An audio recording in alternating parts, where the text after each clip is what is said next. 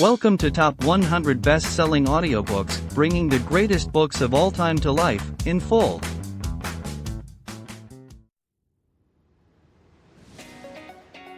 Hello dear listener.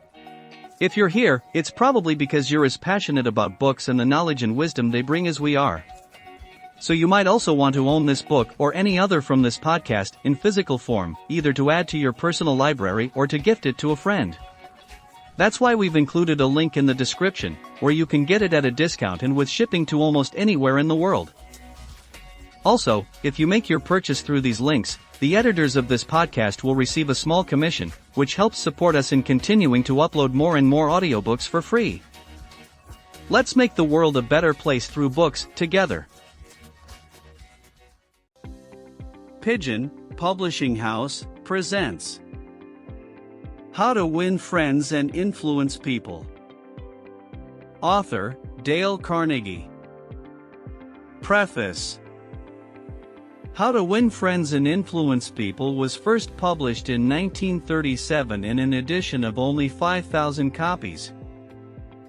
Neither Dale Carnegie nor the publishers, Simon & Schuster, anticipated more than this modest sale. To their amazement, the book became an overnight sensation, and edition after edition rolled off the presses to keep up with the increasing public demand. Now to Win. Friends and Influence People took its place in publishing history as one of the all-time international bestsellers. It touched a nerve and filled a human need that was more than a faddish phenomenon of post-Depression days, as evidenced by its continued and uninterrupted sales into the 80s, almost half a century later. Dale Carnegie used to say that it was easier to make $1 million than to put a phrase into the English language. How to Win Friends and Influence People became such a phrase, quoted, paraphrased, parroted, used in innumerable contexts from political cartoon to novels. The book itself was translated into almost every known written language. Each generation has discovered it anew and has found it relevant. Which brings us to the logical question, why revise a book that has proven and continues to prove its vigorous and universal appeal? Why tamper with success? To answer that, we must realize that Dale Carnegie himself was a tireless reviser of his own work during his lifetime. How to Win Friends and Influence People was written to be used as a textbook for his courses in effective speaking and human relations and is still used in those courses today. Until his death in 1955, he constantly improved and revised the course itself to make it applicable to the evolving needs of an ever-growing public. No one was more sensitive to the changing currents of present-day life than Dale Carnegie. He constantly improved and refined his methods of teaching. He updated his book on effective speaking several times. Had he lived longer, he himself would have revised How to Win Friends and Influence People to better reflect the changes that have taken place in the world since the 30s. Many of the names of prominent people in the book, well known at the time of first publication, are no longer recognized by many of today's readers. Certain examples and phrases seem as quaint and dated in our social climate as those in a Victorian novel. The important message and overall impact of the book is weakened to that extent. Our purpose, therefore, in this revision is to clarify and strengthen the book for a modern reader without tampering with the content. We have not changed How to Win Friends and Influence People except to make a few excisions and add a few more contemporary examples. The brash, breezy Carnegie style is intact, even the 30s slang is still there. Dale Carnegie wrote as he spoke, in an intensively exuberant, colloquial, conversational manner. So his voice still speaks as forcefully as ever, in the book and in his work. Thousands of people all over the world are being trained in Carnegie courses in increasing numbers each year. And other thousands are reading and studying How to Win Friends and Influence People and being inspired to use its principles to better their lives. To all of them, we offer this revision in the spirit of the honing and polishing of a finely made tool. Dorothy Carnegie, Mrs. Dale Carnegie. How this book was written and why by Dale Carnegie. During the first 35 years of the 20th century, the publishing houses of America printed more than 1/5 different books. Most of them were deadly dull, and many were financial failures. Many, did I say? The president of one of the largest publishing houses in the world confessed to me that his company, after 75 years of publishing experience, still lost money on 7 out of every 8 books it published. Why, then, did I have the temerity to write another book? And, after I had written it, why should you bother to read it? Fair questions, both, and I'll try to answer them. I have, since 1912, been conducting educational courses for business and professional men and women in New York. At first, I conducted courses in public speaking only, courses designed to train adults, by actual experience, to think on their feet and express their ideas with more clarity, more effectiveness, and more poise, both in business interviews and before groups. But gradually, as the seasons passed, I realized that as sorely as these adults needed training in effective speaking, they needed still more training in the fine art of getting along with people in everyday business and social contacts. I also gradually realized that I was sorely in need of such training myself. As I look back across the years, I am appalled at my own frequent lack of finesse and understanding. How I wish a book such as this had been placed in my hands 20 years ago. What a priceless boon it would have been. Dealing with people is probably the biggest problem you face, especially if you are in business. Yes, and that is also true if you are a housewife, architect, or engineer. Research done a few years ago under the auspices of the Carnegie Foundation for the Advancement of Teaching uncovered a most important and significant fact, a fact later confirmed by additional studies made at the Carnegie Institute of Technology. These investigations revealed that even in such technical lines as engineering, about 15% of one's financial success is due to one's technical knowledge and about 85% is due to skill in human engineering to personality and the ability to lead people.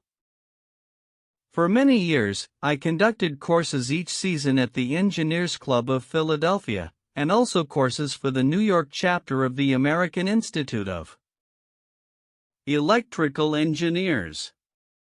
A total of probably more than 1,500 engineers have passed through my classes.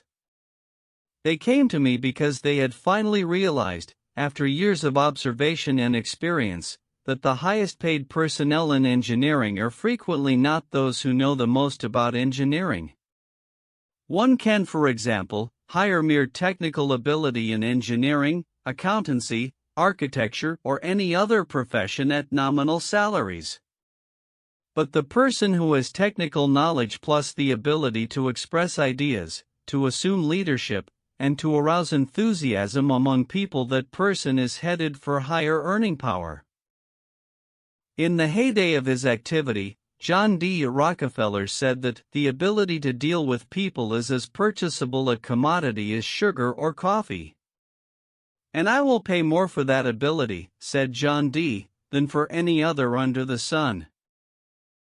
Wouldn't you suppose that every college in the land would conduct courses to develop the highest priced ability under the sun?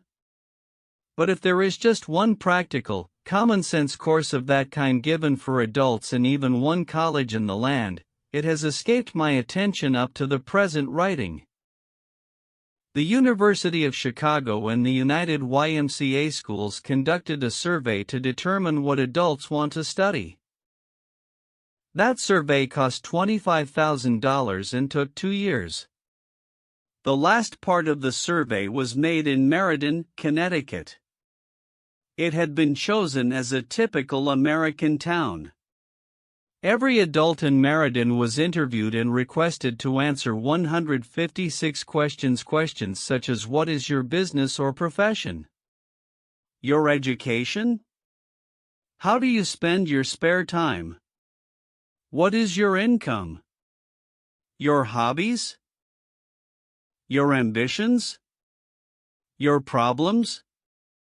What subjects are you most interested in studying? And so on. That survey revealed that health is the prime interest of adults and that their second interest is people, how to understand and get along with people, how to make people like you, and how to win others to your way of thinking. So the committee conducting this survey resolved to conduct such a course for adults in Meriden. They searched diligently for a practical textbook on the subject and found not one. Finally, they approached one of the world's outstanding authorities on adult education and asked him if he knew of any book that met the needs of this group. No, he replied, I know what those adults want. But the book they need has never been written. I knew from experience that this statement was true, for I myself had been searching for years to discover a practical, working handbook on human relations. Since no such book existed, I have tried to write one for use in my own courses. And here it is. I hope you like it. In preparation for this book, I read everything that I could find on the subject, everything from newspaper columns, magazine articles, records of the family courts, the writings of the old philosophers and the new psychologists. In addition, I hired a trained researcher to spend 1.5 years in various libraries reading everything I had missed, plowing through erudite tomes on psychology, poring over hundreds of magazine articles, searching through countless biographies, trying to ascertain how the great leaders of all ages had dealt with people. We read their biographies, we read the life stories of all great leaders from Julius Caesar to Thomas Edison. I recall that we read over 100 biographies of Theodore Roosevelt alone. We were determined to spare no time, no expense, to discover every practical idea that anyone had ever used throughout the ages for winning friends and influencing people. I personally interviewed scores of successful people, some of them world-famous inventors like Marconi and Edison, political leaders like Franklin D. Roosevelt and James Farley, business leaders like Owen D. Young, movie stars like Clark Gable and Mary Pickford, and explorers like Martin Johnson, and tried to discover the techniques they used in human relations. From all this material, I prepared a short talk. I called it How to Win Friends and Influence People. I say short. It was short in the beginning, but it soon expanded to a lecture that consumed 1 hour and 30 minutes. For years, I gave this talk each season to the adults in the Carnegie Institute courses in New York. I gave the talk and urged the listeners to go out and test it in their business and social contacts, and then come back to class and speak about their experiences and the results they had achieved. What an interesting assignment! These men and women, hungry for self-improvement, were fascinated by the idea of working in a new kind of laboratory, the first and only laboratory of human relationships for adults that had ever existed. This book wasn't written in the usual sense of the word. It grew as a child grows. It grew and developed out of that laboratory, out of the experiences of thousands of adults. Years ago, we started with a set of rules printed on a card no larger than a postcard. The next season we printed a larger card, then a leaflet, then a series of booklets, each one expanding in size and scope. After 15 years of experiment and research came this book. The rules we have set down here are not mere theories or guesswork. They work like magic. Incredible as it sounds, I have seen the application of these principles literally revolutionize the lives of many people. To illustrate, a man with 314 employees joined one of these courses. For years, he had driven and criticized and condemned his employees without stint or discretion. Kindness, words of appreciation and encouragement were alien to his lips. After studying the principles discussed in this book, this employer sharply altered his philosophy of life. His organization is now inspired with a new loyalty, a new enthusiasm, a new spirit of teamwork. 314 enemies have been turned into 314 friends. As he proudly said in a speech before the class, "When I used to walk through my establishment, no one greeted me. My employees actually looked the other way when they saw me approaching. But now they are all my friends, and even the janitor calls me by my first name." This employer gained more profit, more leisure, and what is infinitely more important, he found far more happiness in his business and in his home. Countless numbers of salespeople have sharply increased their sales by the use of these principles. Many have opened up new accounts that they had formerly solicited in vain. Executives have been given increased authority, increased pay. One executive reported a large increase in salary because he applied these truths. Another, an executive in the Philadelphia Gas Works Company, was slated for demotion when he was 65 because of his belligerence, because of his inability to lead people skillfully.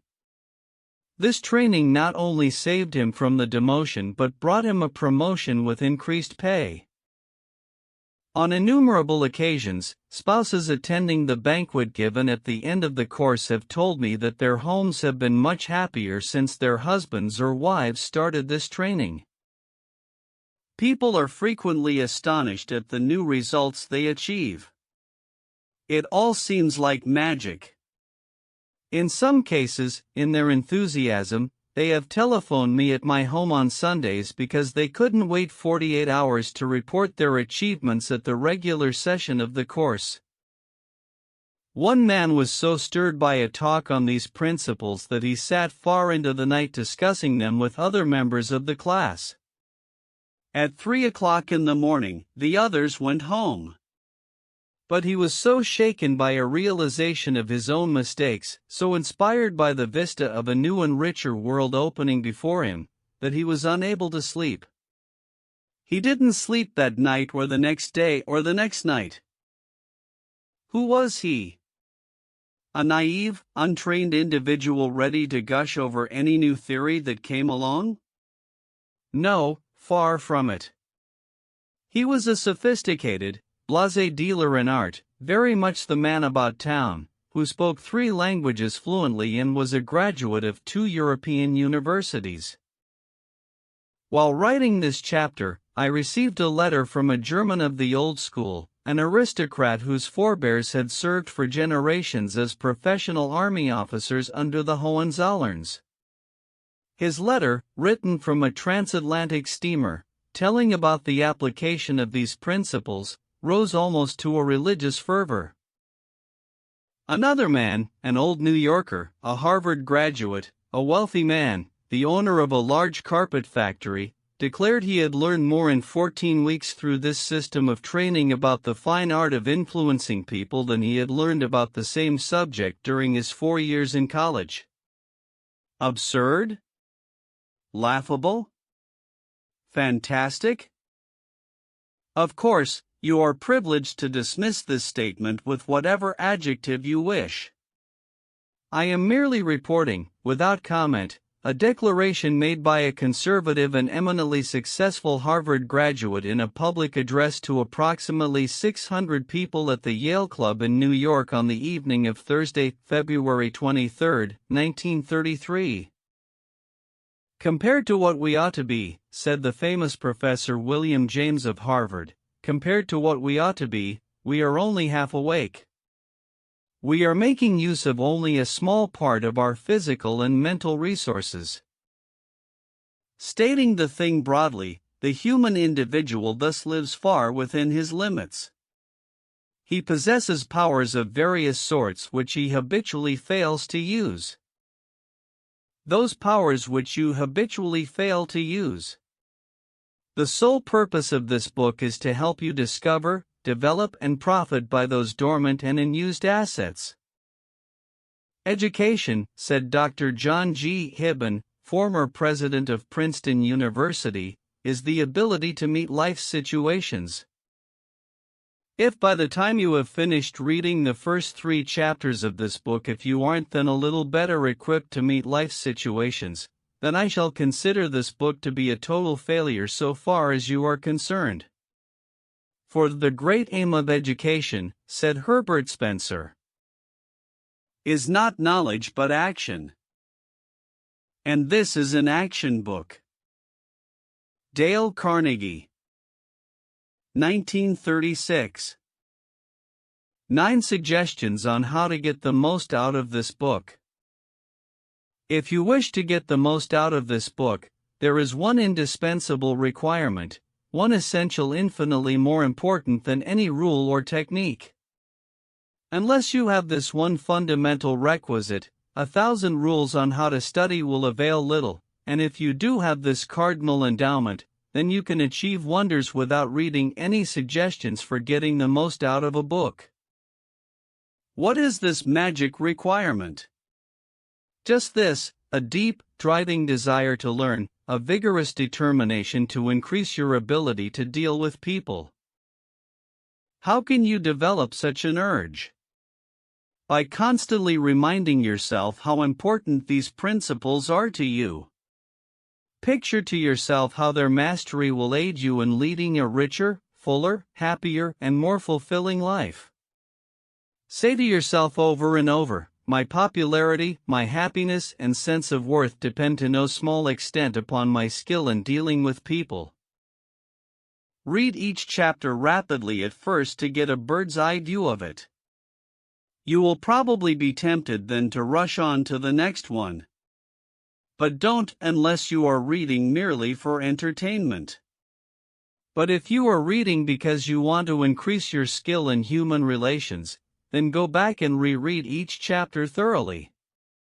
In the long run, this will mean saving time and getting results.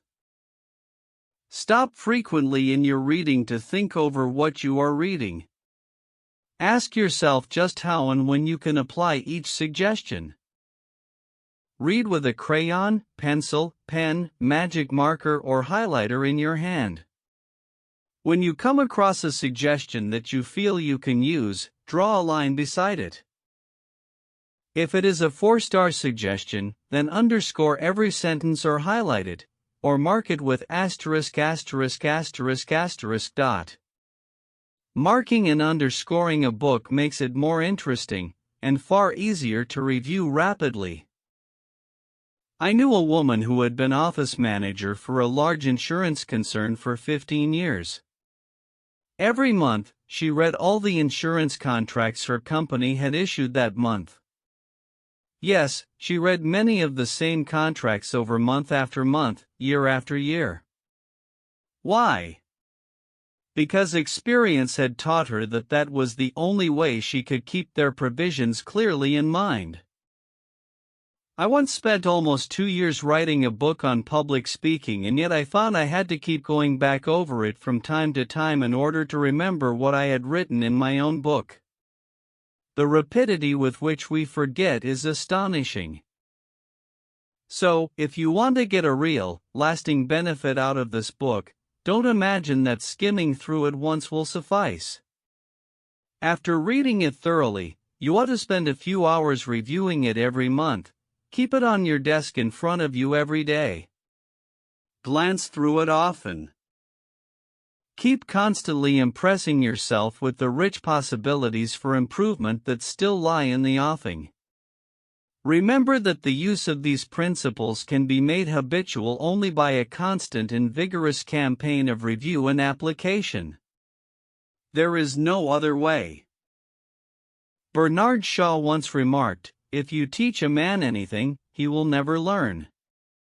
Shaw was right. Learning is an active process. We learn by doing. So, if you desire to master the principles you are studying in this book, do something about them. Apply these rules at every opportunity. If you don't, you will forget them quickly. Only knowledge that is used sticks in your mind. You will probably find it difficult to apply these suggestions all the time. I know because I wrote the book, and yet frequently I found it difficult to apply everything I advocated. For example, when you are displeased, it is much easier to criticize and condemn than it is to try to understand the other person's viewpoint. It is frequently easier to find fault than to find praise. It is more natural to talk about what we want than to talk about what the other person wants.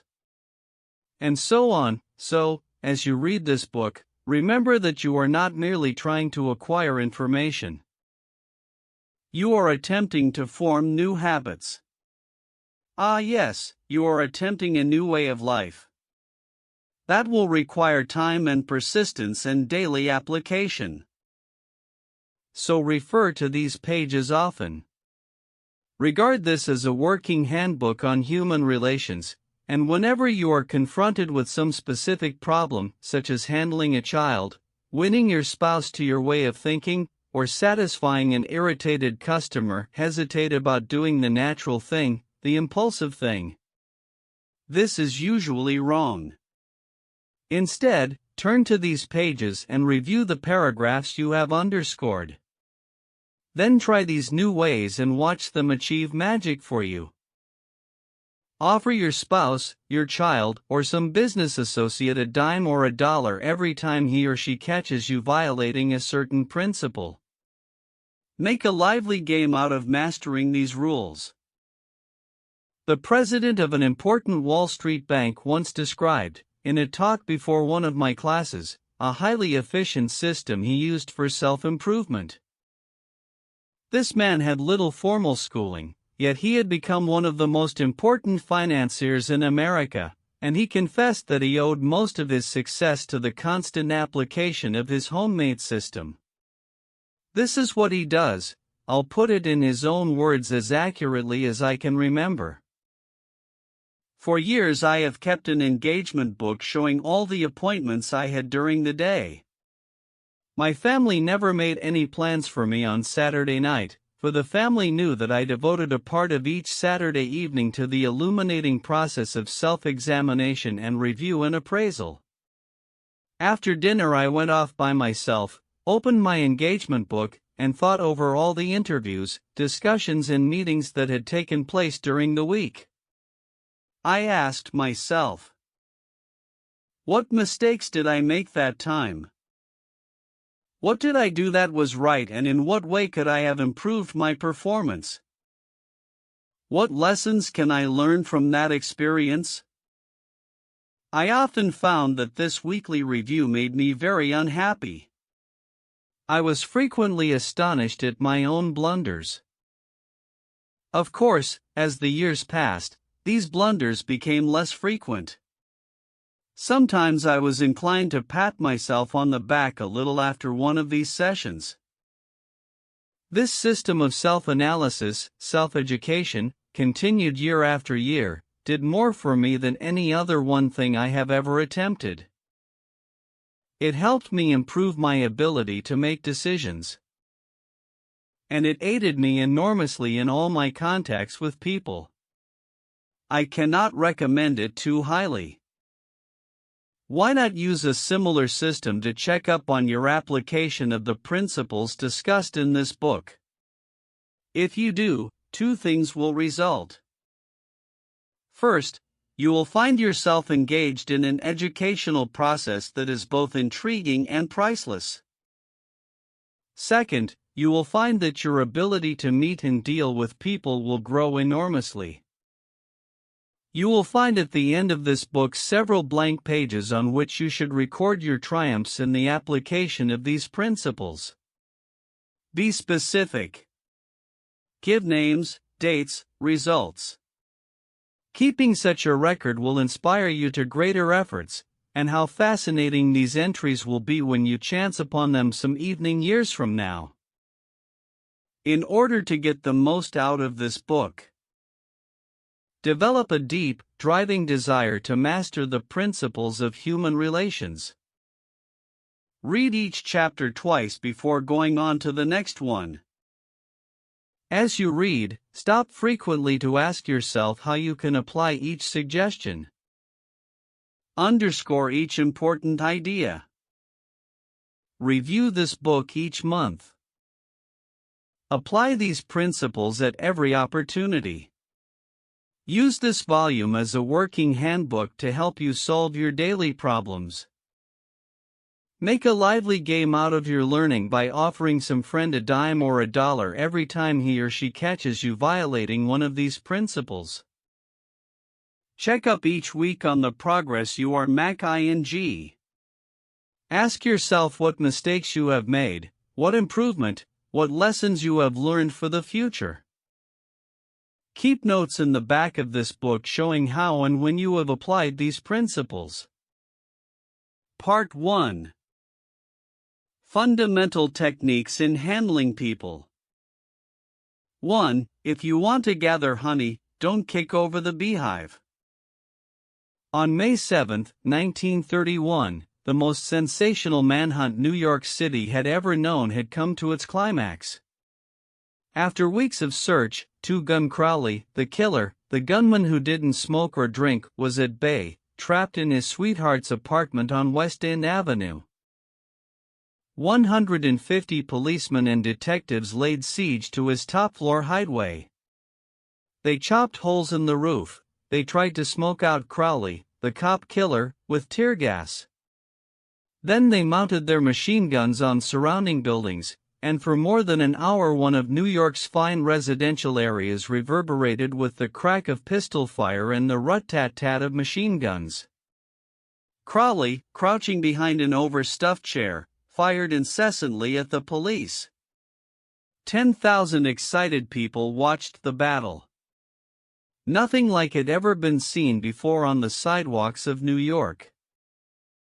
When Crowley was captured, Police Commissioner E.P. Mulrooney declared that the two-gun desperado was one of the most dangerous criminals ever encountered in the history of New York. "He will kill," said the commissioner, "at the drop of a feather." But how did Two-Gun Crowley regard himself? We know, because while the police were firing into his apartment, he wrote a letter addressed to whom it may concern, and, as he wrote, the blood flowing from his wounds left a crimson trail on the paper. In this letter Crowley said, "Under my coat is a weary heart, but a kind one that would do nobody any harm." A short time before this, Crowley had been having a necking party with his girlfriend on a country road out on Long Island. Suddenly a policeman walked up to the car and said, "Let me see your license." Without saying a word, Crowley drew his gun and cut the policeman down with a shower of lead. As the dying officer fell, Crowley leaped out of the car, grabbed the officer's revolver, and fired another bullet into the prostrate body. And that was the killer who said, "Under my coat is a weary heart, but a kind one that would do nobody any harm." Crowley was sentenced to the electric chair. When he arrived at the death house in Sing Sing, did he say, "This is what I get for killing people"? No, he said, "This is what I get for defending myself." The point of the story is this: Two-Gun Crowley didn't blame himself for anything. Is that an unusual attitude among criminals? If you think so, listen to this. I have spent the best years of my life giving people the lighter pleasures, helping them have a good time, and all I get is abuse, the existence of a hunted man. That's Al Capone speaking. Yes, America's most notorious public enemy, the most sinister gang leader who ever shot up Chicago. Capone didn't condemn himself. He actually regarded himself as a public benefactor, an unappreciated and misunderstood public benefactor.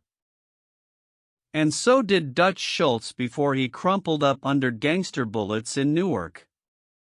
Dutch Schultz, one of New York's most notorious rats, said in a newspaper interview that he was a public benefactor. And he believed it. I have had some interesting correspondence with Louis Laws, who was warden of New York's infamous Sing Sing prison for many years, on this subject, and he declared that few of the criminals in Sing Sing regard themselves as bad men. They are just as human as you and I. So they rationalize, they explain. They can tell you why they had to crack a safe or be quick on the trigger finger. Most of them attempt by a form of reasoning, fallacious or logical, to justify their antisocial acts even to themselves, consequently stoutly maintaining that they should never have been imprisoned at all. If Al Capone, Two Gun Crowley, Dutch Schultz, and the desperate men and women behind prison walls don't blame themselves for anything, what about the people with whom you and I come in contact? John Wanamaker, founder of the stores that bear his name, once confessed, "I learned 30 years ago that it is foolish to scold.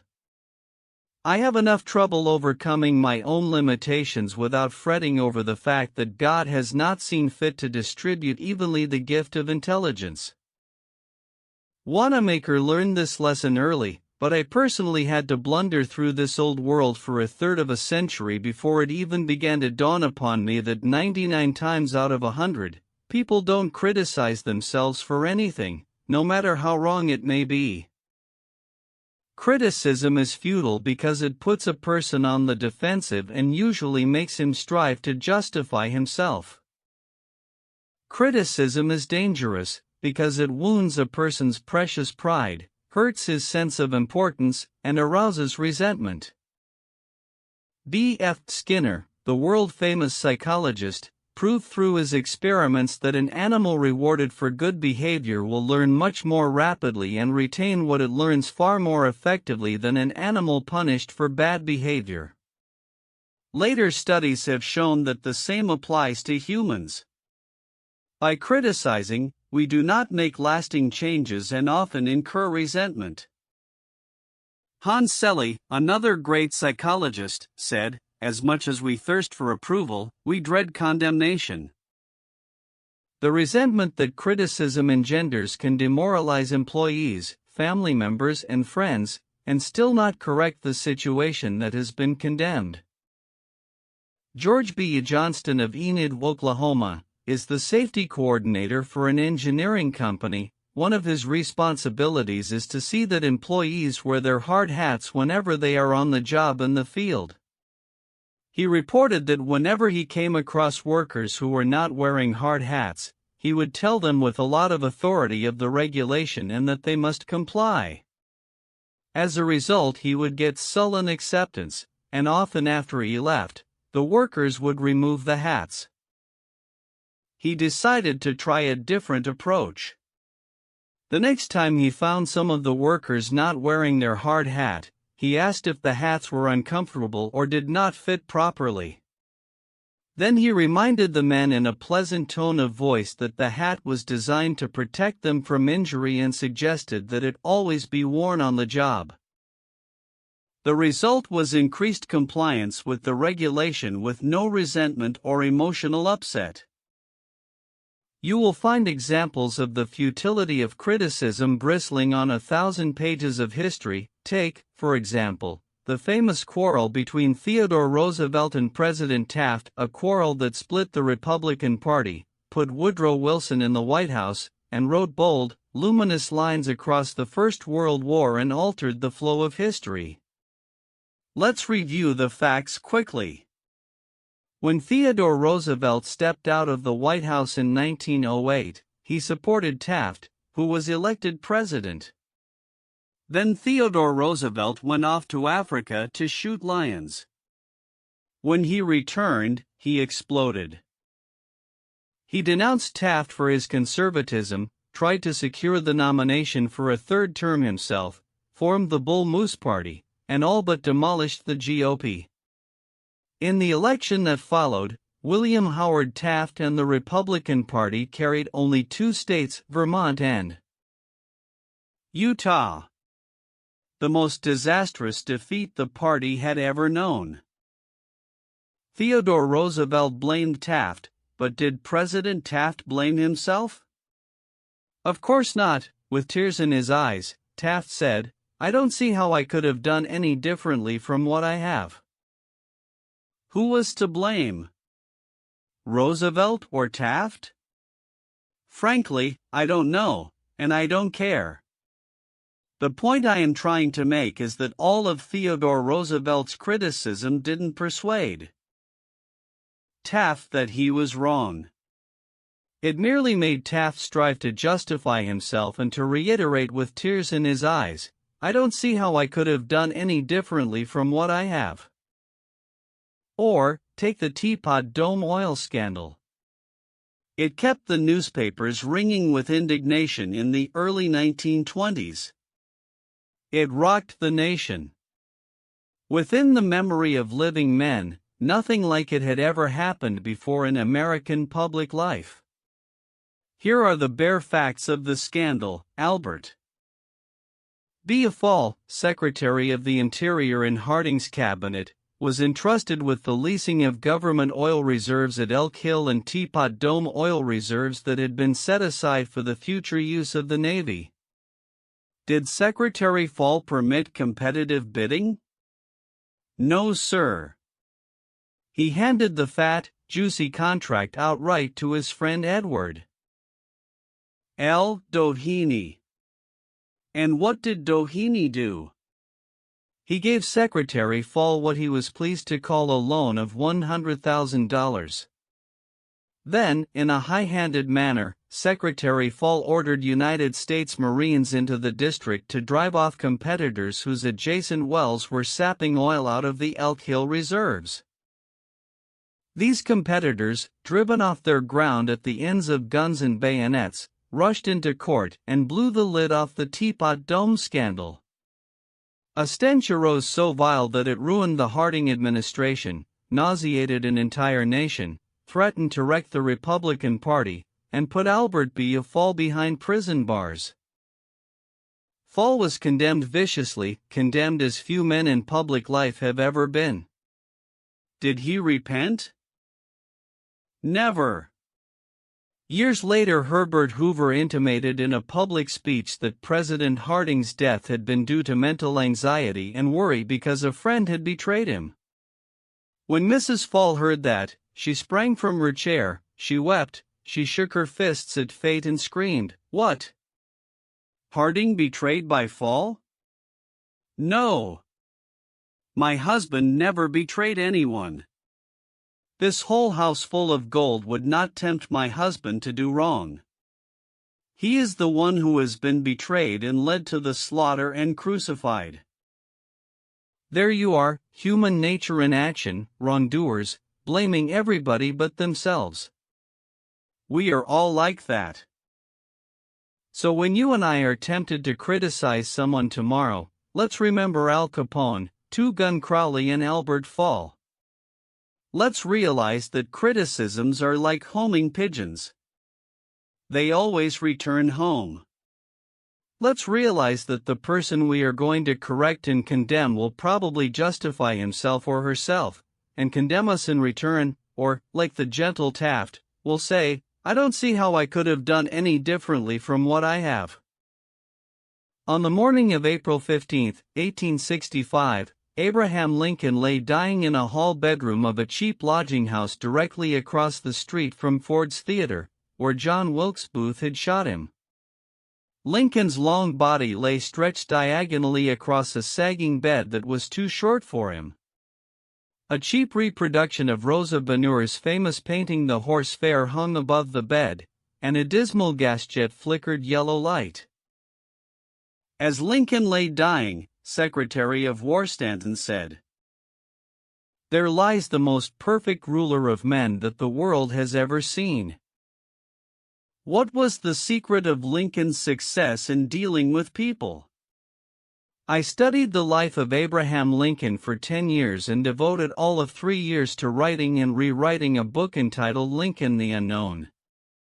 I believe I have made as detailed and exhaustive a study of Lincoln's personality and home life as it is possible for any being to make. I made a special study of Lincoln's method of dealing with people. Did he indulge in criticism? Oh, yes. As a young man in the Pigeon Creek Valley of Indiana, he not only criticized but he wrote letters and poems ridiculing people and dropped these letters on the country roads where they were sure to be found. One of these letters aroused resentments that burned for a lifetime. Even after Lincoln had become a practicing lawyer in Springfield, Illinois, he attacked his opponents openly in letters published in the newspapers. But he did this just once too often. In the autumn of 1842 he ridiculed a vain, pugnacious politician by the name of James Shields. Lincoln lambed him through an anonymous letter published in Springfield Journal. The town roared with laughter.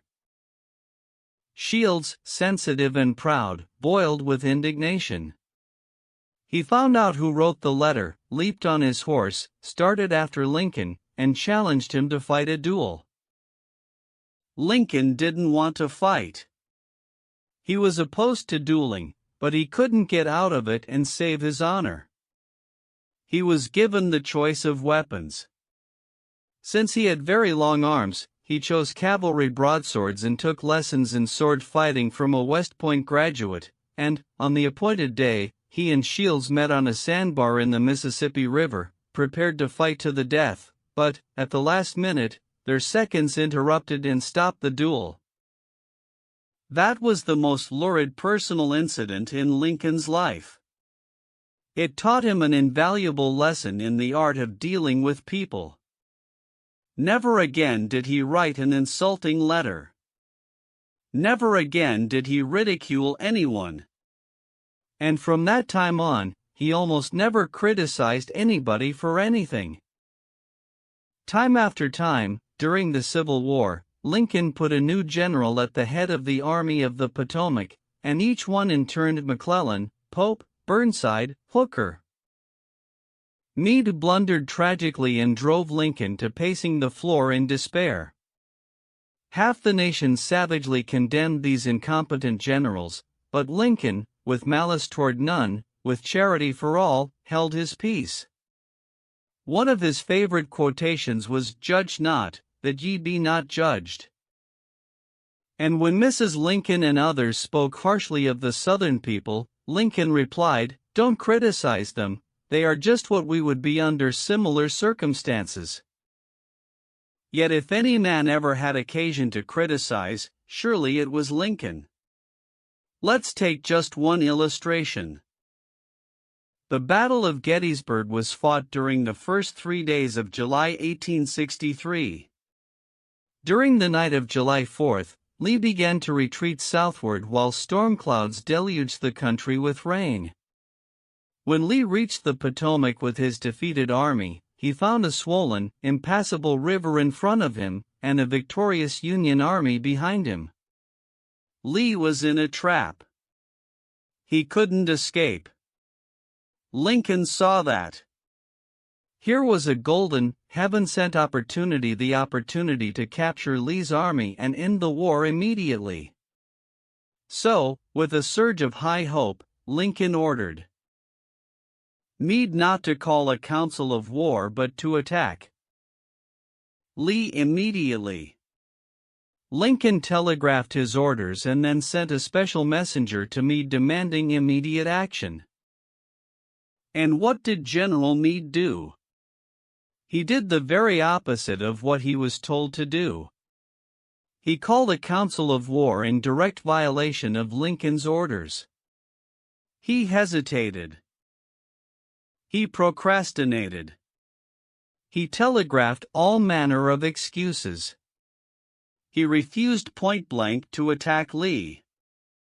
Finally the waters receded and Lee escaped over the Potomac with his forces. Lincoln was furious. "What does this mean?" Lincoln cried to his son Robert. "Great God! What does this mean? We had them within our grasp, and had only to stretch forth our hands and they were ours, yet nothing that I could say or do could make the army move. Under the circumstances, almost any general could have defeated Lee. If I had gone up there, I could have whipped him myself." In bitter disappointment, Lincoln sat down and wrote Meade this letter. And remember, at this period of his life Lincoln was extremely conservative and restrained in his phraseology. So this letter coming from Lincoln in 1863 was tantamount to the severest rebuke. My dear General, I do not believe you appreciate the magnitude of the misfortune involved in Lee's escape. He was within our easy grasp, and to have closed upon him would, in connection with our other late successes, have ended the war. As it is, the war will be prolonged indefinitely. If you could not safely attack Lee last Monday, how can you possibly do so south of the river, when you can take with you very few, no more than 2/3 of the force you then had in hand? It would be unreasonable to expect, and I do not expect that you can now effect much. Your golden opportunity is gone, and I am distressed immeasurably because of it. What do you suppose Meade did when he read the letter? Meade never saw that letter. Lincoln never mailed it. It was found among his papers after his death. My guess is, and this is only a guess, that after writing that letter, Lincoln looked out of the window and said to himself, "Just a minute. Maybe I ought not to be so hasty. It is easy enough for me to sit here in the quiet of the White House and order me to attack, but if I had been up at Gettysburg, and if I had seen as much blood as Meade has seen during the last week, and if my ears had been pierced with the screams and shrieks of the wounded and dying, maybe I wouldn't be so anxious to attack either. If I had Meade's timid temperament, perhaps I would have done just what he had done. Anyhow, it is water under the bridge now. If I send this letter, it will relieve my feelings, but it will make Meade try to justify himself. It will make him condemn me. It will arouse hard feelings, impair all his further usefulness as a commander, and perhaps force him to resign from the army." So, as I have already said, Lincoln put the letter aside, for he had learned by bitter experience that sharp criticisms and rebukes almost invariably end in futility. Theodore Roosevelt said that when he, as president, was confronted with a perplexing problem, he used to lean back and look up at a large painting of Lincoln which hung above his desk in the White House and ask himself, "What would Lincoln do if he were in my shoes? How would he solve this problem?" The next time we are tempted to admonish somebody, let's pull a $5 bill out of our pocket, look at Lincoln's picture on the bill, and ask, how would Lincoln handle this problem if he had it? Mark Twain lost his temper occasionally and wrote letters that turned the paper brown. For example, he once wrote to a man who had aroused his ire, "The thing for you is a burial permit. You have only to speak and I will see that you get it." On another occasion he wrote to an editor about a proofreader's attempts to improve my spelling and punctuation. He ordered, "Set the matter according to my copy hereafter and see that the proofreader retains his suggestions in the mush of his decayed brain." The writing of these stinging letters made Mark Twain feel better. They allowed him to blow off steam, and the letters didn't do any real harm, because Mark's wife secretly lifted them out of the mail. They were never sent. Do you know someone you would like to change and regulate and improve? Good. That is fine. I am all in favor of it, But why not begin on yourself? From a purely selfish standpoint, that is a lot more profitable than trying to improve others, yes, and a lot less dangerous. Don't complain about the snow on your neighbor's roof, said Confucius, when your own doorstep is unclean. When I was still young and trying hard to impress people, I wrote a foolish letter to Richard Harding Davis, an author who once loomed large on the literary horizon of America. I was preparing a magazine article about authors, and I asked Davis to tell me about his method of work. A few weeks earlier, I had received a letter from someone with this notation at the bottom: dictated but not read. I was quite impressed. I felt that the writer must be very big and busy and important. I wasn't the slightest bit busy, but I was eager to make an impression on Richard Harding Davis, so I ended my short note with the words, dictated but not read. He never troubled to answer the letter. He simply returned it to me with this scribbled across the bottom: your bad manners are exceeded only by your bad manners. True, I had blundered, and perhaps I deserved this rebuke. But, being human, I resented it. I resented it so sharply that when I read of the death of Richard Harding Davis 10 years later, the one thought that still persisted in my mind, I am ashamed to admit, was the hurt he had given me. If you and I want to stir up a resentment tomorrow that may rankle across the decades and endure until death, just let us indulge in a little stinging criticism, no matter how certain we are that it is justified. When dealing with people, let us remember we are not dealing with creatures of logic. We are dealing with creatures of emotion, creatures bristling with prejudices and motivated by pride and vanity. Bitter criticism caused the sensitive Thomas Hardy, one of the finest novelists ever to enrich English literature, to give up forever the writing of fiction.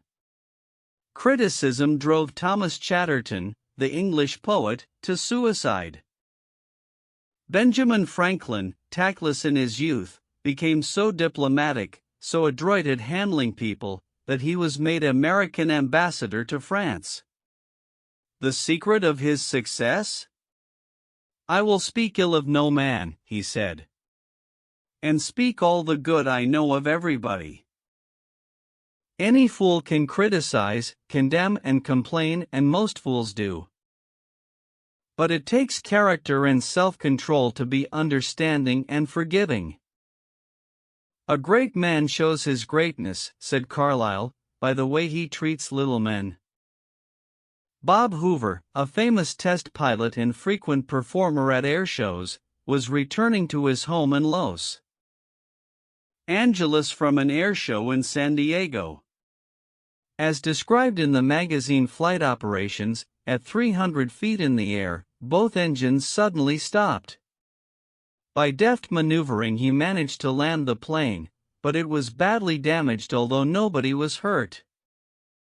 Hoover's first act after the emergency landing was to inspect the airplane's fuel. Just as he suspected, the World War II propeller plane he had been flying had been fueled with jet fuel rather than gasoline. Upon returning to the airport, he asked to see the mechanic who had serviced his airplane. The young man was sick with the agony of his mistake. Tears streamed down his face as Hoover approached. He had just caused the loss of a very expensive plane and could have caused the loss of 3 lives as well. You can imagine Hoover's anger. One could anticipate the tongue lashing that this proud and precise pilot would unleash for that carelessness. But Hoover didn't scold the mechanic, he didn't even criticize him. Instead, he put his big arm around the man's shoulder and said, "To show you I'm sure that you'll never do this again, I want you to service my F-51 tomorrow." Often parents are tempted to criticize their children. You would expect me to say don't. But I will not. I am merely going to say, before you criticize them, read one of the classics of American journalism, Father Forgets. It originally appeared as an editorial in the People's Home Journal.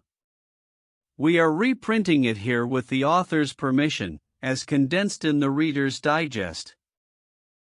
Father Forgets is one of those little pieces which, dashed of in a moment of sincere feeling, strikes an echoing chord in so many readers as to become a perennial reprint favorite. Since its first appearance, Father Forgets has been reproduced, writes the author. W. Livingston Larned, in hundreds of magazines and house organs, and in newspapers the country over. It has been reprinted almost as extensively in many foreign languages. I have given personal permission to thousands who wish to read it from school, church, and lecture platforms. It has been on the air on countless occasions and programs. Oddly enough, college periodicals have used it, and high school magazines. Sometimes a little piece seems mysteriously to click. This one certainly did. Father Forgets.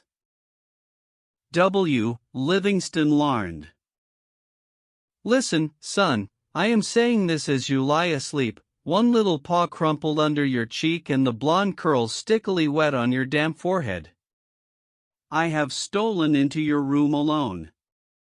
Just a few minutes ago, as I sat reading my paper in the library, a stifling wave of remorse swept over me. Guiltily I came to your bedside. There are the things I was thinking, son. I had been cross to you. I scolded you as you were dressing for school because you gave your face merely a dab with a towel. I took you to task for not cleaning your shoes. I called out angrily when you threw some of your things on the floor. At breakfast I found fault, too. You spilled things. You gulped down your food. You put your elbows on the table. You spread butter too thick on your bread.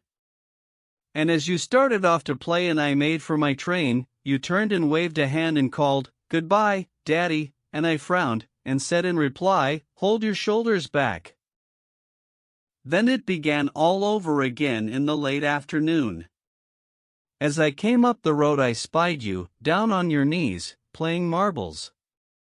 There were holes in your stockings. I humiliated you before your boyfriends by marching you ahead of me to the house.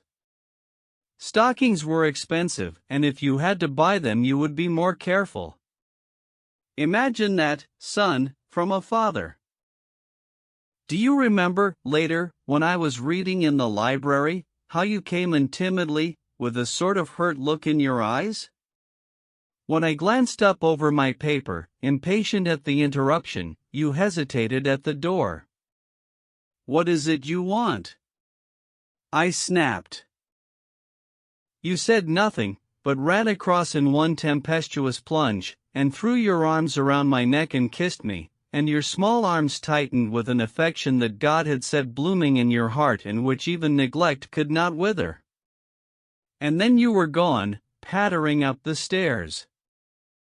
Well, son, it was shortly afterwards that my paper slipped from my hands and a terrible sickening fear came over me. What has habit been doing to me? The habit of finding fault, of reprimanding. This was my reward to you for being a boy. It was not that I did not love you, it was that I expected too much of youth. I was measuring you by the yardstick of my own years. And there was so much that was good and fine and true in your character. The little heart of you was as big as the dawn itself over the white hills. This was shown by your spontaneous impulse to rush in and kiss me good night. Nothing else matters tonight, son. I have come to your bedside in the darkness, and I have knelt there, ashamed. It is a feeble atonement. I know you would not understand these things if I told them to you during your waking hours. But tomorrow I will be a real daddy. I will chum with you, and suffer when you suffer, and laugh when you laugh. I will bite my tongue when impatient words come. I will keep saying as if it were a ritual, he is nothing but a boy, a little boy. I am afraid I have visualized you as a man. Yet as I see you now, son, crumpled and weary in your cot, I see that you are still a baby.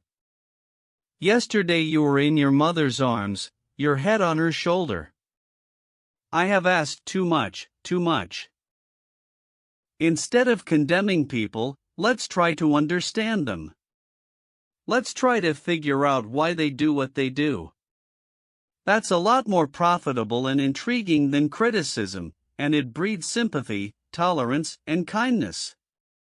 To know all is to forgive all.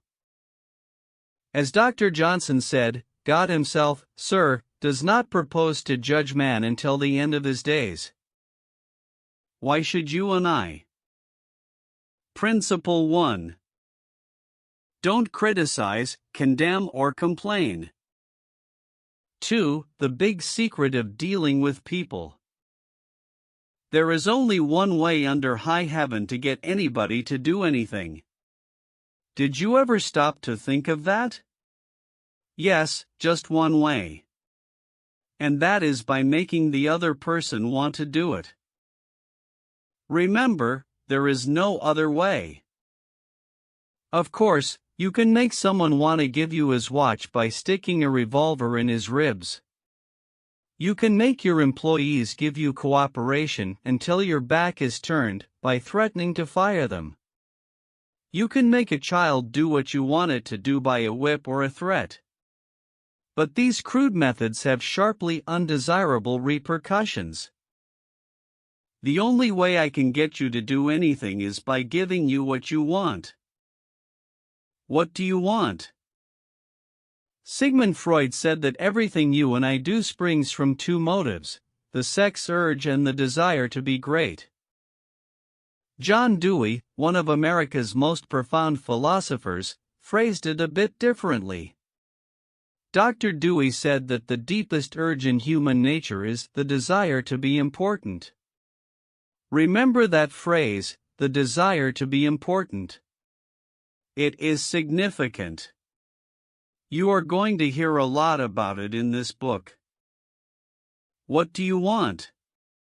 Not many things, but the few that you do wish, you crave with an insistence that will not be denied.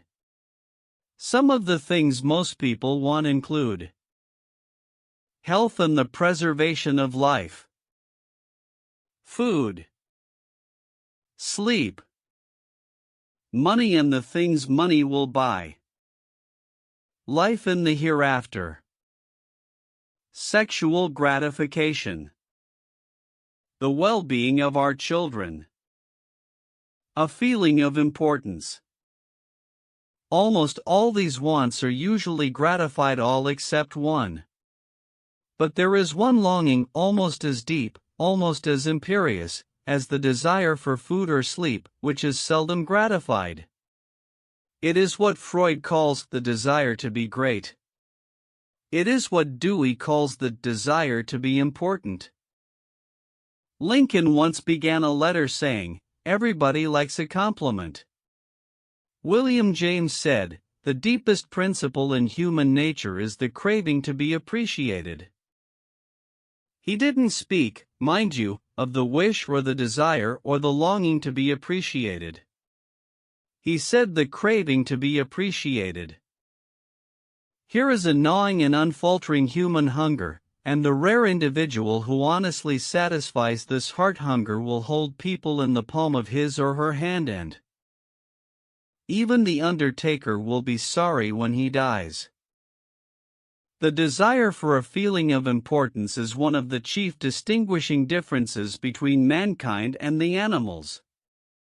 To illustrate, when I was a farm boy out in Missouri, my father bred fine Duroc Jersey hogs and pedigreed white-faced cattle. We used to exhibit our hogs and white-faced cattle at the country fairs and livestock shows throughout the Middle West. We won first prizes by the score.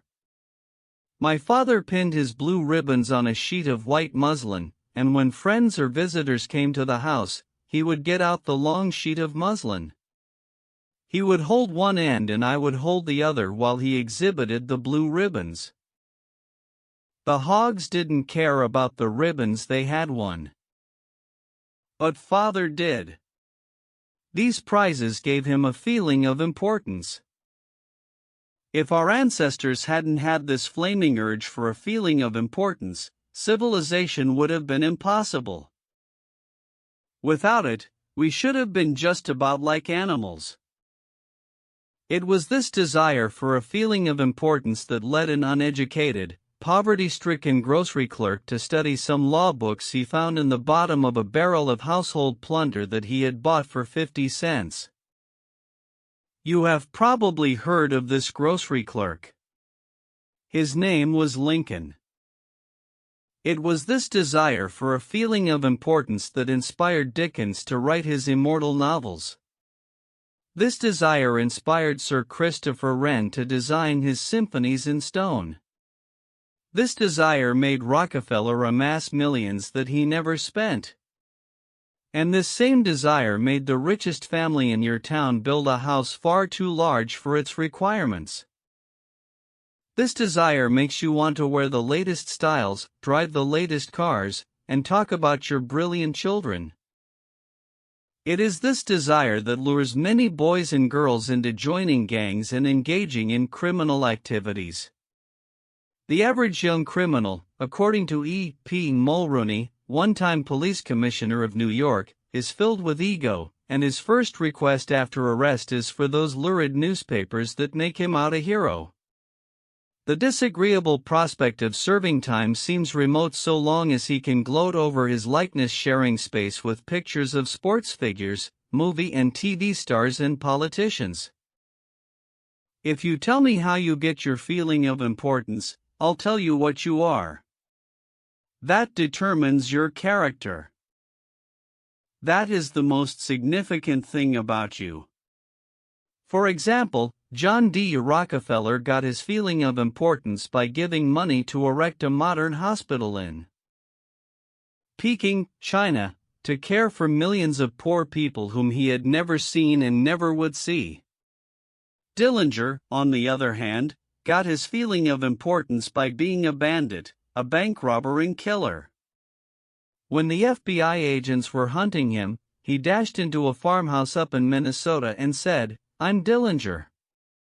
He was proud of the fact that he was public enemy number one.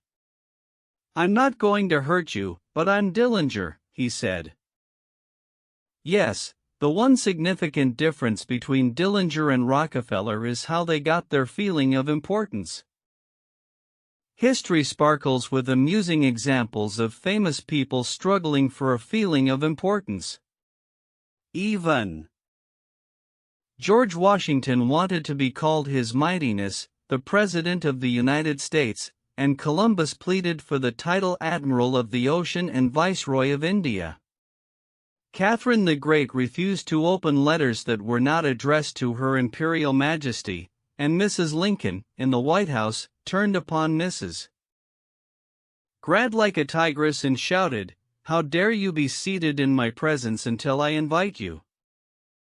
Our millionaires helped finance Admiral Byrd's expedition to the Antarctic in 1928 with the understanding that ranges of icy mountains would be named after them, and Victor Hugo aspired to have nothing less than the city of Paris renamed in his honor. Even Shakespeare, mightiest of the mighty, tried to add luster to his name by procuring a coat of arms for his family. People sometimes became invalids in order to win sympathy and attention, and get a feeling of importance. For example, take Mrs. McKinley.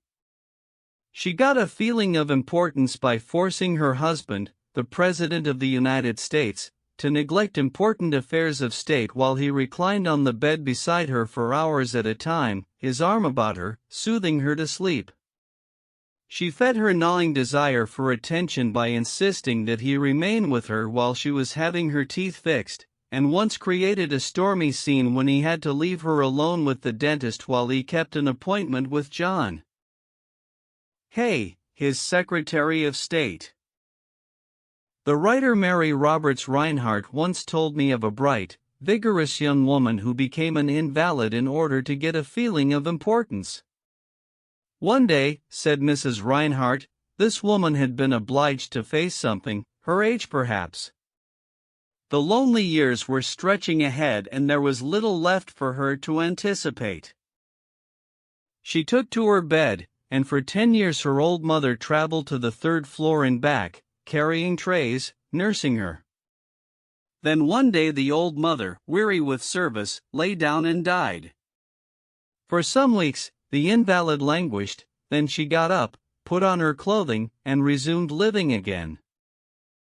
Some authorities declare that people may actually go insane in order to find, in the dreamland of insanity, the feeling of importance that has been denied them in the harsh world of reality. There are more patients suffering from mental diseases in the United States than from all other diseases combined. What is the cause of insanity?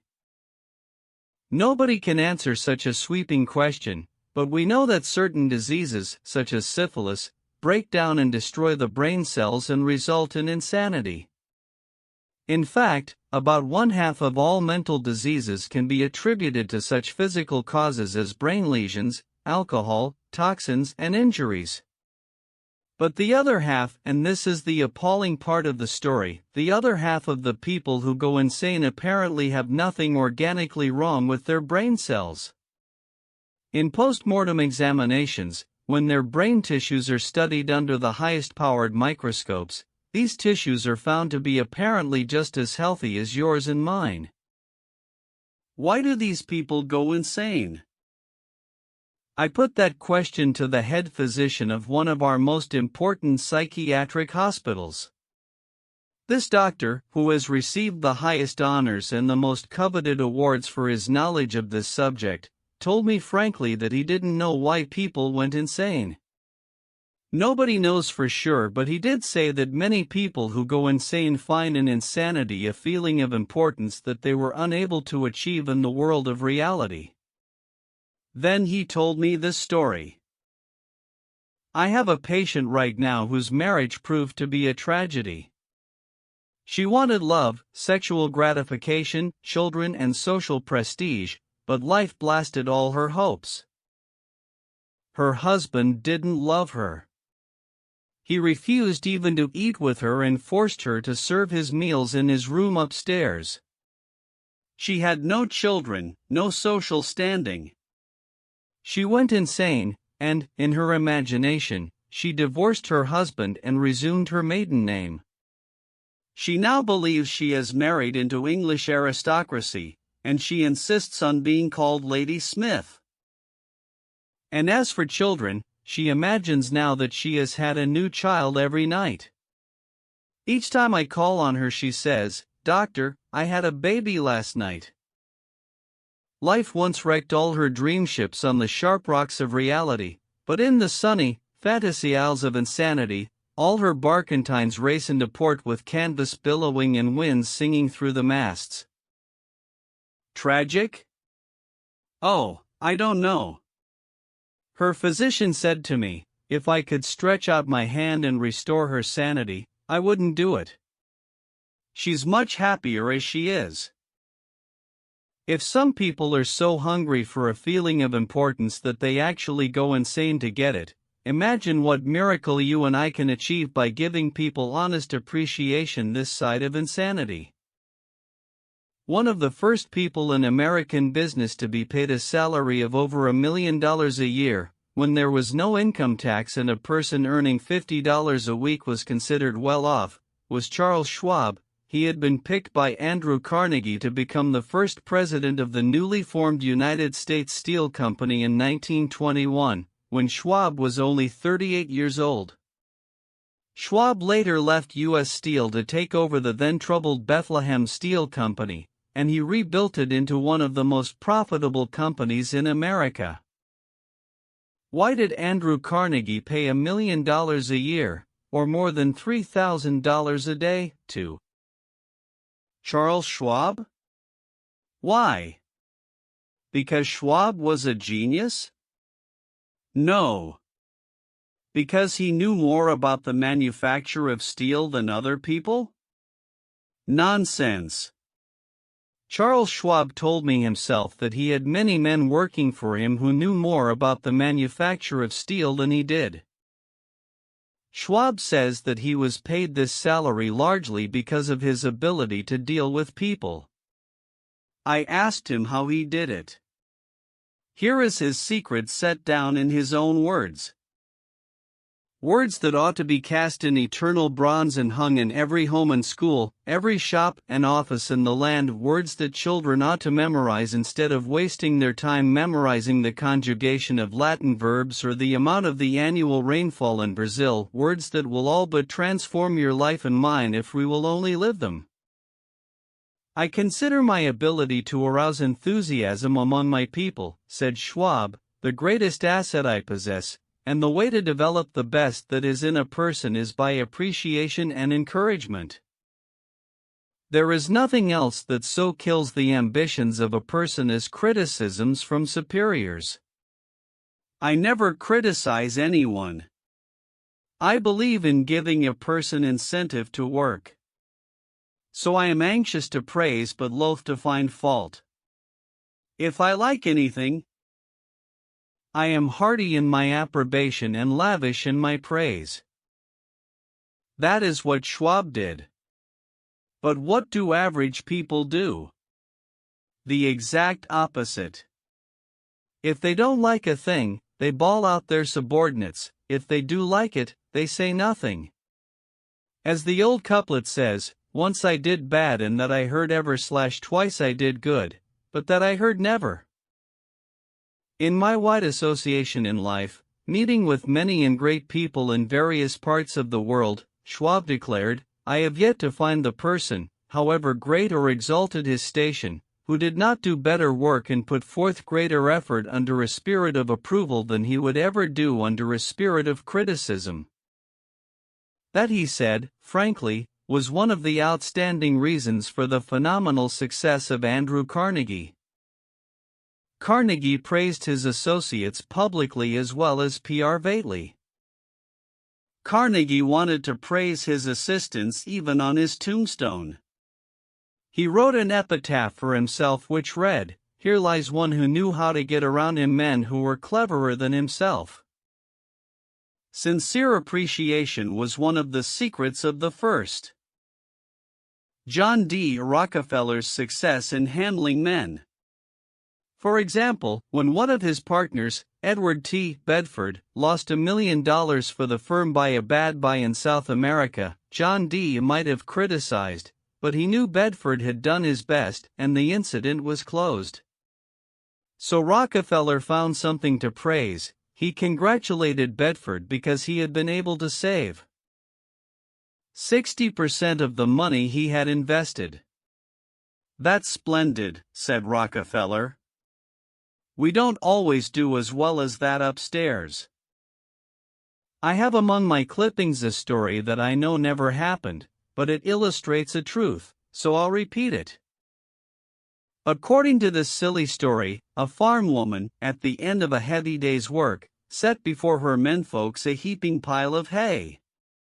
And when they indignantly demanded whether she had gone crazy, she replied, Why, how did I know you'd notice? I've been cooking for you men for the last 20 years and in all that time I ain't heard no word to let me know you wasn't just eating hay. When a study was made a few years ago on runaway wives, what do you think was discovered to be the main reason wives ran away? It was lack of appreciation. And I'd bet that a similar study made of runaway husbands would come out the same way. We often take our spouses so much for granted that we never let them know we appreciate them. A member of one of our classes told of a request made by his wife. She and a group of other women in her church were involved in a self-improvement program. She asked her husband to help her by listing 6 things he believed she could do to help her become a better wife. He reported to the class, I was surprised by such a request.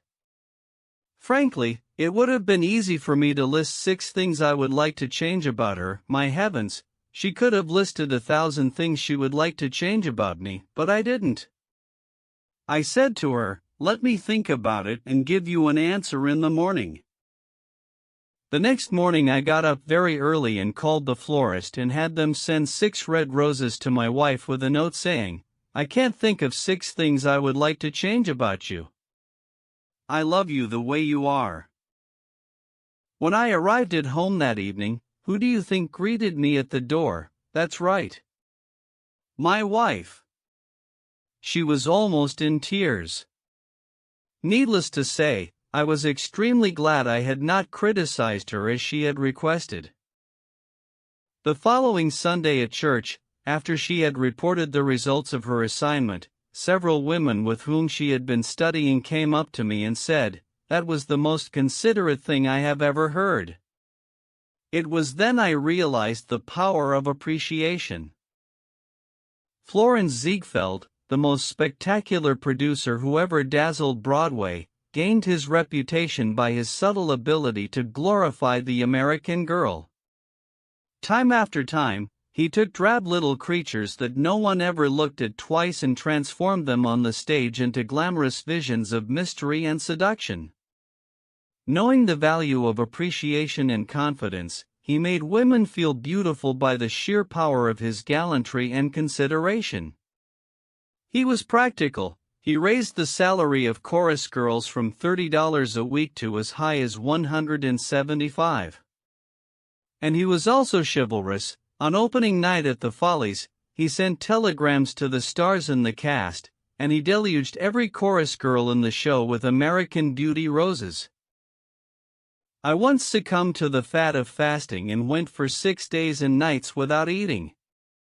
It wasn't difficult. I was less hungry at the end of the 6th day than I was at the end of the 2nd.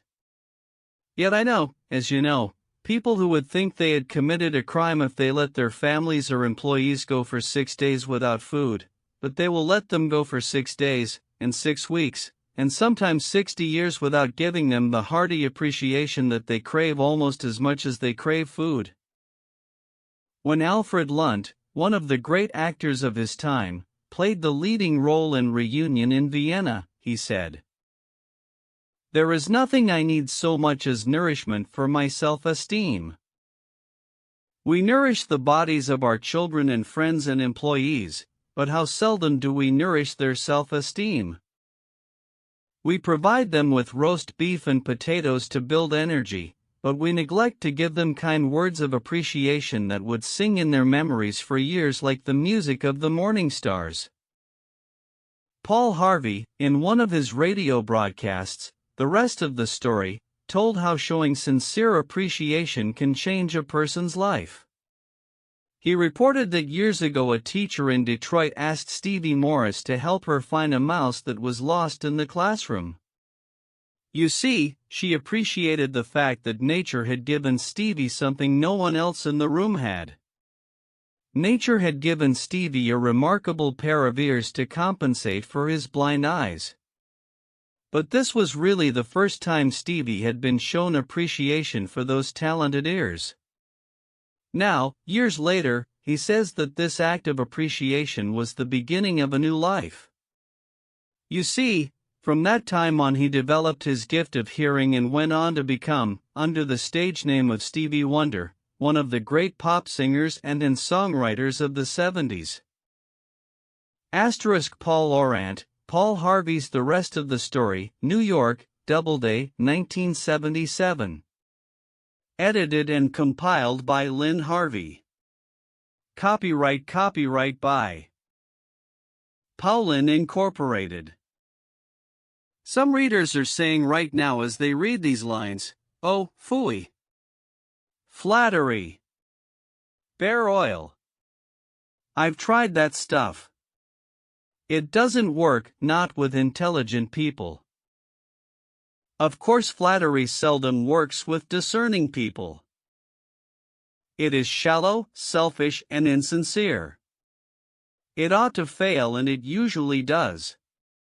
True, some people are so hungry, so thirsty, for appreciation that they will swallow anything, just as a starving man will eat grass and fishworms. Even Queen Victoria was susceptible to flattery. Prime Minister Benjamin Disraeli confessed that he put it on thick in dealing with the Queen.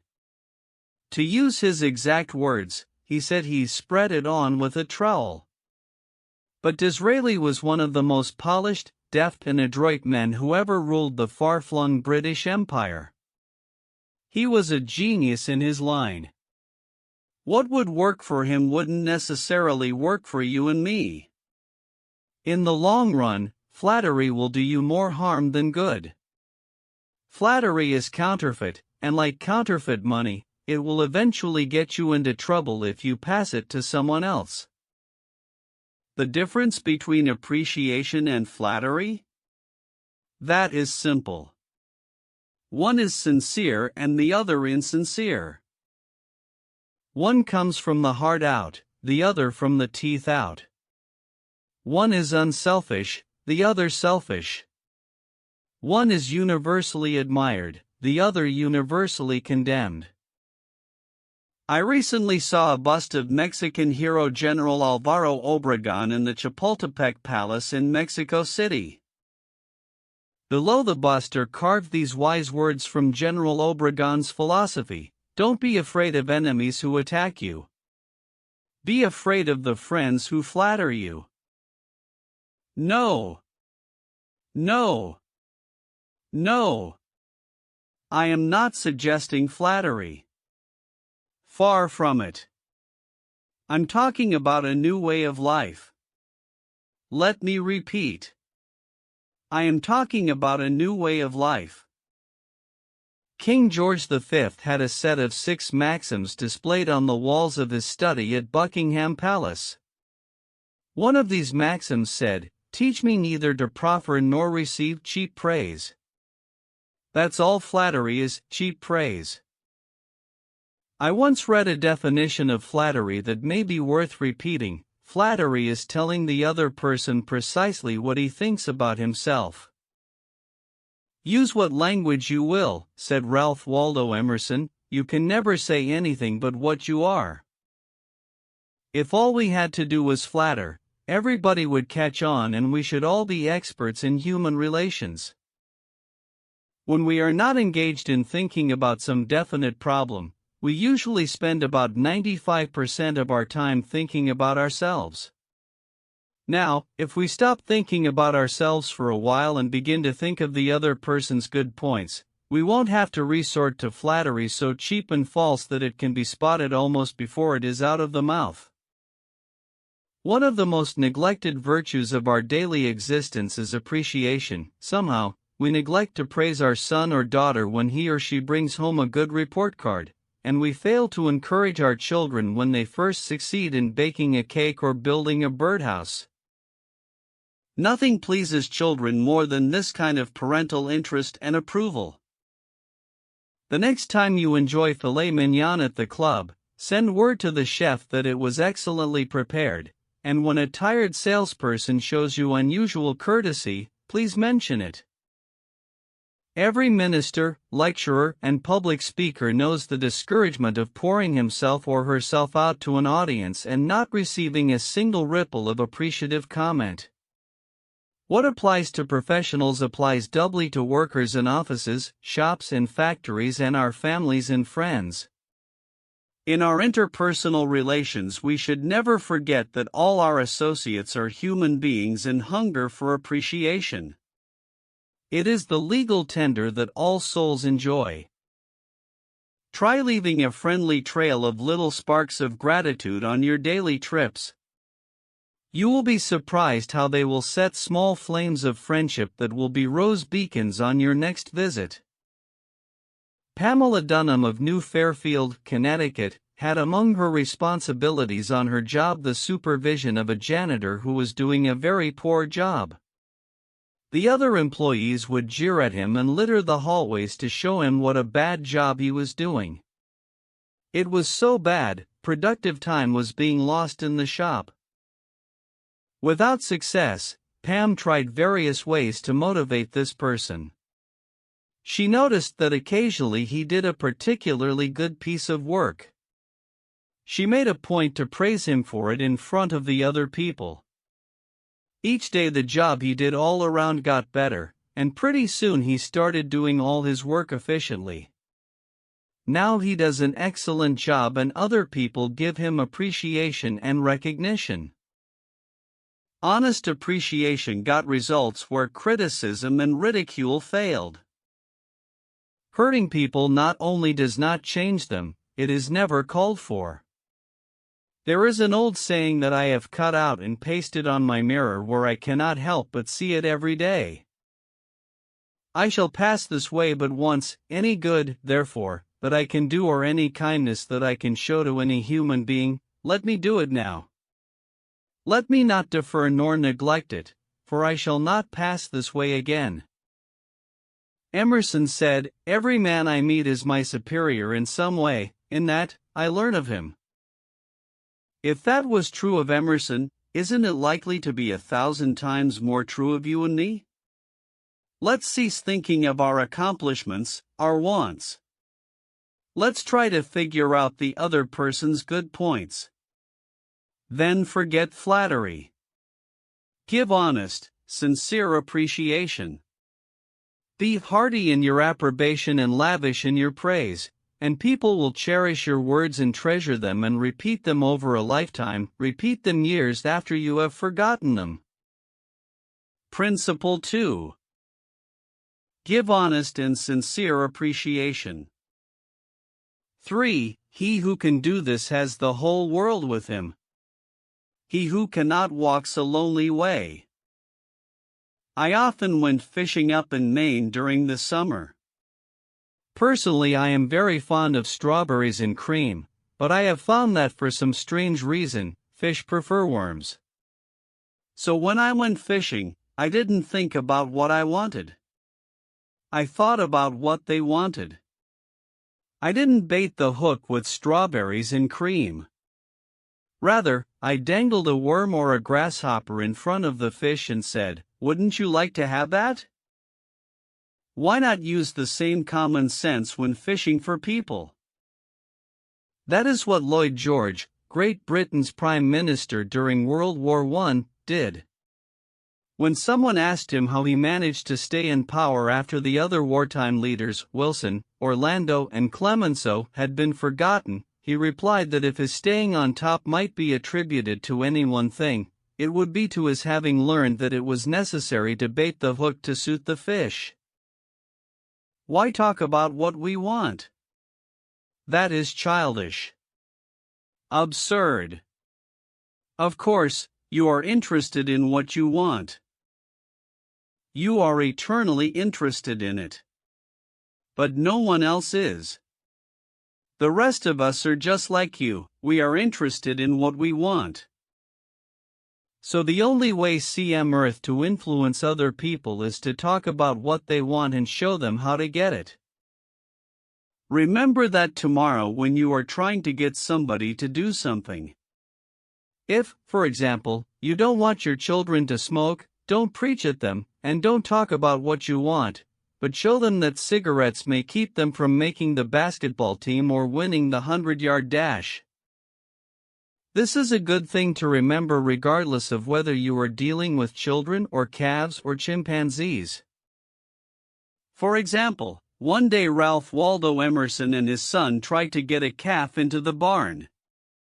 But they made the common mistake of thinking only of what they wanted. Emerson pushed and his son pulled. But the calf was doing just what they were doing. He was thinking only of what he wanted. So he stiffened his legs and stubbornly refused to leave the pasture. The Irish housemaid saw their predicament. She couldn't write essays and books, but, on this occasion at least, she had more horse sense, or calf sense, than Emerson had. She thought of what the calf wanted, so she put her maternal finger in the calf's mouth and let the calf suck her finger as she gently led him into the barn.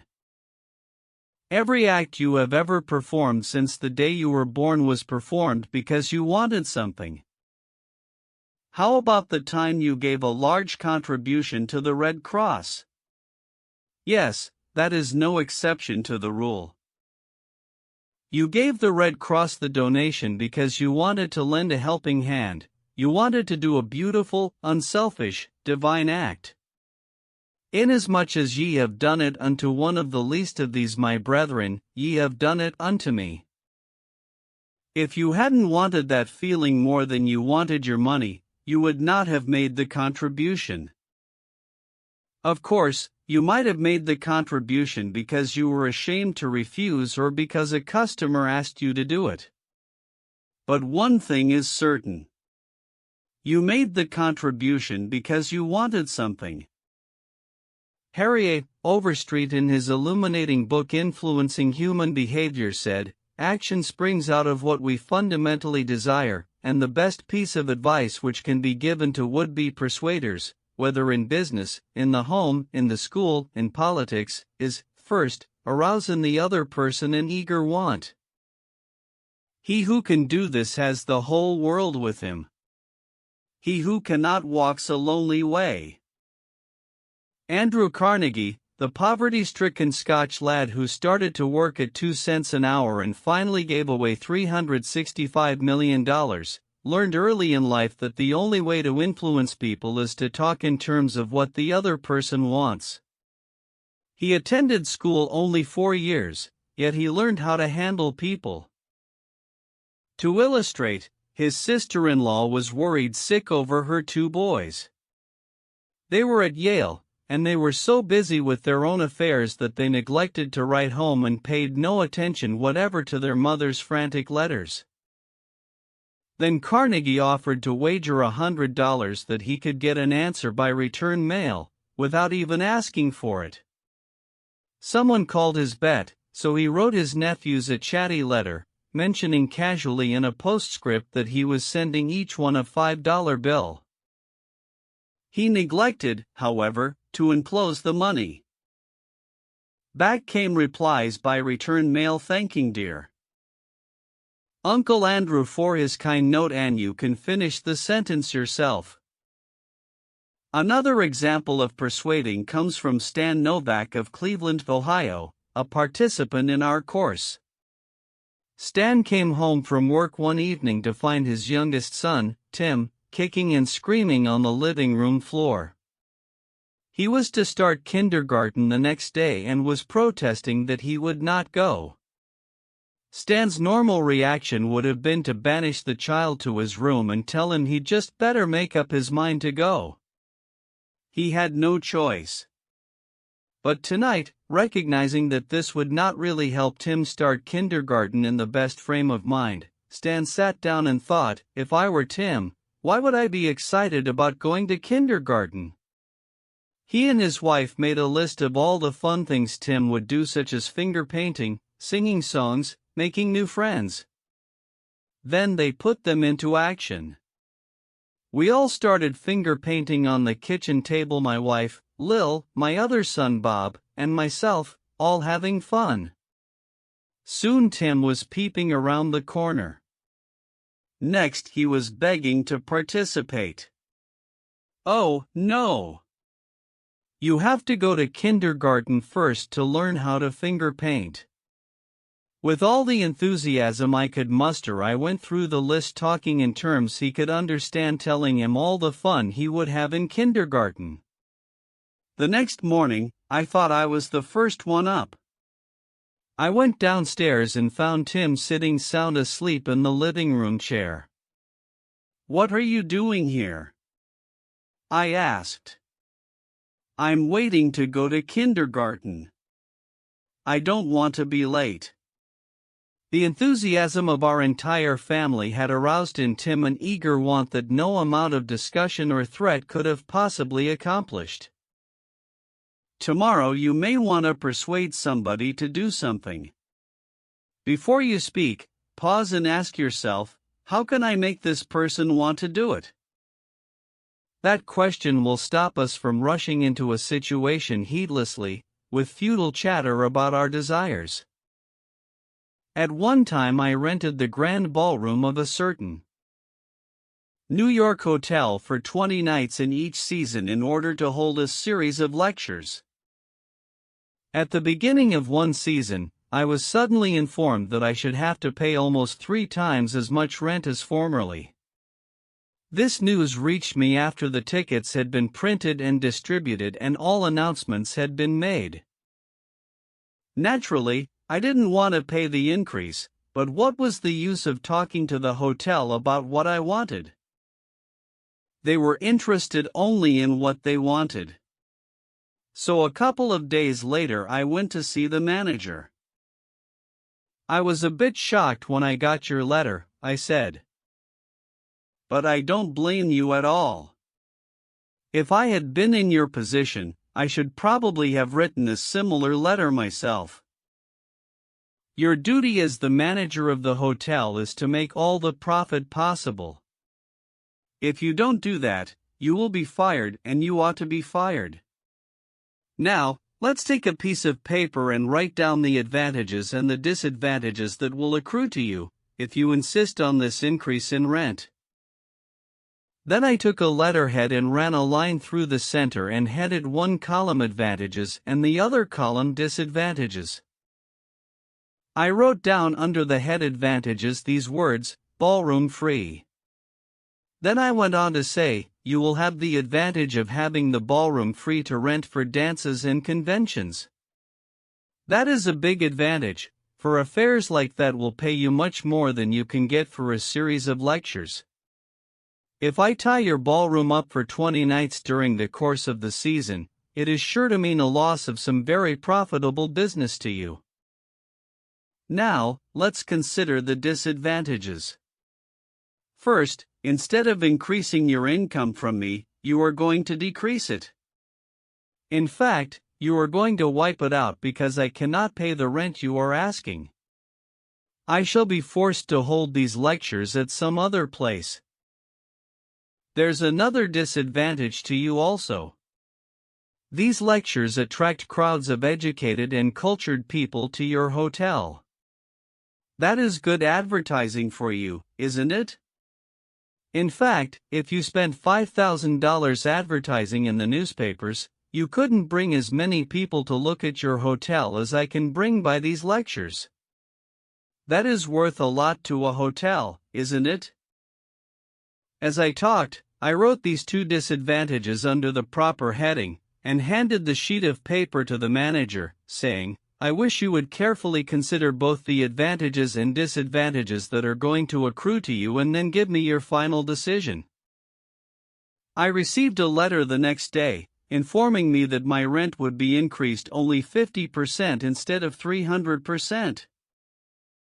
Mind you, I got this reduction without saying a word about what I wanted.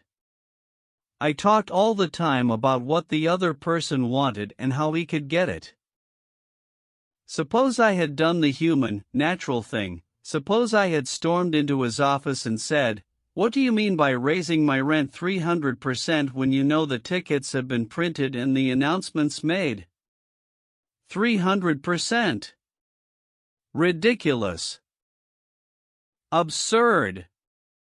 I won't pay it." What would have happened then? An argument would have begun to steam and boil and sputter, and you know how arguments end. Even if I had convinced him that he was wrong, his pride would have made it difficult for him to back down and give in. Here is one of the best bits of advice ever given about the fine art of human relationships. "If there is any one secret of success," said Henry Ford, "it lies in the ability to get the other person's point of view and see things from that person's angle as well as from your own." That is so good, I want to repeat it. If there is any one secret of success, it lies in the ability to get the other person's point of view and see things from that person's angle as well as from your own. That is so simple, so obvious, that anyone ought to see the truth of it at a glance. Yet 90% of the people on this earth ignore it 90% of the time. An example? Look at the letters that come across your desk tomorrow morning, and you will find that most of them violate this important canon of common sense. Take this one, A letter written by the head of the radio department of an advertising agency with offices scattered across the continent. This letter was sent to the managers of local radio stations throughout the country. I have set down, in brackets, my reactions to each paragraph. Mr. John Blank, Blankville, Indiana. Dear Mr. Blank, the company desires to retain its position in advertising agency leadership in the radio field. Who cares what your company desires? I am worried about my own problems. The bank is foreclosing the mortgage on my house, the bugs are destroying the hollyhocks, the stock market tumbled yesterday. I missed the 8:15 this morning, I wasn't invited to the Jones's dance last night, the doctor tells me I have high blood pressure and neuritis and dandruff. And then what happens? I come down to the office this morning worried, open my mail and here is some little whippersnapper off in New York yapping about what his company wants. Bah! If he only realized what sort of impression his letter makes, he would get out of the advertising business and start manufacturing sheep dip. This agency's national advertising accounts were the bulwark of the network. Our subsequent clearances of station time have kept us at the top of agencies year after year. You are big and rich and right at the top, are you? So what? I don't give two whoops in Hades if you are as big as General Motors and General Electric and the General Staff of the U.S. Army all combined. If you had as much sense as a half-witted hummingbird, you would realize that I am interested in how big I am, not how big you are. All this talk about your enormous success makes me feel small and unimportant. We desire to service our accounts with the last word on radio station information. You desire. You desire. You unmitigated ass. I'm not interested in what you desire or what the President of the United States desires. Let me tell you once and for all that I am interested in what I desire, and you haven't said a word about that yet in this absurd letter of yours. Will you, therefore, put the company on your preferred list for weekly station information, every single detail that will be useful to an agency in intelligently booking time? Preferred list. You have your nerve. You make me feel insignificant by your big talk about your company. And then you ask me to put you on a preferred list, and you don't even say please when you ask it. A prompt acknowledgement of this letter, giving us your latest doings, will be mutually helpful. You fool! You mail me a cheap form letter, a letter scattered far and wide like the autumn leaves, and you have the gall to ask me, when I am worried about the mortgage and the hollyhocks and my blood pressure, to sit down and dictate a personal note acknowledging your form letter, and you ask me to do it promptly. What do you mean, promptly? Don't you know I am just as busy as you are, or, at least, I like to think I am. And while we are on the subject, who gave you the lordly right to order me around? You say it will be mutually helpful. At last, you have begun to see my viewpoint. But you are vague about how it will be to my advantage. Very truly yours, John Doe. Manager Radio Department. P.S. The enclosed reprint from the Blankville Journal will be of interest to you, and you may want to broadcast it over your station. Finally, down here in the postscript, you mention something that may help me solve one of my problems. Why didn't you begin your letter with, "But what's the use?" Any advertising man who is guilty of perpetrating such drivel as you have sent me has something wrong with his medulla oblongata. You don't need a letter giving our latest doings. What you need is a quart of iodine in your thyroid gland. Now, if people who devote their lives to advertising and who pose as experts in the art of influencing people to buy, if they write a letter like that, what can we expect from the butcher and baker or the auto mechanic?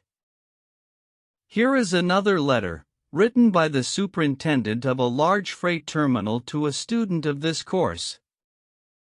Edward Vermeulen. What effect did this letter have on the man to whom it was addressed? Read it and then I'll tell you. Zaragoza Sons Incorporated, 28 Front Street, Brooklyn, New York, 11201. Attention, Mr. Edward Vermeulen, gentlemen. The operations at our outbound rail receiving station are handicapped because a material percentage of the total business is delivered us in the late afternoon. This condition results in congestion, overtime on the part of our forces, delays to trucks, and in some cases delays to freight. On November 10th, we received from your company a lot of 510 pieces, which reached here at 4:20 p.m. We solicit your cooperation toward overcoming the undesirable effects arising from late receipt of freight. May we ask that, on days on which you ship the volume which was received on the above date, effort be made either to get the truck here earlier or to deliver us part of the freight during the morning? The advantage that would accrue to you under such an arrangement would be that of more expeditious discharge of your trucks and the assurance that your business would go forward on the date of its receipt. Very truly yours, J.B. Superintendent. After reading this letter, Mr. Vermeulen, sales manager for Zaragoza Sons Incorporated, sent it to me with the following comment. This letter had the reverse effect from that which was intended. The letter begins by describing the terminal's difficulties, in which we are not interested, generally speaking. Our cooperation is then requested without any thought as to whether it would inconvenience us, and then, finally, in the last paragraph, the fact is mentioned that if we do cooperate it will mean more expeditious discharge of our trucks with the assurance that our freight will go forward on the date of its receipt. In other words, that in which we are most interested is mentioned last, and the whole effect is one of raising a spirit of antagonism rather than of cooperation. Let's see if we can't rewrite and improve this letter. Let's not waste any time talking about our problems. As Henry Ford admonishes, let's get the other person's point of view and see things from his or her angle, as well as from our own. Here is one way of revising the letter. It may not be the best way, but isn't it an improvement? Mr. Edward Vermeulen. Percentage Zaragoza Sons Incorporated, 28 Front Street, Brooklyn, New York, 11201. Dear Mr. Vermeulen, your company has been one of our good customers for 14 years. Naturally, we are very grateful for your patronage and are eager to give you the speedy, efficient service you deserve. However, we regret to say that it isn't possible for us to do that when your trucks bring us a large shipment late in the afternoon, as they did on November 10. Why? Because many other customers make late afternoon deliveries also. Naturally, that causes congestion. That means your trucks are held up unavoidably at the pier and sometimes even your freight is delayed. That's bad, but it can be avoided. If you make your deliveries at the pier in the morning when possible, your trucks will be able to keep moving, your freight will get immediate attention, and our workers will get home early at night to enjoy a dinner of the delicious macaroni and noodles that you manufacture. Regardless of when your shipments arrive, we shall always cheerfully do all in our power to serve you promptly. You are busy. Please don't trouble to answer this note. Yours truly, J.B., Superintendent. Barbara Anderson, who worked in a bank in New York, desired to move to Phoenix, Arizona, because of the health of her son. Using the principles she had learned in our course, she wrote the following letter to 12 banks in Phoenix. Dear Sir, my 10 years of bank experience should be of interest to a rapidly growing bank like yours. In various capacities in bank operations with the Bankers Trust Company in New York, leading to my present assignment as branch manager, I have acquired skills in all phases of banking including depositor relations, credits, loans and administration. I will be relocating to Phoenix in May and I am sure I can contribute to your growth and profit. I will be in Phoenix the week of April 3rd and would appreciate the opportunity to show you how I can help your bank meet its goals. Sincerely, Barbara L. Anderson. Do you think Mrs. Anderson received any response from that letter? 11 of the 12 banks invited her to be interviewed, and she had a choice of which bank's offer to accept. Why? Mrs. Anderson did not state what she wanted, but wrote in the letter how she could help them, and focused on their wants, not her own. Thousands of salespeople are pounding the pavements today, tired, discouraged and underpaid. Why? Because they are always thinking only of what they want. They don't realize that neither you nor I want to buy anything. If we did, we would go out and buy it. But both of us are eternally interested in solving our problems. And if salespeople can show us how their services or merchandise will help us solve our problems, they won't need to sell us. We'll buy. And customers like to feel that they are buying, not being sold. Yet many salespeople spend a lifetime in selling without seeing things from the customer's angle. For example, for many years I lived in Forest Hills, a little community of private homes in the center of Greater New York. One day as I was rushing to the station, I chanced to meet a real estate operator who had bought and sold property in that area for many years. He knew Forest Hills well, so I hurriedly asked him whether or not my stucco house was built with metal lath or hollow tile. He said he didn't know and told me what I already knew, that I could find out by calling the Forest Hills Garden Association. The following morning, I received a letter from him. Did he give me the information I wanted? He could have gotten it in 60 seconds by a telephone call. But he didn't. He told me again that I could get it by telephoning, and then asked me to let him handle my insurance. He was not interested in helping me. He was interested only in helping himself. J. Howard Lucas of Birmingham, Alabama, tells how two salespeople from the same company handled the same type of situation. He reported, "Several years ago I was on the management team of a small company. Headquartered near us was the district office of a large insurance company. Their agents were assigned territories, and our company was assigned to two agents, whom I shall refer to as Carl and John. One morning, Carl dropped by our office and casually mentioned that his company had just introduced a new life insurance policy for executives and thought we might be interested later on, and he would get back to us when he had more information on it. The same day, John saw us on the sidewalk while returning from a coffee break, and he shouted, 'Hey Luke, hold up, I have some great news for you fellows.' He hurried over and very excitedly told us about an executive life insurance policy his company had introduced that very day.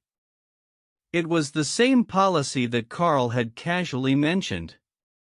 He wanted us to have one of the first issued. He gave us a few important facts about the coverage and ended saying, 'The policy is so new. I'm going to have someone from the home office come out tomorrow and explain it. Now, in the meantime, let's get the application signed and on the way so he can have more information to work with. His enthusiasm aroused in us an eager want for this policy even though we still did not have details. When they were made available to us, they confirmed John's initial understanding of the policy, and he not only sold each of us a policy, but later doubled our coverage.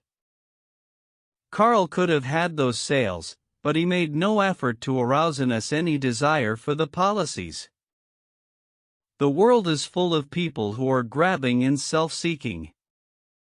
So the rare individual who unselfishly tries to serve others has an enormous advantage. He has little competition. Owen D. Young, a noted lawyer and one of America's great business leaders, once said, "People who can put themselves in the place of other people who can understand the workings of their minds, need never worry about what the future has in store for them." If out of reading this book you get just one thing, an increased tendency to think always in terms of other people's point of view, and see things from their angle. If you get that one thing out of this book, it may easily prove to be one of the building blocks of your career. Looking at the other person's point of view and arousing in him an eager want for something is not to be construed as manipulating that person so that he will do something that is only for your benefit and his detriment. Each party should gain from the negotiation. In the letters to Mr. Vermeulen, both the sender and the receiver of the correspondence gained by implementing what was suggested. Both the bank and Mrs. Anderson won by her letter in that the bank obtained a valuable employee and Mrs. Anderson a suitable job.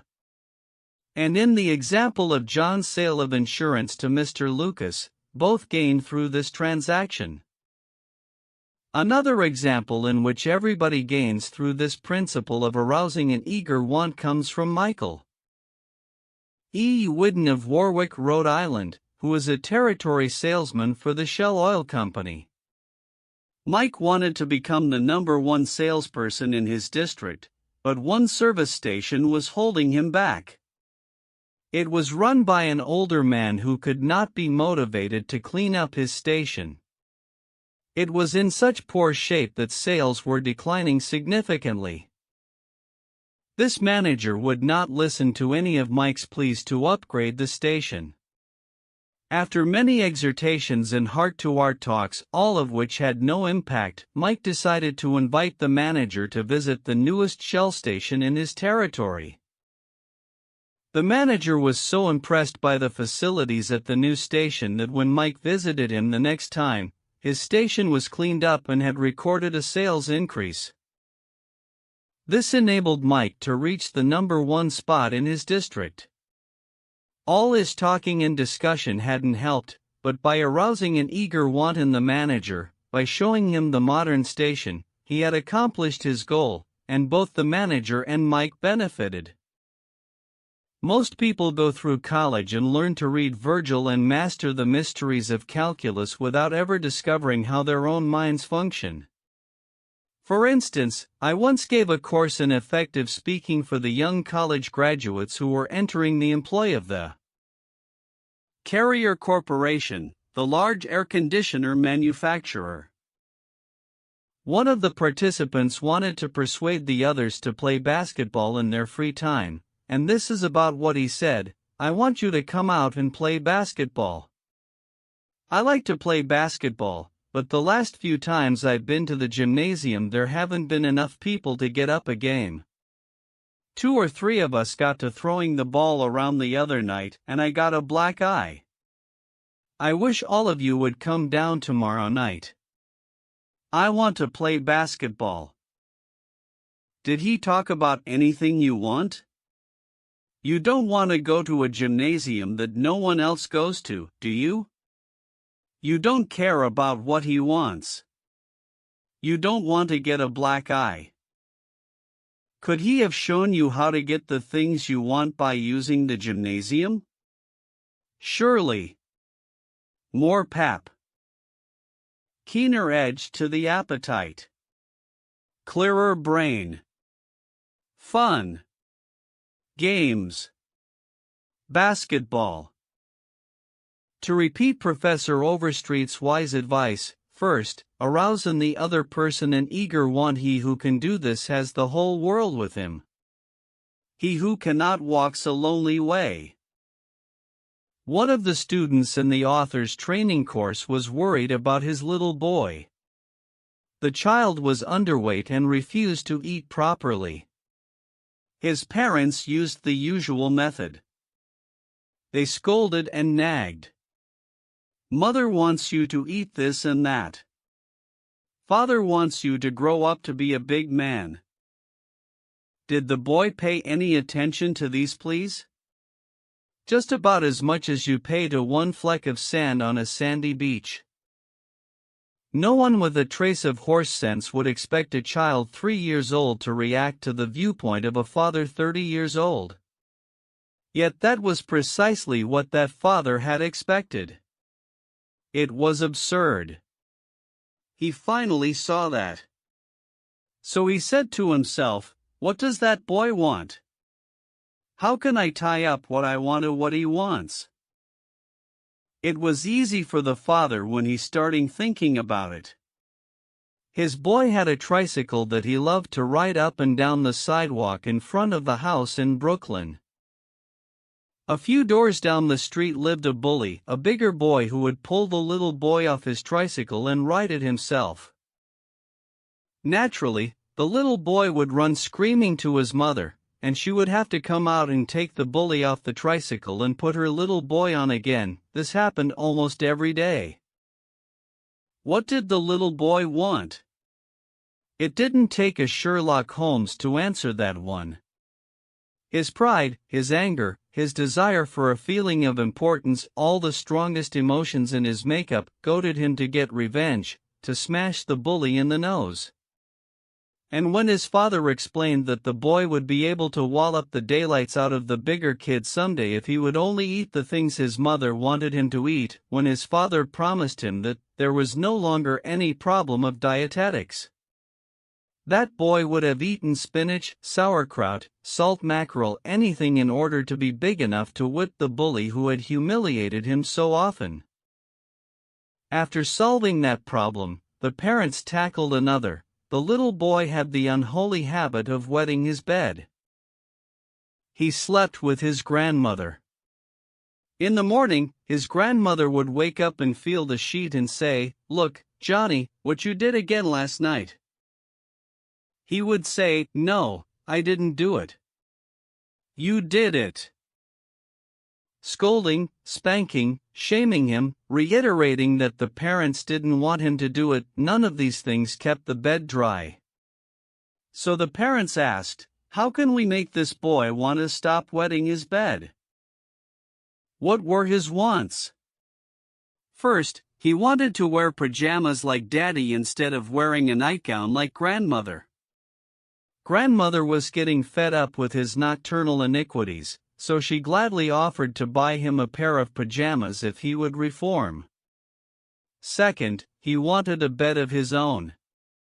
Grandma didn't object. His mother took him to a department store in Brooklyn, winked at the salesgirl, and said, "Here is a little gentleman who would like to do some shopping." The salesgirl made him feel important by saying, "Young man, what can I show you?" He stood a couple of inches taller and said, "I want to buy a bed for myself." When he was shown the one his mother wanted him to buy, she winked at the salesgirl and the boy was persuaded to buy it. The bed was delivered the next day, and that night, when father came home, the little boy ran to the door shouting, "Daddy! Daddy! Come upstairs and see my bed that I bought." The father, looking at the bed, obeyed Charles Schwab's injunction. He was hearty in his approbation and lavish in his praise. "You are not going to wet this bed, are you?" the father said. "Oh, no, no. I am not going to wet this bed."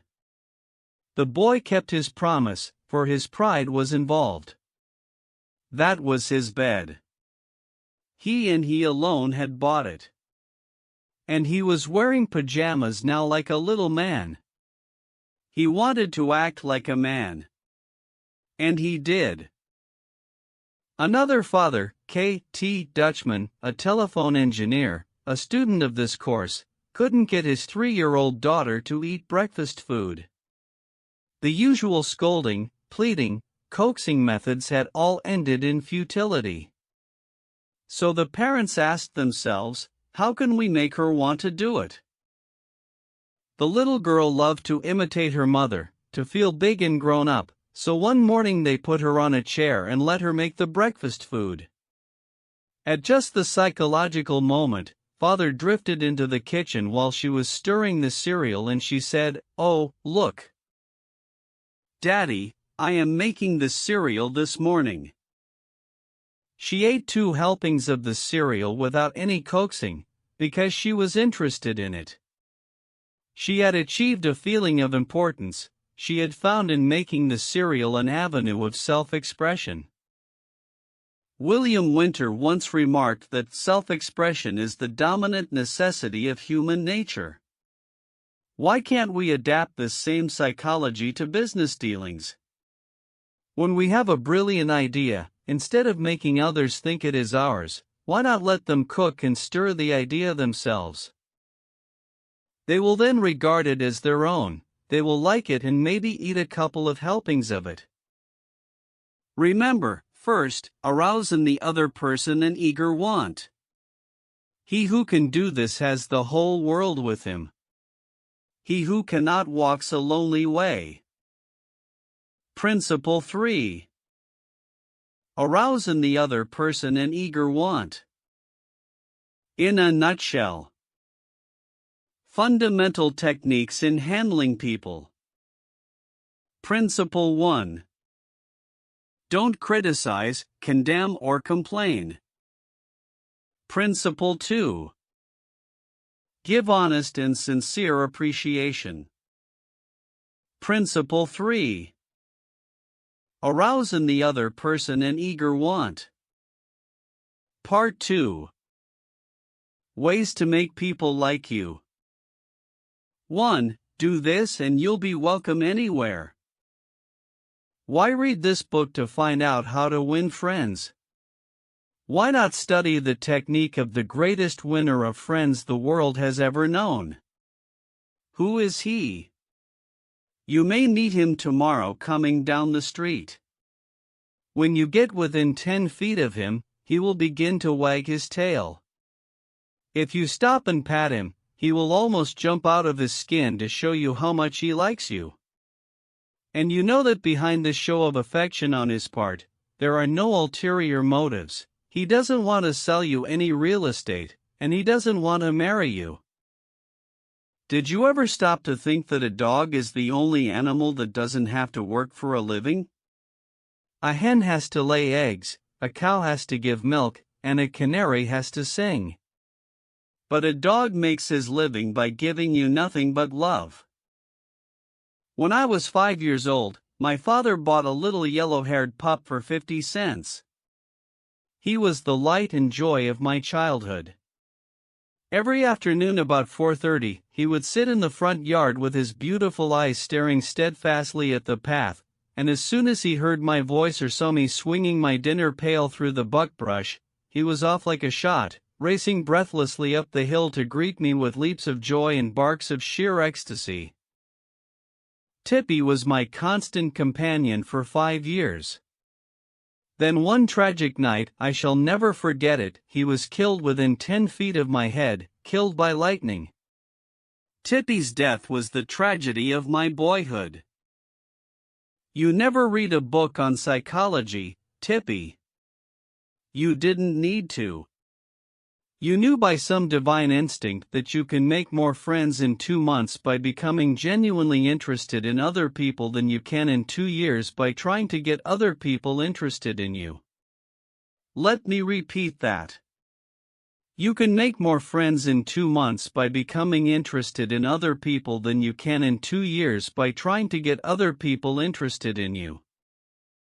Yet I know and you know people who blunder through life trying to wigwag other people into becoming interested in them. Of course, it doesn't work. People are not interested in you. They are not interested in me. They are interested in themselves, morning, noon, and after dinner. The New York Telephone Company made a detailed study of telephone conversations to find out which word is the most frequently used. You have guessed it, it is the personal pronoun I. I fly. It was used 3,900 times in 500 telephone conversations. I fly. I fly. When you see a group photograph that you are in, whose picture do you look for first? If we merely try to impress people and get people interested in us, we will never have many true, sincere friends. Friends, real friends, are not made that way. Napoleon tried it, and in his last meeting with Josephine he said, "Josephine, I have been as fortunate as any man ever was on this earth, and yet, at this hour, you are the only person in the world on whom I can rely." And historians doubt whether he could rely even on her. Alfred Adler, the famous Viennese psychologist, wrote a book entitled What Life Should Mean to You. In that book he says, "It is the individual who is not interested in his fellow men who has the greatest difficulties in life and provides the greatest injury to others. It is from among such individuals that all human failures spring." You may read scores of erudite tomes on psychology without coming across a statement more significant for you and for me. Adler's statement is so rich with meaning that I am going to repeat it in italics. It is the individual who is not interested in his fellow men who has the greatest difficulties in life and provides the greatest injury to others. It is from among such individuals that all human failures spring. I once took a course in short story writing at New York University, and during that course the editor of a leading magazine talked to our class. He said he could pick up any one of the dozens of stories that drifted across his desk every day, and after reading a few paragraphs he could feel whether or not the author liked people. If the author doesn't like people, he said, people won't like his or her stories. This hard-boiled editor stopped twice in the course of his talk on fiction writing and apologized for preaching a sermon. "I am telling you," he said, "the same things your preacher would tell you, but remember, you have to be interested in people if you want to be a successful writer of stories." If that is true of writing fiction, you can be sure it is true of dealing with people face to face. I spent an evening in the dressing room of Howard Thurston the last time he appeared on Broadway. Thurston was the acknowledged dean of magicians. For 40 years he had traveled all over the world, time and again, creating illusions, mystifying audiences, and making people gasp with astonishment. More than 60 million people had paid admission to his show, and he had made almost $2 million in profit. I asked Mr. Thurston to tell me the secret of his success. His schooling certainly had nothing to do with it, for he ran away from home as a small boy, became a hobo, rode in boxcars, slept in haystacks, begged his food from door to door, and learned to read by looking out of boxcars at signs along the railway. Did he have a superior knowledge of magic? No, he told me hundreds of books had been written about legerdemain and scores of people knew as much about it as he did. But he had two things that the others didn't have. First, he had the ability to put his personality across the footlights. He was a master showman. He knew human nature. Everything he did, every gesture, every intonation of his voice, every lifting of an eyebrow had been carefully rehearsed in advance, and his actions were timed to split seconds. But, in addition to that, Thurston had a genuine interest in people. He told me that many magicians would look at the audience and say to themselves, "Well, there is a bunch of suckers out there, a bunch of hicks, I'll fool them all right." But Thurston's method was totally different. He told me that every time he went on stage he said to himself, "I am grateful because these people come to see me, they make it possible for me to make my living in a very agreeable way. I'm going to give them the very best I possibly can." He declared he never stepped in front of the footlights without first saying to himself over and over, "I love my audience. I love my audience." Ridiculous? Absurd? You are privileged to think anything you like. I am merely passing it on to you without comment as a recipe used by one of the most famous magicians of all time. George Dyke of North Warren, Pennsylvania, was forced to retire from his service station business after 30 years when a new highway was constructed over the site of his station. It wasn't long before the idle days of retirement began to bore him, so he started filling in his time trying to play music on his old fiddle. Soon he was traveling the area to listen to music and talk with many of the accomplished fiddlers. In his humble and friendly way he became generally interested in learning the background and interests of every musician he met. Although he was not a great fiddler himself, he made many friends in this pursuit. He attended competitions and soon became known to the country music fans in the eastern part of the United States as Uncle George, the fiddle scraper from Kinzua County. When we heard Uncle George, he was 72 and enjoying every minute of his life.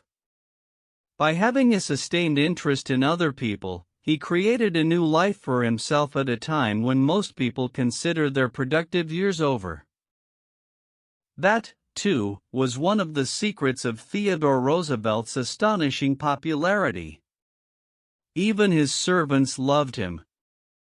His valet, James E. Amos, wrote a book about him entitled Theodore Roosevelt, Hero to His Valet. In that book Amos relates this illuminating incident. "My wife one time asked the president about a Bob White. She had never seen one and he described it to her fully. Some time later, the telephone at our cottage rang. Amos and his wife lived in a little cottage on the Roosevelt estate at Oyster Bay. My wife answered it and it was Mr. Roosevelt himself. He had called her, he said, to tell her that there was a Bob White outside her window and that if she would look out she might see it." Little things like that were so characteristic of him. Whenever he went by our cottage, even though we were out of sight, we would hear him call out, "Oh, Annie?" Or James. It was just a friendly greeting as he went by. How could employees keep from liking a man like that? How could anyone keep from liking him? Roosevelt called at the White House one day when the President and Mrs. Taft were away. His honest liking for humble people was shown by the fact that he greeted all the old White House servants by name, even the scullery maids. When he saw Alice, the kitchen maid, writes Archie Butt, he asked her if she still made cornbread. Alice told him that she sometimes made it for the servants, but no one ate it upstairs. "They show bad taste," Roosevelt boomed, "and I'll tell the president so when I see him." Alice brought a piece to him on a plate, and he went over to the office eating it as he went and greeting gardeners and laborers as he passed. He addressed each person just as he had addressed them in the past. Ike Hoover, who had been head usher at the White House for 40 years, said with tears in his eyes, "It is the only happy day we had in nearly 2 years, and not one of us would exchange it for a $100 bill." The same concern for the seemingly unimportant people helped sales representative Edward M. Sykes, Jr., of Chatham, New Jersey, retain an account. "Many years ago," he reported, "I called on customers for Johnson & Johnson in the Massachusetts area. One account was a drug store in Hingham. Whenever I went into the store, I would always talk to the soda clerk and sales clerk for a few minutes before talking to the owner to obtain his order. One day I went up to the owner of the store, and he told me to leave as he was not interested in buying J&J products anymore because he felt they were concentrating their activities on food and discount stores to the detriment of the small drugstore. I left with my tail between my legs and drove around the town for several hours. Finally, I decided to go back and try at least to explain our position to the owner of the store. When I returned, I walked in and as usual said hello to the soda clerk and sales clerk. When I walked up to the owner, he smiled at me and welcomed me back. He then gave me double the usual order. I looked at him with surprise and asked him what had happened since my visit only a few hours earlier. He pointed to the young man at the soda fountain and said that after I had left, the boy had come over and said that I was one of the few salespeople that called on the store that even bothered to say hello to him and to the others in the store. He told the owner that if any salesperson deserved his business, it was I.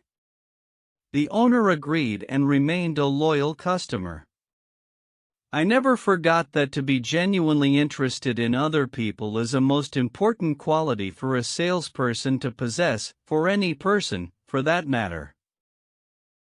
I have discovered from personal experience that one can win the attention and time and cooperation of even the most sought-after people by becoming genuinely interested in them. Let me illustrate. Years ago I conducted a course in fiction writing at the Brooklyn Institute of Arts and Sciences, and we wanted such distinguished and busy authors as Kathleen Norris, Fannie Hurst, Ida Tarbell, Albert Payson Terhune and Rupert Hughes to come to Brooklyn and give us the benefit of their experiences. So we wrote them, saying we admired their work and were deeply interested in getting their advice and learning the secrets of their success. Each of these letters was signed by about 150 students. We said we realized that these authors were busy, too busy to prepare a lecture. So we enclosed a list of questions for them to answer about themselves and their methods of work. They liked that. Who wouldn't like it? So they left their homes and traveled to Brooklyn to give us a helping hand. By using the same method, I persuaded Leslie M. Shaw, Secretary of the Treasury in Theodore Roosevelt's cabinet, George W. Wickersham, Attorney General in Taft's cabinet, William Jennings Bryan, Franklin D. Roosevelt and many other prominent men to come to talk to the students of my courses in public speaking. All of us, be we workers in a factory, clerks in an office or even a king upon his throne, all of us like people who admire us. Take the German Kaiser, for example. At the close of World War I he was probably the most savagely and universally despised man on this earth. Even his own nation turned against him when he fled over into Holland to save his neck. The hatred against him was so intense that millions of people would have loved to tear him limb from limb or burn him at the stake. In the midst of all this forest fire of fury, one little boy wrote the Kaiser a simple, sincere letter glowing with kindliness and admiration. This little boy said that no matter what the others thought, he would always love Wilhelm as his emperor. The Kaiser was deeply touched by his letter and invited the little boy to come to see him. The boy came, so did his mother, and the Kaiser married her. That little boy didn't need to read a book on how to win friends and influence people. He knew how instinctively. If we want to make friends, let's put ourselves out to do things for other people, things that require time, energy, unselfishness, and thoughtfulness. When the Duke of Windsor was Prince of Wales, he was scheduled to tour South America, and before he started out on that tour he spent months studying Spanish so that he could make public talks in the language of the country, and the South Americans loved him for it. For years I made it a point to find out the birthdays of my friends. How? Although I haven't the foggiest bit of faith in astrology, I began by asking the other party whether he believed the date of one's birth has anything to do with character and disposition. I then asked him or her to tell me the month and day of birth. If he or she said November 24th, for example, I kept repeating to myself, November 24th, November 24th. The minute my friend's back was turned, I wrote down the name and birthday and later would transfer it to a birthday book. At the beginning of each year, I had these birthday dates scheduled in my calendar pad so that they came to my attention automatically. When the natal day arrived, there was my letter or telegram. What a hit it made! I was frequently the only person on earth who remembered. If we want to make friends, let's greet people with animation and enthusiasm. When somebody calls you on the telephone, use the same psychology. Say hello in tones that bespeak how pleased you are to have the person call. Many companies train their telephone operators to greet all callers in a tone of voice that radiates interest and enthusiasm. The caller feels the company is concerned about them.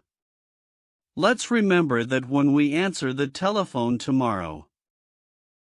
Showing a genuine interest in others not only wins friends for you, but may develop in its customers a loyalty to your company. In an issue of the publication of the National Bank of North America of New York, the following letter from Madeline Rosedale, a depositor, was published, Eagle, publication of the National Bank of North America, New York, March 31, 1978. I would like you to know how much I appreciate your staff. Everyone is so courteous, polite, and helpful. What a pleasure it is, after waiting on a long line, to have the teller greet you pleasantly. Last year my mother was hospitalized for 5 months. Frequently I went to Marie Petrocello, a teller. She was concerned about my mother and inquired about her progress. Is there any doubt that Mrs. Rosedale will continue to use this bank? Charles R. Walters, of one of the large banks in New York City, was assigned to prepare a confidential report on a certain corporation. He knew of only one person who possessed the facts he needed so urgently. As Mr.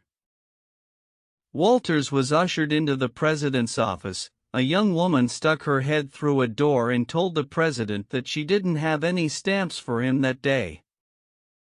I am collecting stamps for my 12-year-old son, the president explained to Mr. Walters. Mr. Walters stated his mission and began asking questions.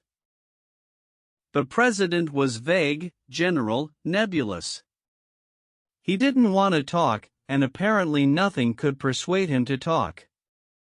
The interview was brief and barren. Frankly, I didn't know what to do, Mr. Walters said as he related the story to the class. Then I remembered what his secretary had said to him, stamps, 12-year-old son. And I also recalled that the foreign department of our bank collected stamps taken from letters pouring in from every continent washed by the 7 seas. The next afternoon I called on this man and sent him word that I had some stamps for his boy. Was I ushered in with enthusiasm? Yes, sir, he couldn't have shaken my hand with more enthusiasm if he had been running for Congress. He radiated smiles and goodwill.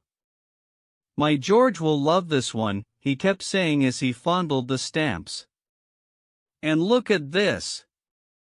This is a treasure. We spent half an hour talking stamps and looking at a picture of his boy, and he then devoted more than an hour of his time to giving me every bit of information I wanted, without my even suggesting that he do it. He told me all he knew, and then called in his subordinates and questioned them. He telephoned some of his associates. He loaded me down with facts, figures, reports, and correspondence. In the parlance of newspaper reporters, I had a scoop. Here is another illustration. C.M. Naffel, Jr., of Philadelphia had tried for years to sell fuel to a large chain store organization. But the chain store company continued to purchase its fuel from an out-of-town dealer and haul it right past the door of Naffel's office. Mr. Naffel made a speech one night before one of my classes, pouring out his hot wrath upon chain stores, branding them as a curse to the nation. And still he wondered why he couldn't sell them. I suggested that he try different tactics. To put it briefly, this is what happened.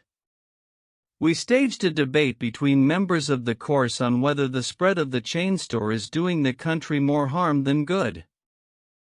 Naffel, at my suggestion, took the negative side. He agreed to defend the chain stores, and then went straight to an executive of the chain store organization that he despised and said, "I am not here to try to sell fuel. I have come to ask you to do me a favor." He then told about his debate and said, "I have come to you for help because I can't think of anyone else who would be more capable of giving me the facts I want. I'm anxious to win this debate, and I'll deeply appreciate whatever help you can give me." Here is the rest of the story in Mr. Naffel's own words. I had asked this man for precisely 1 minute of his time. It was with that understanding that he consented to see me. After I had stated my case, he motioned me to a chair and talked to me for exactly 1 hour and 47 minutes. He called in another executive who had written a book on chain stores. He wrote to the National Chain Store Association and secured for me a copy of a debate on the subject. He feels that the chain store is rendering a real service to humanity. He is proud of what he is doing for hundreds of communities. His eyes fairly glowed as he talked, and I must confess that he opened my eyes to things I had never even dreamed of. He changed my whole mental attitude. As I was leaving, he walked with me to the door, put his arm around my shoulder, wished me well in my debate, and asked me to stop in and see him again and let him know how I made out. The last words he said to me were, "Please see me again later in the spring. I should like to place an order with you for fuel." To me that was almost a miracle. Here he was offering to buy fuel without my even suggesting it. I had made more headway in 2 hours by becoming genuinely interested in him and his problems than I could have made in 10 years trying to get him interested in me and my product. You didn't discover a new truth, Mr. Naffel, for a long time ago, 100 years before Christ was born, a famous old Roman poet, Publilius Cyrus, remarked. We are interested in others when they are interested in us. A show of interest, as with every other principle of human relations, must be sincere. It must pay off not only for the person showing the interest, but for the person receiving the attention. It is a two-way street, both parties benefit. Martin Ginsburg, who took our course in Long Island, New York, reported how the special interest a nurse took in him profoundly affected his life. It was Thanksgiving Day and I was 10 years old. I was in a welfare ward of a city hospital and was scheduled to undergo major orthopedic surgery the next day. I knew that I could only look forward to months of confinement, convalescence, and pain. My father was dead, my mother and I lived alone in a small apartment, and we were on welfare. My mother was unable to visit me that day. As the day went on, I became overwhelmed with the feeling of loneliness, despair, and fear. I knew my mother was home alone worrying about me, not having anyone to be with, not having anyone to eat with, and not even having enough money to afford a Thanksgiving Day dinner. The tears welled up in my eyes, and I stuck my head under the pillow and pulled the covers over it. I cried silently, but oh so bitterly, so much that my body racked with pain. A young student nurse heard my sobbing and came over to me. She took the covers off my face and started wiping my tears. She told me how lonely she was, having to work that day and not being able to be with her family. She asked me whether I would have dinner with her. She brought 2 trays of food, sliced turkey, mashed up potatoes, cranberry sauce, and ice cream for dessert. She talked to me and tried to calm my fears. Even though she was scheduled to go off duty at 4 p.m., she stayed on her own time until almost 11 p.m. She played games with me, talked to me and stayed with me until I finally fell asleep. Many Thanksgivings have come and gone since I was 10, but one never passes without me remembering that particular one and my feelings of frustration, fear, loneliness, and the warmth and tenderness of the stranger that somehow made it all bearable. If you want others to like you, if you want to develop real friendships, if you want to help others at the same time as you help yourself, keep this principle in mind. Principle 1. Become genuinely interested in other people. 2. A simple way to make a good first impression. At a dinner party in New York, one of the guests, a woman who had inherited money, was eager to make a pleasing impression on everyone. She had squandered a modest fortune on sables, diamonds, and pearls. But she hadn't done anything whatever about her face. It radiated sourness and selfishness. She didn't realize what everyone knows, namely, that the expression one wears on one's face is far more important than the clothes one wears on one's back. Charles Schwab told me his smile had been worth $1 million. And he was probably understating the truth. For Schwab's personality, his charm, his ability to make people like him, were almost wholly responsible for his extraordinary success, and one of the most delightful factors in his personality was his captivating smile. Actions speak louder than words, and a smile says, "I like you, you make me happy. I am glad to see you." That is why dogs make such a hit. They are so glad to see us that they almost jump out of their skins. So, naturally, we are glad to see them. A baby's smile has the same effect. Have you ever been in a doctor's waiting room and looked around at all the glum faces waiting impatiently to be seen? Dr. Stephen K. Sproul, a veterinarian in Raytown, Missouri, told of a typical spring day when his waiting room was full of clients waiting to have their pets inoculated. No one was talking to anyone else, and all were probably thinking of a dozen other things they would rather be doing than wasting time sitting in that office. He told one of our classes, there were 6 or 7 clients waiting when a young woman came in with a 9-month-old baby and a kitten. As luck would have it, she sat down next to a gentleman who was more than a little distraught about the long wait for service. The next thing he knew, the baby just looked up at him with that great big smile that is so characteristic of babies. What did that gentleman do? Just what you and I would do, of course. He smiled back at the baby. Soon he struck up a conversation with the woman about her baby and his grandchildren, and soon the entire reception room joined in, and the boredom and tension were converted into a pleasant and enjoyable experience. An insincere grin? No. That doesn't fool anybody. We know it is mechanical and we resent it. I am talking about a real smile, a heartwarming smile, a smile that comes from within, the kind of smile that will bring a good price in the marketplace. Professor James V. McConnell, a psychologist at the University of Michigan, expressed his feelings about a smile. People who smile, he said, tend to manage, teach, and sell more effectively, and to raise happier children. There's far more information in a smile than a frown. That's why encouragement is a much more effective teaching device than punishment. The employment manager of a large New York department store told me she would rather hire a sales clerk who hadn't finished grade school, if he or she has a pleasant smile, than to hire a doctor of philosophy with a somber face. The effect of a smile is powerful, even when it is unseen. Telephone companies throughout the United States have a program called Phone Power, which is offered to employees who use the telephone for selling their services or products.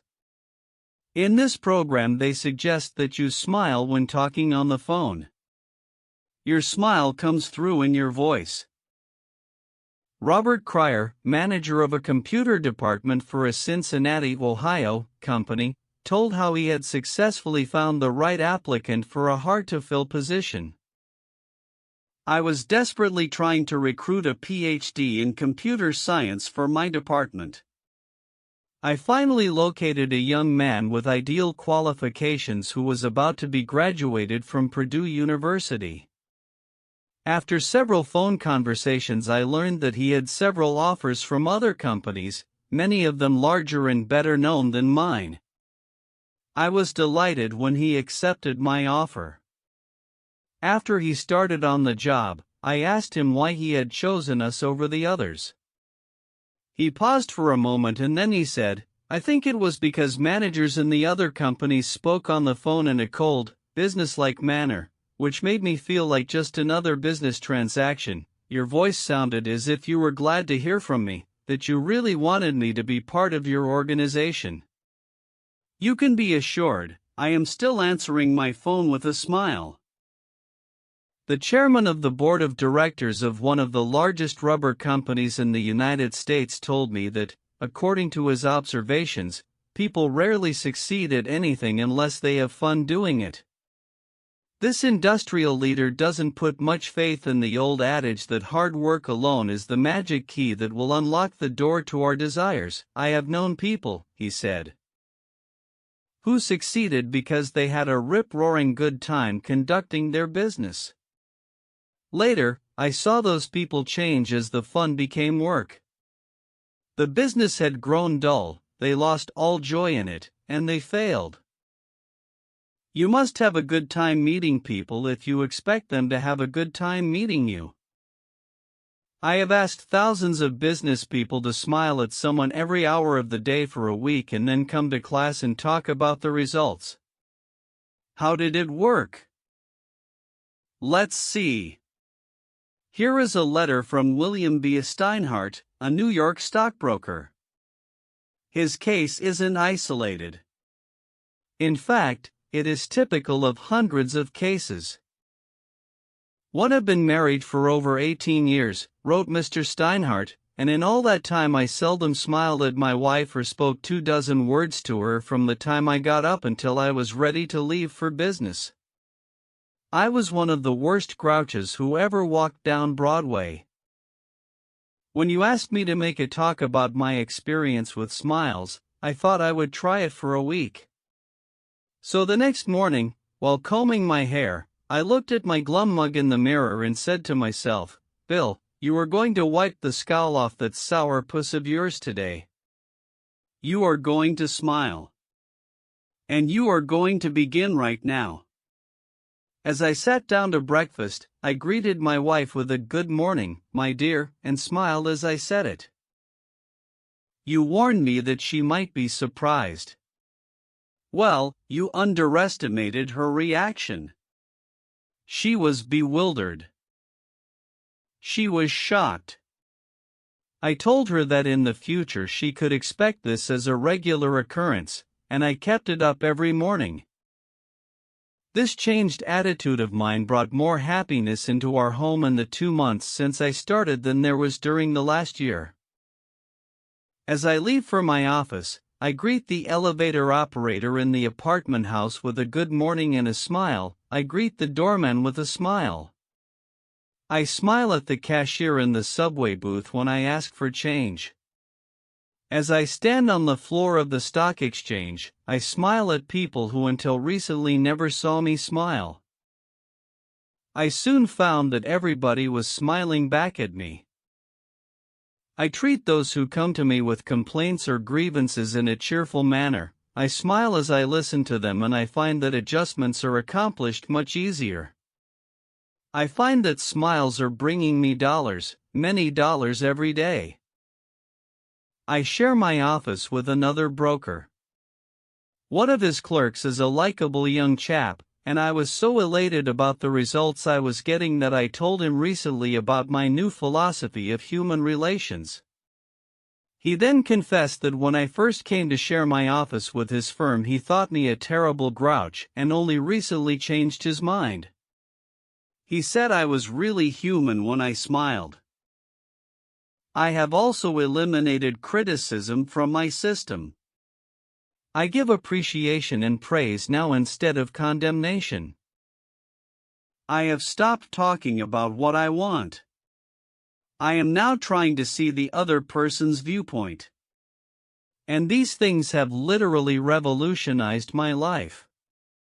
I am a totally different man, a happier man, a richer man, richer in friendships and happiness, the only things that matter much after all.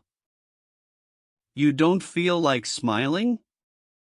Then what? 2 things. First, force yourself to smile. If you are alone, force yourself to whistle or hum a tune or sing. Act as if you were already happy, and that will tend to make you happy. Here is the way the psychologist and philosopher William James put it. Action seems to follow feeling, but really action and feeling go together, and by regulating the action, which is under the more direct control of the will, we can indirectly regulate the feeling, which is not. Thus the sovereign voluntary path to cheerfulness, if our cheerfulness be lost, is to sit up cheerfully and to act and speak as if cheerfulness were already there. Everybody in the world is seeking happiness, and there is one sure way to find it. That is by controlling your thoughts. Happiness doesn't depend on outward conditions. It depends on inner conditions. It isn't what you have or who you are or where you are or what you are doing that makes you happy or unhappy. It is what you think about it. For example, 2 people may be in the same place, doing the same thing. Both may have about an equal amount of money and prestige. And yet one may be miserable and the other happy. Why? Because of a different mental attitude. I have seen just as many happy faces among the poor peasants toiling with their primitive tools in the devastating heat of the tropics as I have seen in air-conditioned offices in New York, Chicago, or Los Angeles. There is nothing either good or bad, said Shakespeare, but thinking makes it so. Abe Lincoln once remarked that most folks are about as happy as they make up their minds to be. He was right. I saw a vivid illustration of that truth as I was walking up the stairs of the Long Island Railroad station in New York. Directly in front of me 30 or 40 crippled boys on canes and crutches were struggling up the stairs. One boy had to be carried up. I was astonished at their laughter and gaiety. I spoke about it to one of the men in charge of the boys. "Oh, yes," he said, "when a boy realizes that he is going to be a cripple for life, he is shocked at first, but after he gets over the shock, he usually resigns himself to his fate and then becomes as happy as normal boys." I felt like taking my hat off to those boys. They taught me a lesson I hope I shall never forget. Working all by oneself in a closed-off room in an office not only is lonely, but it denies one the opportunity of making friends with other employees in the company. Señora Maria Gonzalez of Guadalajara, Mexico, had such a job. She envied the shared comradeship of other people in the company as she heard their chatter and laughter. As she passed them in the hall during the first weeks of her employment, she shyly looked the other way. After a few weeks, she said to herself, "Maria, you can't expect those women to come to you. You have to go out and meet them. The next time she walked to the water cooler, she put on her brightest smile and said, "Hi, how are you today?" to each of the people she met. The effect was immediate. Smiles and hellos were returned, the hallway seemed brighter, the job friendlier. Acquaintanceships developed and some ripened into friendships. Her job and her life became more pleasant and interesting. Peruse this bit of sage advice from the essayist and publisher Elbert Hubbard, but remember, perusing it won't do you any good unless you apply it.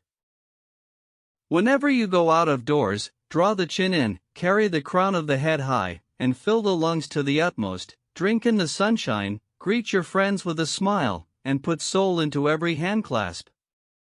Do not fear being misunderstood and do not waste a minute thinking about your enemies. Try to fix firmly in your mind what you would like to do, and then, without veering off direction, you will move straight to the goal. Keep your mind on the great and splendid things you would like to do, and then, as the days go gliding away, you will find yourself unconsciously seizing upon the opportunities that are required for the fulfillment of your desire, just as the coral insect takes from the running tide the element it needs. Picture in your mind the able, earnest, useful person you desire to be, and the thought you hold is hourly transforming you into that particular individual. Thought is supreme. Preserve a right mental attitude, the attitude of courage, frankness, and good cheer. To think rightly is to create. All things come through desire and every sincere prayer is answered. We become like that on which our hearts are fixed. Carry your chin in and the crown of your head high. We are gods in the chrysalis. The ancient Chinese were a wise lot, wise in the ways of the world, and they had a proverb that you and I ought to cut out and paste inside our hats. It goes like this: a man without a smiling face must not open a shop. Your smile is a messenger of your goodwill. Your smile brightens the lives of all who see it. To someone who has seen a dozen people frown, scowl or turn their faces away, your smile is like the sun breaking through the clouds. Especially when that someone is under pressure from his bosses, his customers, his teachers or parents or children, a smile can help him realize that all is not hopeless, that there is joy in the world. Some years ago, a department store in New York City, in recognition of the pressures its sales clerks were under during the Christmas rush, presented the readers of its advertisements with the following homely philosophy: the value of a smile at Christmas. It costs nothing, but creates much. It enriches those who receive, without impoverishing those who give. It happens in a flash and the memory of it sometimes lasts forever. None are so rich they can get along without it, and none so poor but are richer for its benefits. It creates happiness in the home, fosters goodwill in a business, and is the countersign of friends. It is rest to the weary, daylight to the discouraged, sunshine to the sad, and nature's best antidote for trouble. Yet it cannot be bought, begged, borrowed, or stolen, for it is something that is no earthly good to anybody till it is given away. And if in the last-minute rush of Christmas buying some of our salespeople should be too tired to give you a smile, may we ask you to leave one of yours? For nobody needs a smile so much as those who have none left to give. Principle 2. Smile. 3. If you don't do this, you are headed for trouble. Back in 1898, a tragic thing happened in Rockland County, New York. A child had died, and on this particular day the neighbors were preparing to go to the funeral. Jim Farley went out to the barn to hitch up his horse. The ground was covered with snow, the air was cold and snappy, the horse hadn't been exercised for days, and as he was led out to the watering trough, he wheeled playfully, kicked both his heels high in the air, and killed Jim Farley. So the little village of Stony Point had 2 funerals that week instead of 1. Jim Farley left behind him a widow and 3 boys, and a few $100s in insurance. His oldest boy, Jim, was 10, and he went to work in a brickyard, wheeling sand and pouring it into the molds and turning the brick on edge to be dried by the sun. This boy Jim never had a chance to get much education. But with his natural geniality, he had a flair for making people like him, so he went into politics, and as the years went by, he developed an uncanny ability for remembering people's names. He never saw the inside of a high school, but before he was 46 years of age, 4 colleges had honored him with degrees and he had become chairman of the Democratic National Committee and Postmaster General of the United States. I once interviewed Jim Farley and asked him the secret of his success. He said, "Hard work," and I said, "Don't be funny." He then asked me what I thought was the reason for his success. I replied, "I understand you can call 10,000 people by their first names." "No. You are wrong," he said. "I can call 50,000 people by their first names. Make no mistake about it." That ability helped Mr. Farley put Franklin D. Roosevelt in the White House when he managed Roosevelt's campaign in 1932. During the years that Jim Farley traveled as a salesman for a gypsum concern, and during the years that he held office as town clerk in Stony Point, he built up a system for remembering names. In the beginning, it was a very simple one. Whenever he met a new acquaintance, he found out his or her complete name and some facts about his or her family, business, and political opinions. He fixed all these facts well in mind as part of the picture, and the next time he met that person, even if it was a year later, he was able to shake hands, inquire after the family, and ask about the hollyhocks in the backyard. No wonder he developed a following. 4 months before Roosevelt's campaign for president began, Jim Farley wrote hundreds of letters a day to people all over the western and northwestern states. Then he hopped onto a train and in 19 days covered 20 states and 12,000 miles, traveling by buggy, train, automobile, and boat. He would drop into town, meet his people at lunch or breakfast, tea or dinner, and give them a heart-to-heart talk. Then he'd dash off again on another leg of his journey.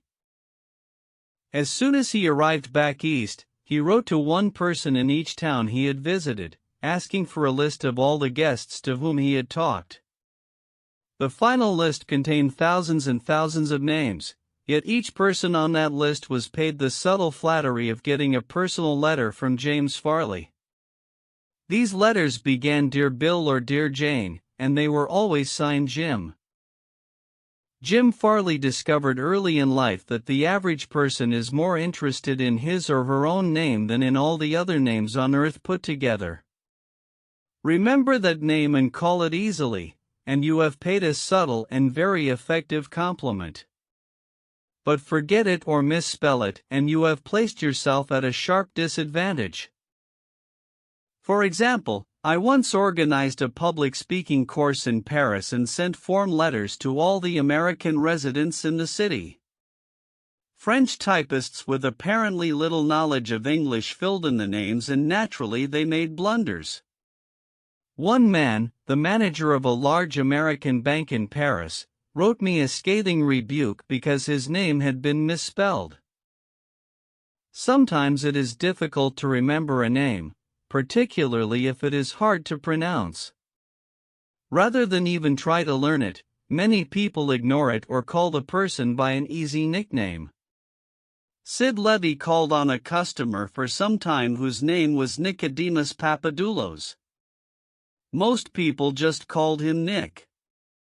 Levy told us, I made a special effort to say his name over several times to myself before I made my call. When I greeted him by his full name, "Good afternoon, Mr. Nicodemus Papadoulos," he was shocked. For what seemed like several minutes there was no reply from him at all. Finally, he said with tears rolling down his cheeks, "Mr. Levy, in all the 15 years I have been in this country, nobody has ever made the effort to call me by my right name." What was the reason for Andrew Carnegie's success? He was called the Steel King, yet he himself knew little about the manufacture of steel. He had hundreds of people working for him who knew far more about steel than he did. But he knew how to handle people, and that is what made him rich.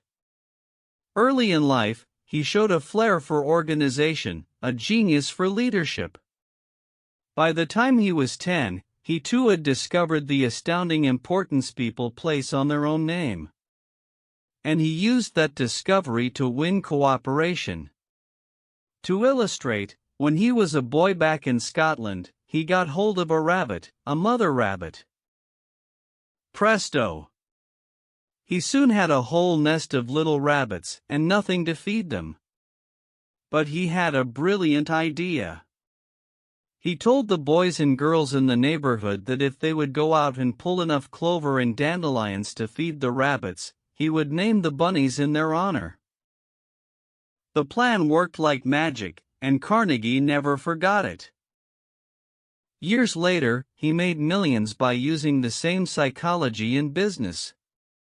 For example, he wanted to sell steel rails to the Pennsylvania Railroad. J. Edgar Thomson was the president of the Pennsylvania Railroad then. So Andrew Carnegie built a huge steel mill in Pittsburgh and called it the Edgar Thomson Steel Works. Here is a riddle. See if you can guess it. When the Pennsylvania Railroad needed steel rails, where do you suppose J. Edgar Thomson bought them? From Sears, Roebuck? No. No. You're wrong. Guess again.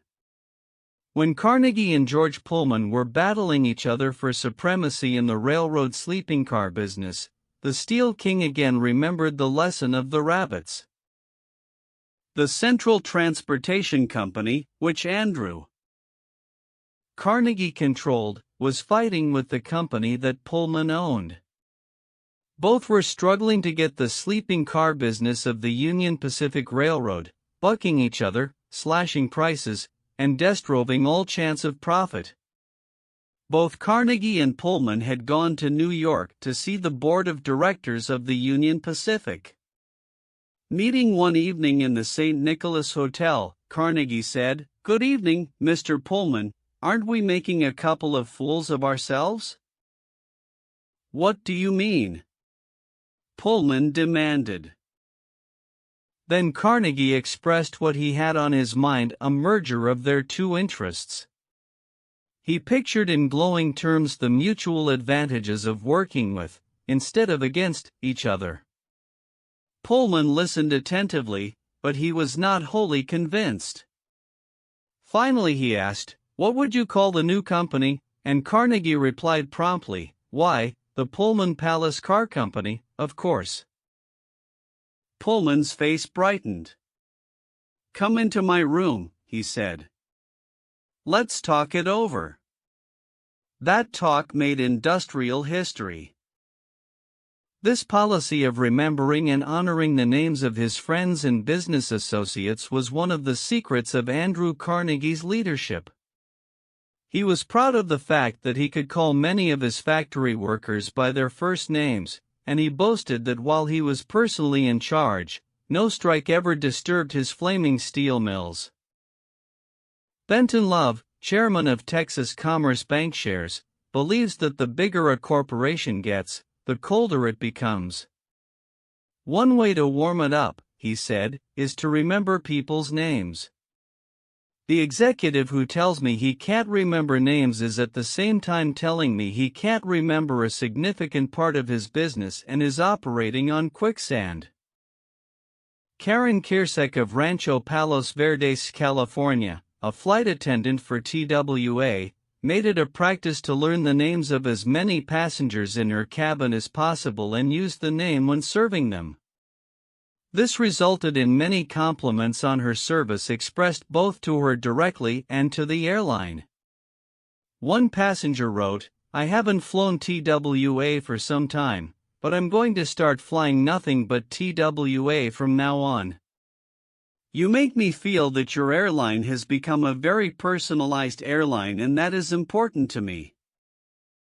People are so proud of their names that they strive to perpetuate them at any cost. Even blustering, hard-boiled old P.T. Barnum, the greatest showman of his time, disappointed because he had no sons to carry on his name, offered his grandson, C.H. Seeley, $25,000 if he would call himself Barnum Seeley. For many centuries, nobles and magnates supported artists, musicians and authors so that their creative works would be dedicated to them. Libraries and museums owe their richest collections to people who cannot bear to think that their names might perish from the memory of the race. The New York Public Library has its Astor and Lenox collections. The Metropolitan Museum perpetuates the names of Benjamin Altman and J.P. Morgan. And nearly every church is beautified by stained glass windows commemorating the names of their donors. Many of the buildings on the campus of most universities bear the names of donors who contributed large sums of money for this honor.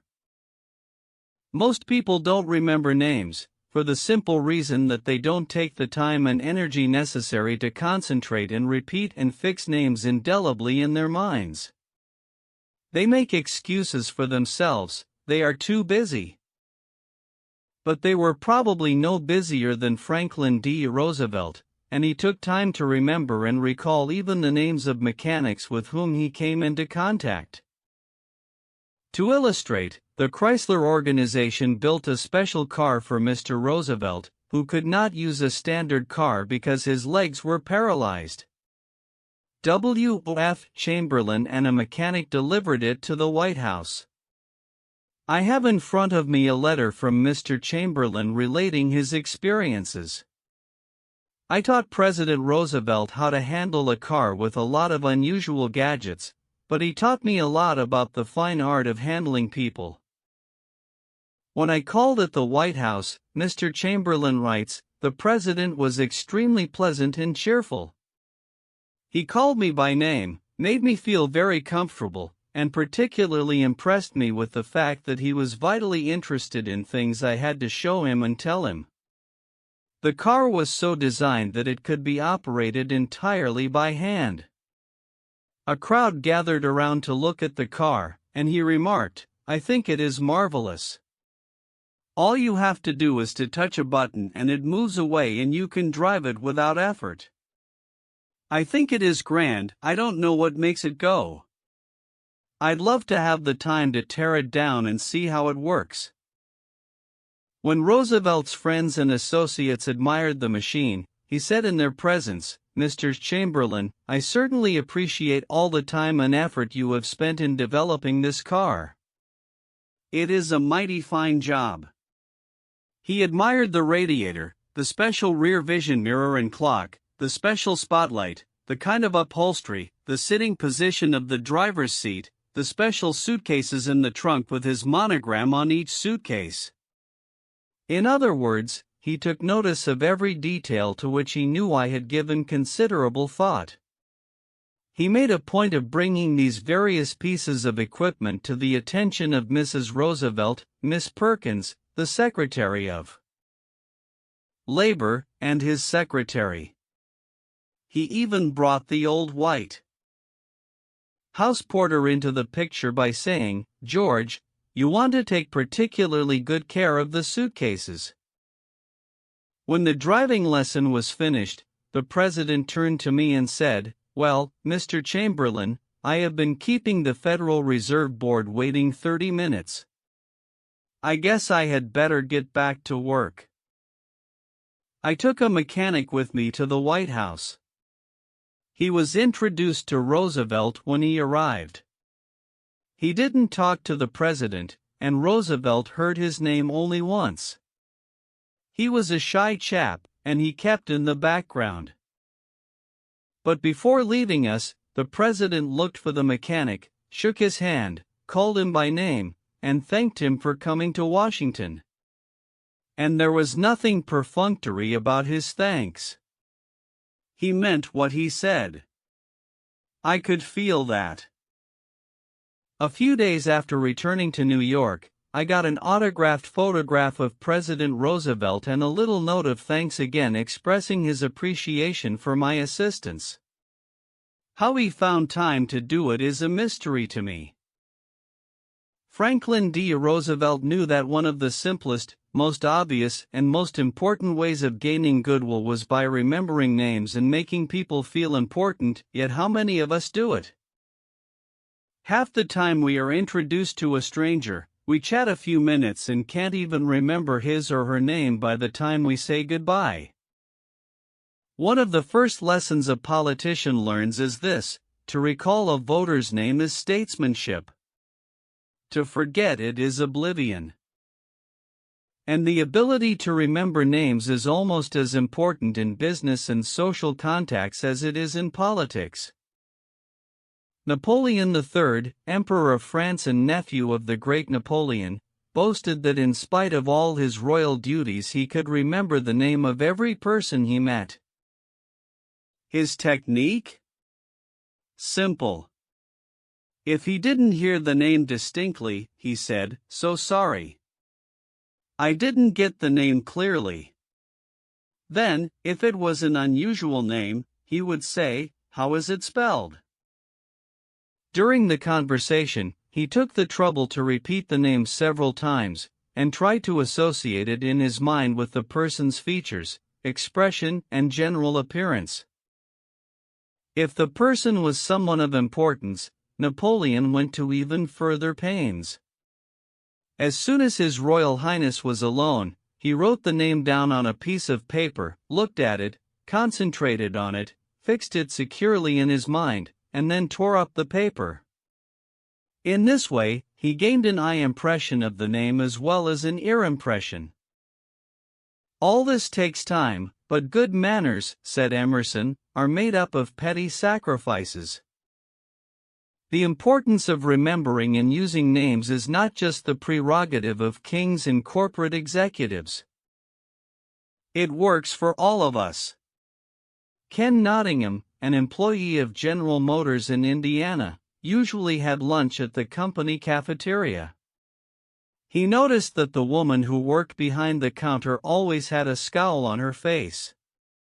She had been making sandwiches for about 2 hours and I was just another sandwich to her. I told her what I wanted. She weighed out the ham on a little scale, then she gave me 1 leaf of lettuce, a few potato chips and handed them to me. The next day I went through the same line. Same woman, same scowl. The only difference was I noticed her name tag. I smiled and said, "Hello, Eunice," and then told her what I wanted.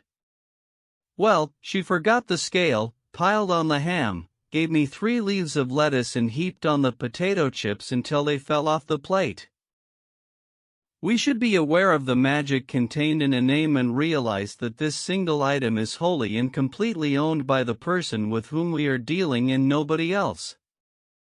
The name sets the individual apart, it makes him or her unique among all others. The information we are imparting or the request we are making takes on a special importance when we approach the situation with the name of the individual. From the waitress to the senior executive, the name will work magic as we deal with others. Principle 3. Remember that a person's name is to that person the sweetest and most important sound in any language. 4. An easy way to become a good conversationalist. Some time ago, I attended a bridge party. I don't play bridge, and there was a woman there who didn't play bridge either. She had discovered that I had once been Lowell Thomas's manager before he went on the radio, and that I had traveled in Europe a great deal while helping him prepare the illustrated travel talks he was then delivering. So she said, "Oh, Mr. Carnegie, I do want you to tell me about all the wonderful places you have visited and the sights you have seen." As we sat down on the sofa, she remarked that she and her husband had recently returned from a trip to Africa. "Africa!" I exclaimed. "How interesting! I've always wanted to see Africa, but I never got there except for a 24-hour stay once in Algiers. Tell me, did you visit the big game country?" "Yes." "How fortunate! I envy you.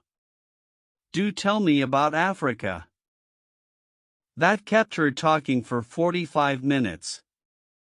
She never again asked me where I had been or what I had seen. She didn't want to hear me talk about my travels. All she wanted was an interested listener, so she could expand her ego and tell about where she had been. Was she unusual? No. Many people are like that. For example, I met a distinguished botanist at a dinner party given by a New York book publisher. I had never talked with a botanist before, and I found him fascinating. I literally sat on the edge of my chair and listened while he spoke of exotic plants and experiments in developing new forms of plant life in indoor gardens, and even told me astonishing facts about the humble potato. I had a small indoor garden of my own, and he was good enough to tell me how to solve some of my problems. As I said, we were at a dinner party. There must have been a dozen other guests, but I violated all the canons of courtesy, ignored everyone else, and talked for hours to the botanist. Midnight came, I said good night to everyone and departed. The botanist then turned to our host and paid me several flattering compliments. I was most stimulating. I was this and I was that, and he ended by saying I was a most interesting conversationalist. An interesting conversationalist? Why, I had said hardly anything at all. I couldn't have said anything if I had wanted to without changing the subject, for I didn't know any more about botany than I knew about the anatomy of a penguin. But I had done this, I had listened intently.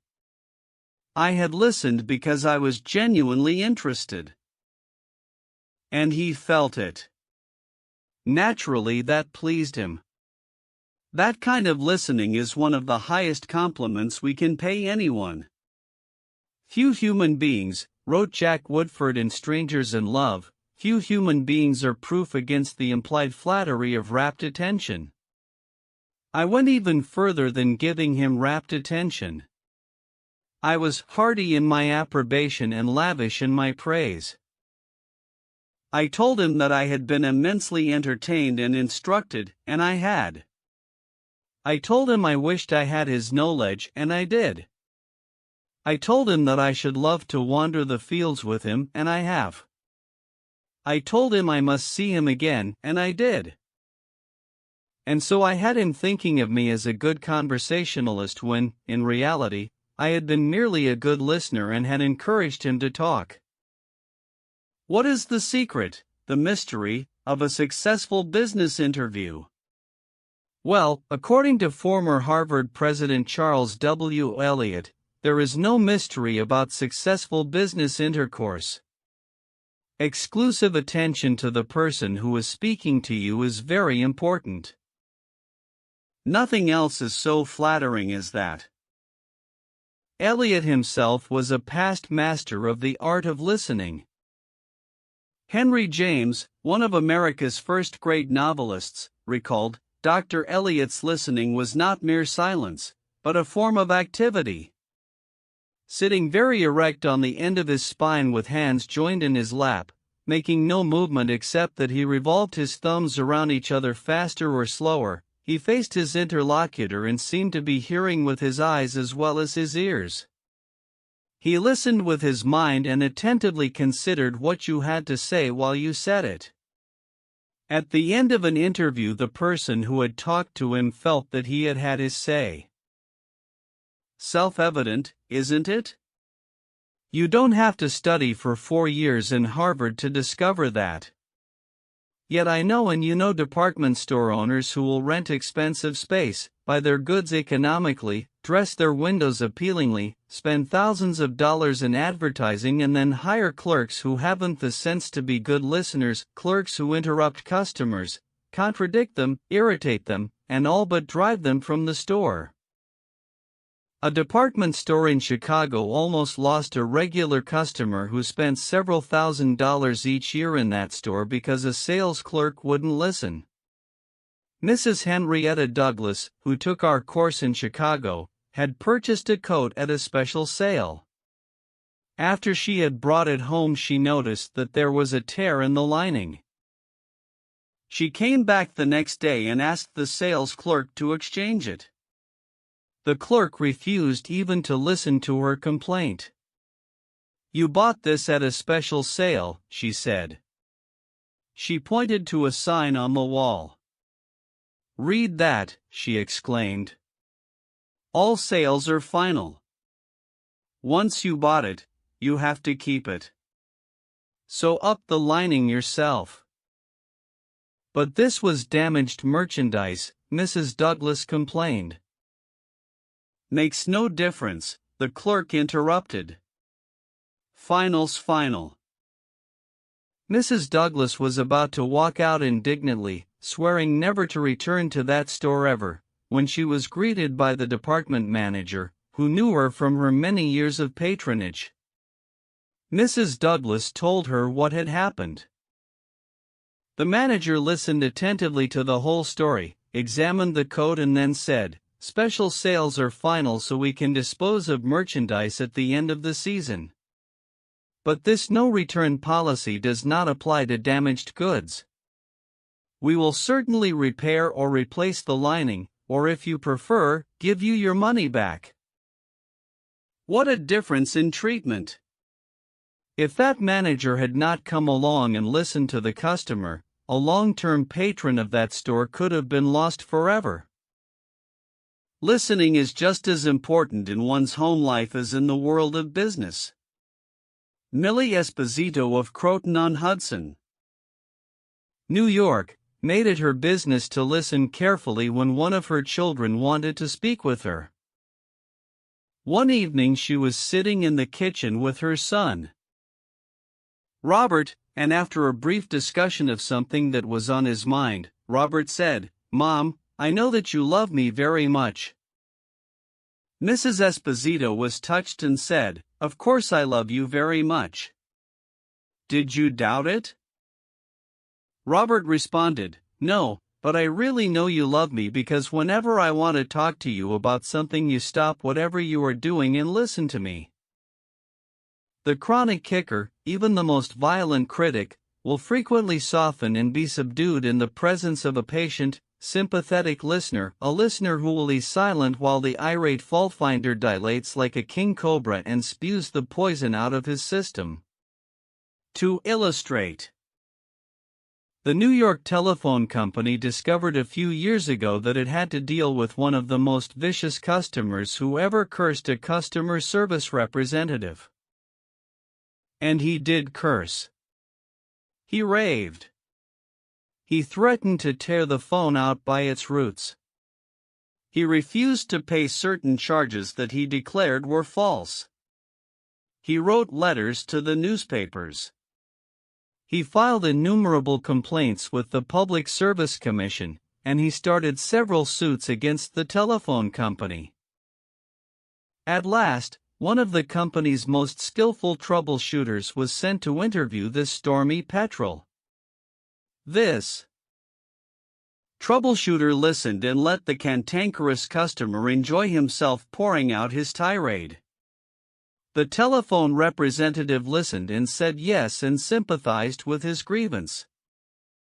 He raved on and I listened for nearly 3 hours, the troubleshooter said as he related his experiences before one of the author's classes. Then I went back and listened some more. I interviewed him 4 times, and before the 4th visit was over I had become a charter member of an organization he was starting. He called it the Telephone Subscribers Protective Association. I am still a member of this organization, and, so far as I know, I'm the only member in the world today besides Mr. I listened and sympathized with him on every point that he made during these interviews. He had never had a telephone representative talk with him that way before, and he became almost friendly. The point on which I went to see him was not even mentioned on the first visit, nor was it mentioned on the second or third, but upon the 4th interview, I closed the case completely. He paid all his bills in full, and for the first time in the history of his difficulties with the telephone company he voluntarily withdrew his complaints from the public service commission. Doubtless Mr. had considered himself a holy crusader, defending the public rights against callous exploitation. But in reality, what he had really wanted was a feeling of importance. He got this feeling of importance at first by kicking and complaining. But as soon as he got his feeling of importance from a representative of the company, his imagined grievances vanished into thin air. One morning years ago, an angry customer stormed into the office of Julian F. Detmer, founder of the Detmer Woolen Company, which later became the world's largest distributor of woolens to the tailoring trade. This man owed us a small sum of money, Mr. Detmer explained to me. The customer denied it, but we knew he was wrong. So our credit department had insisted that he pay. After getting a number of letters from our credit department, he packed his grip, made a trip to Chicago, and hurried into my office to inform me not only that he was not going to pay that bill, but that he was never going to buy another dollar's worth of goods from the Detmer Woolen Company. I listened patiently to all he had to say. I was tempted to interrupt, but I realized that would be bad policy, so I let him talk himself out. When he finally simmered down and got in a receptive mood, I said quietly, I want to thank you for coming to Chicago to tell me about this. You have done me a great favor, for if our credit department has annoyed you, it may annoy other good customers, and that would be just too bad. Believe me, I am far more eager to hear this than you are to tell it.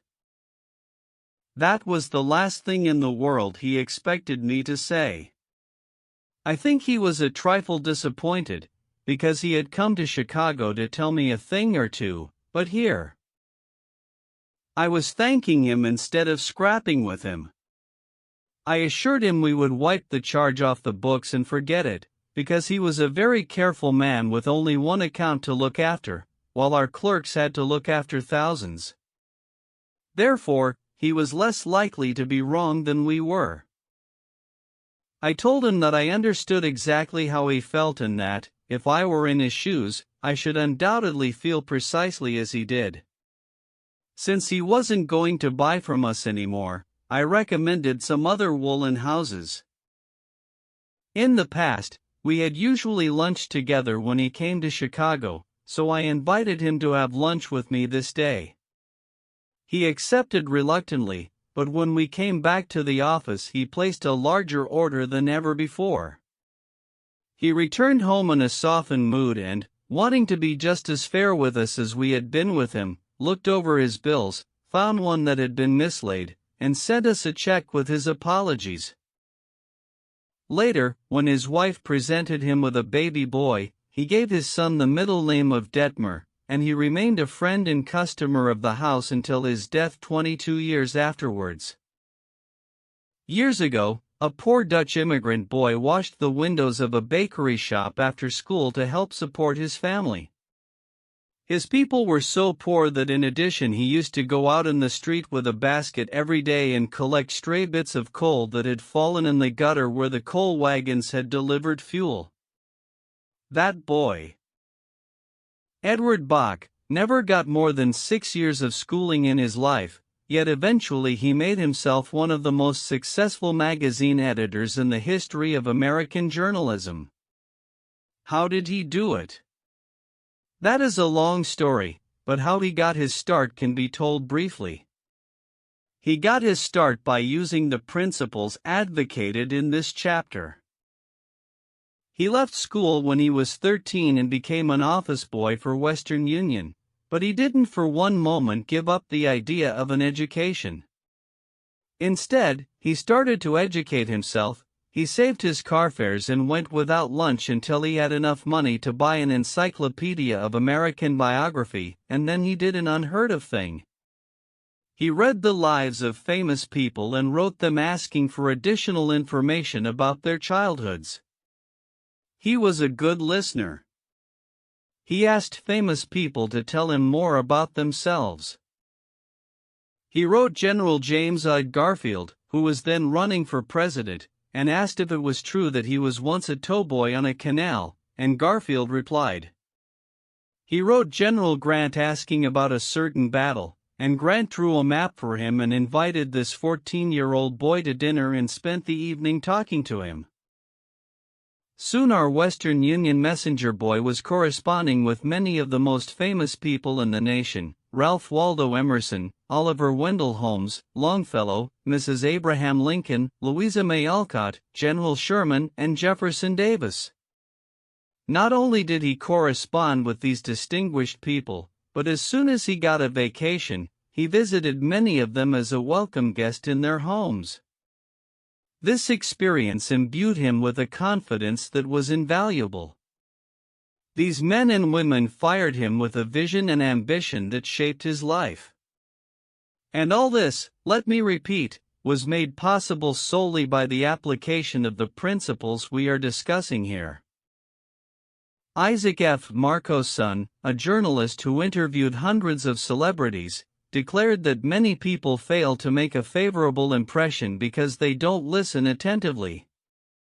They have been so much concerned with what they are going to say next that they do not keep their ears open. Very important people have told me that they prefer good listeners to good talkers, but the ability to listen seems rarer than almost any other good trait. And not only important personages crave a good listener, but ordinary folk do too. As the Reader's Digest once said, many persons call a doctor when all they want is an audience. During the darkest hours of the Civil War, Lincoln wrote to an old friend in Springfield, Illinois, asking him to come to Washington. Lincoln said he had some problems he wanted to discuss with him. The old neighbor called at the White House, and Lincoln talked to him for hours about the advisability of issuing a proclamation freeing the slaves. Lincoln went over all the arguments for and against such a move, and then read letters and newspaper articles, some denouncing him for not freeing the slaves and others denouncing him for fear he was going to free them. After talking for hours, Lincoln shook hands with his old neighbor, said good night, and sent him back to Illinois without even asking for his opinion. Lincoln had done all the talking himself. That seemed to clarify his mind. He seemed to feel easier after that talk, the old friend said. Lincoln hadn't wanted advice, he had wanted merely a friendly, sympathetic listener to whom he could unburden himself. That's what we all want when we are in trouble.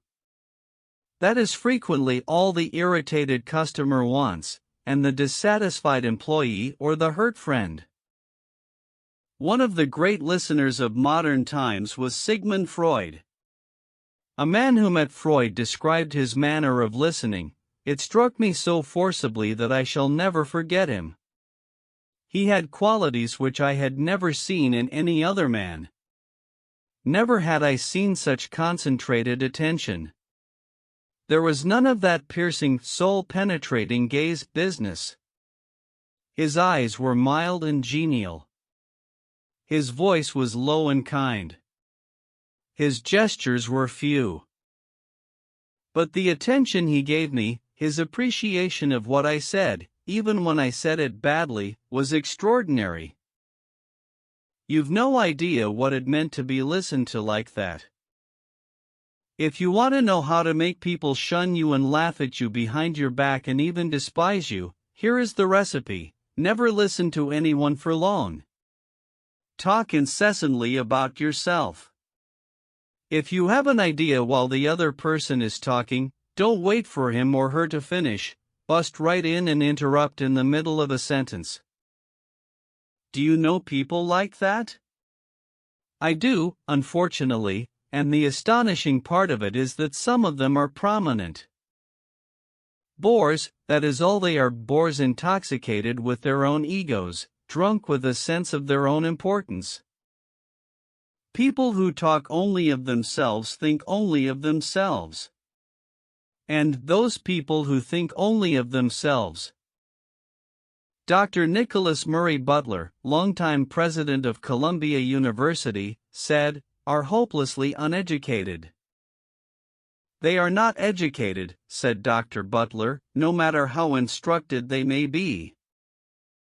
So if you aspire to be a good conversationalist, be an attentive listener.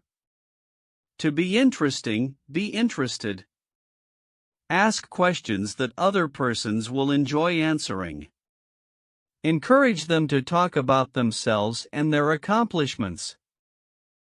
Remember that the people you are talking to are 100 times more interested in themselves and their wants and problems than they are in you and your problems. A person's toothache means more to that person than a famine in China which kills 1 million people. A boil on one's neck interests one more than 40 earthquakes in Africa. Think of that the next time you start a conversation. Principle 4. Be a good listener. Encourage others to talk about themselves. 5. How to interest people. Everyone who was ever a guest of Theodore Roosevelt was astonished at the range and diversity of his knowledge. Whether his visitor was a cowboy or a rough writer, a New York politician or a diplomat, Roosevelt knew what to say. And how was it done? The answer was simple. Whenever Roosevelt expected a visitor, he sat up late the night before, reading up on the subject in which he knew his guest was particularly interested. For Roosevelt knew, as all leaders know, that the royal road to a person's heart is to talk about the things he or she treasures most.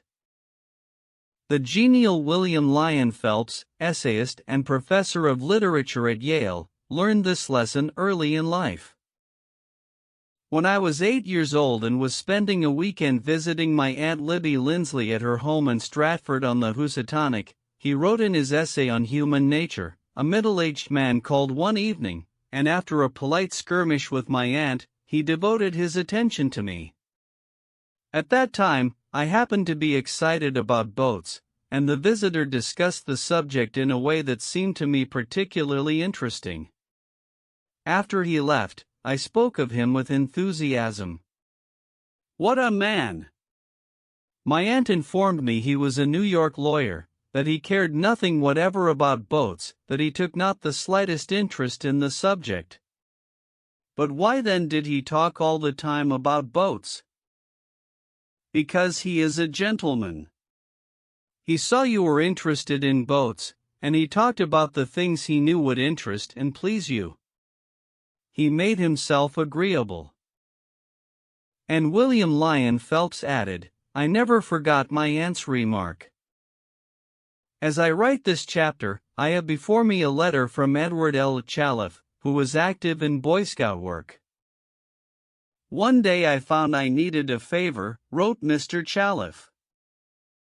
A big Scout jamboree was coming off in Europe, and I wanted the president of one of the largest corporations in America to pay the expenses of one of my boys for the trip. Fortunately, just before I went to see this man, I heard that he had drawn a check for $1 million, and that after it was cancelled, he had had it framed. So the first thing I did when I entered his office was to ask to see the check. A check for $1 million. I told him I never knew that anybody had ever written such a check, and that I wanted to tell my boys that I had actually seen a check for $1 million. He gladly showed it to me. I admired it and asked him to tell me all about how it happened to be drawn. You notice, don't you, that Mr. Chalef didn't begin by talking about the Boy Scouts, or the Jamboree in Europe, or what it was he wanted? He talked in terms of what interested the other man. Here's the result.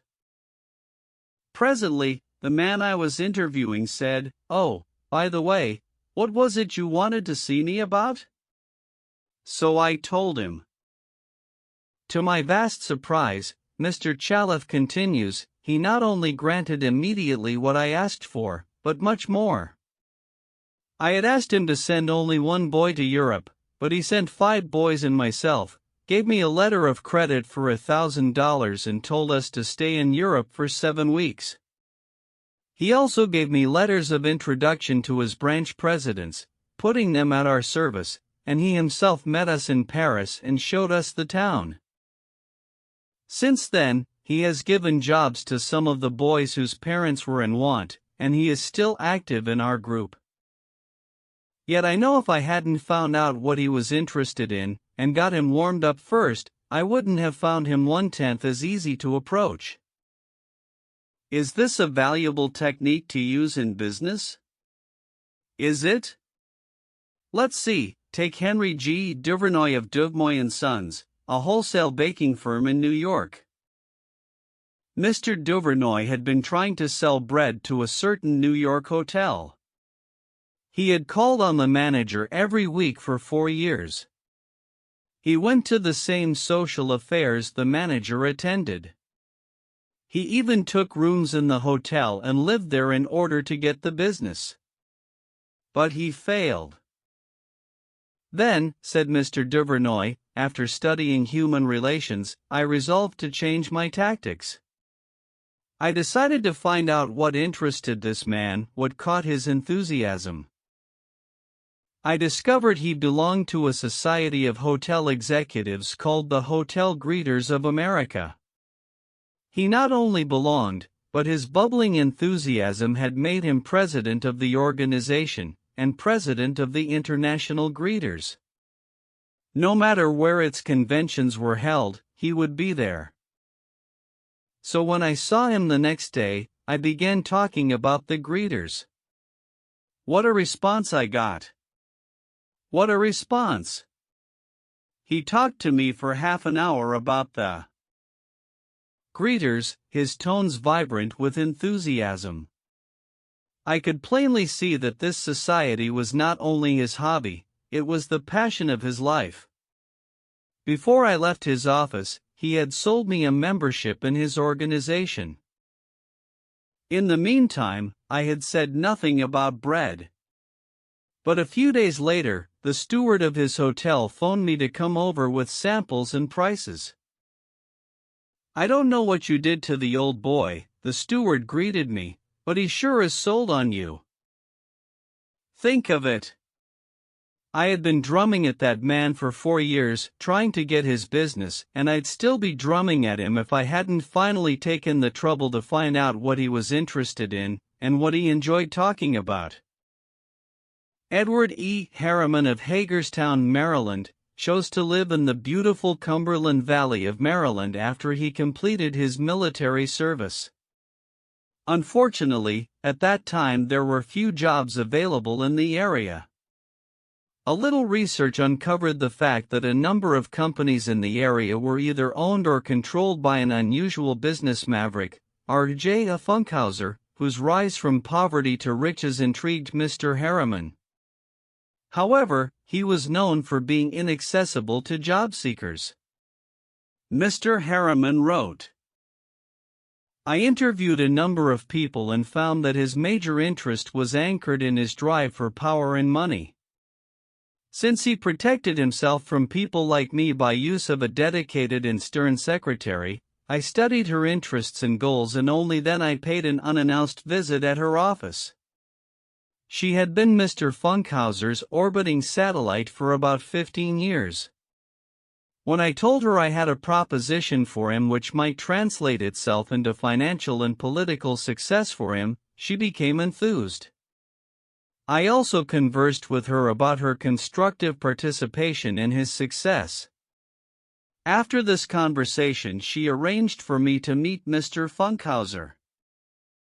I entered his huge and impressive office determined not to ask directly for a job. He was seated behind a large carved desk and thundered at me, "How about it, young man?" I said, "Mr. Funkhauser, I believe I can make money for you." He immediately rose and invited me to sit in one of the large upholstered chairs. I enumerated my ideas and the qualifications I had to realize these ideas, as well as how they would contribute to his personal success and that of his businesses. R.J., as he became known to me, hired me at once, and for over 20 years I have grown in his enterprises and we both have prospered. Talking in terms of the other person's interests pays off for both parties. Howard Z. Herzig, a leader in the field of employee communications, has always followed this principle. When asked what reward he got from it, Mr. Herzig responded that he not only received a different reward from each person, but that in general the reward had been an enlargement of his life each time he spoke to someone. Principle 5. Talk in terms of the other person's interests. 6. How to make people like you instantly. I was waiting in line to register a letter in the post office at 33rd Street and 8th Avenue in New York. I noticed that the clerk appeared to be bored with the job. Weighing envelopes, handing out stamps, making change, issuing receipts, the same monotonous grind year after year. So I said to myself, I am going to try to make that clerk like me.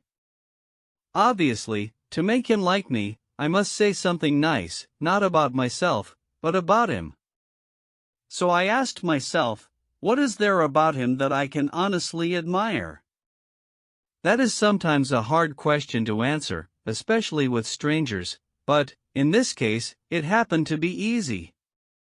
I instantly saw something I admired no end. So while he was weighing my envelope, I remarked with enthusiasm, "I certainly wish I had your head of hair." He looked up, half startled, his face beaming with smiles. "Well, it isn't as good as it used to be," he said modestly. I assured him that although it might have lost some of its pristine glory, nevertheless it was still magnificent. He was immensely pleased. We carried on a pleasant little conversation, and the last thing he said to me was, "Many people have admired my hair." I'll bet that person went out to lunch that day walking on air. I'll bet he went home that night and told his wife about it. I'll bet he looked in the mirror and said, "It is a beautiful head of hair." I told this story once in public, and a man asked me afterwards, "What did you want to get out of him?" What was I trying to get out of him? What was I trying to get out of him? If we are so contemptibly selfish that we can't radiate a little happiness and pass on a bit of honest appreciation without trying to get something out of the other person in return, if our souls are no bigger than sour crab apples, we shall meet with the failure we so richly deserve. Oh yes, I did want something out of that chap. I wanted something priceless. And I got it. I got the feeling that I had done something for him without his being able to do anything whatever in return for me. That is a feeling that flows and sings in your memory long after the incident is past. There is one all-important law of human conduct. If we obey that law, we shall almost never get into trouble. In fact, that law, if obeyed, will bring us countless friends and constant happiness. But the very instant we break the law, we shall get into endless trouble. The law is this: always make the other person feel important. John Dewey, as we have already noted, said that the desire to be important is the deepest urge in human nature, and William James said, the deepest principle in human nature is the craving to be appreciated. As I have already pointed out, it is this urge that differentiates us from the animals. It is this urge that has been responsible for civilization itself. Philosophers have been speculating on the rules of human relationships for thousands of years, and out of all that speculation, there has evolved only one important precept. It is not new. It is as old as history. Zoroaster taught it to his followers in Persia 2,500 years ago. Confucius preached it in China 24 centuries ago. Lao Tse, the founder of Taoism, taught it to his disciples in the valley of the Han. Buddha preached it on the bank of the holy Ganges 500 years before Christ. The sacred books of Hinduism taught it 1,000 years before that. Jesus taught it among the stony hills of Judea 19 centuries ago. Jesus summed it up in one thought. Probably the most important rule in the world: do unto others as you would have others do unto you. You want the approval of those with whom you come in contact. You want recognition of your true worth. You want a feeling that you are important in your little world. You don't want to listen to cheap, insincere flattery, but you do crave sincere appreciation. You want your friends and associates to be, as Charles Schwab put it, hearty in their approbation and lavish in their praise. All of us want that. So let's obey the golden rule, and give unto others what we would have others give unto us. How? When? Where? The answer is, all the time, everywhere. David G. Smith of Eau Claire, Wisconsin, told one of our classes how he handled a delicate situation when he was asked to take charge of the refreshment booth at a charity concert. The night of the concert, I arrived at the park and found two elderly ladies in a very bad humor standing next to the refreshment stand. Apparently each thought that she was in charge of this project. As I stood there pondering what to do, many of the members of the sponsoring committee appeared and handed me a cash box and thanked me for taking over the project. She introduced Rose and Jane as my helpers and then ran off. A great silence ensued.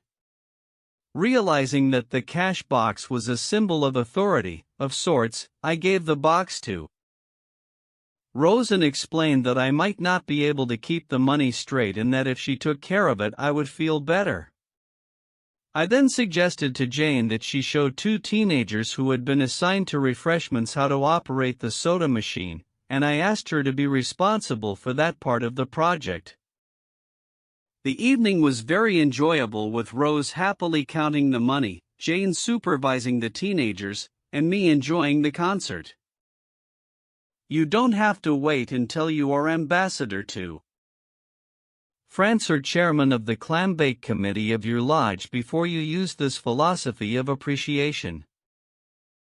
You can work magic with it almost every day. If, for example, the waitress brings us mashed potatoes when we have ordered French fried, let's say, "I'm sorry to trouble you, but I prefer French fried." She'll probably reply, "No trouble at all," and will be glad to change the potatoes, because we have shown respect for her.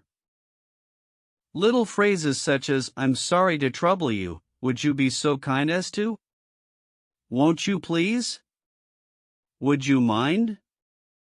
Thank you." Little courtesies like these oil the cogs of the monotonous grind of everyday life, and, incidentally, they are the hallmark of good breeding. Let's take another illustration. Hall Caine's novels The Christian, The Deemster, The Manxman, among them, were all bestsellers in the early part of this century. Millions of people read his novels, countless millions. He was the son of a blacksmith. He never had more than 8 years schooling in his life, yet when he died he was the richest literary man of his time. The story goes like this: Hall Caine loved sonnets and ballads, so he devoured all of Dante Gabriel Rossetti's poetry. He even wrote a lecture chanting the praises of Rossetti's artistic achievement and sent a copy to Rossetti himself. Rossetti was delighted. Any young man who has such an exalted opinion of my ability, Rossetti probably said to himself, must be brilliant, so Rossetti invited this blacksmith's son to come to London and act as his secretary. That was the turning point in Hall Caine's life, for, in his new position, he met the literary artists of the day. Profiting by their advice and inspired by their encouragement, he launched upon a career that emblazoned his name across the sky. His home, Greeba Castle, on the Isle of Man, became a mecca for tourists from the far corners of the world, and he left a multi-million-dollar estate. Yet, who knows? He might have died poor and unknown had he not written an essay expressing his admiration for a famous man. Such is the power, the stupendous power, of sincere, heartfelt appreciation. Rossetti considered himself important. That is not strange, almost everyone considers himself important, very important. The life of many a person could probably be changed if only someone would make him feel important. Ronald J. Rowland, who is one of the instructors of our course in California, is also a teacher of arts and crafts. He wrote to us about a student named Chris in his beginning crafts class. Chris was a very quiet, shy boy lacking in self-confidence, the kind of student that often does not receive the attention he deserves. I also teach an advanced class that had grown to be somewhat of a status symbol and a privilege for a student to have earned the right to be in it. On Wednesday, Chris was diligently working at his desk. I really felt there was a hidden fire deep inside him. I asked Chris if he would like to be in the advanced class. How I wish I could express the look in Chris's face, the emotions in that shy 14-year-old boy, trying to hold back his tears. Who, me, Mr. Rowland? Am I good enough? Yes, Chris, you are good enough. I had to leave at that point because tears were coming to my eyes. As Chris walked out of class that day, seemingly 2 inches taller, he looked at me with bright blue eyes and said in a positive voice, "Thank you, Mr. Rowland." Chris taught me a lesson I will never forget: our deep desire to feel important. To help me never forget this rule, I made a sign which reads, "You are important." This sign hangs in the front of the classroom for all to see and to remind me that each student I face is equally important. The unvarnished truth is that almost all the people you meet feel themselves superior to you in some way, and a sure way to their hearts is to let them realize in some subtle way that you recognize their importance, and recognize it sincerely. Remember what Emerson said, "Every man I meet is my superior in some way. In that, I learn of him." And the pathetic part of it is that frequently those who have the least justification for a feeling of achievement bolster up their egos by a show of tumult and conceit which is truly nauseating. As Shakespeare put it, man, proud man, /Dreist in a little brief authority / plays such fantastic tricks before high heaven / as make the angels weep. I am going to tell you how business people in my own courses have applied these principles with remarkable results. Let's take the case of a Connecticut attorney. Because of his relatives, he prefers not to have his name mentioned. Shortly after joining the course, Mr. R drove to Long Island with his wife to visit some of her relatives. She left him to chat with an old aunt of hers and then rushed off by herself to visit some of the younger relatives. Since he soon had to give a speech professionally on how he applied the principles of appreciation, he thought he would gain some worthwhile experience talking with the elderly lady. So he looked around the house to see what he could honestly admire. "This house was built about 1890, wasn't it?" he inquired. "Yes," she replied, "that is precisely the year it was built." "It reminds me of the house I was born in," he said. "It's beautiful. Well built. Roomy. You know, they don't build houses like this anymore." "You're right," the old lady agreed. "The young folks nowadays don't care for beautiful homes.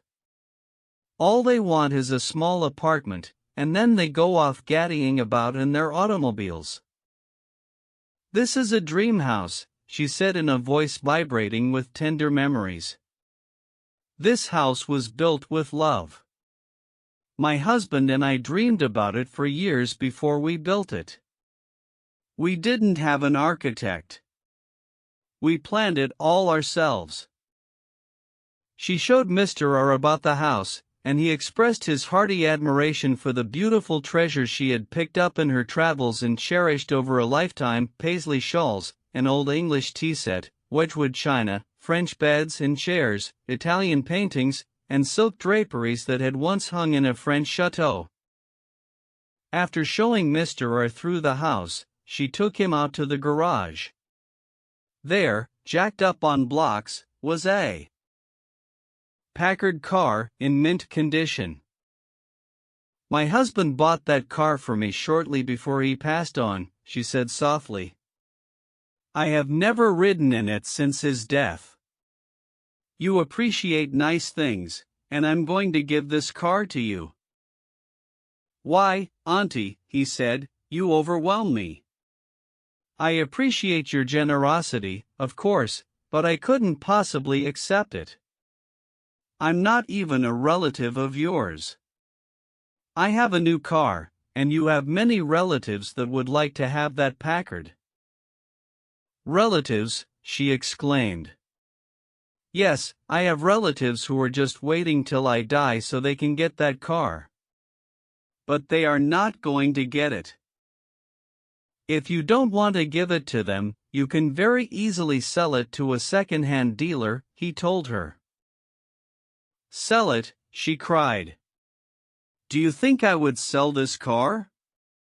Do you think I could stand to see strangers riding up and down the street in that car that my husband bought for me? I wouldn't dream of selling it. I'm going to give it to you. You appreciate beautiful things." He tried to get out of accepting the car, but he couldn't without hurting her feelings. This lady, left all alone in a big house with her Paisley shawls, her French antiques, and her memories, was starving for a little recognition. She had once been young and beautiful and sought after. She had once built a house warm with love and had collected things from all over Europe to make it beautiful. Now, in the isolated loneliness of old age, she craved a little human warmth, a little genuine appreciation, and no one gave it to her. And when she found it, like a spring in the desert, her gratitude couldn't adequately express itself with anything less than the gift of her cherished Packard.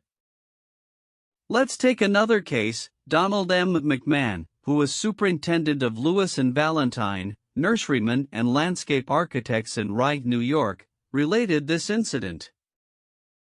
"Shortly after I attended the talk on how to win friends and influence people, I was landscaping the estate of a famous attorney. The owner came out to give me a few instructions about where he wished to plant a mass of rhododendrons and azaleas. I said, 'Judge, you have a lovely hobby. I've been admiring your beautiful dogs. I understand you win a lot of blue ribbons every year at the show in Madison Square Garden. The effect of this little expression of appreciation was striking. Yes, the judge replied, I do have a lot of fun with my dogs. Would you like to see my kennel? He spent almost an hour showing me his dogs and the prizes they had won. He even brought out their pedigrees and explained about the bloodlines responsible for such beauty and intelligence. Finally, turning to me, he asked, Do you have any small children? Yes, I do, I replied. I have a son. Well, wouldn't he like a puppy? The judge inquired. Oh, yes, he'd be tickled pink. All right, I'm going to give him one, the judge announced. He started to tell me how to feed the puppy. Then he paused. You'll forget it if I tell you. I'll write it out. So the judge went in the house, typed out the pedigree and feeding instructions, and gave me a puppy worth several $100s and 1 hour and 15 minutes of his valuable time, largely because I had expressed my honest admiration for his hobby and achievements. George Eastman, of Kodak fame, invented the transparent film that made motion pictures possible, amassed a fortune of $100 million, and made himself one of the most famous businessmen on earth. Yet in spite of all these tremendous accomplishments, he craved little recognitions even as you and I. To illustrate, when Eastman was building the Eastman School of Music and also Kilbourne Hall in Rochester, James Adamson, then president of the Superior Seating Company of New York, wanted to get the order to supply the theater chairs for these buildings. Phoning the architect, Mr. Adamson made an appointment to see Mr. Eastman in Rochester. When Adamson arrived, the architect said, I know you want to get this order, but I can tell you right now that you won't stand a ghost of a show if you take more than 5 minutes of George Eastman's time. He is a strict disciplinarian. He is very busy. So tell your story quickly and get out. Adamson was prepared to do just that. When he was ushered into the room, he saw Mr. Eastman bending over a pile of papers at his desk. Presently, Mr. Eastman looked up, removed his glasses, and walked toward the architect and Mr. Adamson, saying, Good morning, gentlemen, what can I do for you? The architect introduced them, and then Mr. Adamson said, While we've been waiting for you, Mr. Eastman, I've been admiring your office. I wouldn't mind working in a room like this myself. I'm in the interior woodworking business, and I never saw a more beautiful office in all my life. George Eastman replied, You remind me of something I had almost forgotten. It is beautiful, isn't it? I enjoyed it a great deal when it was first built. But I come down here now with a lot of other things on my mind and sometimes don't even see the room for weeks at a time. Adamson walked over and rubbed his hand across a panel. This is English oak, isn't it? A little different texture from Italian oak. Yes, Eastman replied. Imported English oak. It was selected for me by a friend who specializes in fine woods. Then Eastman showed him about the room, commenting on the proportions, the coloring, the hand carving and other effects he had helped to plan and execute. While drifting about the room, admiring the woodwork, they paused before a window, and George Eastman, in his modest, soft-spoken way, pointed out some of the institutions through which he was trying to help humanity: the University of Rochester, the General Hospital, the Homeopathic Hospital, the Friendly Home, the Children's Hospital. Mr. Adamson congratulated him warmly on the idealistic way he was using his wealth to alleviate the sufferings of humanity. Presently, George Eastman unlocked a glass case and pulled out the first camera he had ever owned, an invention he had bought from an Englishman. Adamson questioned him at length about his early struggles to get started in business, and Mr. Eastman spoke with real feeling about the poverty of his childhood, telling how his widowed mother had kept a boarding house while he clerked in an insurance office. The terror of poverty haunted him day and night, and he resolved to make enough money so that his mother wouldn't have to work. Mr. Adamson drew him out with further questions and listened, absorbed, while he related the story of his experiments with dry photographic plates. He told how he had worked in an office all day, and sometimes experimented all night, taking only brief naps while the chemicals were working, sometimes working and sleeping in his clothes for 72 hours at a stretch. James Adamson had been ushered into Eastman's office at 10:15 and had been warned that he must not take more than 5 minutes, but an hour had passed, then 2 hours passed. And they were still talking. Finally, George Eastman turned to Adamson and said, "The last time I was in Japan I bought some chairs, brought them home, and put them in my sun porch. But the sun peeled the paint, so I went downtown the other day and bought some paint and painted the chairs myself. Would you like to see what sort of a job I can do painting chairs? All right. Come up to my home and have lunch with me and I'll show you."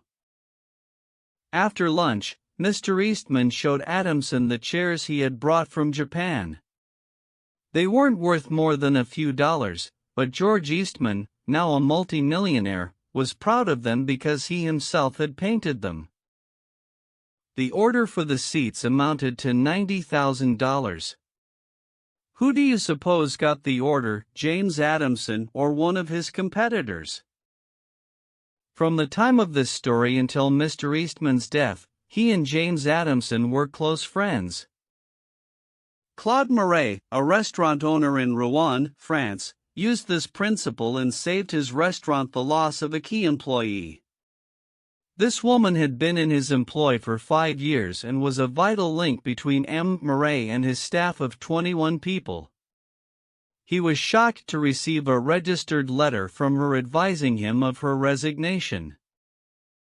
M. Marais reported, "I was very surprised and, even more, disappointed, because I was under the impression that I had been fair to her and receptive to her needs.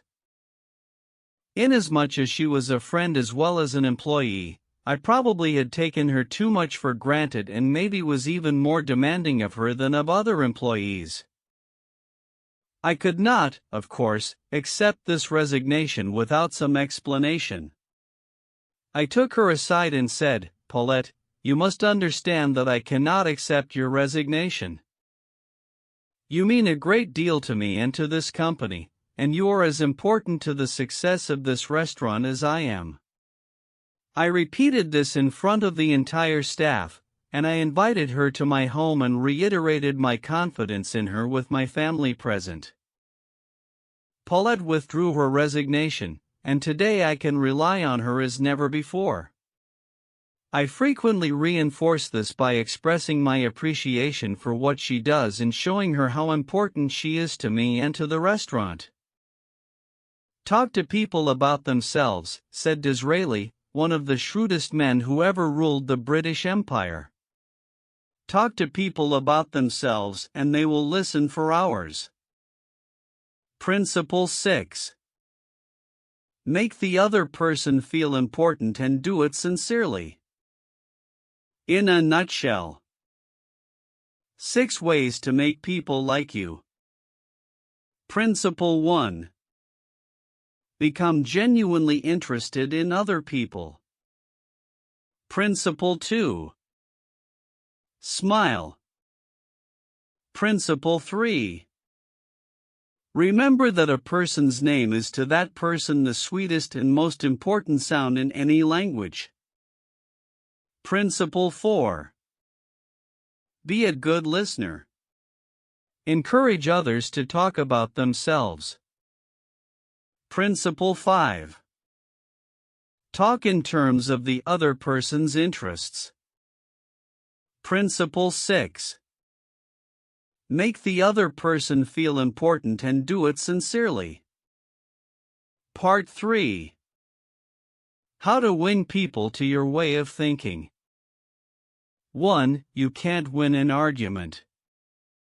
Shortly after the close of World War I, I learned an invaluable lesson one night in London.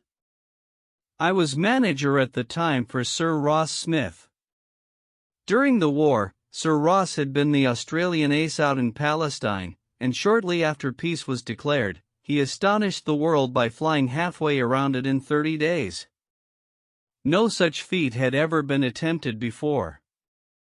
It created a tremendous sensation. The Australian government awarded him $50,000, the King of England knighted him, and, for a while, he was the most talked about man under the Union Jack. I was attending a banquet one night given in Sir Ross's honor, and during the dinner, the man sitting next to me told a humorous story which hinged on the quotation, "There's a divinity that shapes our ends, rough hew them how we will." The raconteur mentioned that the quotation was from the Bible. He was wrong. I knew that, I knew it positively. There couldn't be the slightest doubt about it. And so, to get a feeling of importance and display my superiority, I appointed myself as an unsolicited and unwelcome committee of one to correct him. He stuck to his guns. What? From Shakespeare? Impossible. Absurd. That quotation was from the Bible. And he knew it. The storyteller was sitting on my right, and Frank Gammond, an old friend of mine, was seated at my left. Mr. Gammond had devoted years to the study of Shakespeare. So the storyteller and I agreed to submit the question to Mr. Gammond. Mr. Gammond listened, kicked me under the table, and then said, "Dale, you are wrong. The gentleman is right. It is from the Bible." On our way home that night, I said to Mr. Gammond, "Frank, you knew that quotation was from Shakespeare?" "Yes, of course," he replied, "Hamlet, Act 5, Scene 2. But we were guests at a festive occasion, my dear Dale. Why prove to a man he is wrong? Is that going to make him like you? Why not let him save his face? He didn't ask for your opinion. He didn't want it. Why argue with him? Always avoid the acute angle." The man who said that taught me a lesson I'll never forget. I not only had made the storyteller uncomfortable, but had put my friend in an embarrassing situation. How much better it would have been had I not become argumentative. It was a sorely needed lesson because I had been an inveterate arguer. During my youth, I had argued with my brother about everything under the Milky Way. When I went to college, I studied logic and argumentation and went in for debating contests. Talk about being from Missouri, I was born there. I had to be shown. Later, I taught debating and argumentation in New York, and once, I am ashamed to admit, I planned to write a book on the subject.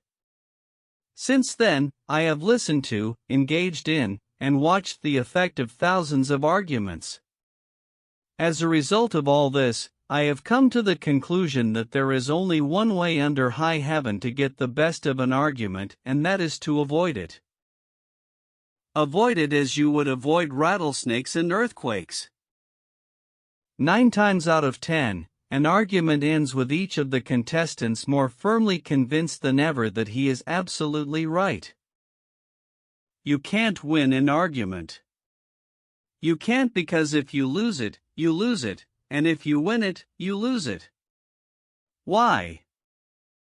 Well, suppose you triumph over the other man and shoot his argument full of holes and prove that he is non compos mentis.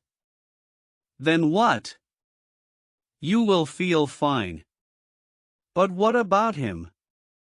You have made him feel inferior. You have hurt his pride. He will resent your triumph. And a man convinced against his will is of the same opinion still. Years ago, Patrick J. O'Hare joined one of my classes. He had had little education, and how he loved a scrap.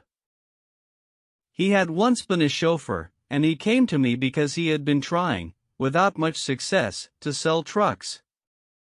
A little questioning brought out the fact that he was continually scrapping with and antagonizing the very people he was trying to do business with. If a prospect said anything derogatory about the trucks he was selling, Pat saw red and was right at the customer's throat. Pat won a lot of arguments in those days. As he said to me afterward, I often walked out of an office saying, I told that bird something. Sure, I had told him something, but I hadn't sold him anything. The first problem was not to teach Patrick J. O'Hare to talk. My immediate task was to train him to refrain from talking and to avoid verbal fights. Mr. O'Hare became one of the star salesmen for the White Motor Company in New York. How did he do it? Here is his story in his own words. If I walk into a buyer's office now and he says, "What? A white truck? They're no good. I wouldn't take one if you gave it to me. I'm going to buy the Who's It truck," I say. The Who's It is a good truck.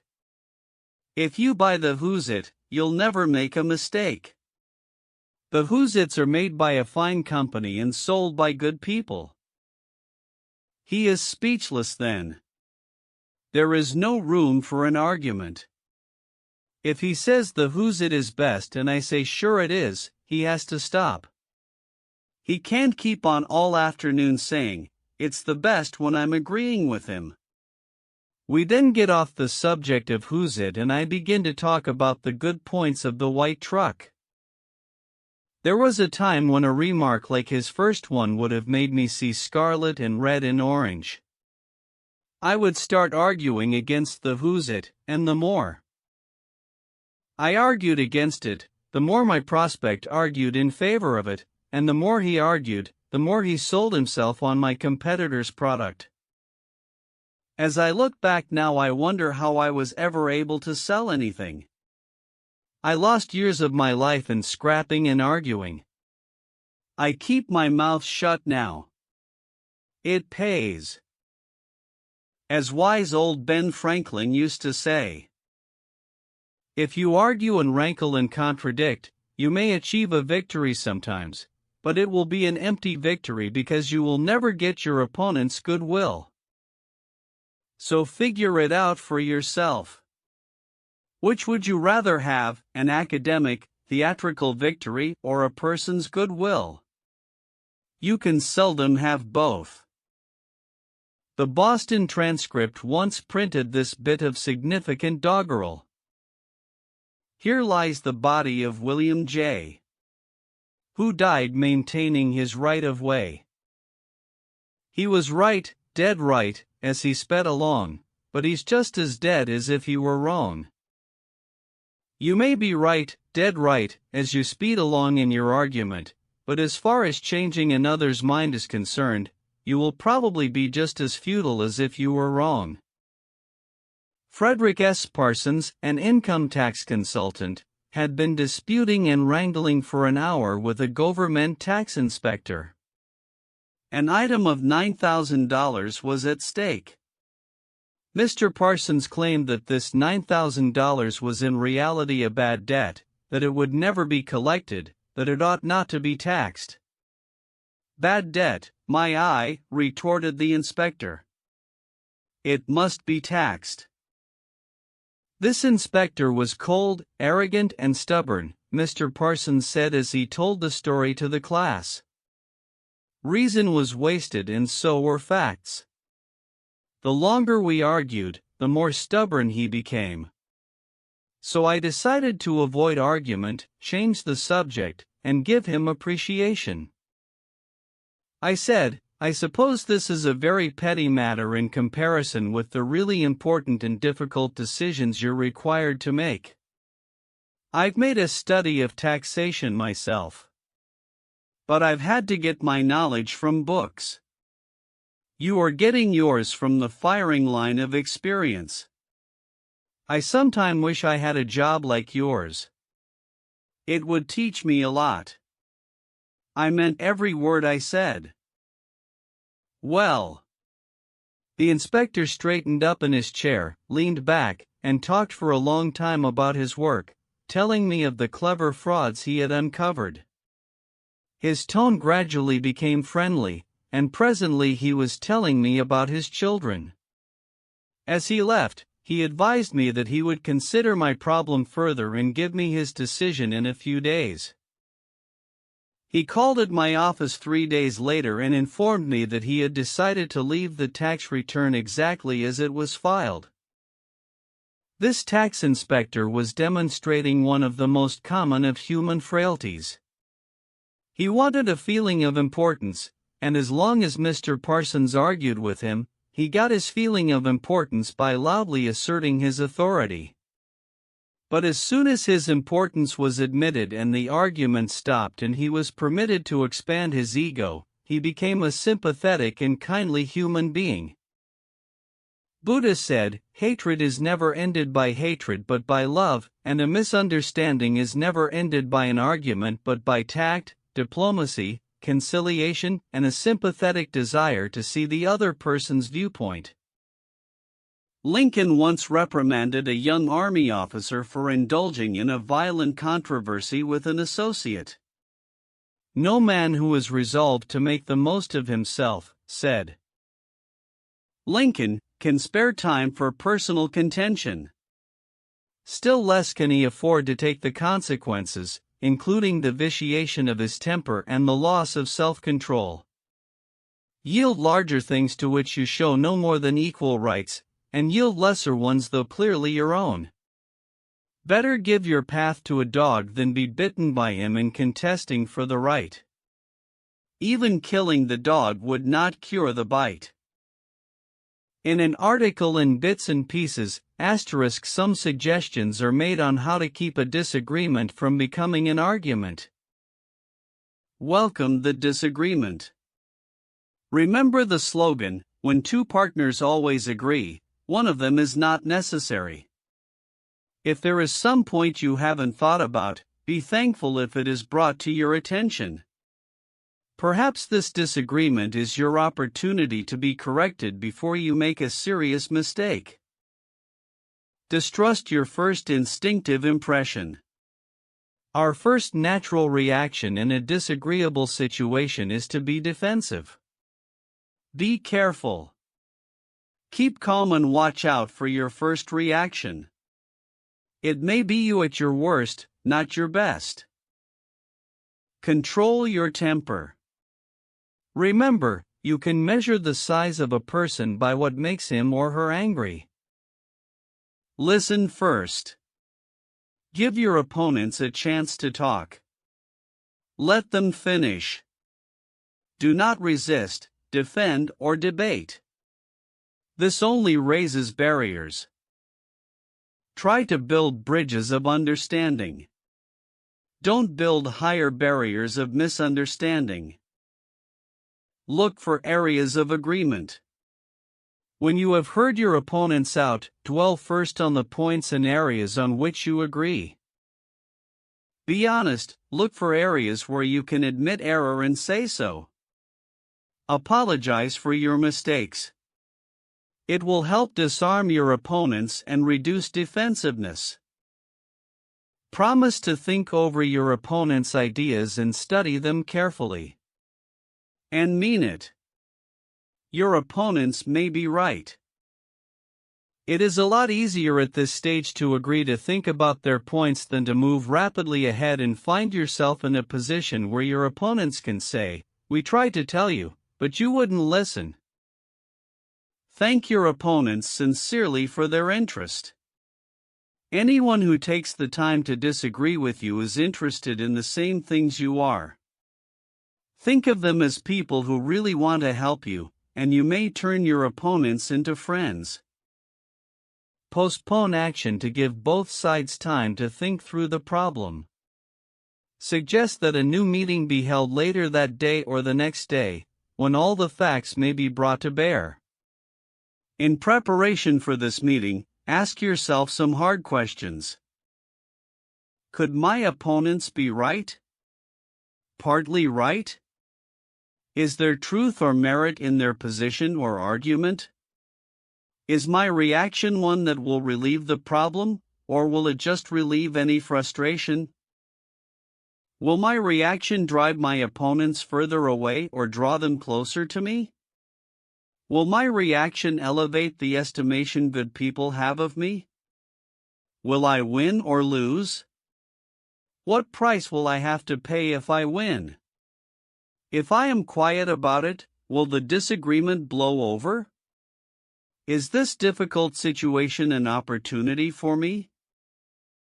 Asterisk Bits and Pieces, published by the Economics Press, Fairfield, New Jersey. Opera tenor Jan Pierce, after he was married nearly 50 years, once said, "My wife and I made a pact a long time ago, and we've kept it no matter how angry we've grown with each other. When one yells, the other should listen, because when two people yell, there is no communication, just noise and bad vibrations." Principle 1. The only way to get the best of an argument is to avoid it. 2. A sure way of making enemies. And how to avoid it. When Theodore Roosevelt was in the White House, he confessed that if he could be right 75% of the time, he would reach the highest measure of his expectation. If that was the highest rating that one of the most distinguished men of the 20th century could hope to obtain, what about you and me? If you can be sure of being right only 55% of the time, you can go down to Wall Street and make $1 million a day. If you can't be sure of being right even 55% of the time, why should you tell other people they are wrong? You can tell people they are wrong by a look or an intonation or a gesture just as eloquently as you can in words, and if you tell them they are wrong, do you make them want to agree with you? Never. For you have struck a direct blow at their intelligence, judgment, pride, and self-respect. That will make them want to strike back. But it will never make them want to change their minds. You may then hurl at them all the logic of a Plato or an Immanuel Kant, but you will not alter their opinions, for you have hurt their feelings. Never begin by announcing, "I am going to prove so and so to you." That's bad. That's tantamount to saying, "I'm smarter than you are, I'm going to tell you a thing or two and make you change your mind." That is a challenge. It arouses opposition and makes the listener want to battle with you before you even start. It is difficult, under even the most benign conditions, to change people's minds. So why make it harder? Why handicap yourself? If you are going to prove anything, don't let anybody know it. Do it so subtly, so adroitly, that no one will feel that you are doing it. This was expressed succinctly by Alexander Pope. Men must be taught as if you taught them, not in things unknown proposed as things forgot. Over 300 years ago Galileo said, "You cannot teach a man anything, you can only help him to find it within himself." As Lord Chesterfield said to his son, "Be wiser than other people if you can, but do not tell them so." Socrates said repeatedly to his followers in Athens, "One thing only I know, and that is that I know nothing." Well, I can't hope to be any smarter than Socrates, so I have quit telling people they are wrong. and I find that it pays. If a person makes a statement that you think is wrong, yes, even that you know is wrong, isn't it better to begin by saying, well, now, look, I thought otherwise, but I may be wrong. I frequently am. And if I am wrong, I want to be put right. Let's examine the facts. There's magic, positive magic, in such phrases as, I may be wrong. I frequently am. Let's examine the facts. Nobody in the heavens above or on earth beneath or in the waters under the earth will ever object to your saying, I may be wrong. Let's examine the facts. One of our class members who used this approach in dealing with customers was Harold Reinke, a Dodge dealer in Billings, Montana. He reported that because of the pressures of the automobile business, he was often hard-boiled and callous when dealing with customers' complaints. This caused flared tempers, loss of business and general unpleasantness.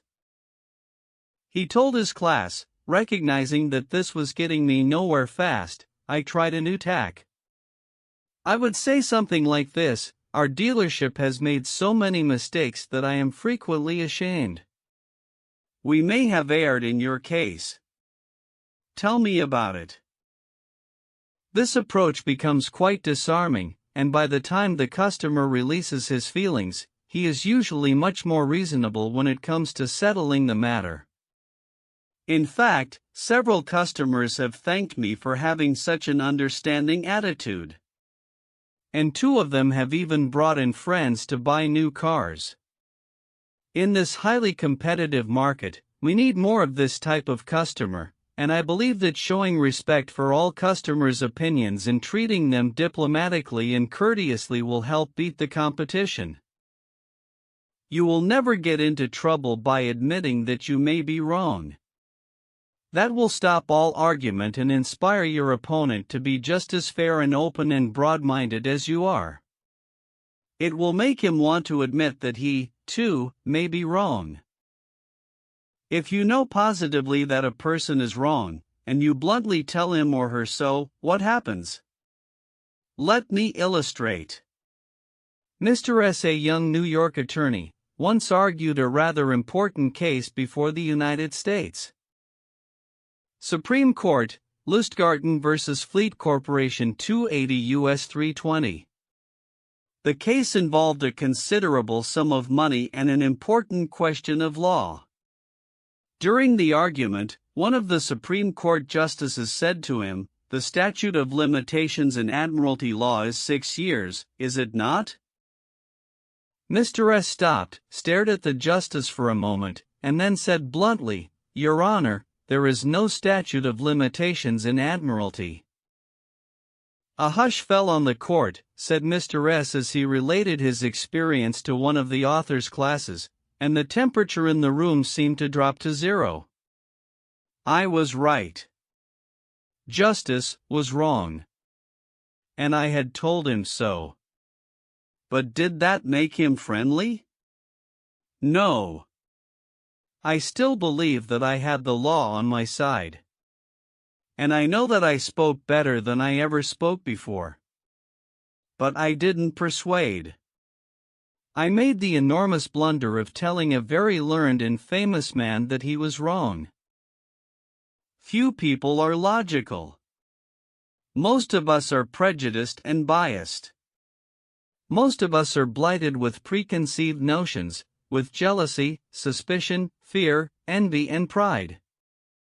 And most citizens don't want to change their minds about their religion or their haircut or communism or their favorite movie star.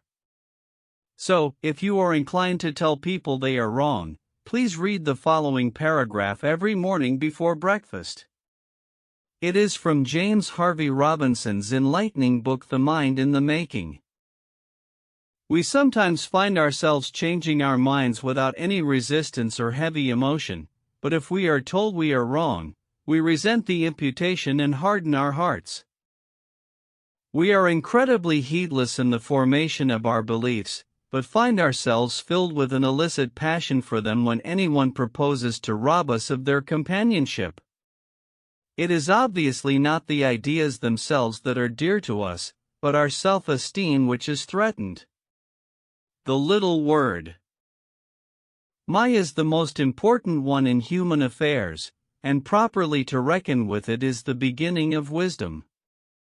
It has the same force whether it is my dinner, my dog, and my house, or my father, my country, and my God.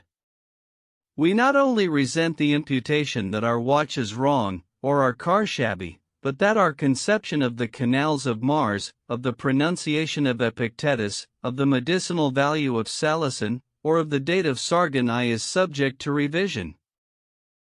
We like to continue to believe what we have been accustomed to accept as true, and the resentment aroused when doubt is cast upon any of our assumptions leads us to seek every manner of excuse for clinging to it. The result is that most of our so-called reasoning consists in finding arguments for going on believing as we already do. Carl Rogers, the eminent psychologist, wrote in his book on becoming a person, I have found it of enormous value when I can permit myself to understand the other person. The way in which I have worded this statement may seem strange to you. Is it necessary to permit oneself to understand another? I think it is. Our first reaction to most of the statements, which we hear from other people, is an evaluation or judgment, rather than an understanding of it. When someone expresses some feeling, attitude, or belief, our tendency is almost immediately to feel that's right, or that's stupid, that's abnormal, that's unreasonable, that's incorrect. That's not nice. Very rarely do we permit ourselves to understand precisely what the meaning of the statement is to the other person.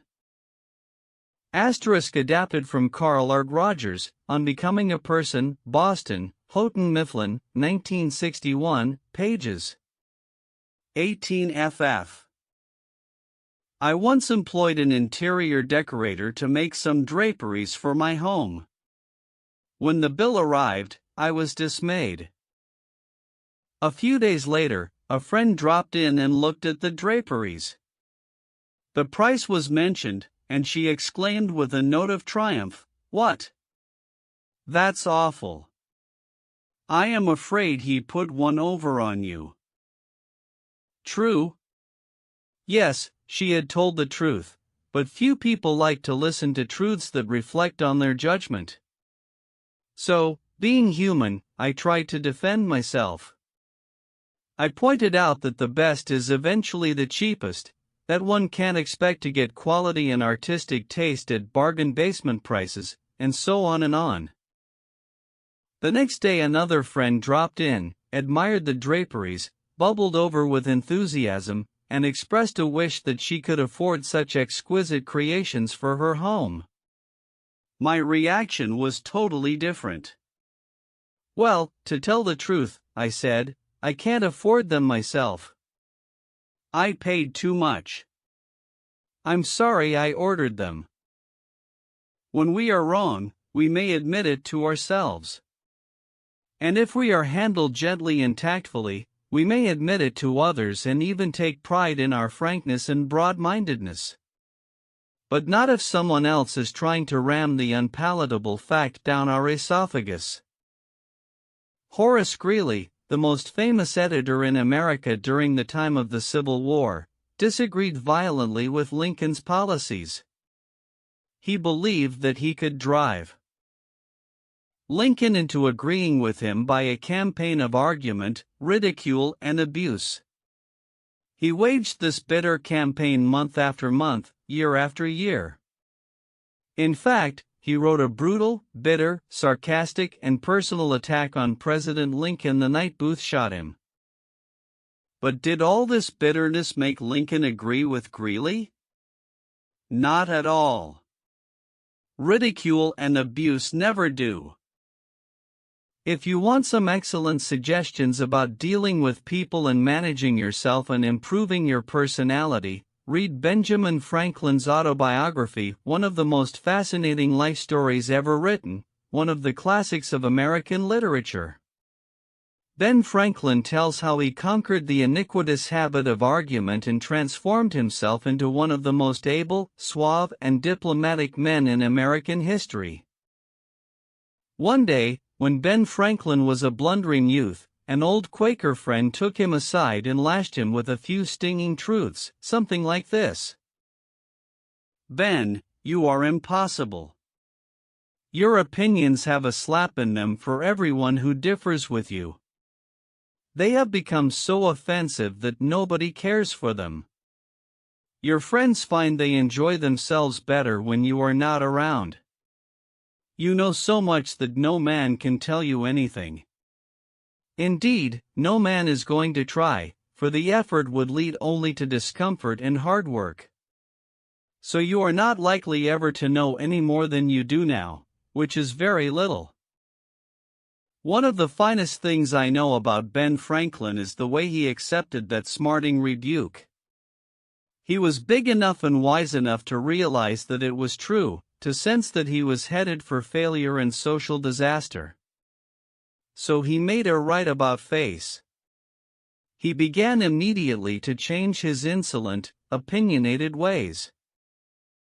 "I made it a rule," said Franklin, "to forbear all direct contradiction to the sentiment of others, and all positive assertion of my own. I even forbade myself the use of every word or expression in the language that imported a fixed opinion, such as certainly, undoubtedly, etc., and I adopted, instead of them, I conceive, I apprehend, or I imagine a thing to be so, or it so appears to me at present.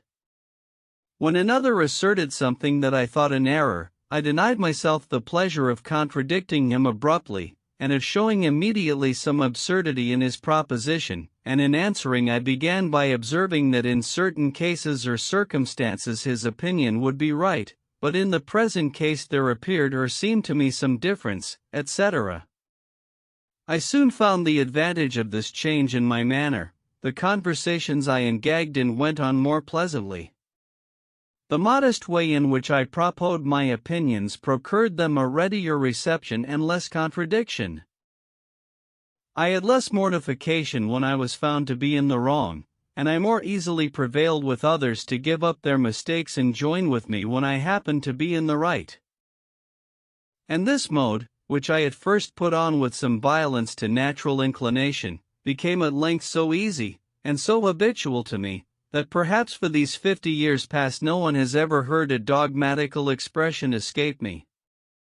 And to this habit, after my character of integrity, I think it principally owing that I had earned so much weight with my fellow citizens when I proposed new institutions, or alterations in the old, and so much influence in public councils when I became a member, for I was but a bad speaker, never eloquent, subject to much hesitation in my choice of words, hardly correct in language, and yet I generally carried my points.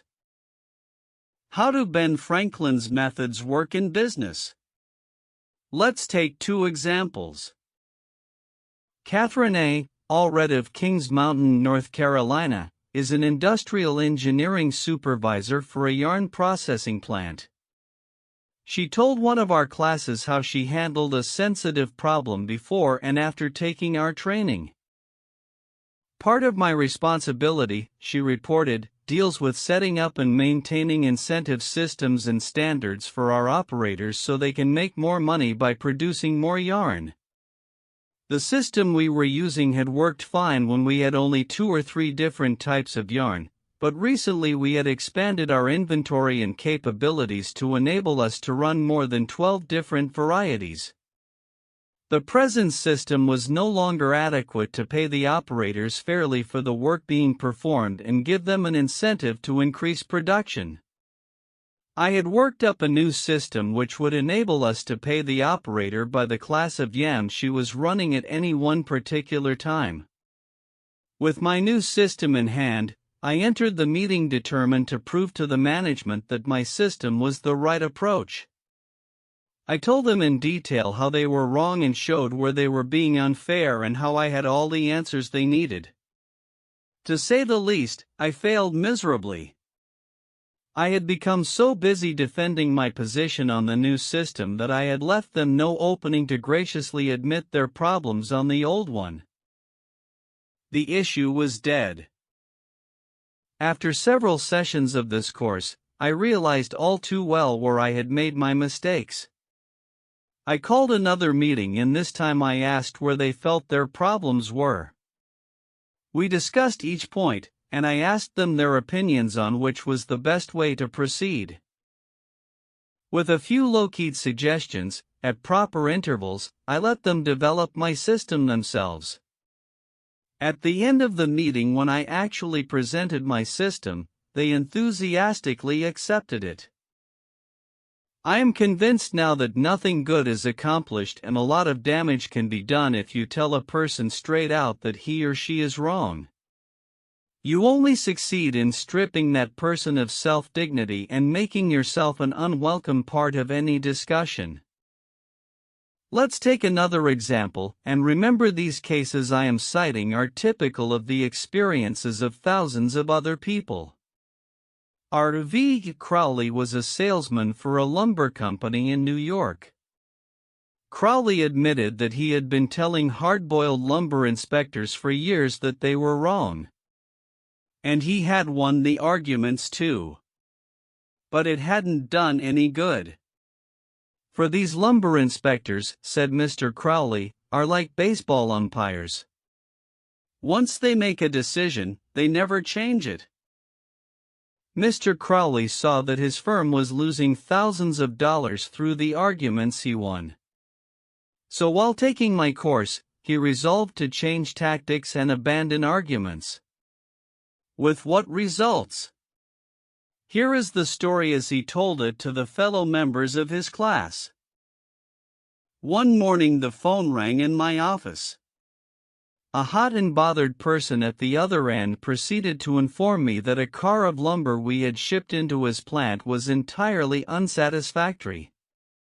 His firm had stopped unloading and requested that we make immediate arrangements to remove the stock from their yard. After about 1/4 of the car had been unloaded, their lumber inspector reported that the lumber was running 55% below grade. Under the circumstances, they refused to accept it. I immediately started for his plant and on the way turned over in my mind the best way to handle the situation.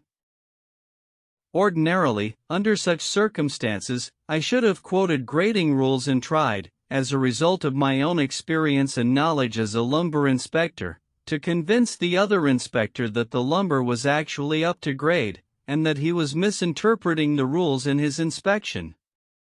However, I thought I would apply the principles learned in this training.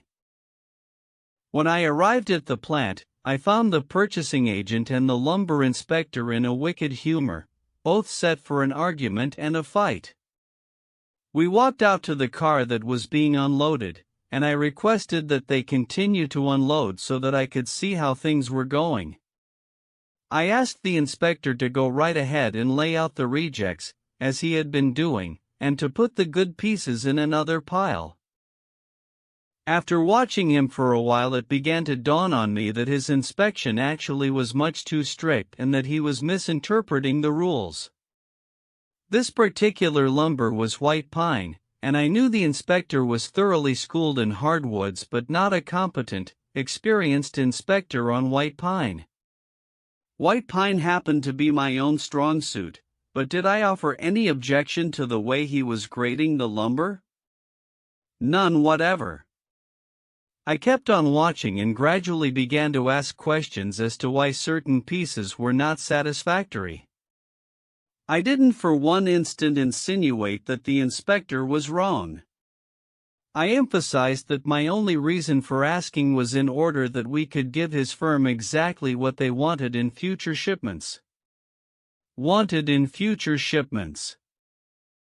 By asking questions in a very friendly, cooperative spirit, and insisting continually that they were right in laying out boards not satisfactory to their purpose, I got him warmed up, and the strained relations between us began to thaw and melt away. An occasional carefully put remark on my part gave birth to the idea in his mind that possibly some of these rejected pieces were actually within the grade that they had bought, and that their requirements demanded a more expensive grade. I was very careful, however, not to let him think I was making an issue of this point. Gradually his whole attitude changed. He finally admitted to me that he was not experienced on white pine and began to ask me questions about each piece as it came out of the car. I would explain why such a piece came within the grade specified, but kept on insisting that we did not want him to take it if it was unsuitable for their purpose. He finally got to the point where he felt guilty every time he put a piece in the rejected pile. And at last he saw that the mistake was on their part for not having specified as good a grade as they needed. The ultimate outcome was that he went through the entire carload again after I left, accepted the whole lot, and we received a check in full. In that one instance alone, a little tact, and the determination to refrain from telling the other man he was wrong, saved my company a substantial amount of cash, and it would be hard to place a money value on the goodwill that was saved. Martin Luther King was asked how, as a pacifist, he could be an admirer of Air Force General Daniel Chappie James, then the nation's highest-ranking black officer. Dr. King replied, "I judge people by their own principles, not by my own." In a similar way, General Robert E. Lee once spoke to the President of the Confederacy, Jefferson Davis, in the most glowing terms about a certain officer under his command. Another officer in attendance was astonished. "General," he said, "do you not know that the man of whom you speak so highly is one of your bitterest enemies who misses no opportunity to malign you?" "Yes," replied General Lee, "but the President asked my opinion of him. He did not ask for his opinion of me." By the way, I am not revealing anything new in this chapter. 2,000 years ago, Jesus said, "Agree with thine adversary quickly." And 2,200 years before Christ was born, King Octoy of Egypt gave his son some shrewd advice that is sorely needed today. "Be diplomatic," counseled the king. "It will help you gain your point." In other words, don't argue with your customer or your spouse or your adversary. Don't tell them they are wrong, don't get them stirred up. Use a little diplomacy. Principle 2. Show respect for the other person's opinions. Never say, "You're wrong." 3. If you're wrong, admit it. Within a minute's walk of my house there was a wild stretch of virgin timber, where the blackberry thickets foamed white in the springtime, where the squirrels nested and reared their young, and the horseweeds grew as tall as a horse's head. This unspoiled woodland was called Forest Park, and it was a forest, probably not much different in appearance from what it was when Columbus discovered America. I frequently walked in this park with Rex, my little Boston bulldog. He was a friendly, harmless little hound, and since we rarely met anyone in the park, I took Rex along without a leash or a muzzle. One day we encountered a mounted policeman in the park, a policeman itching to show his authority. "What do you mean by letting the dog run loose in the park without a muzzle and leash?" he reprimanded me. "Don't you know it's against the law?"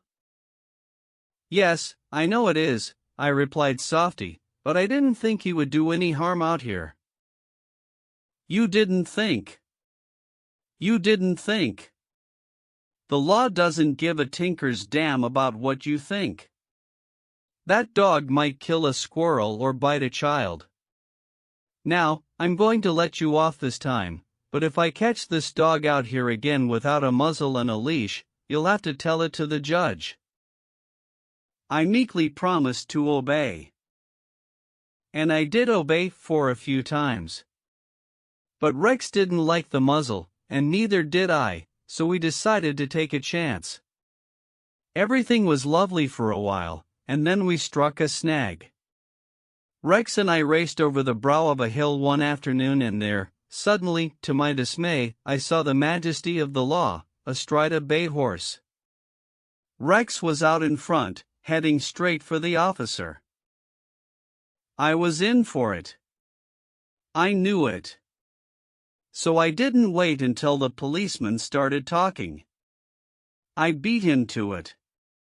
I said, "Officer, you've caught me red-handed. I'm guilty. I have no alibis, no excuses. You warned me last week that if I brought the dog out here again without a muzzle you would fine me." "Well, now," the policeman responded in a soft tone. "I know it's a temptation to let a little dog like that have a run out here when nobody is around."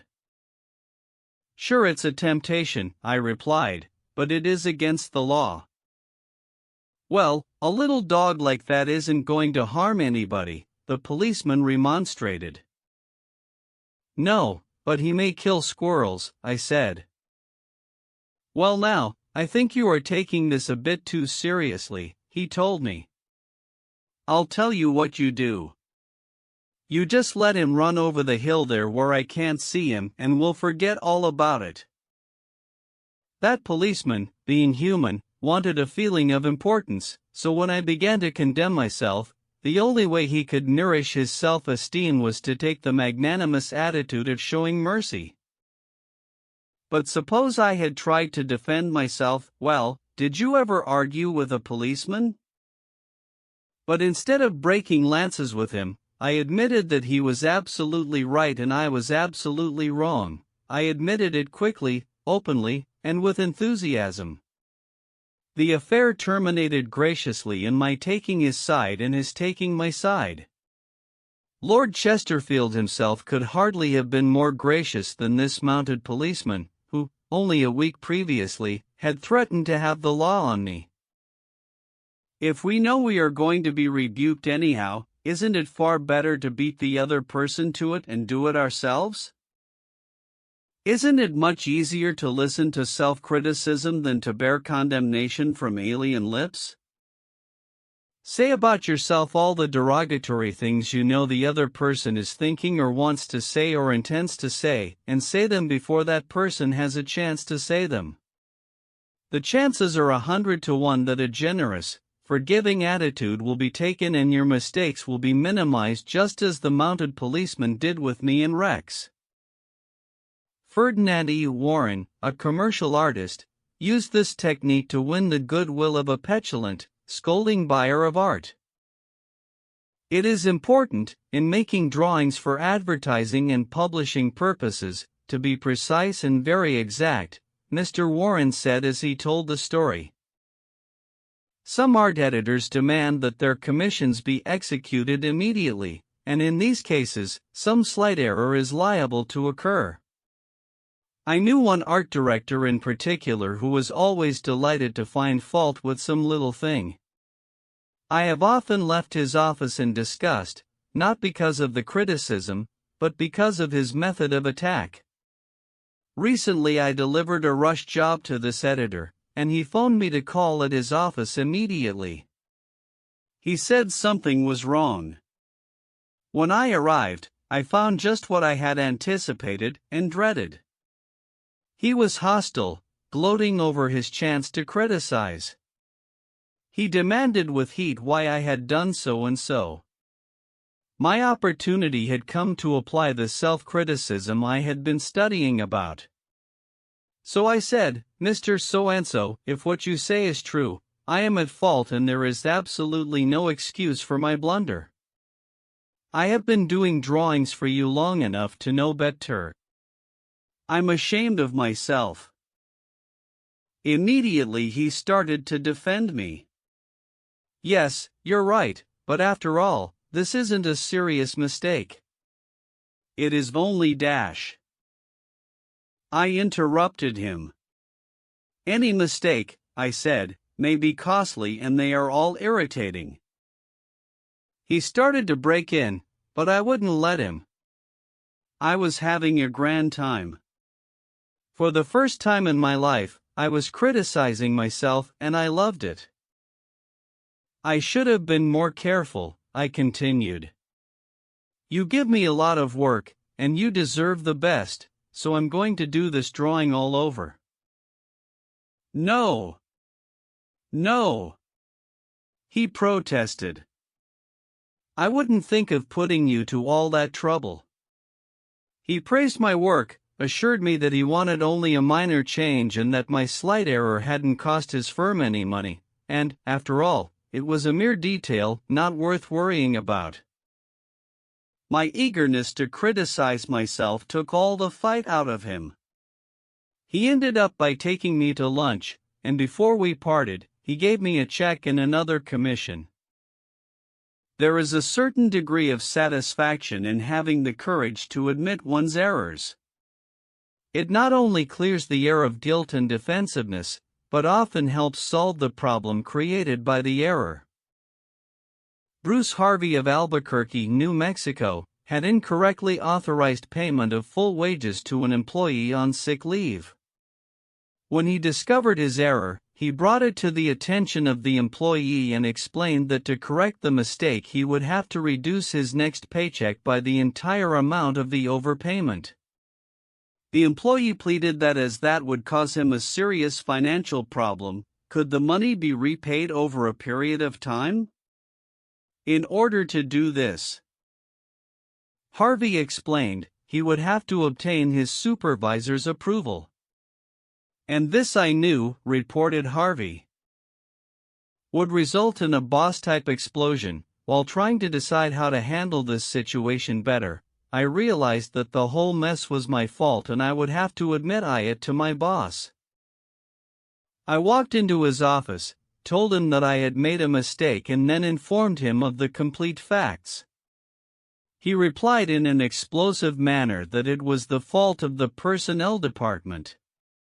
I repeated that it was my fault. He exploded again about carelessness in the accounting department. Again I explained it was my fault. He blamed 2 other people in the office. But each time I reiterated it was my fault. Finally, he looked at me and said, "Okay, it was your fault.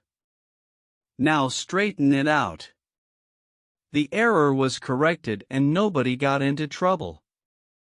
I felt great because I was able to handle a tense situation and had the courage not to seek alibis. My boss has had more respect for me ever since. Any fool can try to defend his or her mistakes, and most fools do, but it raises one above the herd and gives one a feeling of nobility and exaltation to admit one's mistakes. For example, one of the most beautiful things that history records about Robert E. Lee is the way he blamed himself and only himself for the failure of Pickett's charge at Gettysburg.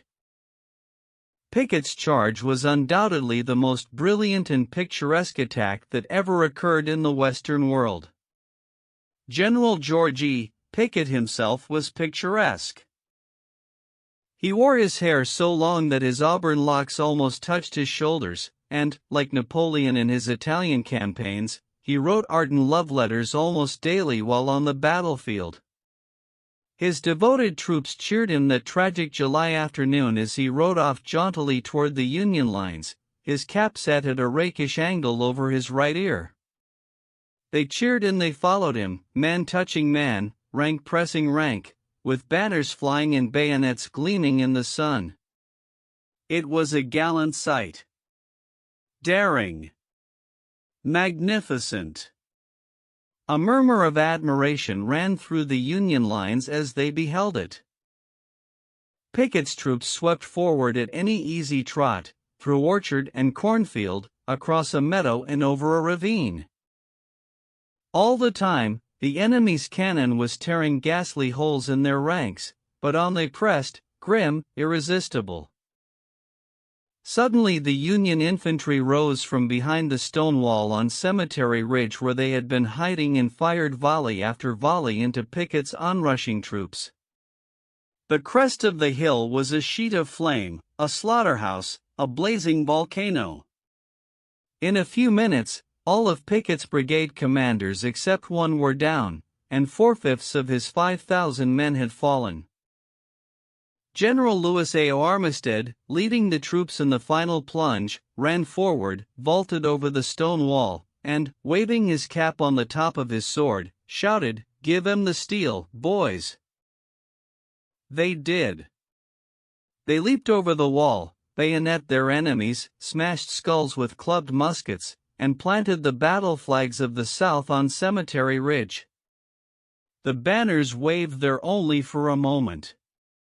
But that moment, brief as it was, recorded the high water mark of the Confederacy.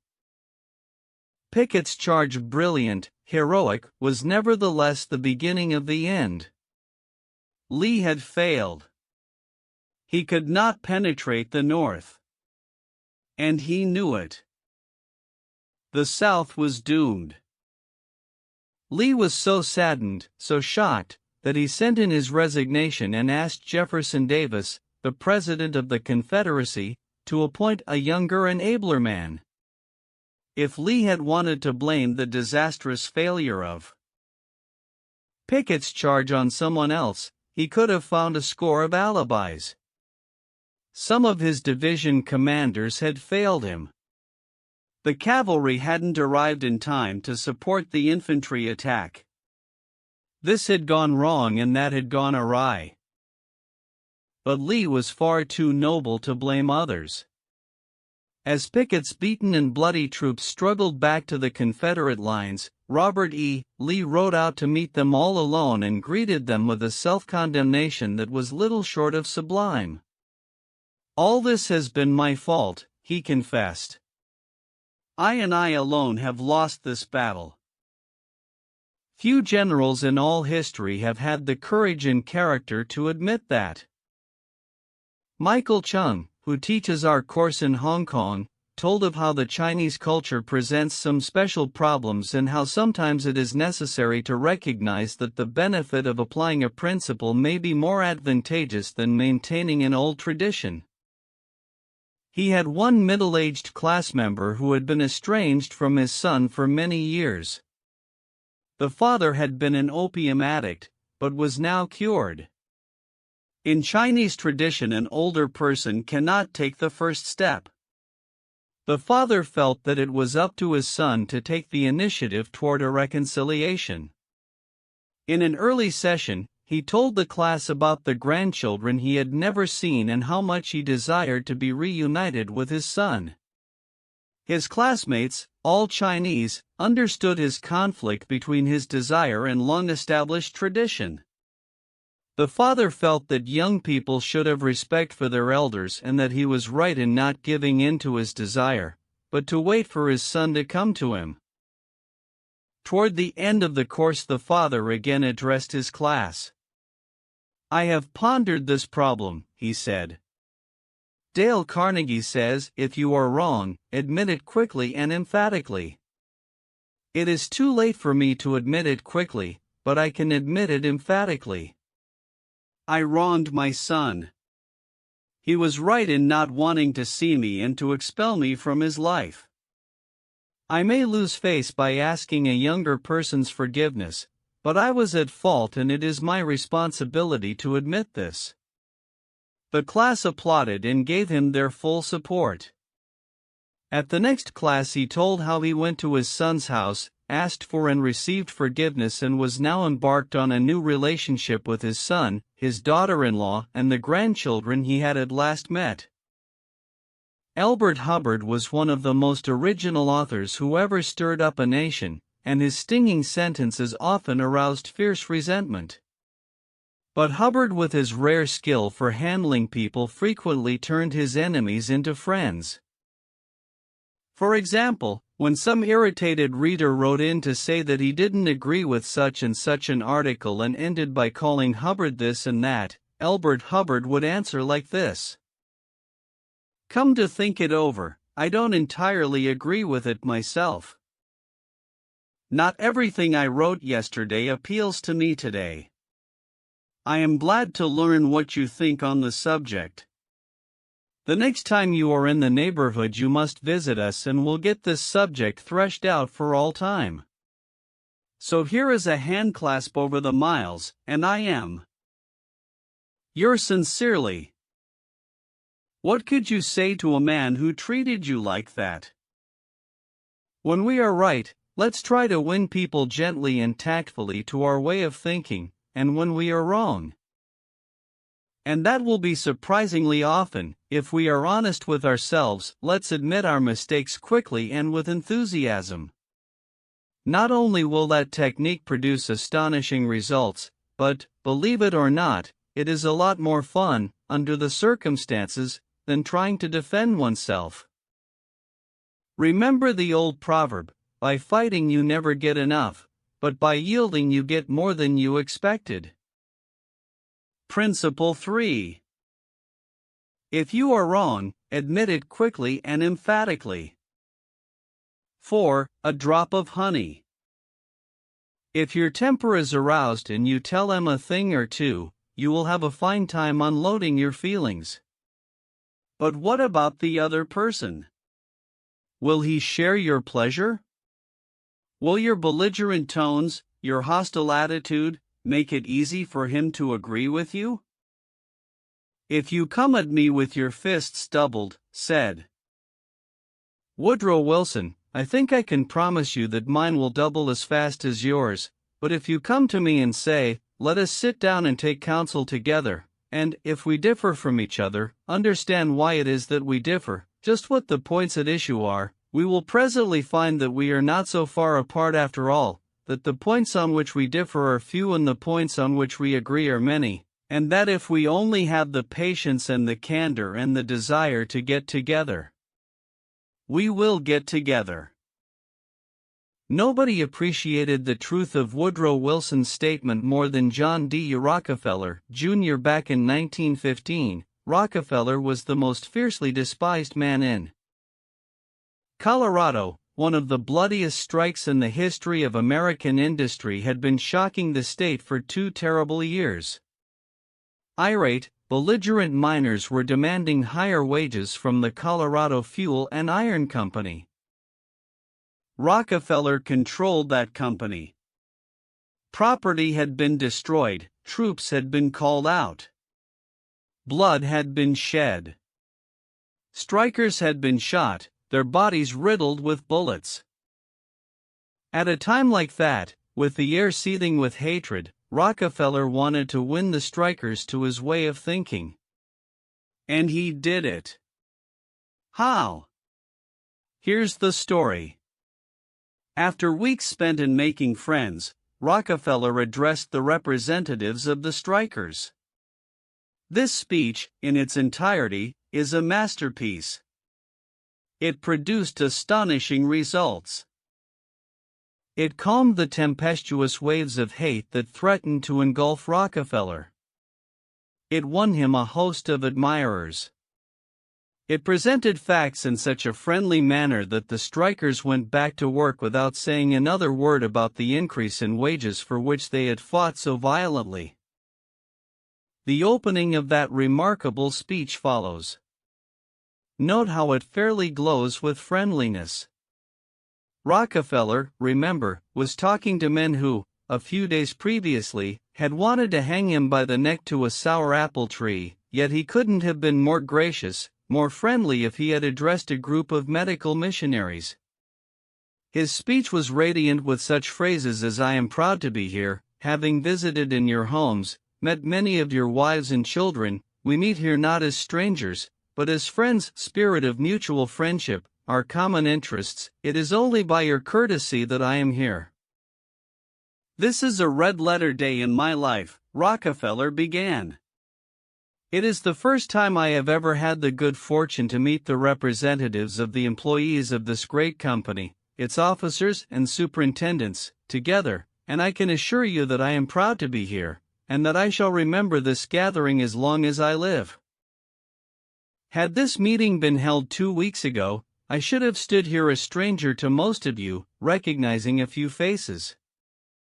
Having had the opportunity last week of visiting all the camps in the southern coalfield and of talking individually with practically all of the representatives, except those who were away, having visited in your homes, met many of your wives and children, we meet here not as strangers, but as friends, and it is in that spirit of mutual friendship that I am glad to have this opportunity to discuss with you our common interests.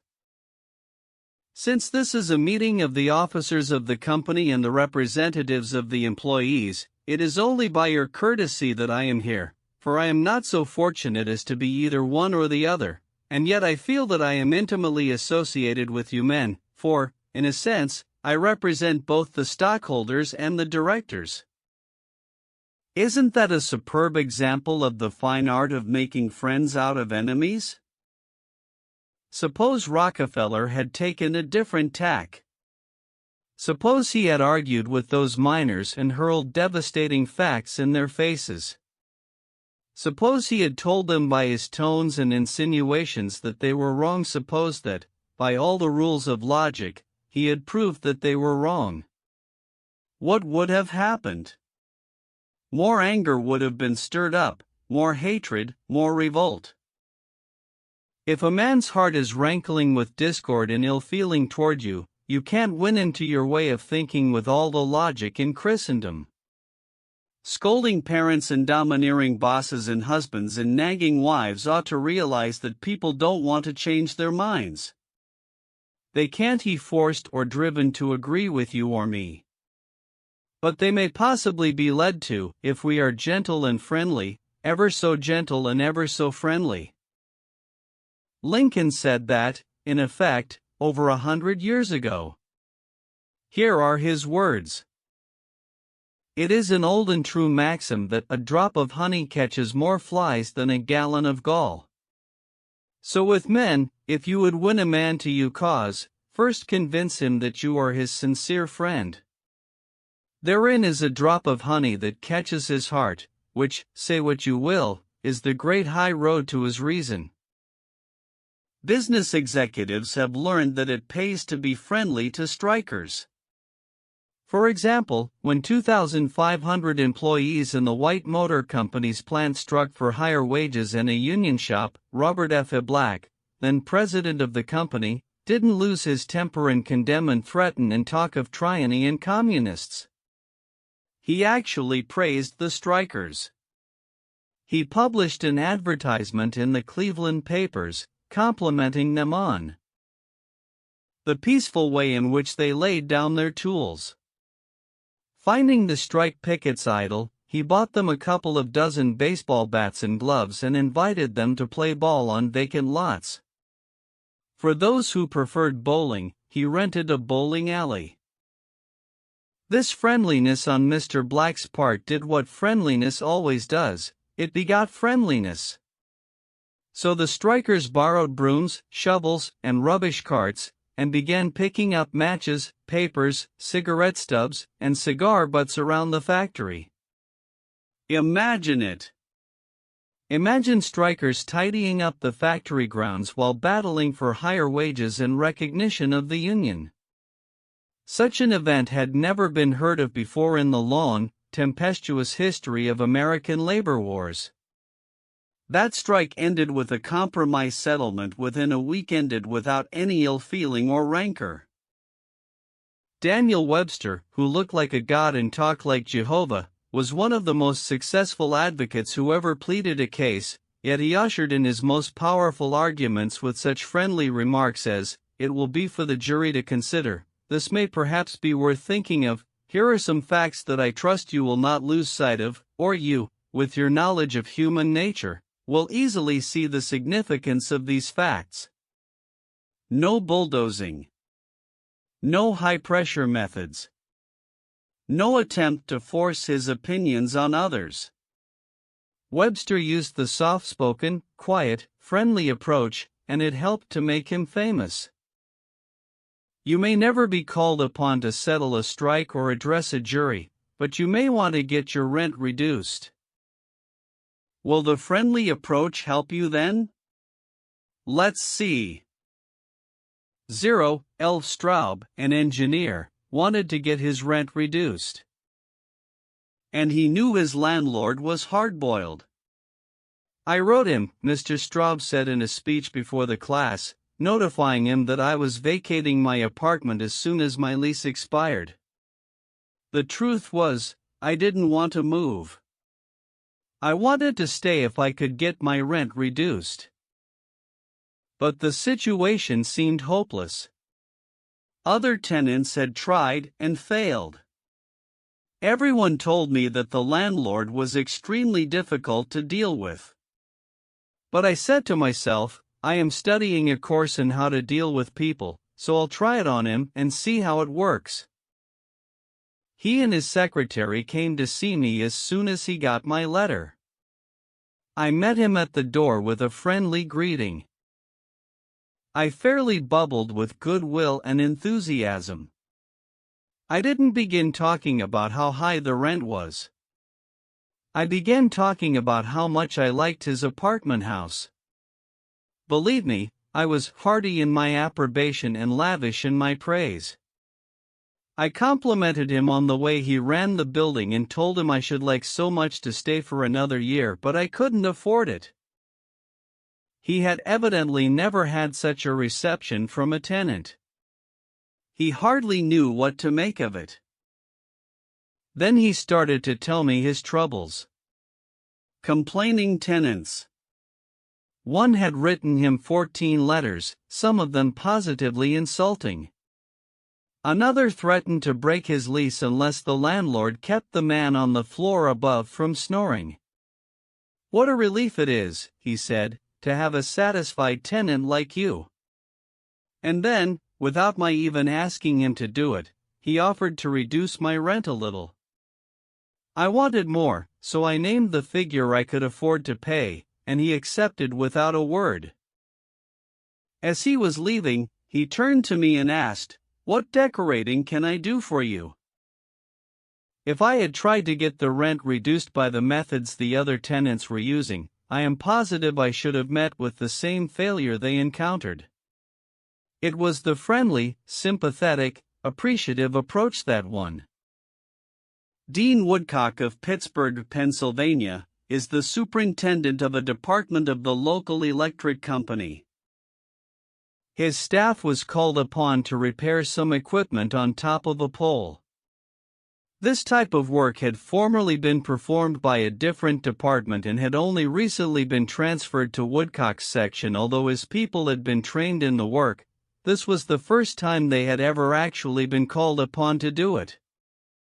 Everybody in the organization was interested in seeing if and how they could handle it. Mr. Woodcock, several of his subordinate managers, and members of other departments of the utility went to see the operation.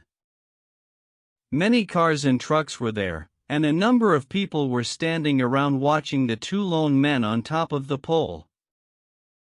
Glancing around, Woodcock noticed a man up the street getting out of his car with a camera. He began taking pictures of the scene. Utility people are extremely conscious of public relations, and suddenly Woodcock realized what this setup looked like to the man with the camera. Overkill, dozens of people being called out to do a two-person job. He strolled up the street to the photographer. "I see you're interested in our operation." "Yes, and my mother will be more than interested. She owns stock in your company. This will be an eye-opener for her. She may even decide her investment was unwise. I've been telling her for years there's a lot of waste motion in companies like yours. This proves it. The newspapers might like these pictures, too." "It does look like it, doesn't it?" "I think the same thing in your position. But this is a unique situation," and Dean Woodcock went on to explain how this was the first job of this type for his department and how everybody from executives down was interested. He assured the man that under normal conditions 2 people could handle the job. The photographer put away his camera, shook Woodcock's hand, and thanked him for taking the time to explain the situation to him. Dean Woodcock's friendly approach saved his company much embarrassment and bad publicity. Another member of one of our classes, Gerald H. Wynne of Littleton, New Hampshire, reported how by using a friendly approach, he obtained a very satisfactory settlement on a damage claim. Early in the spring, he reported, before the ground had thawed from the winter freezing, there was an unusually heavy rainstorm and the water, which normally would have run off to nearby ditches and storm drains along the road, took a new course onto a building lot where I had just built a new home. Not being able to run off, the water pressure built up around the foundation of the house. The water forced itself under the concrete basement floor, causing it to explode, and the basement filled with water.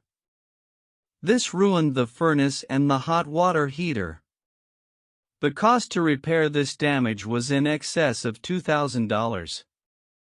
I had no insurance to cover this type of damage. However, I soon found out that the owner of the subdivision had neglected to put in a storm drain near the house, which could have prevented this problem. I made an appointment to see him. During the 25-mile trip to his office, I carefully reviewed the situation and, remembering the principles I learned in this course, I decided that showing my anger would not serve any worthwhile purpose. When I arrived, I kept very calm and started by talking about his recent vacation to the West Indies. Then, when I felt the timing was right, I mentioned the little problem of water damage. He quickly agreed to do his share in helping to correct the problem. A few days later he called and said he would pay for the damage and also put in a storm drain to prevent the same thing from happening in the future. Even though it was the fault of the owner of the subdivision, if I had not begun in a friendly way, there would have been a great deal of difficulty in getting him to agree to the total liability. Years ago, when I was a barefoot boy walking through the woods to a country school out in northwest Missouri, I read a fable about the sun and the wind. They quarreled about which was the stronger, and the wind said, "I'll prove I am. See the old man down there with a coat? I bet I can get his coat off him quicker than you can." So the sun went behind a cloud, and the wind blew until it was almost a tornado, but the harder it blew, the tighter the old man clutched his coat to him. Finally, the wind calmed down and gave up, and then the sun came out from behind the clouds and smiled kindly on the old man. Presently, he mopped his brow and pulled off his coat. The sun then told the wind that gentleness and friendliness were always stronger than fury and force. The use of gentleness and friendliness is demonstrated day after day by people who have learned that a drop of honey catches more flies than a gallon of gall. F. Dale Carnegie of Lutherville, Maryland, proved this when he had to take his 4-month-old car to the service department of the car dealer for the third time. He told our class, "It was apparent that talking to, reasoning with, or shouting at the service manager was not going to lead to a satisfactory resolution of my problems." I walked over to the showroom and asked to see the agency owner, Mr. White. After a short wait, I was ushered into Mr. White's office. I introduced myself and explained to him that I had bought my car from his dealership because of the recommendations of friends who had had previous dealings with him. I was told that his prices were very competitive and his service was outstanding. He smiled with satisfaction as he listened to me. I then explained the problem I was having with the service department. "I thought you might want to be aware of any situation that might tarnish your fine reputation," I added. He thanked me for calling this to his attention and assured me that my problem would be taken care of. Not only did he personally get involved, but he also lent me his car to use while mine was being repaired. Aesop was a Greek slave who lived at the court of Croesus and spun immortal fables 600 years before Christ. Yet the truths he taught about human nature are just as true in Boston and Birmingham now as they were 26 centuries ago in Athens. The sun can make you take off your coat more quickly than the wind, and kindliness, the friendly approach and appreciation can make people change their minds more readily than all the bluster and storming in the world. Remember what Lincoln said, "A drop of honey catches more flies than a gallon of gall." Principle 4. Begin in a friendly way. 5. The secret of Socrates. In talking with people, don't begin by discussing the things on which you differ. Begin by emphasizing, and keep on emphasizing, the things on which you agree. Keep emphasizing, if possible, that you are both striving for the same end and that your only difference is one of method and not of purpose. Get the other person saying yes, yes at the outset. Keep your opponent, if possible, from saying no. A no response, according to Professor Overstreet, is a most difficult handicap to overcome. When you have said no, all your pride of personality demands that you remain consistent with yourself. You may later feel that the no was ill-advised, nevertheless, there is your precious pride to consider. Once having said a thing, you feel you must stick to it. Hence it is of the very greatest importance that a person be started in the affirmative direction. Harry A. Overstreet, Influencing Human Behavior, New York, Norton, 1925. The skillful speaker gets, at the outset, a number of yes responses. This sets the psychological process of the listeners moving in the affirmative direction. It is like the movement of a billiard ball. Propel in one direction, and it takes some force to deflect it, far more force to send it back in the opposite direction. The psychological patterns here are quite clear. When a person says no and really means it, he or she is doing far more than saying a word of 2 letters.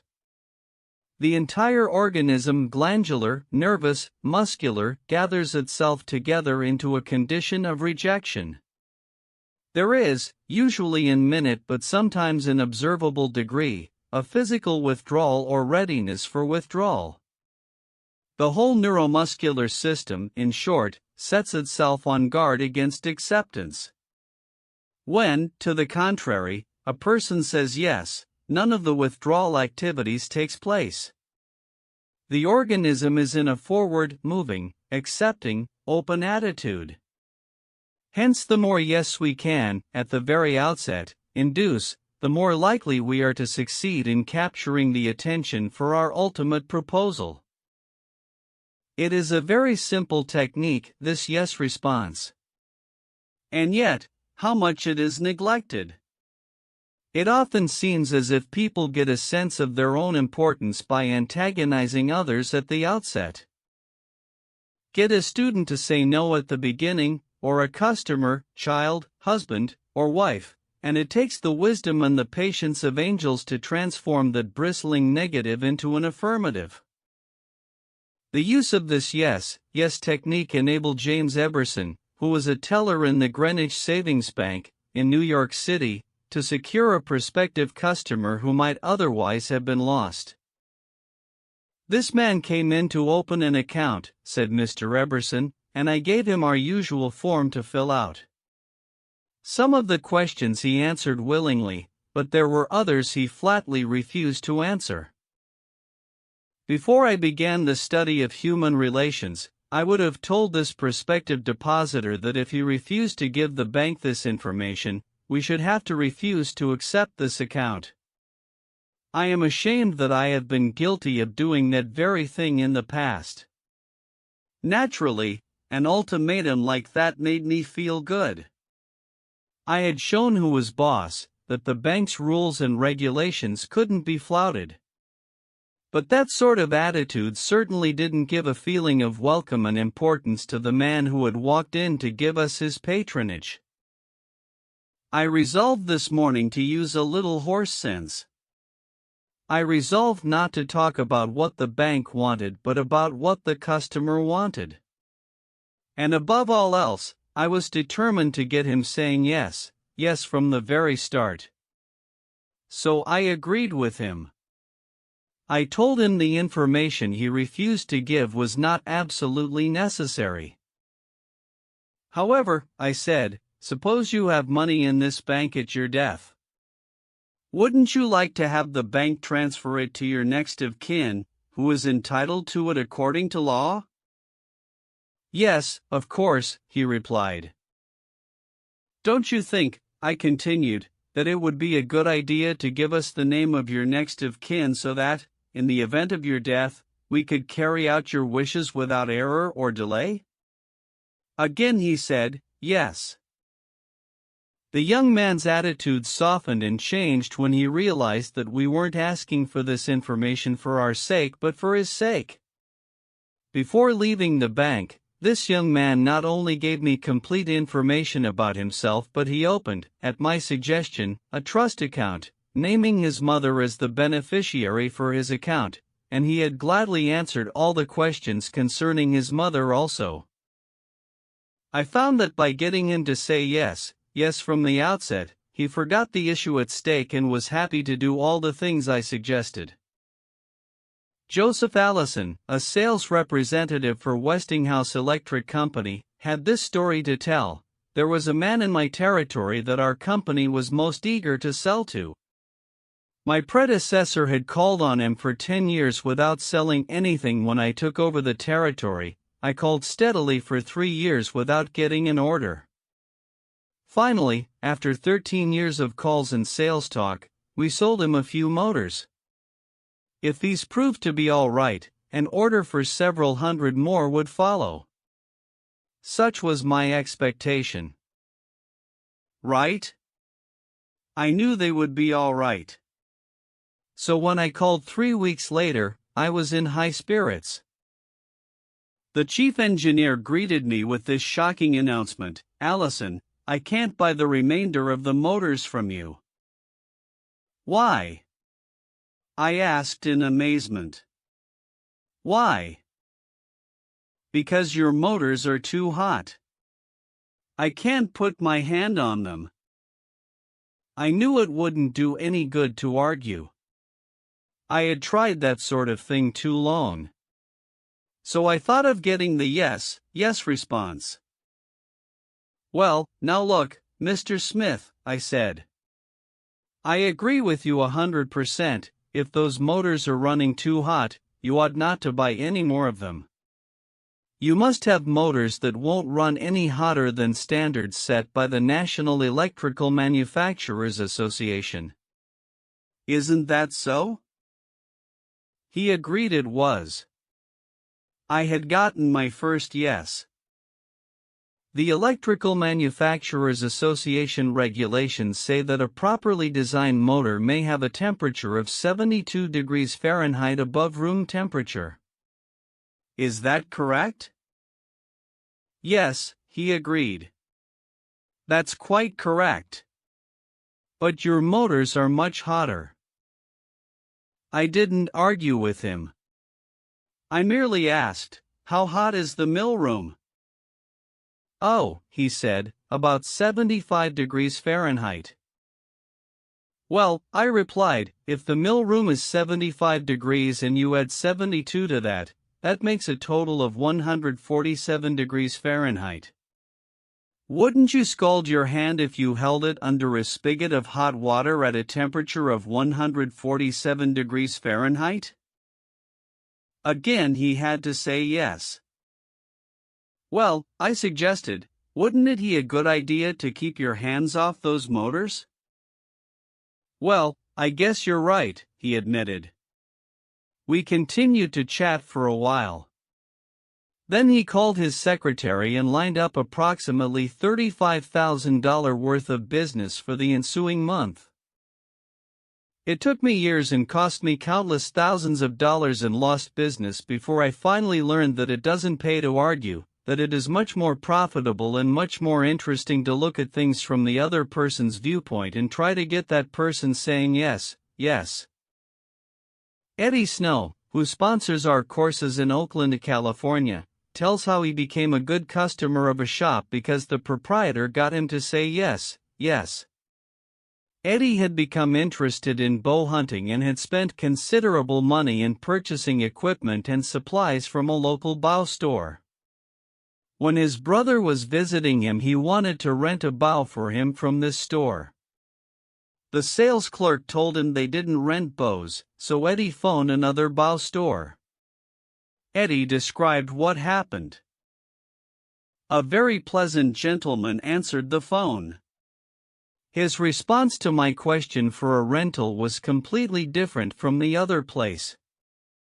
He said he was sorry, but they no longer rented bows because they couldn't afford to do so. He then asked me if I had rented before. I replied, yes, several years ago. He reminded me that I probably paid $25 to $30 for the rental. I said yes again. He then asked if I was the kind of person who liked to save money. Naturally, I answered yes. He went on to explain that they had bow sets with all the necessary equipment on sale for $34.95. I could buy a complete set for only $4.95 more than I could rent one. He explained that is why they had discontinued renting them. Did I think that was reasonable?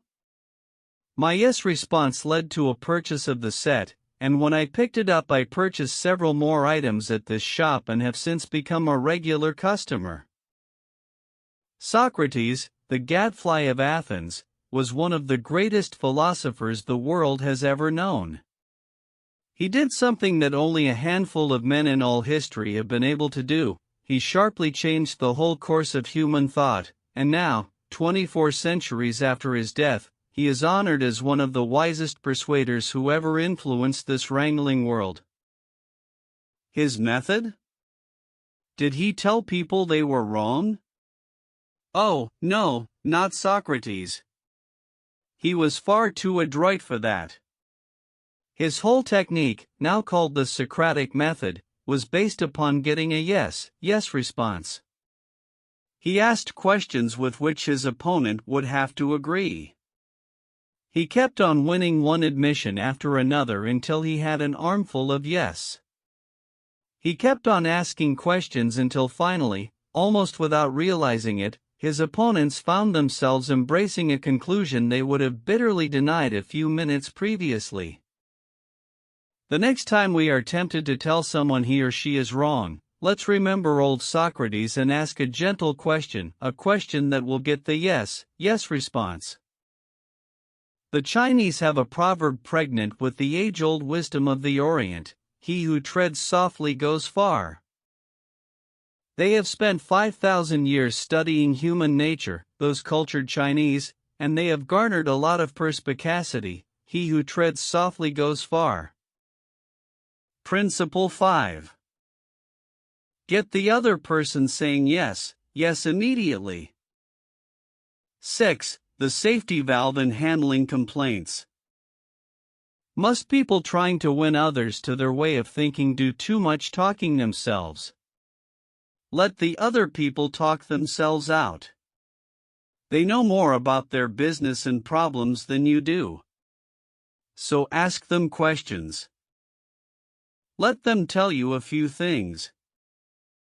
If you disagree with them, you may be tempted to interrupt. But don't. It is dangerous. They won't pay attention to you while they still have a lot of ideas of their own crying for expression. So listen patiently and with an open mind. Be sincere about it.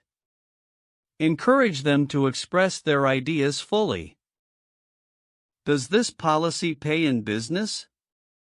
Let's see. Here is the story of a sales representative who was forced to try it. One of the largest automobile manufacturers in the United States was negotiating for a year's requirements of upholstery fabrics. 3 important manufacturers had worked up fabrics in sample bodies. These had all been inspected by the executives of the motor company, and notice had been sent to each manufacturer saying that, on a certain day, a representative from each supplier would be given an opportunity to make a final plea for the contract. GBR, a representative of one manufacturer, arrived in town with a severe attack of laryngitis. When it came my turn to meet the executives in conference, Mr. R said as he related the story before one of my classes, I had lost my voice. I could hardly whisper. I was ushered into a room and found myself face to face with the textile engineer, the purchasing agent, the director of sales, and the president of the company. I stood up and made a valiant effort to speak, but I couldn't do anything more than squeak. They were all seated around a table, so I wrote on a pad of paper, "Gentlemen, I have lost my voice. I am speechless." "I'll do the talking for you," the president said. He did. He exhibited my samples and praised their good points. A lively discussion arose about the merits of my goods. And the president, since he was talking for me, took the position I would have had during the discussion. My sole participation consisted of smiles, nods, and a few gestures. As a result of this unique conference, I was awarded the contract, which called for over 500,000 yards of upholstery fabrics at an aggregate value of $1,600,000, the biggest order I had ever received. I know I would have lost the contract if I hadn't lost my voice, because I had the wrong idea about the whole proposition. I discovered, quite by accident, how richly it sometimes pays to let the other person do the talking. Letting the other person do the talking helps in family situations as well as in business. Barbara Wilson's relationship with her daughter, Lori, was deteriorating rapidly. Lori, who had been a quiet, complacent child, had grown into an uncooperative, sometimes belligerent teenager. Mrs. Wilson lectured her, threatened her, and punished her, but all to no avail. One day, Mrs. Wilson told one of our classes, "I just gave up." Lori had disobeyed me and had left the house to visit her girlfriend before she had completed her chores. When she returned, I was about to scream at her for the 10,000th time, but I just didn't have the strength to do it. I just looked at her and said sadly, "Why, Lori, why?" Lori noted my condition and in a calm voice asked, "Do you really want to know?" I nodded and Lori told me, first hesitantly, and then it all flowed out. I had never listened to her. I was always telling her to do this or that. When she wanted to tell me her thoughts, feelings, ideas, I interrupted with more orders. I began to realize that she needed me not as a bossy mother, but as a confidant, an outlet for all her confusion about growing up. And all I had been doing was talking when I should have been listening. I never heard her. From that time on, I let her do all the talking she wanted. She tells me what is on her mind, and our relationship has improved immeasurably. She is again a cooperative person. A large advertisement appeared on the financial page of a New York newspaper calling for a person with unusual ability and experience. Charles T. Cubelis answered the advertisement, sending his reply to a box number. A few days later, he was invited by letter to call for an interview. Before he called, he spent hours in Wall Street finding out everything possible about the person who had founded the business. During the interview, he remarked, "I should be mighty proud to be associated with an organization with a record like yours. I understand you started 28 years ago with nothing but desk room and one stenographer. Is that true? Almost every successful person likes to reminisce about his early struggles. This man was no exception.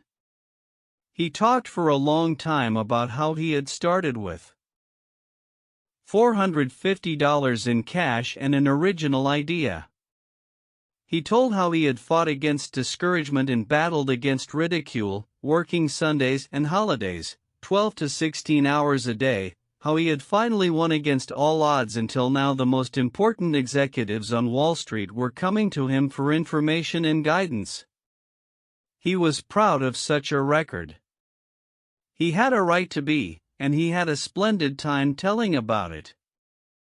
Finally, he questioned Mr. Cubelis briefly about his experience, then called in one of his vice presidents and said, "I think this is the person we are looking for."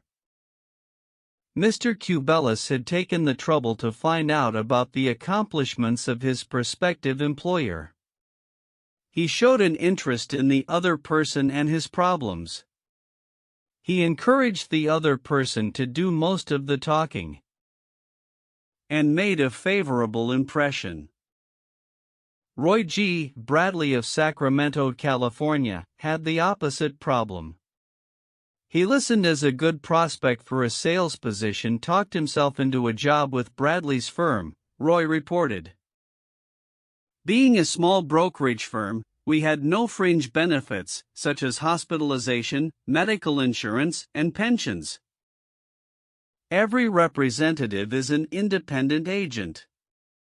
We don't even provide leads for prospects, as we cannot advertise for them as our larger competitors do. Richard Pryor had the type of experience we wanted for this position, and he was interviewed first by my assistant, who told him about all the negatives related to this job. He seemed slightly discouraged when he came into my office. I mentioned the one benefit of being associated with my firm, that of being an independent contractor and therefore virtually being self-employed. As he talked about these advantages to me, he talked himself out of each negative thought he had when he came in for the interview. Several times it seemed as though he was half talking to himself as he was thinking through each thought. At times I was tempted to add to his thoughts, however, as the interview came to a close I felt he had convinced himself, very much on his own, that he would like to work for my firm. Because I had been a good listener and let Dick do most of the talking, he was able to weigh both sides fairly in his mind, and he came to the positive conclusion, which was a challenge he created for himself. We hired him and he has been an outstanding representative for our firm. Even our friends would much rather talk to us about their achievements than listen to us boast about ours. La Rochefoucauld, the French philosopher, said, "If you want enemies, excel your friends, but if you want friends, let your friends excel you." Why is that true? Because when our friends excel us, they feel important, but when we excel them, they, or at least some of them, will feel inferior and envious. By far the best-liked placement counselor in the Midtown Personnel Agency in New York City was Henrietta.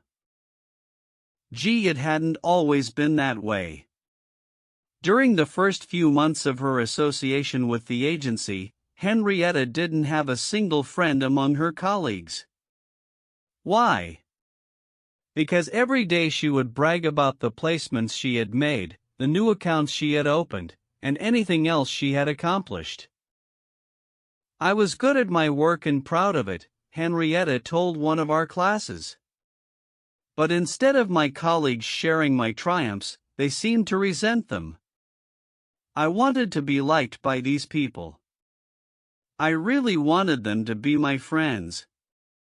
After listening to some of the suggestions made in this course, I started to talk about myself less and listen more to my associates. They also had things to boast about and were more excited about telling me about their accomplishments than about listening to my boasting. Now, when we have some time to chat, I ask them to share their joys with me, and I only mention my achievements when they ask. Principle 6. Let the other person do a great deal of the talking. 7. How to get cooperation. Don't you have much more faith in ideas that you discover for yourself than in ideas that are handed to you on a silver platter? If so, isn't it bad judgment to try to ram your opinions down the throats of other people? Isn't it wiser to make suggestions and let the other person think out the conclusion? Adolf Seltz of Philadelphia, sales manager in an automobile showroom and a student in one of my courses, suddenly found himself confronted with the necessity of injecting enthusiasm into a discouraged and disorganized group of automobile salespeople. Calling a sales meeting, he urged his people to tell him exactly what they expected from him. As they talked, he wrote their ideas on the blackboard. He then said, "I'll give you all these qualities you expect from me. Now I want you to tell me what I have a right to expect from you." The replies came quick and fast: loyalty, honesty, initiative, optimism, teamwork, 8 hours a day of enthusiastic work. The meeting ended with a new courage, a new inspiration. One salesperson volunteered to work 14 hours a day, and Mr. Seltz reported to me that the increase of sales was phenomenal. "The people had made a sort of moral bargain with me," said Mr. Seltz, "and as long as I lived up to my part in it, they were determined to live up to theirs. Consulting them about their wishes and desires was just the shot in the arm they needed." No one likes to feel that he or she is being sold something or told to do a thing. We much prefer to feel that we are buying of our own accord or acting on our own ideas. We like to be consulted about our wishes, our wants, our thoughts. Take the case of Eugene Wesson. He lost countless thousands of dollars in commissions before he learned this truth. Mr. Wesson sold sketches for a studio that created designs for stylists and textile manufacturers. Mr. Wesson had called on one of the leading stylists in New York once a week, every week for 3 years. "He never refused to see me," said Mr. Wesson, "but he never bought. He always looked over my sketches very carefully and then said, 'No, Wesson, I guess we don't get together today.'" After 150 failures, Wesson realized he must be in a mental rut, so he resolved to devote one evening a week to the study of influencing human behavior, to help him develop new ideas and generate new enthusiasm. He decided on this new approach. With half a dozen unfinished artist's sketches under his arm, he rushed over to the buyer's office. "I want you to do me a little favor, if you will," he said. "Here are some uncompleted sketches. Won't you please tell me how we could finish them up in such a way that you could use them?" The buyer looked at the sketches for a while without uttering a word. Finally he said, "Leave these with me for a few days, Wesson, and then come back and see me." Wesson returned 3 days later, got his suggestions, took the sketches back to the studio and had them finished according to the buyer's ideas. The result? All accepted. After that, this buyer ordered scores of other sketches from Wesson, all drawn according to the buyer's ideas. "I realized why I had failed for years to sell him," said Mr. Wesson. "I had urged him to buy what I thought he ought to have. Then I changed my approach completely. I urged him to give me his ideas. This made him feel that he was creating the designs. And he was. I didn't have to sell him. He bought." Letting the other person feel that the idea is his or hers not only works in business and politics, it works in family life as well. Paul M. Davis of Tulsa, Oklahoma, told his class how he applied this principle. My family and I enjoyed one of the most interesting sightseeing vacation trips we have ever taken. I had long dreamed of visiting such historic sites as the Civil War battlefield in Gettysburg, Independence Hall in Philadelphia, and our nation's capital.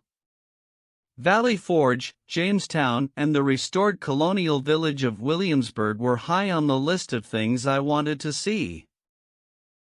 In March, my wife, Nancy, mentioned that she had ideas for our summer vacation, which included a tour of the western states, visiting points of interest in New Mexico, Arizona, California, and Nevada. She had wanted to make this trip for several years. But we couldn't obviously make both trips. Our daughter, Anne, had just completed a course in U.S. history in junior high school and had become very interested in the events that had shaped our country's growth. I asked her how she would like to visit the places she had learned about on our next vacation. She said she would love to. 2 evenings later, as we sat around the dinner table, Nancy announced that if we all agreed, the summer's vacation would be to the eastern states, that it would be a great trip for Anne and thrilling for all of us. We all concurred. This same psychology was used by an X-ray manufacturer to sell his equipment to one of the largest hospitals in Brooklyn. This hospital was building an addition and preparing to equip it with the finest X-ray department in America. Dr. L, who was in charge of the X-ray department, was overwhelmed with sales representatives, each caroling the praises of his own company's equipment. One manufacturer, however, was more skillful. He knew far more about handling human nature than the others did. He wrote a letter something like this: "Our factory has recently completed a new line of X-ray equipment. The first shipment of these machines has just arrived at our office. They are not perfect. We know that, and we want to improve them. So we should be deeply obligated to you if you could find time to look them over and give us your ideas about how they can be made more serviceable to your profession. Knowing how occupied you are, I shall be glad to send my car for you at any hour you specify." I was surprised to get that letter, Dr. L said as he related the incident before the class.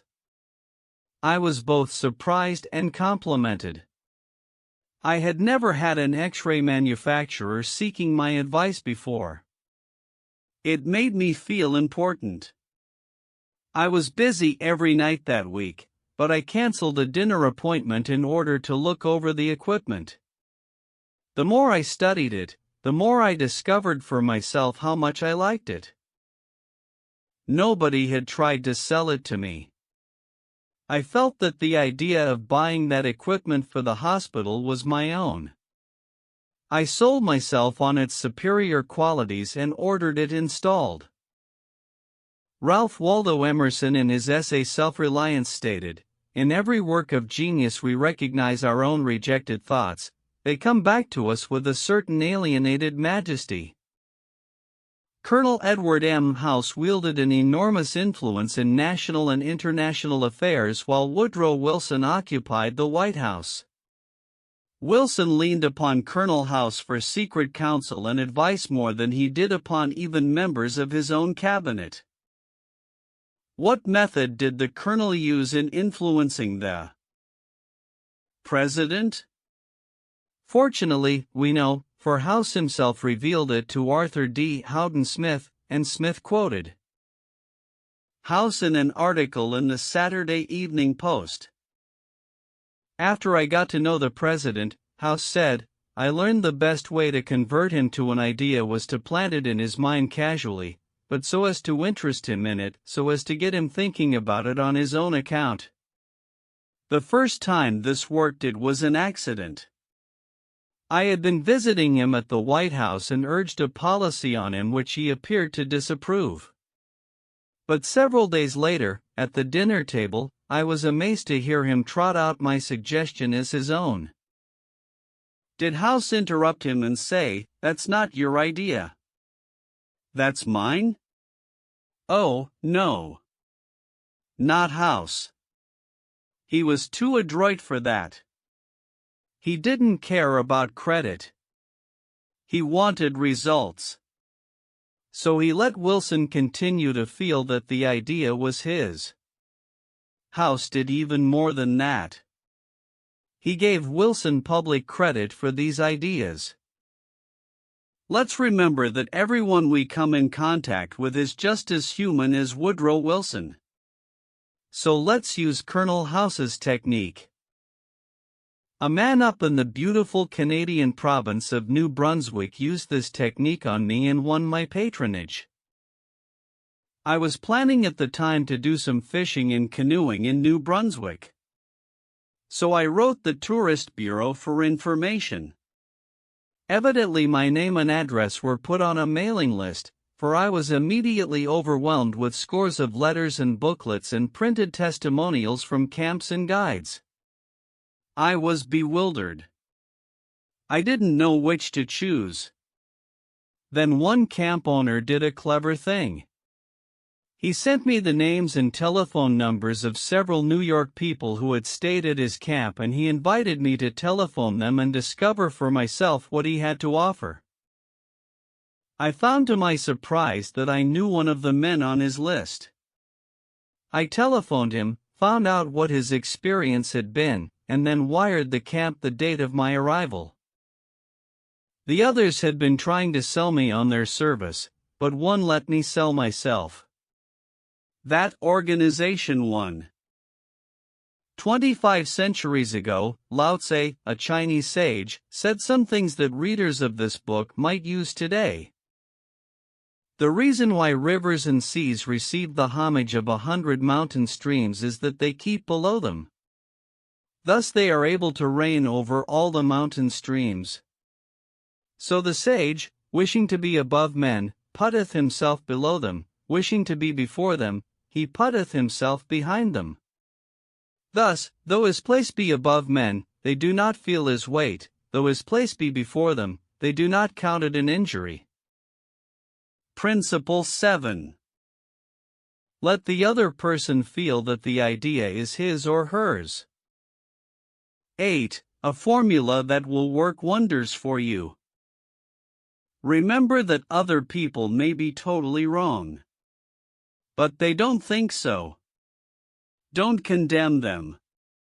Any fool can do that. Try to understand them. Only wise, tolerant, exceptional people even try to do that. There is a reason why the other man thinks and acts as he does. Ferret out that reason, and you have the key to his actions, perhaps to his personality. Try honestly to put yourself in his place.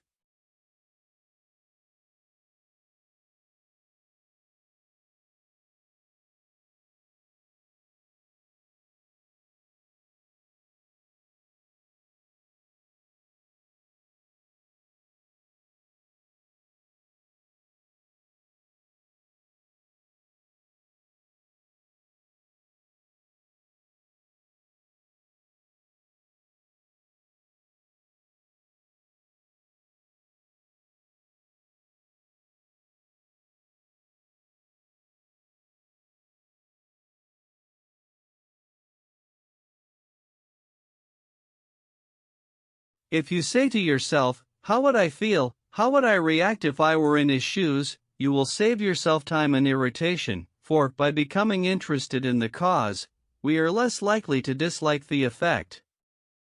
And, in addition, you will sharply increase your skill in human relationships. Stop a minute, says Kenneth M. Good in his book, How to Turn People into Gold. Stop a minute to contrast your keen interest in your own affairs with your mild concern about anything else.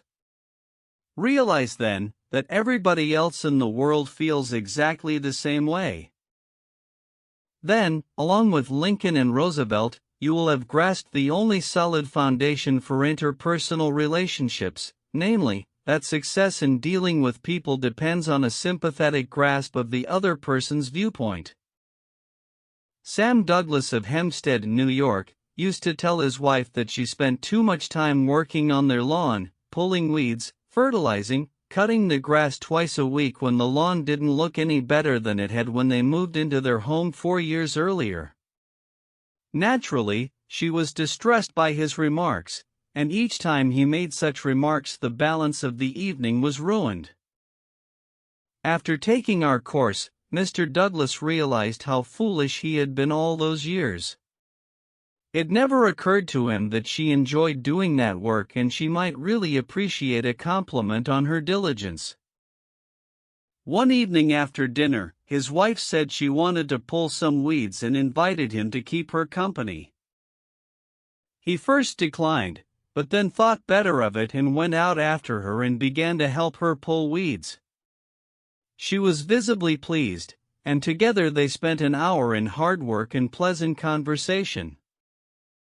After that, he often helped her with the gardening and complimented her on how fine the lawn looked, what a fantastic job she was doing with a yard where the soil was like concrete. Result, a happier life for both because he had learned to look at things from her point of view, even if the subject was only weeds. In his book Getting Through to People, Dr. Gerald S. Nierenberg commented, "Cooperativeness in conversation is achieved when you show that you consider the other person's ideas and feelings as important as your own. Starting your conversation by giving the other person the purpose or direction of your conversation, governing what you say by what you would want to hear if you were the listener, and accepting his or her viewpoint will encourage the listener to have an open mind to your ideas." Dr. Gerald S. Nierenberg, Getting Through to People, Englewood Cliffs, New Jersey, Prentice Hall, 1963, page 31. I have always enjoyed walking and writing in a park near my home. Like the Druids of ancient Gaul, I all but worship an oak tree, so I was distressed season after season to see the young trees and shrubs killed off by needless fires. These fires weren't caused by careless smokers. They were almost all caused by youngsters who went out to the park to go native and cook a frankfurter or an egg under the trees. Sometimes, these fires raged so fiercely that the fire department had to be called out to fight the conflagration. There was a sign on the edge of the park saying that anyone who started a fire was liable to fine and imprisonment, but the sign stood in an unfrequented part of the park, and few of the culprits ever saw it. A mounted policeman was supposed to look after the park, but he didn't take his duties too seriously, and the fires continued to spread season after season. On one occasion, I rushed up to a policeman and told him about a fire spreading rapidly through the park and wanted him to notify the fire department, and he nonchalantly replied that it was none of his business because it wasn't in his precinct. I was desperate, so after that when I went writing, I acted as a self-appointed committee of one to protect the public domain. In the beginning, I am afraid I didn't even attempt to see the other people's point of view. When I saw a fire blazing under the trees, I was so unhappy about it, so eager to do the right thing, that I did the wrong thing. I would write up to the boys, warn them that they could be jailed for starting a fire, order with a tone of authority that it be put out, and, if they refused, I would threaten to have them arrested. I was merely unloading my feelings without thinking of their point of view. The result? They obeyed sullenly and with resentment. After I rode on over the hill, they probably rebuilt the fire and longed to burn up the whole park.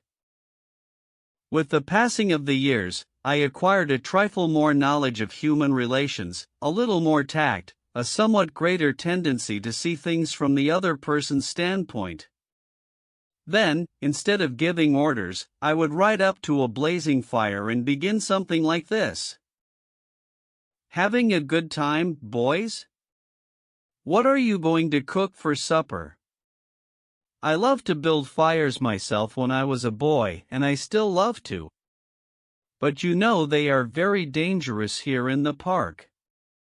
I know you boys don't mean to do any harm, but other boys aren't so careful. They come along and see that you have built a fire, so they build one and don't put it out when they go home, and it spreads among the dry leaves and kills the trees. We won't have any trees here at all if we aren't more careful. You could be put in jail for building this fire. But I don't want to be bossy and interfere with your pleasure. I like to see you enjoy yourselves, but won't you please rake all the leaves away from the fire right now? And you'll be careful to cover it with dirt, a lot of dirt, before you leave, won't you? And the next time you want to have some fun, won't you please build your fire over the hill there in the sand pit? It can't do any harm there. Thanks so much, boys. Have a good time. What a difference that kind of talk made. It made the boys want to cooperate. No sullenness, no resentment. They hadn't been forced to obey orders. They had saved their faces. They felt better, and I felt better because I had handled the situation with consideration for their point of view. Seeing things through another person's eyes may ease tensions when personal problems become overwhelming. Elizabeth Novak of New South Wales, Australia, was 6 weeks late with her car payment.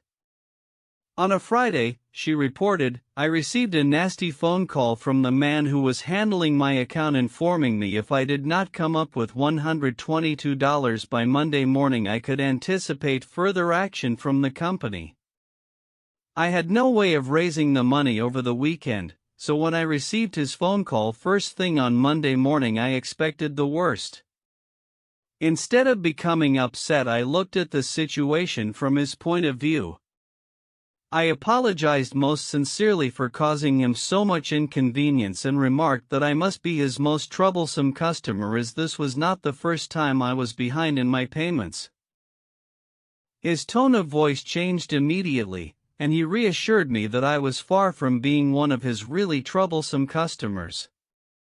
He went on to tell me several examples of how rude his customers sometimes were, how they lied to him and often tried to avoid talking to him at all. I said nothing. I listened and let him pour out his troubles to me.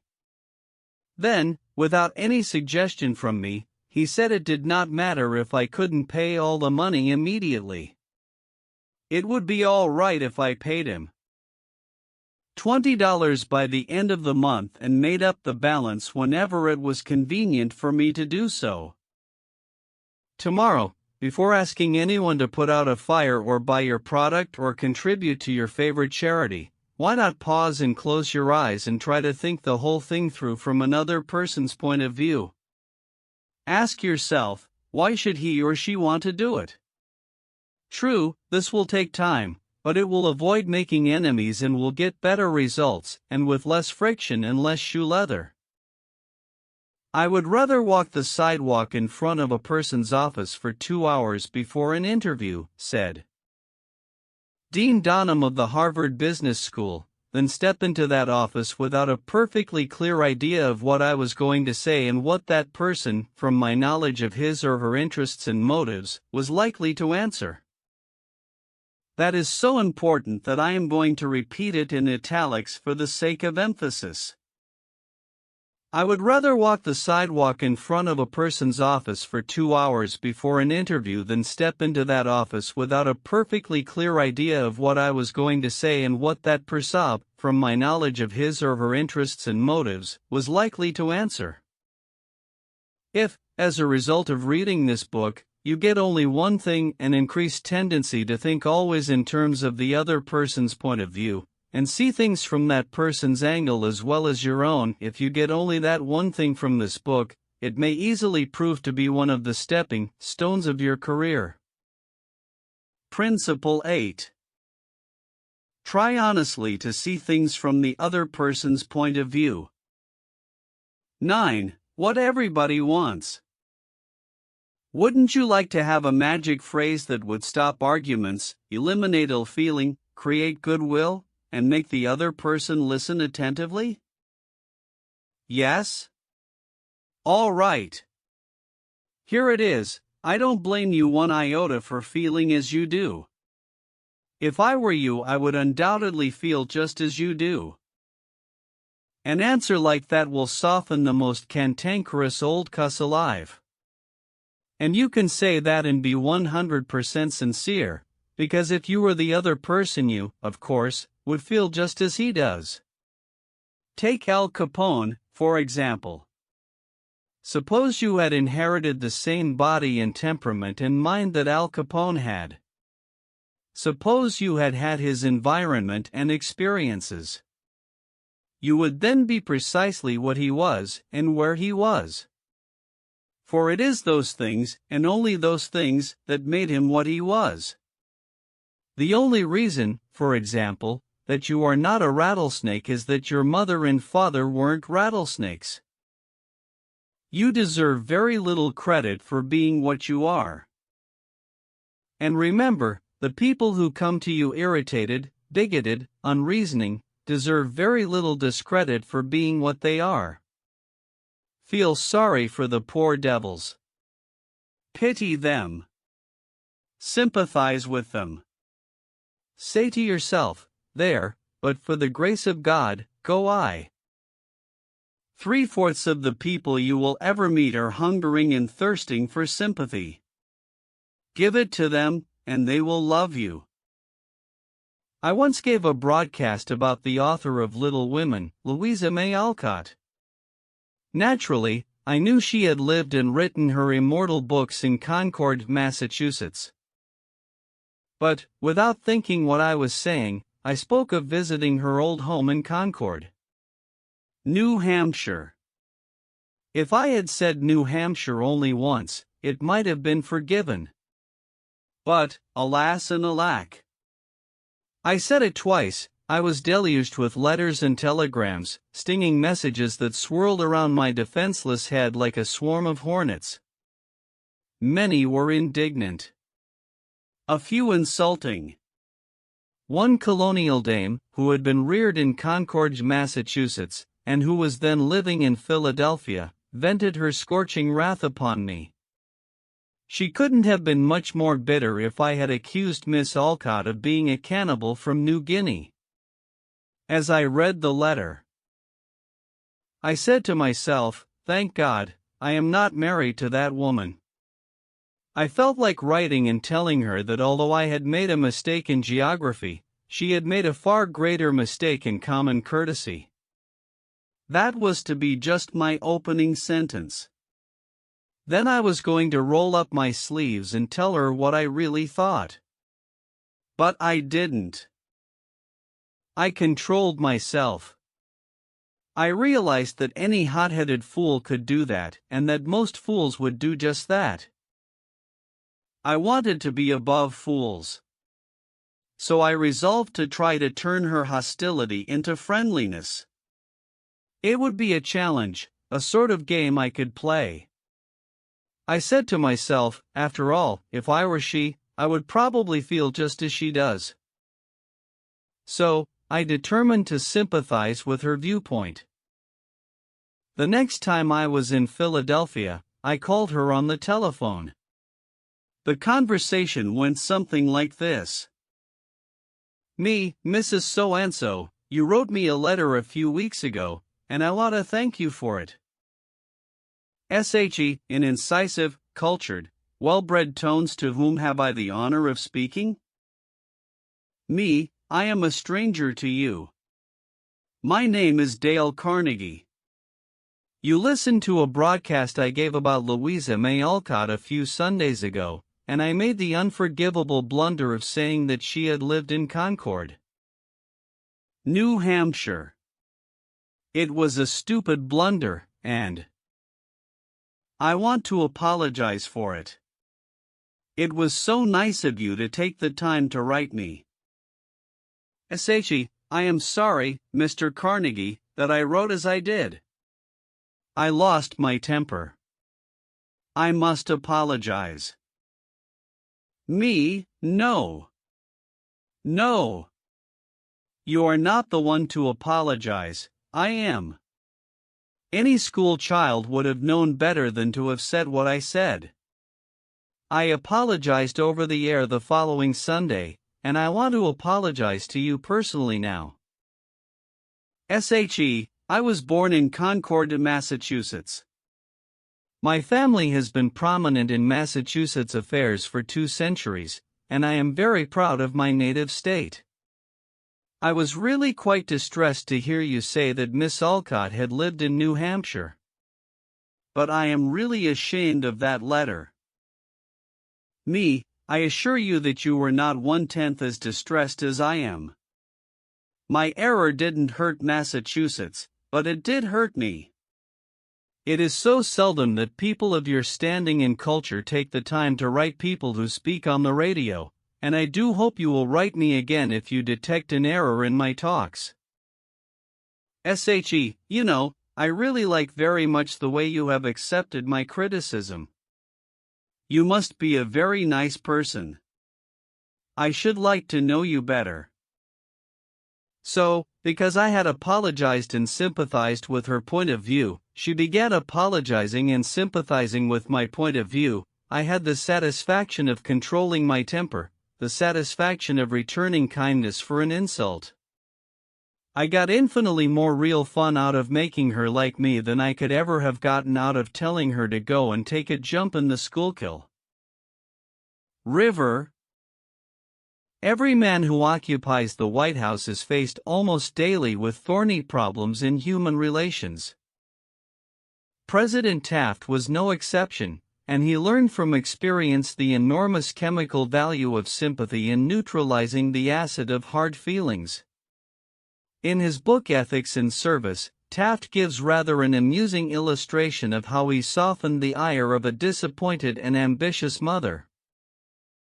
A lady in Washington, wrote Taft, whose husband had some political influence, came and labored with me for 6 weeks or more to appoint her son to a position. She secured the aid of senators and congressmen in formidable number and came with them to see that they spoke with emphasis. The place was one requiring technical qualification, and following the recommendation of the head of the bureau, I appointed somebody else. I then received a letter from the mother, saying that I was most ungrateful, since I declined to make her a happy woman as I could have done by a turn of my hand. She complained further that she had labored with her state delegation and got all the votes for an administration bill in which I was especially interested, and this was the way I had rewarded her. When you get a letter like that, the first thing you do is to think how you can be severe with a person who has committed an impropriety, or even been a little impertinent. Then you may compose an answer. Then, if you are wise, you will put the letter in a drawer and lock the drawer.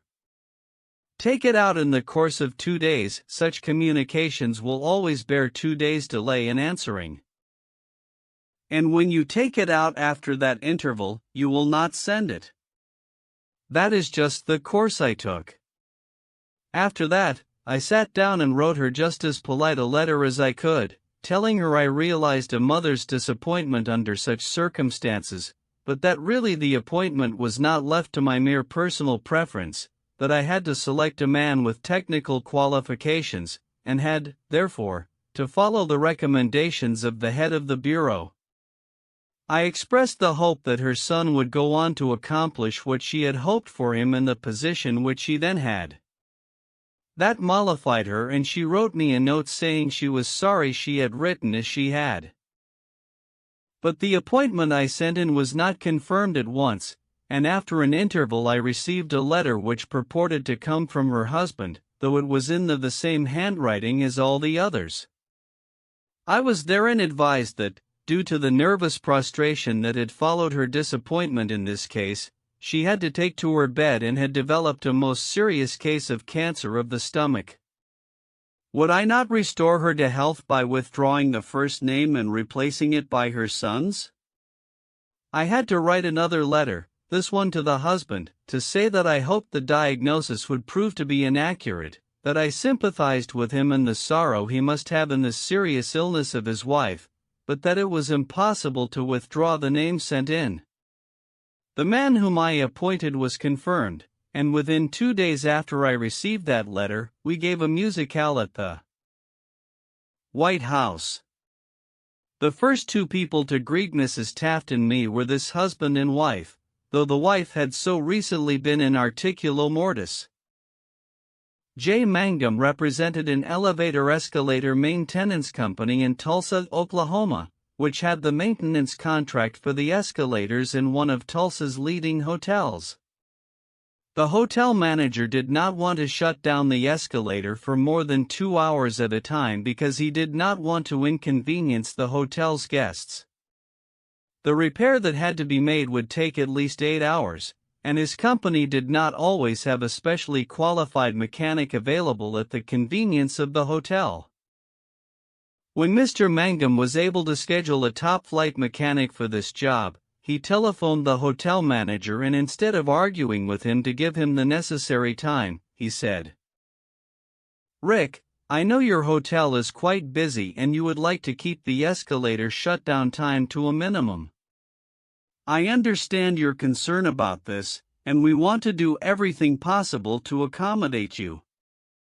However, our diagnosis of the situation shows that if we do not do a complete job now, your escalator may suffer more serious damage and that would cause a much longer shutdown.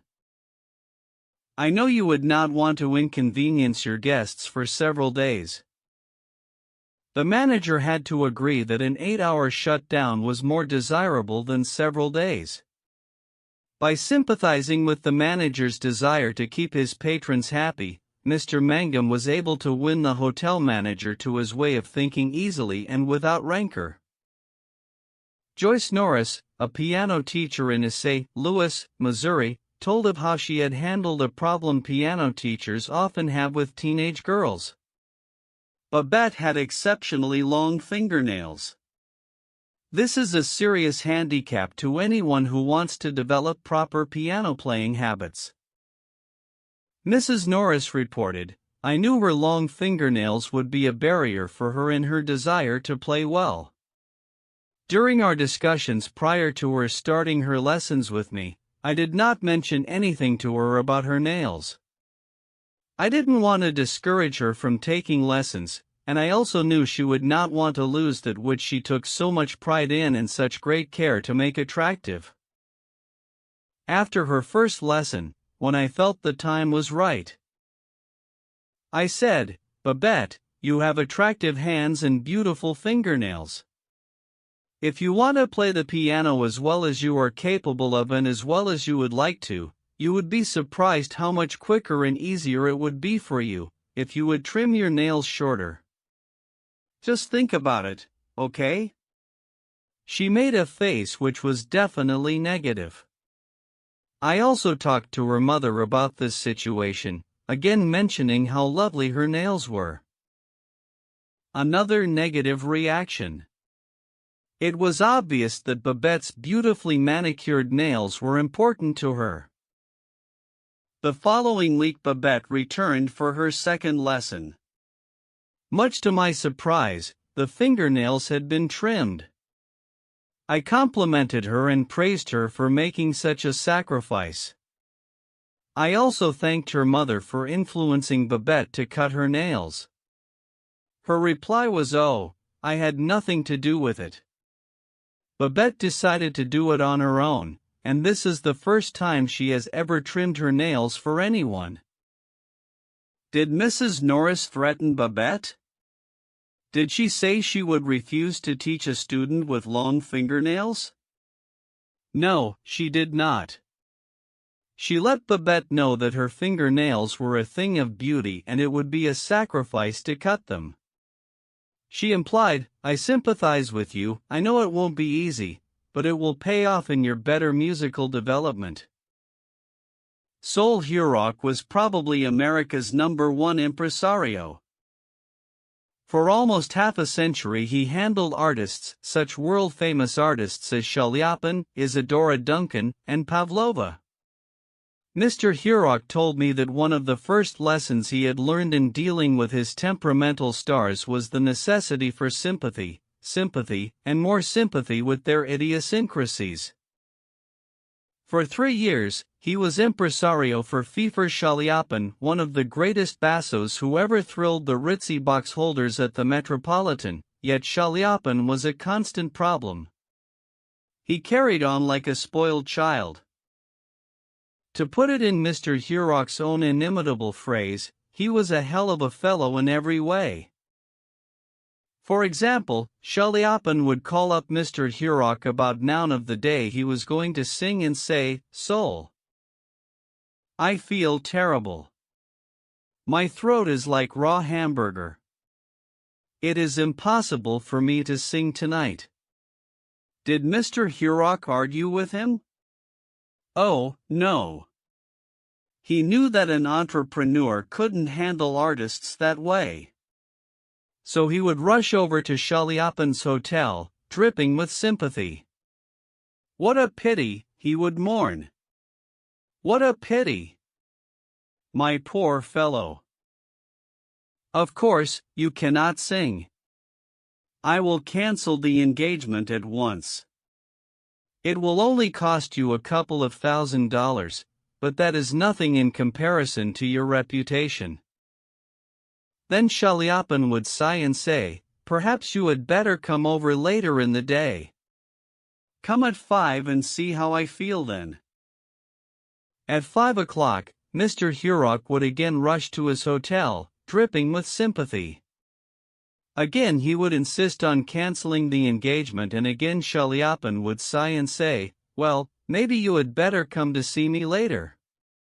I may be better then."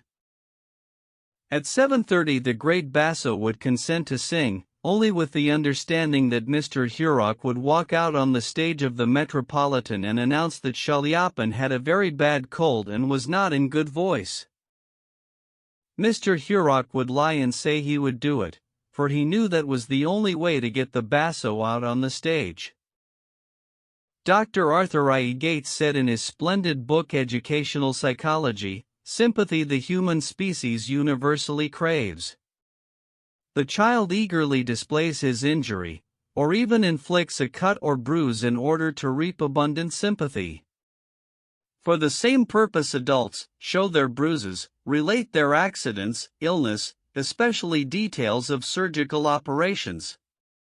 Self-pity for misfortunes real or imaginary is in some measure, practically a universal practice. So, if you want to win people to your way of thinking, put in practice. Principle 9.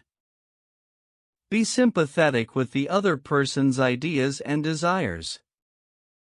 10. An appeal that everybody likes. I was reared on the edge of the Jesse James country out in Missouri, and I visited the James farm at Kearney, Missouri, where the son of Jesse James was then living. His wife told me stories of how Jesse robbed trains and held up banks and then gave money to the neighboring farmers to pay off their mortgages.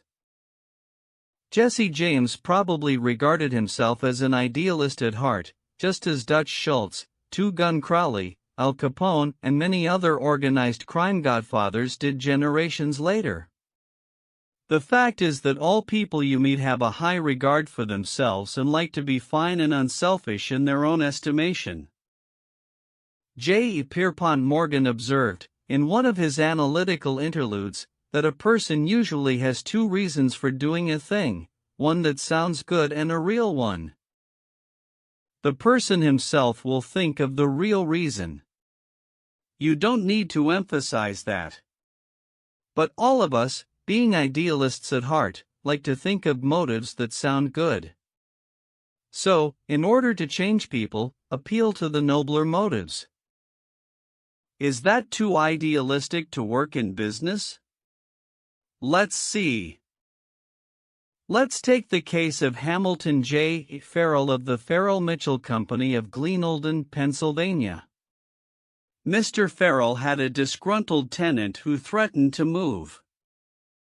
The tenant's lease still had 4 months to run. Nevertheless, he served notice that he was vacating immediately, regardless of lease.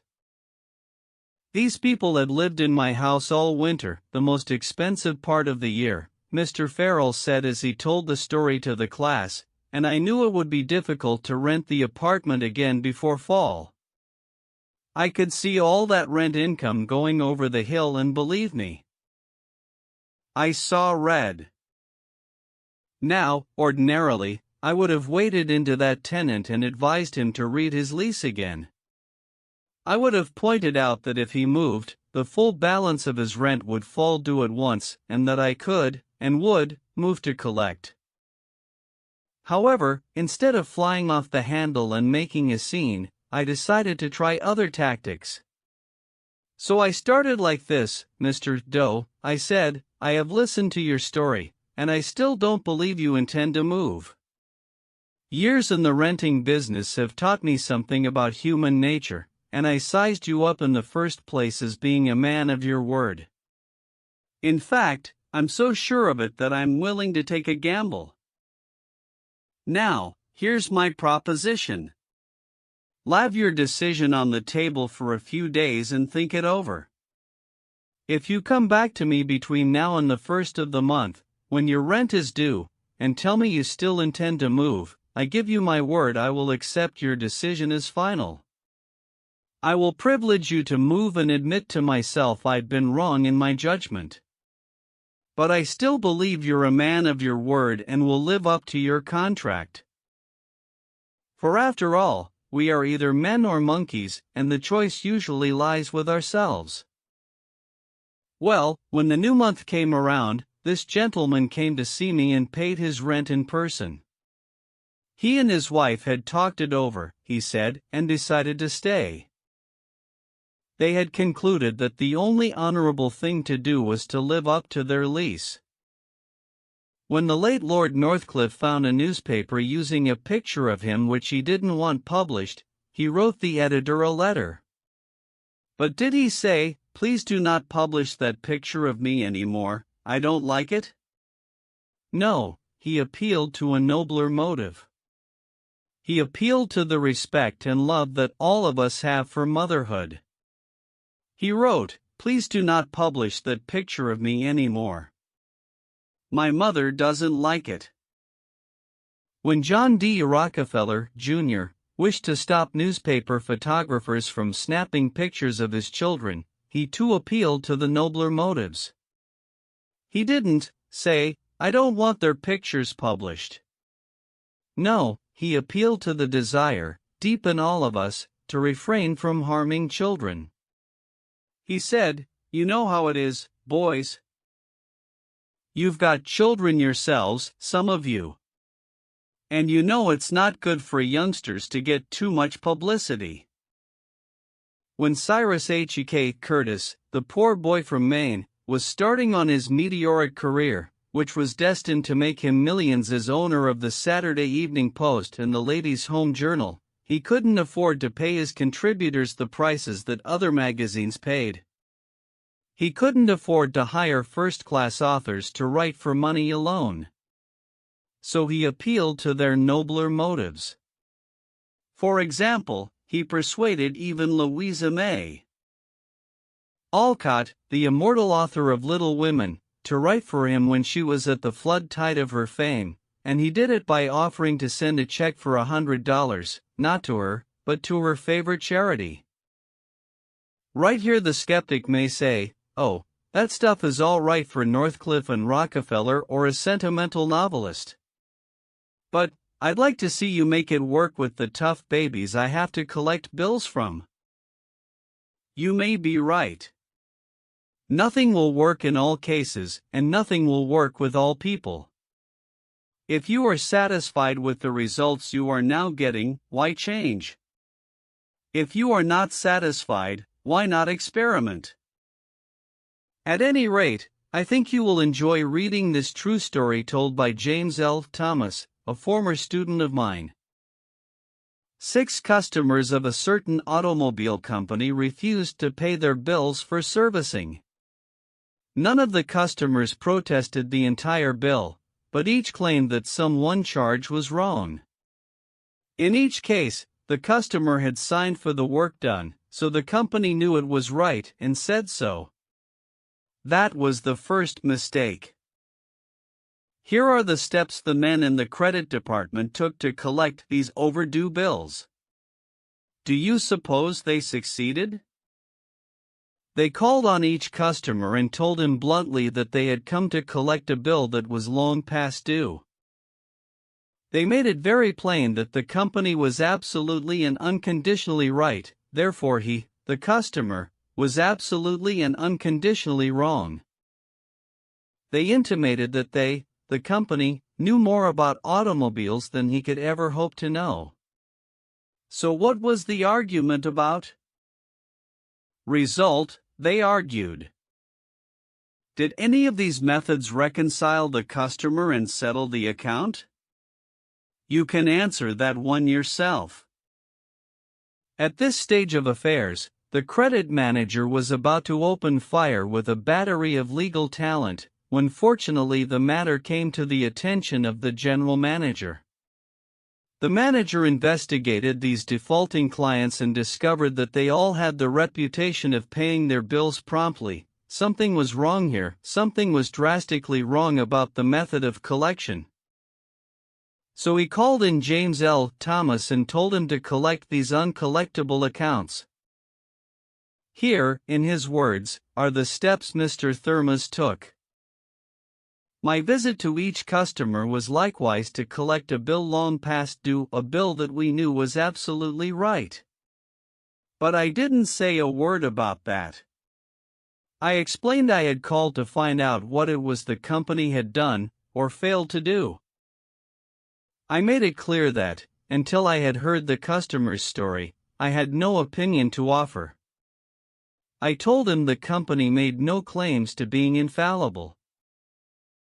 I told him I was interested only in his car, and that he knew more about his car than anyone else in the world, that he was the authority on the subject. I let him talk, and I listened to him with all the interest and sympathy that he wanted and had expected. Finally, when the customer was in a reasonable mood, I put the whole thing up to his sense of fair play. I appealed to the nobler motives. First, I said, I want you to know. I also feel this matter has been badly mishandled.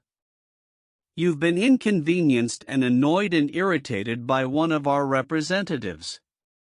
That should never have happened. I'm sorry and, as a representative of the company, I apologize.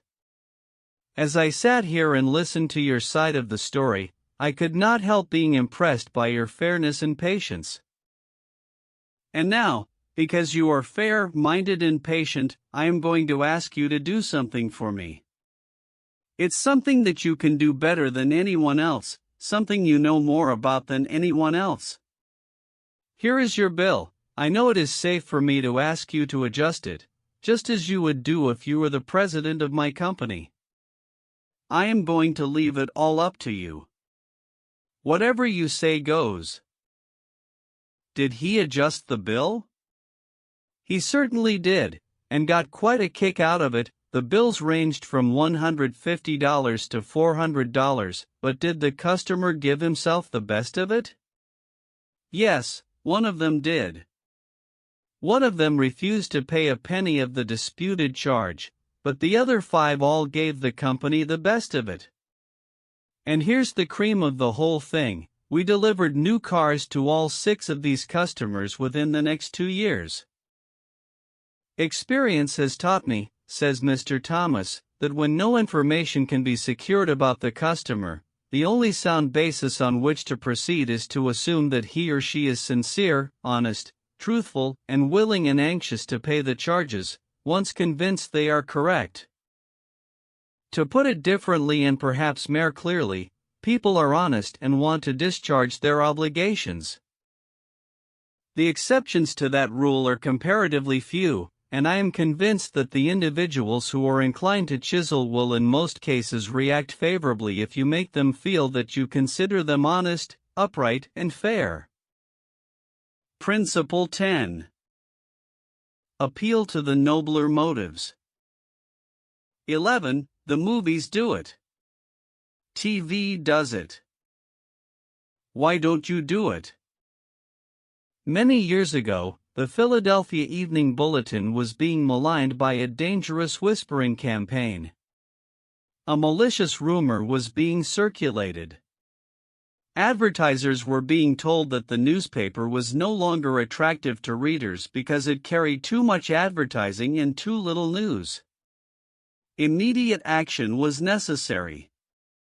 The gossip had to be squelched. But how? This is the way it was done.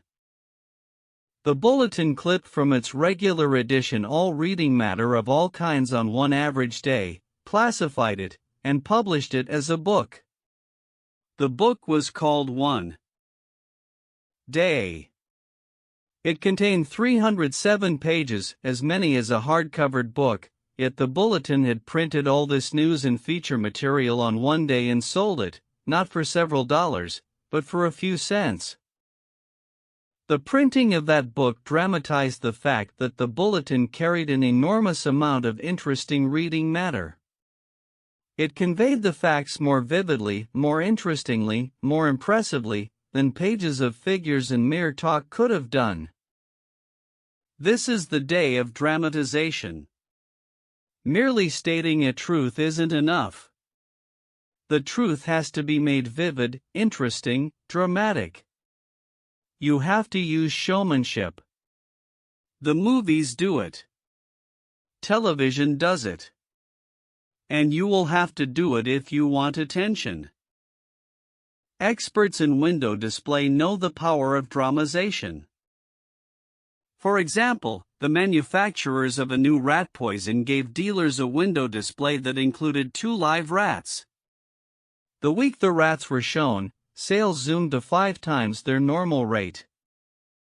Television commercials abound with examples of the use of dramatic techniques in selling products. Sit down one evening in front of your television set and analyze what the advertisers do in each of their presentations. You will note how an antacid medicine changes the color of the acid in a test tube while its competitor doesn't, how one brand of soap or detergent gets a greasy shirt clean when the other brand leaves it gray. You'll see a car maneuver around a series of turns and curves. Far better than just being told about it. Happy faces will show contentment with a variety of products.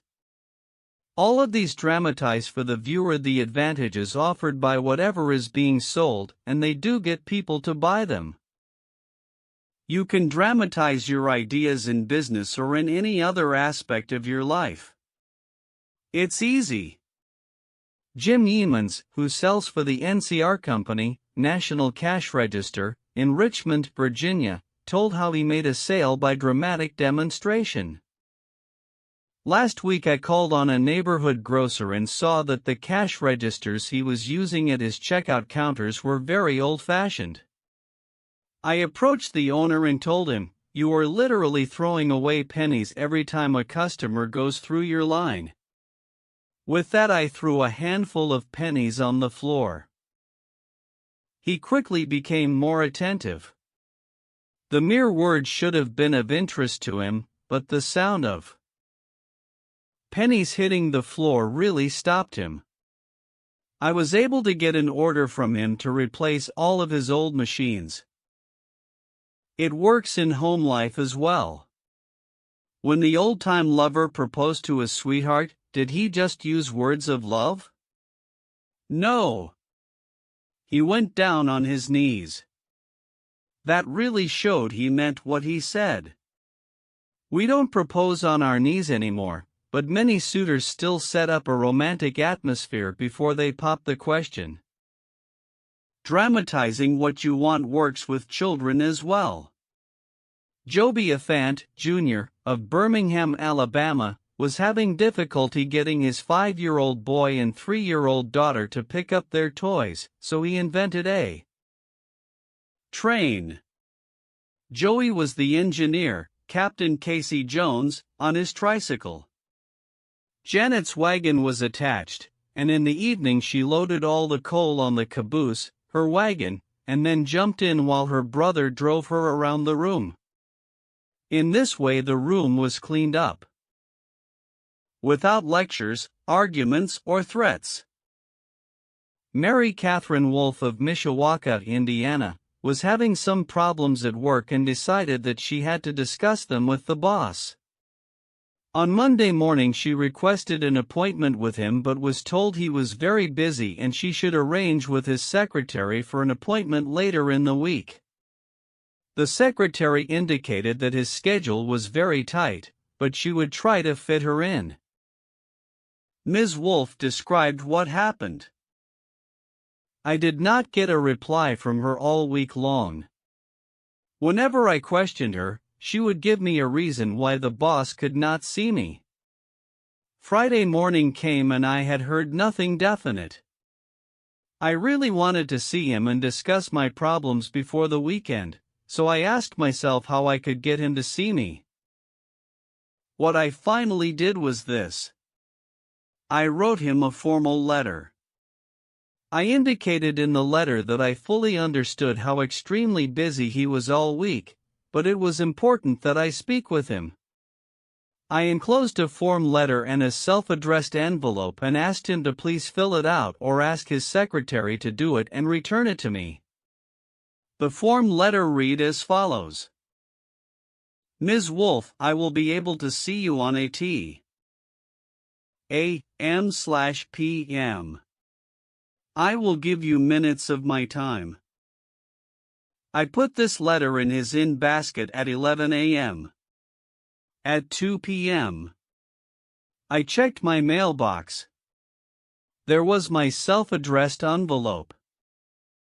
He had answered my form letter himself and indicated he could see me that afternoon and could give me 10 minutes of his time.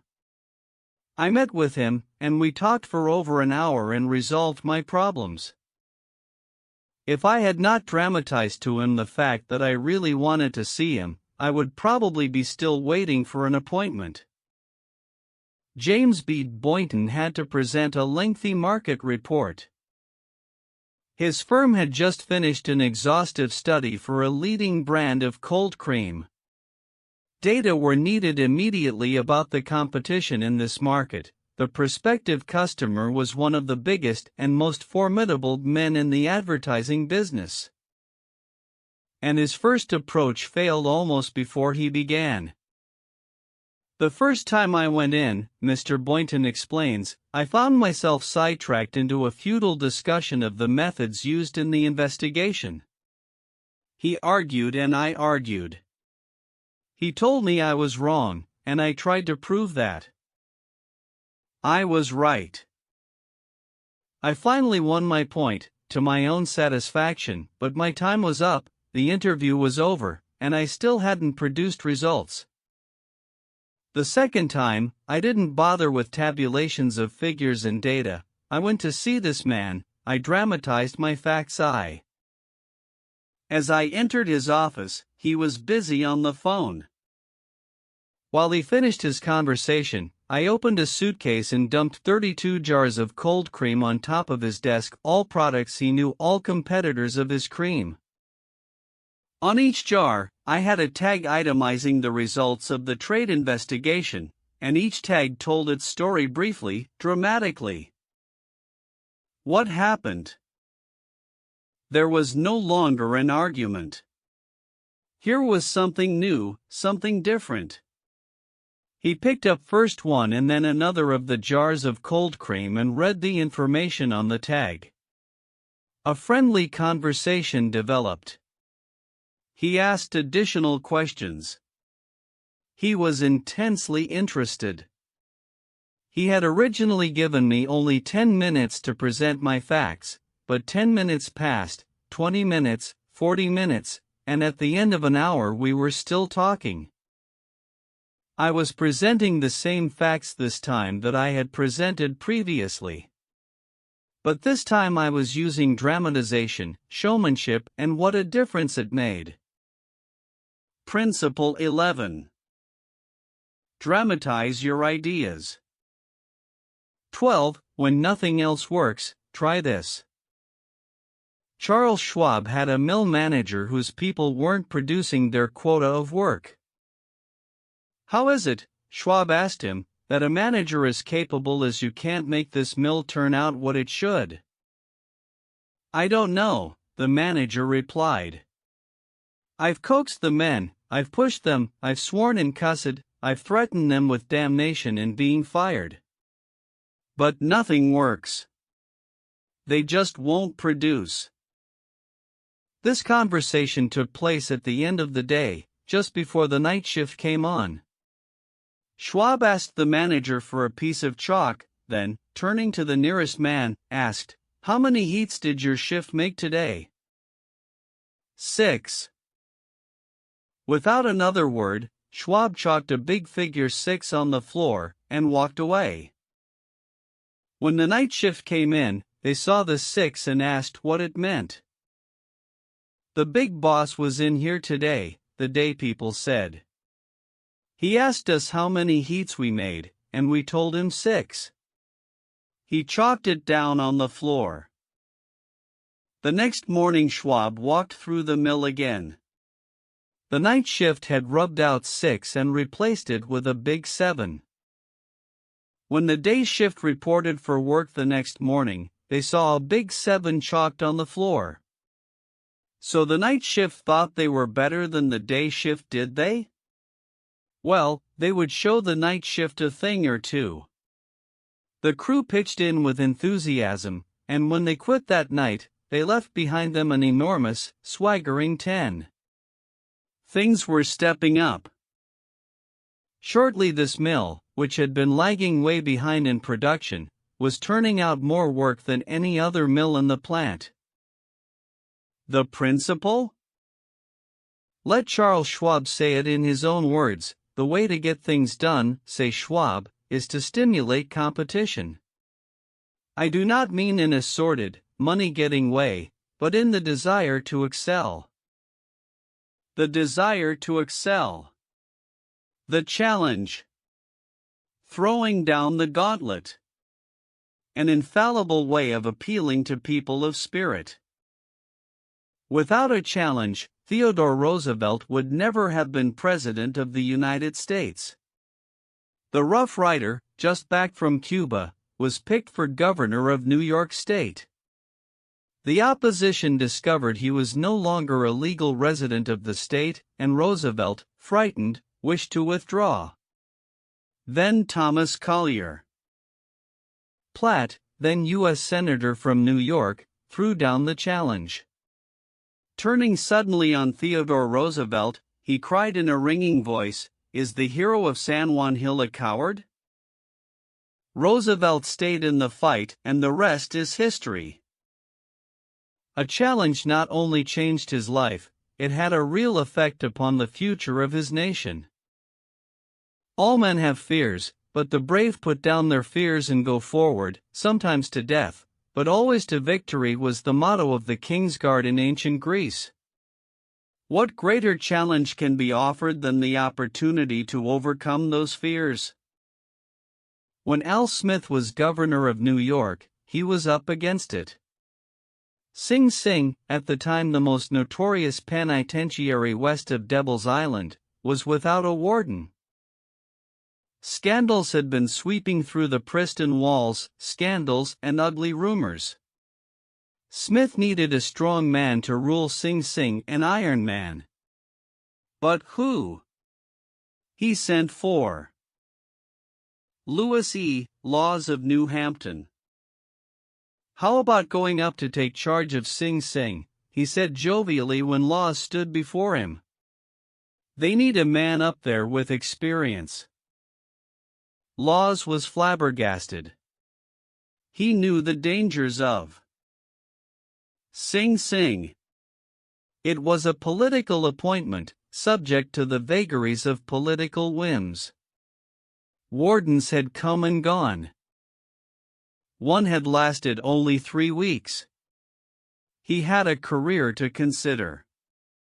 Was it worth the risk? Then Smith, who saw his hesitation, leaned back in his chair and smiled. "Young fellow," he said, "I don't blame you for being scared. It's a tough spot. It'll take a big person to go up there and stay." So Smith was throwing down a challenge, was he? Laws liked the idea of attempting a job that called for someone big. So he went. And he stayed. He stayed, to become the most famous warden of his time. His book 20,000 Years in Sing Sing sold into the hundreds of thousands of copies. His broadcasts on the air and his stories of prison life have inspired dozens of movies. His humanizing of criminals wrought miracles in the way of prison reform. "I have never found," said Harvey S. Firestone, founder of the great Firestone Tire and Rubber Company, "that pay and pay alone would either bring together or hold good people. I think it was the game itself." Frederick Herzberg, one of the great behavioral scientists, concurred. He studied in depth the work attitudes of thousands of people ranging from factory workers to senior executives. What do you think he found to be the most motivating factor, the one facet of the jobs that was most stimulating? Money? Good working conditions? Fringe benefits? No, not any of those. The one major factor that motivated people was the work itself. If the work was exciting and interesting, the worker looked forward to doing it and was motivated to do a good job. That is what every successful person loves, the game. The chance for self-expression. The chance to prove his or her worth, to excel, to win. That is what makes foot races and hog calling and pie eating contests. The desire to excel. The desire for a feeling of importance. Principle 12. Throw down a challenge. In a nutshell. Win people to your way of thinking. Principle 1. The only way to get the best of an argument is to avoid it. Principle 2. Show respect for the other person's opinions. Never say, "You're wrong." Principle 3. If you are wrong, admit it quickly and emphatically. Principle 4. Begin in a friendly way. Principle 5. Get the other person saying yes, yes immediately. Principle 6. Let the other person do a great deal of the talking. Principle 7. Let the other person feel that the idea is his or hers. Principle 8. Try honestly to see things from the other person's point of view. Principle 9.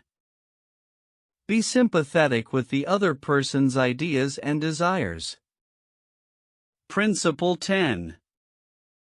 Appeal to the nobler motives. Principle 11. Dramatize your ideas.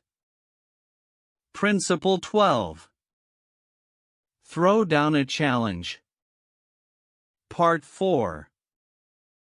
Be a leader, how to change people without giving offense or arousing resentment. 1. If you must find fault, this is the way to begin. A friend of mine was a guest at the White House for a weekend during the administration of Calvin Coolidge.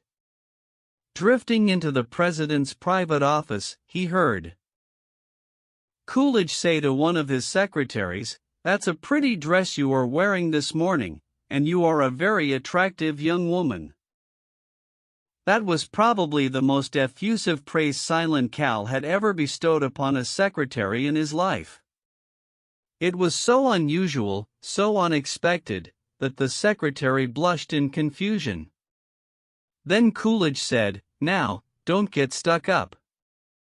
I just said that to make you feel good. From now on, I wish you would be a little bit more careful with your punctuation." His method was probably a bit obvious, but the psychology was superb. It is always easier to listen to unpleasant things after we have heard some praise of our good points.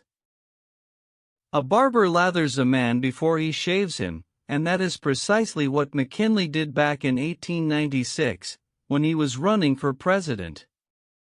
One of the prominent Republicans of that day had written a campaign speech that he felt was just a trifle better than Cicero and Patrick Henry and Daniel Webster all rolled into one.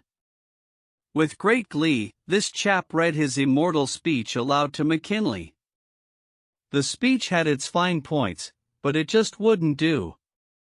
It would have raised a tornado of criticism. McKinley didn't want to hurt the man's feelings. He must not kill the man's splendid enthusiasm, and yet he had to say no. Note how adroitly he did it. "My friend, that is a splendid speech, a magnificent speech," McKinley said. "No one could have prepared a better one. There are many occasions on which it would be precisely the right thing to say, but is it quite suitable to this particular occasion? Sound and sober as it is from your standpoint, I must consider its effect from the party's standpoint. Now you go home and write a speech along the lines I indicate, and send me a copy of it." He did just that. McKinley blue-penciled and helped him rewrite his second speech, and he became one of the effective speakers of the campaign. Here is the second most famous letter that Abraham Lincoln ever wrote. His most famous one was written to Mrs. Bixby, expressing his sorrow for the death of the 5 sons she had lost in battle. Lincoln probably dashed this letter off in 5 minutes, yet it sold at public auction in 1926 for $12,000, and that, by the way, was more money than Lincoln was able to save during half a century of hard work. The letter was written to General Joseph Hooker on April 26, 1863, during the darkest period of the Civil War. For 18 months, Lincoln's generals had been leading the Union Army from one tragic defeat to another. Nothing but futile, stupid human butchery. The nation was appalled. Thousands of soldiers had deserted from the army, and then the Republican members of the Senate had revolted and wanted to force Lincoln out of the White House. "We are now on the brink of destruction," Lincoln said. "It appears to me that even the Almighty is against us. I can hardly see a ray of hope." Such was the black sorrow and chaos out of which this letter came. I am printing the letter here because it shows how Lincoln tried to change an obstreperous general when the very fate of the nation could have depended upon the general's action. This is perhaps the sharpest letter Abe Lincoln wrote after he became president, yet you will note that he praised General Hooker before he spoke of his grave faults. Yes, they were grave faults, but Lincoln didn't call them that. Lincoln was more conservative, more diplomatic. Lincoln wrote, "There are some things in regard to which I am not quite satisfied with you." Talk about tact and diplomacy. Here is the letter addressed to General Hooker.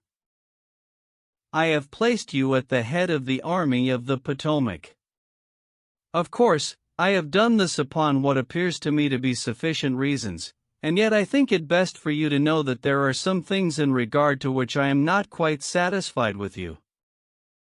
I believe you to be a brave and skillful soldier, which, of course, I like. I also believe you do not mix politics with your profession, in which you are right. You have confidence in yourself, which is a valuable if not an indispensable quality. You are ambitious, which, within reasonable bounds, does good rather than harm, but I think that during General Burnside's command of the army you have taken counsel of your ambition and thwarted him as much as you could, in which you did a great wrong to the country and to a most meritorious and honorable brother officer. I have heard, in such a way as to believe it, of your recently saying that both the army and the government needed a dictator. Of course, it was not for this, but in spite of it, that I have given you command. Only those generals who gain successes can set up as dictators. What I now ask of you is military success, and I will risk the dictatorship. The government will support you to the utmost of its ability, which is neither more nor less than it has done and will do for all commanders. I much fear that the spirit which you have aided to infuse into the army, of criticizing their commander and withholding confidence from him, will now turn upon you. I shall assist you, as far as I can, to put it down. Neither you nor Napoleon, if he were alive again, could get any good out of an army while such spirit prevails in it, and now beware of rashness. Beware of rashness, but with energy and sleepless vigilance go forward and give us victories. You are not a Coolidge, a McKinley, or a Lincoln. You want to know whether this philosophy will operate for you in everyday business contacts. Will it?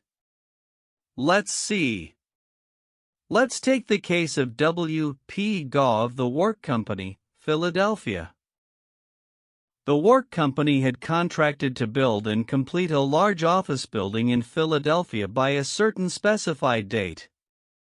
Everything was going along well, the building was almost finished, when suddenly the subcontractor making the ornamental bronze work to go on the exterior of this building declared that he couldn't make delivery on schedule.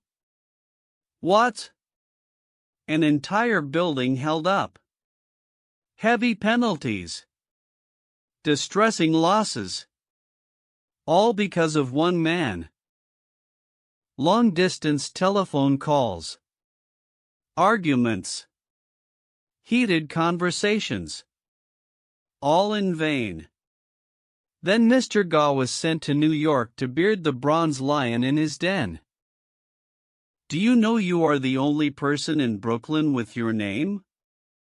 Mr. Gaw asked the president of the subcontracting firm shortly after they were introduced. The president was surprised. No, I didn't know that. Well, said Mr. Gaw, when I got off the train this morning, I looked in the telephone book to get your address, and you're the only person in the Brooklyn phone book with your name. I never knew that, the subcontractor said. He checked the phone book with interest. Well, it's an unusual name, he said proudly. My family came from Holland and settled in New York almost 200 years ago. He continued to talk about his family and his ancestors for several minutes. When he finished that, Mr. Gaw complimented him on how large a plant he had and compared it favorably with a number of similar plants he had visited. It is one of the cleanest and neatest bronze factories I ever saw, said Gaw. I've spent a lifetime building up this business, the subcontractor said, and I am rather proud of it. Would you like to take a look around the factory? During this tour of inspection, Mr. Gaw complimented the other man on his system of fabrication and told him how and why it seemed superior to those of some of his competitors. Gaw commented on some unusual machines, and the subcontractor announced that he himself had invented those machines. He spent considerable time showing Gaw how they operated and the superior work they turned out. He insisted on taking his visitor to lunch. So far, mind you, not a word had been said about the real purpose of Gaw's visit. After lunch, the subcontractor said, "Now, to get down to business.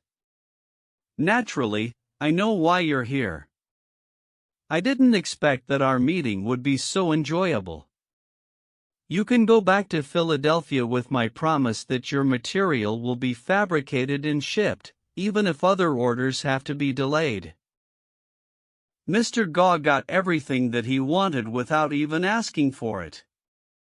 The material arrived on time, and the building was completed on the day the completion contract specified. Would this have happened had Mr. Guy used the hammer and dynamite method generally employed on such occasions? Dorothy Rubolsky, a branch manager of the Fort Monmouth, New Jersey, Federal Credit Union, reported to one of our classes how she was able to help one of her employees become more productive. We recently hired a young lady as a teller trainee. Her contact with our customers was very good. She was accurate and efficient in handling individual transactions. The problem developed at the end of the day when it was time to balance out.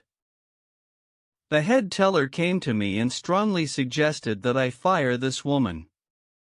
She is holding up everyone else because she is so slow in balancing out. I've shown her over and over, but she can't get it. She's got to go. The next day I observed her working quickly and accurately when handling the normal everyday transactions, and she was very pleasant with our customers. It didn't take long to discover why she had trouble balancing out. After the office closed, I went over to talk with her. She was obviously nervous and upset. I praised her for being so friendly and outgoing with the customers and complimented her for the accuracy and speed used in that work. I then suggested we review the procedure we use in balancing the cash drawer. Once she realized I had confidence in her, she easily followed my suggestions and soon mastered this function. We have had no problems with her since then. Beginning with praise is like the dentist who begins his work with Novocaine. The patient still gets a drilling, but the Novocaine is pain-killing. A leader will use. Principle 1. Begin with praise and honest appreciation. 2. How to criticize and not be hated for it. Charles Schwab was passing through one of his steel mills one day at noon when he came across some of his employees smoking. Immediately above their heads was a sign that said "No smoking." Did Schwab point to the sign and say, "Can't you read?" Oh, no, not Schwab. He walked over to the men, handed each one a cigar, and said, "I'll appreciate it, boys, if you will smoke these on the outside." They knew that he knew that they had broken a rule, and they admired him because he said nothing about it and gave them a little present and made them feel important. Couldn't keep from loving a man like that, could you? John Wanamaker used the same technique. Wanamaker used to make a tour of his great store in Philadelphia every day. Once he saw a customer waiting at a counter. No one was paying the slightest attention to her. The salespeople? Oh, they were in a huddle at the far end of the counter laughing and talking among themselves. Wanamaker didn't say a word. Quietly slipping behind the counter, he waited on the woman himself and then handed the purchase to the salespeople to be wrapped as he went on his way. Public officials are often criticized for not being accessible to their constituents. They are busy people, and the fault sometimes lies in overprotective assistants who don't want to overburden their bosses with too many visitors. Carl Langford, who has been mayor of Orlando, Florida, the home of Disney World, for many years, frequently admonished his staff to allow people to see him. Claimed he had an open-door policy, yet the citizens of his community were blocked by secretaries and administrators when they called. Finally, the mayor found the solution. He removed the door from his office. His aides got the message, and the mayor has had a truly open administration since the day his door was symbolically thrown away. Simply changing one three-letter word can often spell the difference between failure and success in changing people without giving offense or arousing resentment. Many people begin their criticism with sincere praise followed by the word but and ending with a critical statement. For example, in trying to change a child's careless attitude toward studies, we might say, "We're really proud of you, Johnny, for raising your grades this term. But if you had worked harder on your algebra, the results would have been better." In this case, Johnny might feel encouraged until he heard the word but. He might then question the sincerity of the original praise. To him, the praise seemed only to be a contrived lead-in to a critical inference of failure. Credibility would be strained, and we probably would not achieve our objectives of changing Johnny's attitude toward his studies. This could be easily overcome by changing the word but to and. "We're really proud of you, Johnny, for raising your grades this term, and by continuing the same conscientious efforts next term, your algebra grade can be up with all the others." Now, Johnny would accept the praise because there was no follow-up of an inference of failure. We have called his attention to the behavior we wish to change indirectly, and the chances are he will try to live up to our expectations. Calling attention to one's mistakes indirectly works wonders with sensitive people who may resent bitterly any direct criticism. Marge Jacob of Woonsocket, Rhode Island, told one of our classes how she convinced some sloppy construction workers to clean up after themselves when they were building additions to her house. For the first few days of the work, when Mrs. Jacob returned from her job, she noticed that the yard was strewn with the cut ends of lumber. She didn't want to antagonize the builders, because they did excellent work. So after the workers had gone home, she and her children picked up and neatly piled all the lumber debris in a corner. The following morning she called the foreman to one side and said, "I'm really pleased with the way the front lawn was left last night. It is nice and clean and does not offend the neighbors." From that day forward the workers picked up and piled the debris to one side, and the foreman came in each day seeking approval of the condition the lawn was left in after a day's work. One of the major areas of controversy between members of the Army Reserves and their regular Army trainers is haircuts. The reservists consider themselves civilians, which they are most of the time, and resent having to cut their hair short. Master Sergeant Harley Kaiser of the 542nd USAR School addressed himself to this problem when he was working with a group of reserve non-commissioned officers. As an old-time regular Army Master Sergeant, he might have been expected to yell at his troops and threaten them.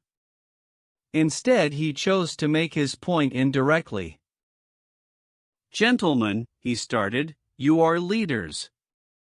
You will be most effective when you lead by example. You must be the example for your men to follow.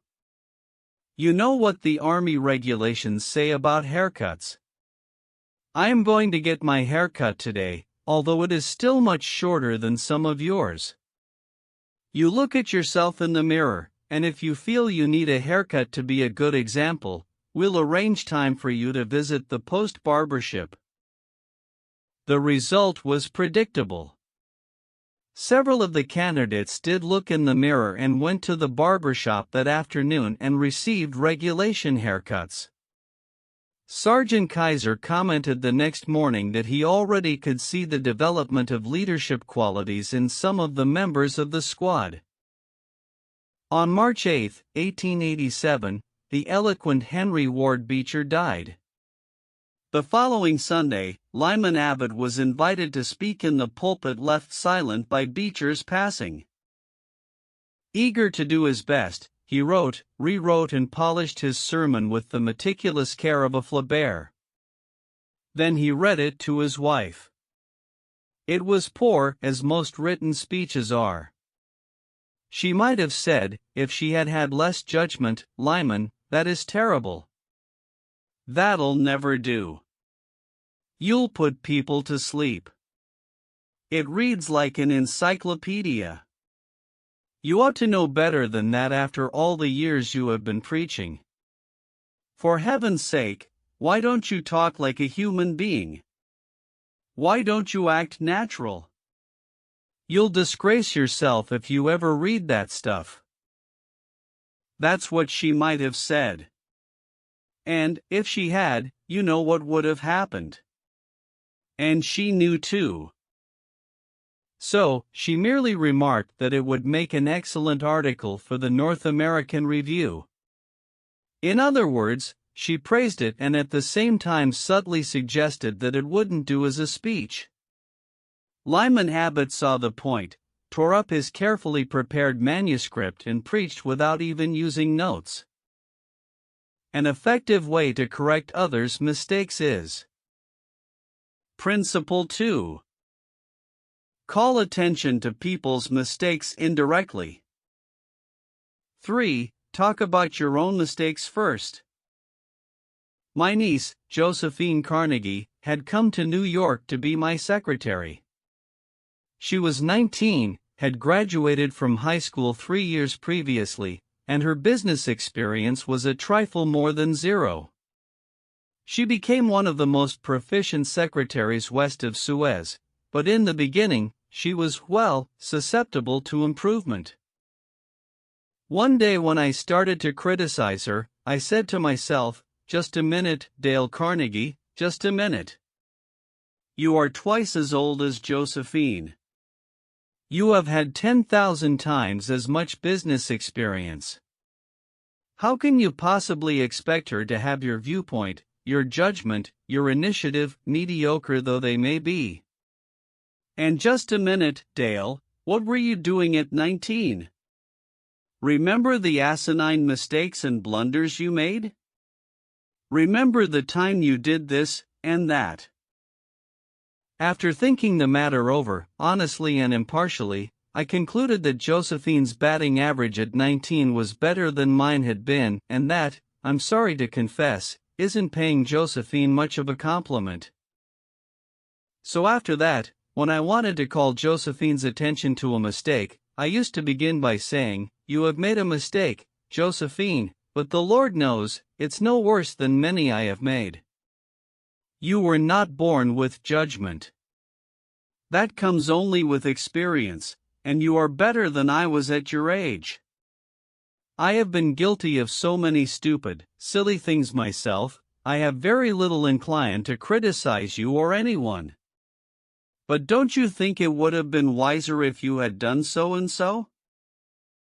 It isn't nearly so difficult to listen to a recital of your faults if the person criticizing begins by humbly admitting that he, too, is far from impeccable. E.g. Adilistone, an engineer in Brandon, Manitoba, Canada, was having problems with his new secretary. Letters he dictated were coming to his desk for signature with 2 or 3 spelling mistakes per page. Mr. Dillistone reported how he handled this. "Like many engineers, I have not been noted for my excellent English or spelling. For years I have kept a little black thumb index book for words I had trouble spelling.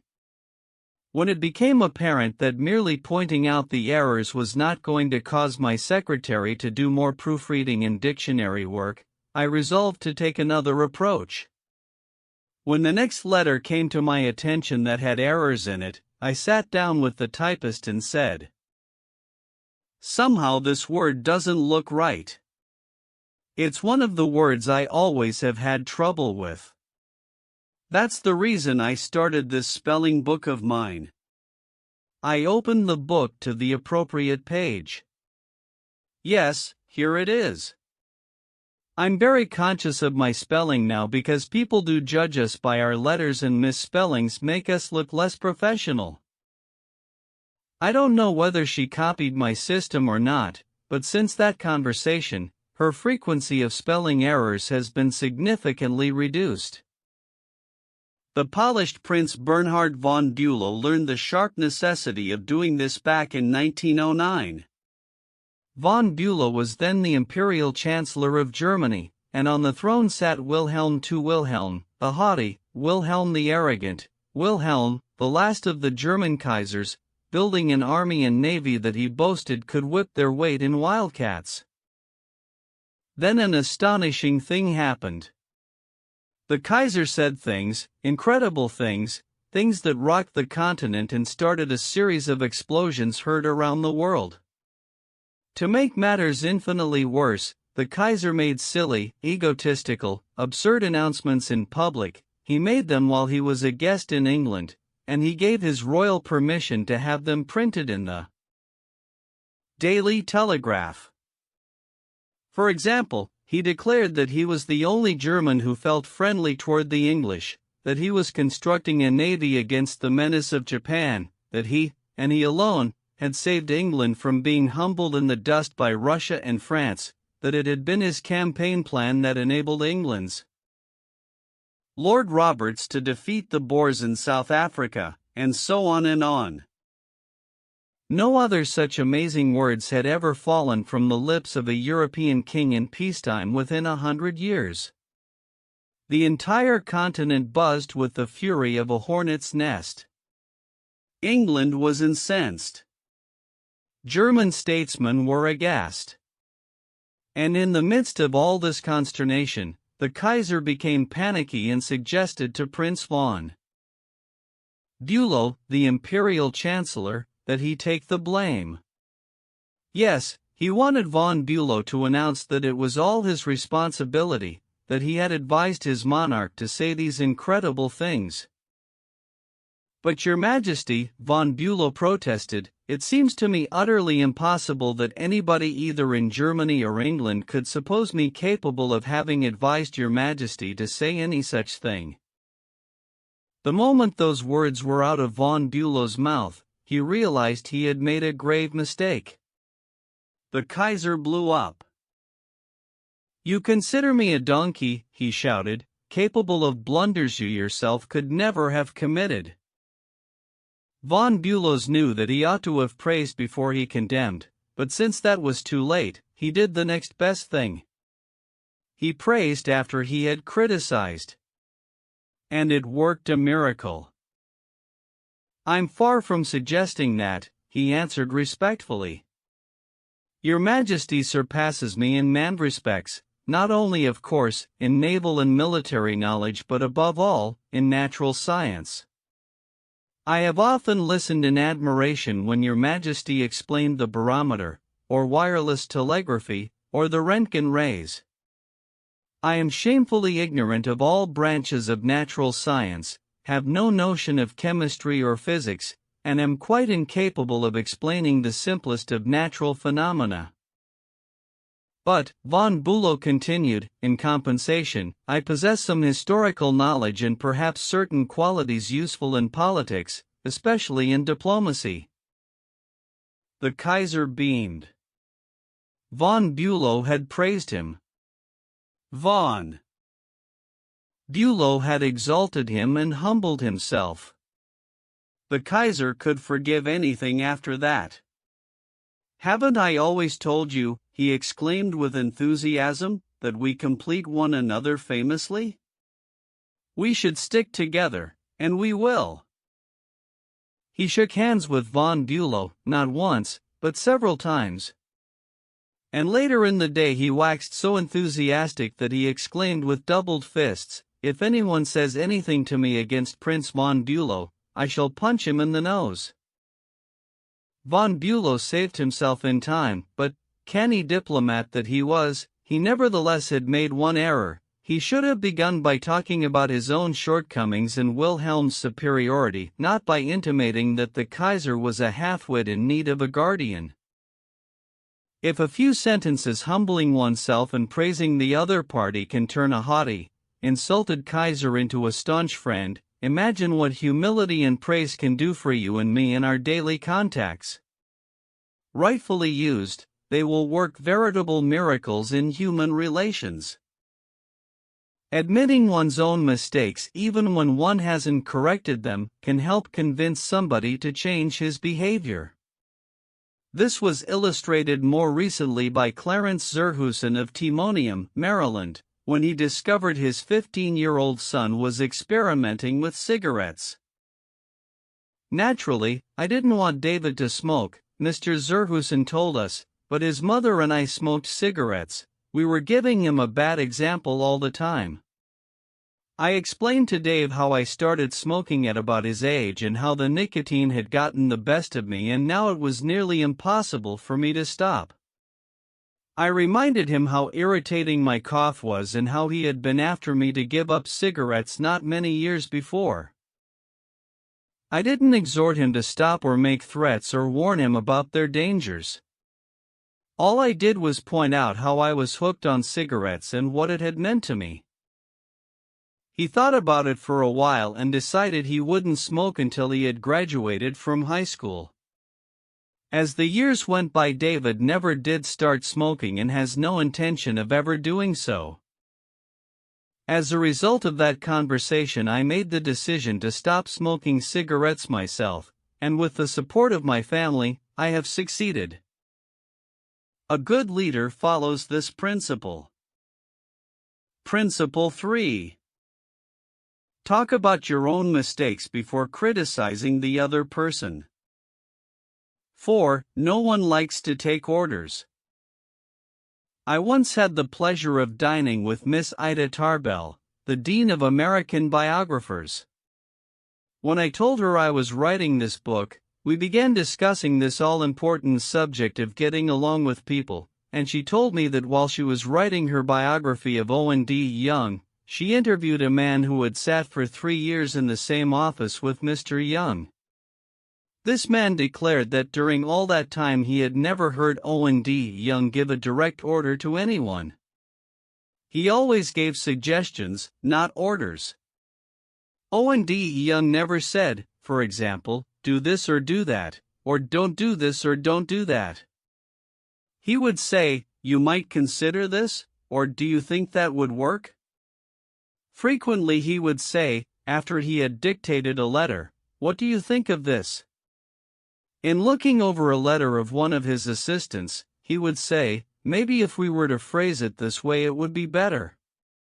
He always gave people the opportunity to do things themselves. He never told his assistants to do things, he let them do them, let them learn from their mistakes.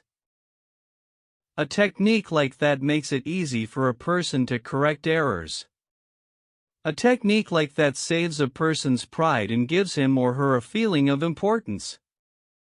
It encourages cooperation instead of rebellion. Resentment caused by a brash order may last a long time even if the order was given to correct an obviously bad situation. Dan Santarelli, a teacher at a vocational school in Wyoming, Pennsylvania, told one of our classes how one of his students had blocked the entranceway to one of the school's shops by illegally parking his car in it. One of the other instructors stormed into the classroom and asked in an arrogant tone, "Whose car is blocking the driveway?"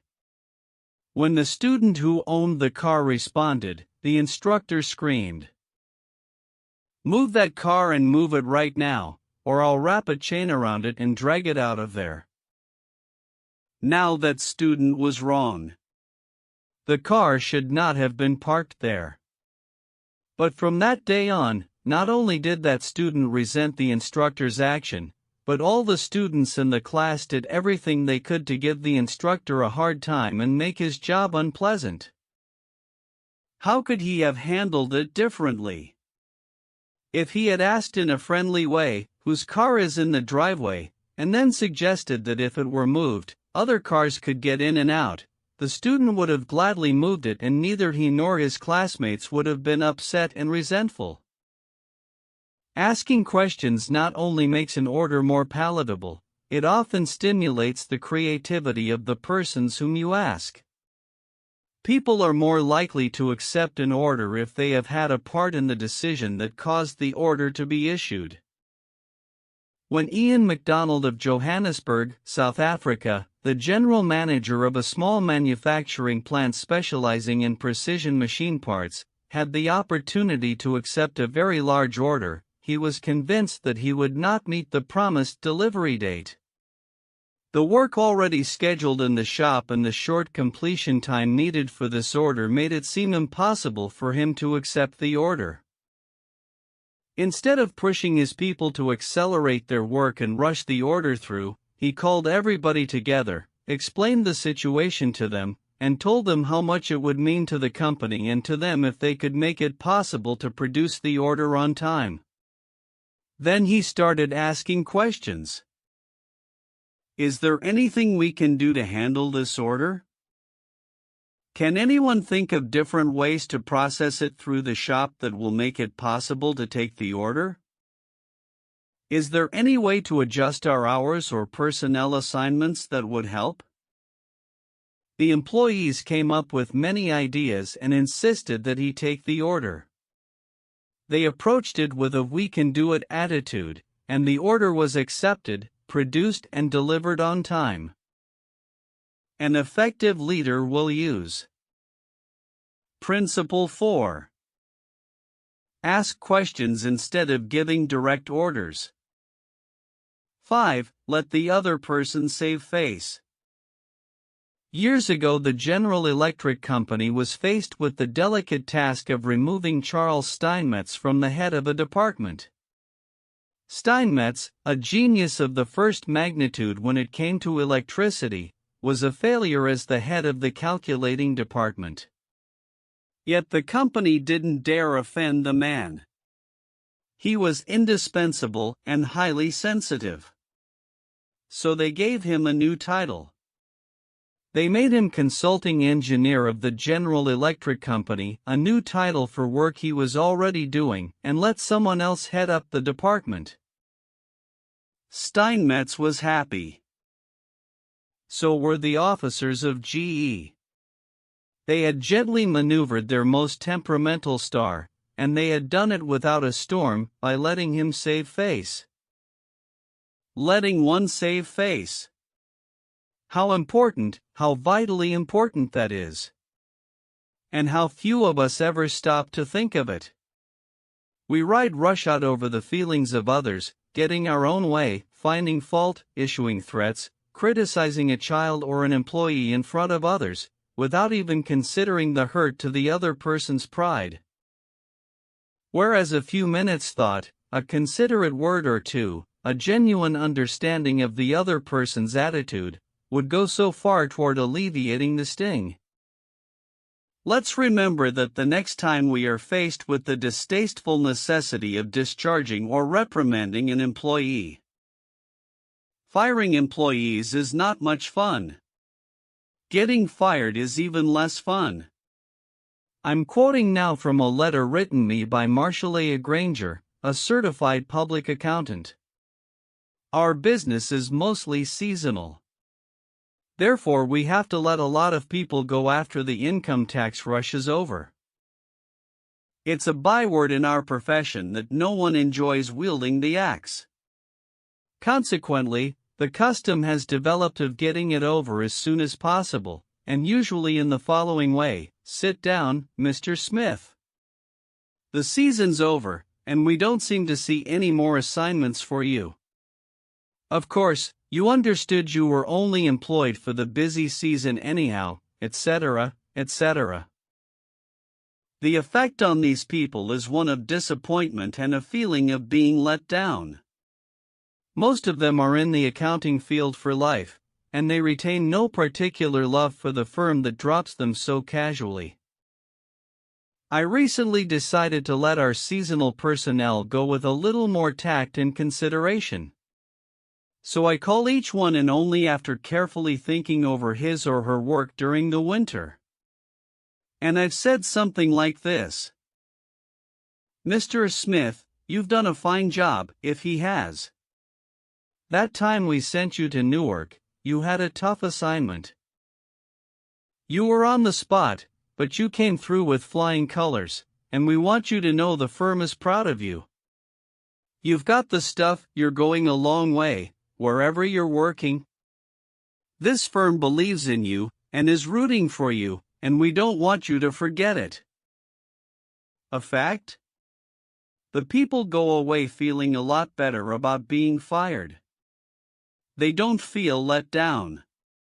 They know if we had work for them, we'd keep them on. And when we need them again, they come to us with a keen personal affection. At one session of our course, 2 class members discussed the negative effects of fault-finding versus the positive effects of letting the other person save face.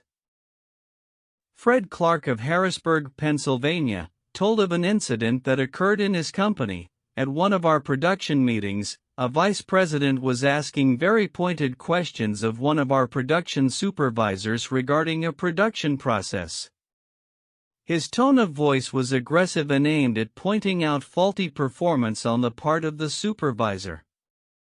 Not wanting to be embarrassed in front of his peers, the supervisor was evasive in his responses.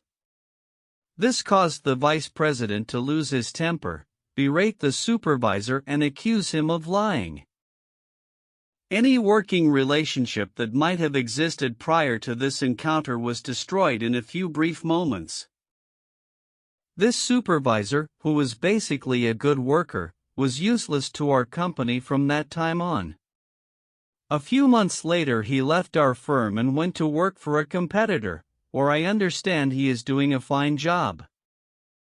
Another class member, Anna Mazzone, related how a similar incident had occurred at her job, but what a difference in approach and results.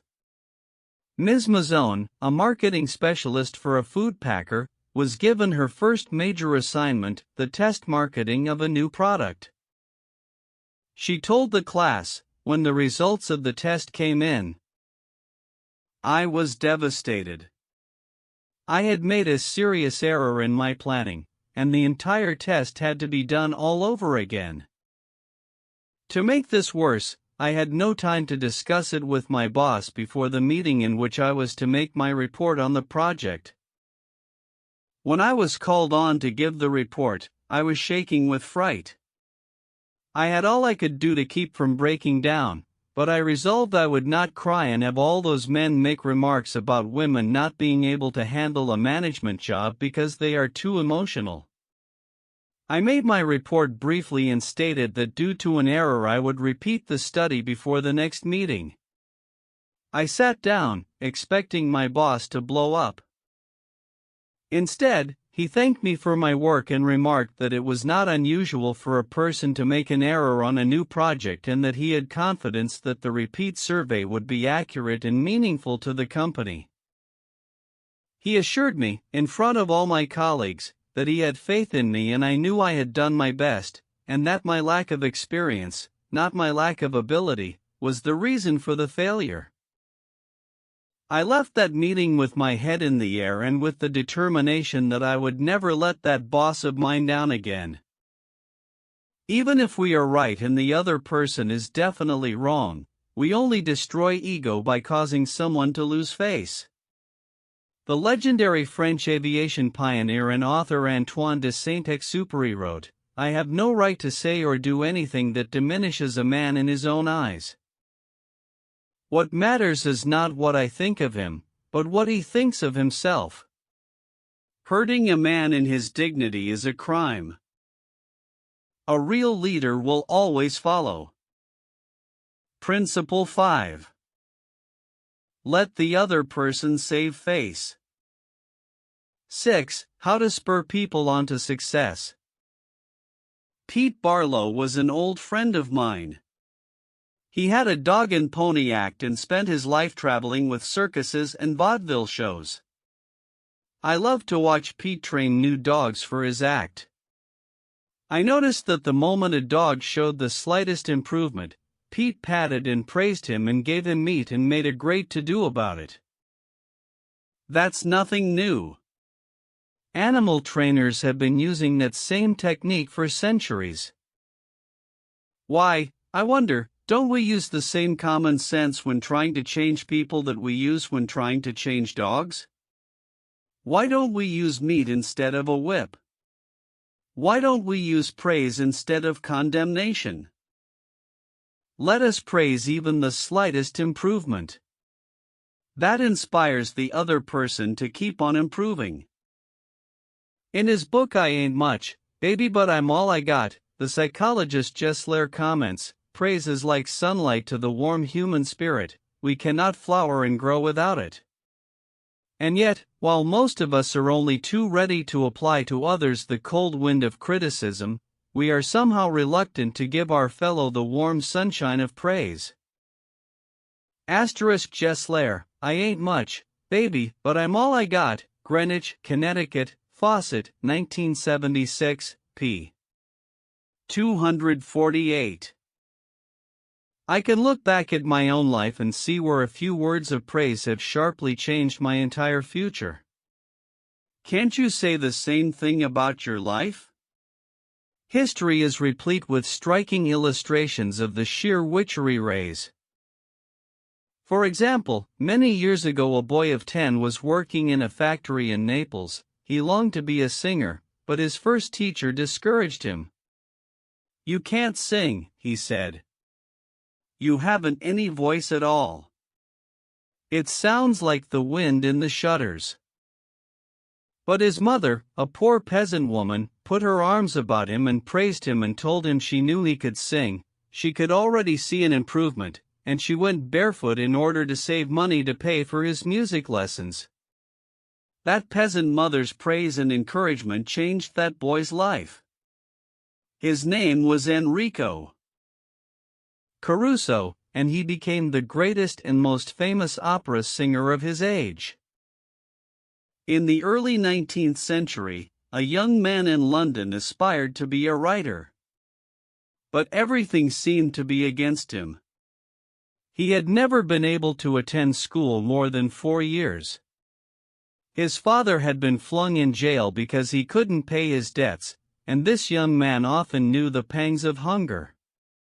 Finally, he got a job pasting labels on bottles of blacking in a rat-infested warehouse, and he slept at night in a dismal attic room with 2 other boys, gutter snipes from the slums of London. He had so little confidence in his ability to write that he sneaked out and mailed his first manuscript in the dead of night so nobody would laugh at him. Story after story was refused. Finally, the great day came when one was accepted. True, he wasn't paid a shilling for it, but one editor had praised him. One editor had given him recognition. He was so thrilled that he wandered aimlessly around the streets with tears rolling down his cheeks. The praise, the recognition, that he received through getting one story in print, changed his whole life, for if it hadn't been for that encouragement, he might have spent his entire life working in rat-infested factories. You may have heard of that boy. His name was Charles Dickens. Another boy in London made his living as a clerk in a dry goods store. He had to get up at 5 o'clock, sweep out the store, and slave for 14 hours a day. It was sheer drudgery and he despised it. After 2 years, he could stand it no longer, so he got up one morning and, without waiting for breakfast, tramped 15 miles to talk to his mother, who was working as a housekeeper. He was frantic. He pleaded with her. He wept. He swore he would kill himself if he had to remain in the shop any longer. Then he wrote a long, pathetic letter to his old schoolmaster, declaring that he was heartbroken, that he no longer wanted to live. His old schoolmaster gave him a little praise and assured him that he really was very intelligent and fitted for finer things and offered him a job as a teacher. That praise changed the future of that boy and made a lasting impression on the history of English literature. For that boy went on to write innumerable best-selling books and made over $1 million with his pen. You've probably heard of him. His name, H.G. Wells. Use of praise instead of criticism is the basic concept of B.F. Skinner's teachings.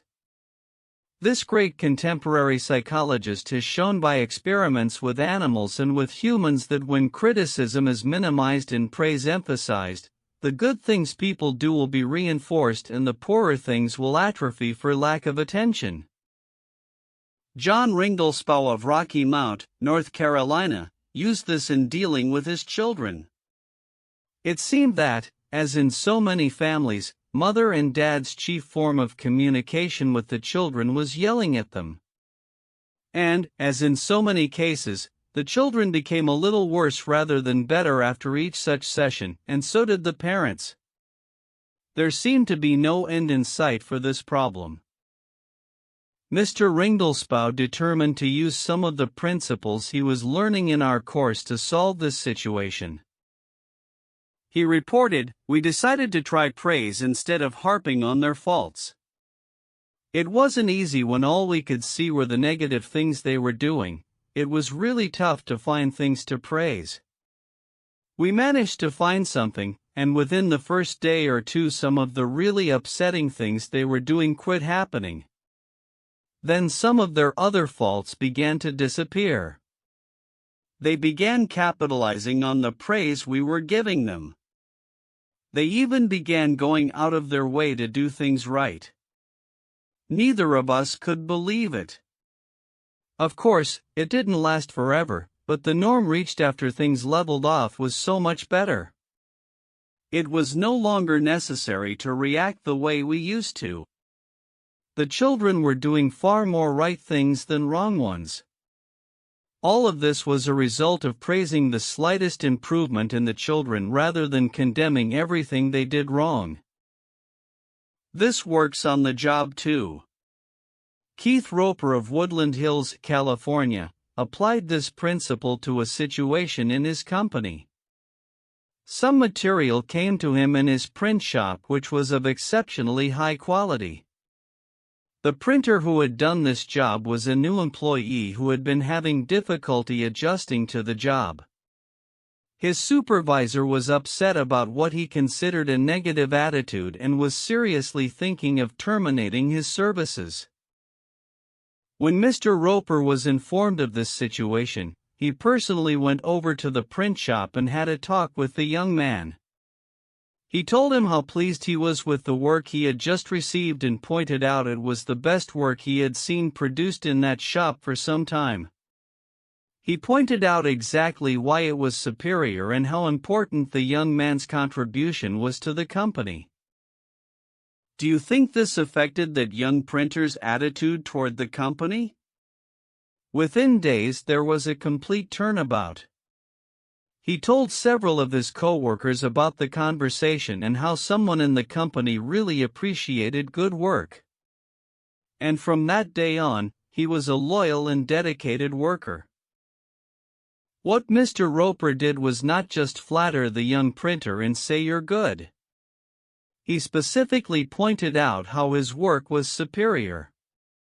Because he had singled out a specific accomplishment, rather than just making general flattering remarks, his praise became much more meaningful to the person to whom it was given. Everybody likes to be praised, but when praise is specific, it comes across as sincere, not something the other person may be saying just to make one feel good.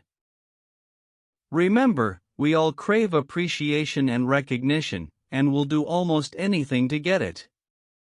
But nobody wants insincerity. Nobody wants flattery. Let me repeat, the principles taught in this book will work only when they come from the heart. I am not advocating a bag of tricks. I am talking about a new way of life. Talk about changing people. If you and I will inspire the people with whom we come in contact to a realization of the hidden treasures they possess, we can do far more than change people. We can literally transform them. Exaggeration? Then listen to these sage words from William James, one of the most distinguished psychologists and philosophers America has ever produced. Compared with what we ought to be, we are only half awake. We are making use of only a small part of our physical and mental resources. Stating the thing broadly, the human individual thus lives far within his limits. He possesses powers of various sorts which he habitually fails to use. Yes, you who are reading these lines possess powers of various sorts which you habitually fail to use. And one of these powers you are probably not using to the fullest extent is your magic ability to praise people and inspire them with a realization of their latent possibilities. Abilities wither under criticism, they blossom under encouragement. To become a more effective leader of people, apply. Principle 6. Praise the slightest improvement and praise every improvement. Be hearty in your approbation and lavish in your praise. 7. Give a dog a good name. What do you do when a person who has been a good worker begins to turn in shoddy work? You can fire him or her, but that really doesn't solve anything. You can berate the worker, but this usually causes resentment.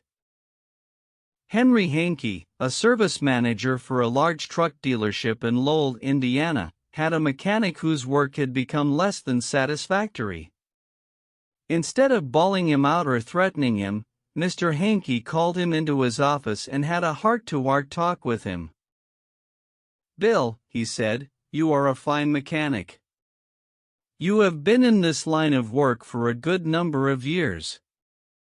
You have repaired many vehicles to the customer's satisfaction. In fact, we've had a number of compliments about the good work you have done. Yet, of late, the time you take to complete each job has been increasing and your work has not been up to your own old standards. Because you have been such an outstanding mechanic in the past, I felt sure you would want to know that I am not happy with this situation, and perhaps jointly we could find some way to correct the problem." Bill responded that he hadn't realized he had been falling down in his duties and assured his boss that the work he was getting was not out of his range of expertise and he would try to improve in the future. Did he do it? You can be sure he did. He once again became a fast and thorough mechanic. With that reputation Mr. Hankey had given him to live up to, how could he do anything else but turn out work comparable to that which he had done in the past? "The average person," said Samuel Vauquelin, then president of the Baldwin Locomotive Works, "can be led readily if you have his or her respect and if you show that you respect that person for some kind of ability. In short, if you want to improve a person in a certain respect, act as though that particular trait were already one of his or her outstanding characteristics. Shakespeare said, 'Assume a virtue, if you have it not.' And it might be well to assume and state openly that other people have the virtue you want them to develop. Give them a fine reputation to live up to, and they will make prodigious efforts rather than see you disillusioned." Georgette LeBlanc, in her book Souvenirs, My Life with Maeterlinck, describes the startling transformation of a humble Belgian Cinderella. "A servant girl from a neighboring hotel brought my meals," she wrote. She was called Marie the dishwasher because she had started her career as a scullery assistant. She was a kind of monster, cross-eyed, bandy-legged, poor in flesh and spirit. One day, while she was holding my plate of macaroni in her red hand, I said to her point-blank, "Marie, you do not know what treasures are within you." Accustomed to holding back her emotion, Marie waited a few moments, not daring to risk the slightest gesture for fear of a catastrophe. Then she put the dish on the table, sighed and said ingenuously, "Madam, I would never have believed it." She did not doubt. She did not ask a question. She simply went back to the kitchen and repeated what I had said, and such is the force of faith that no one made fun of her. From that day on, she was even given a certain consideration. But the most curious change of all occurred in the humble Marie herself. Believing she was the tabernacle of unseen marvels, she began taking care of her face and body so carefully that her starved youth seemed to bloom and modestly hide her plainness. 2 months later, she announced her coming marriage with the nephew of the chef. "I'm going to be a lady," she said, and thanked me.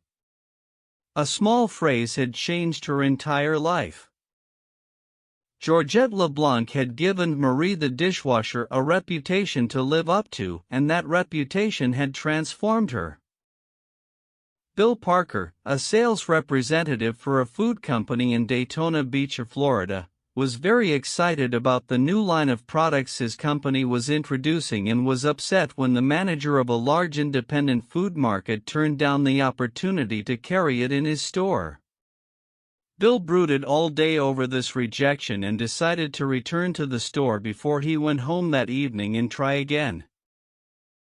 "Jack," he said, "since I left this morning I realized I hadn't given you the entire picture of our new line, and I would appreciate some of your time to tell you about the points I omitted. I have respected the fact that you are always willing to listen and are big enough to change your mind when the facts warrant a change." Could Jack refuse to give him another hearing? Not with that reputation to live up to. One morning Dr. Martin Fitzhugh, a dentist in Dublin, Ireland, was shocked when one of his patients pointed out to him that the metal cup holder which she was using to rinse her mouth was not very clean. True, the patient drank from the paper cup, not the holder, but it certainly was not professional to use tarnished equipment.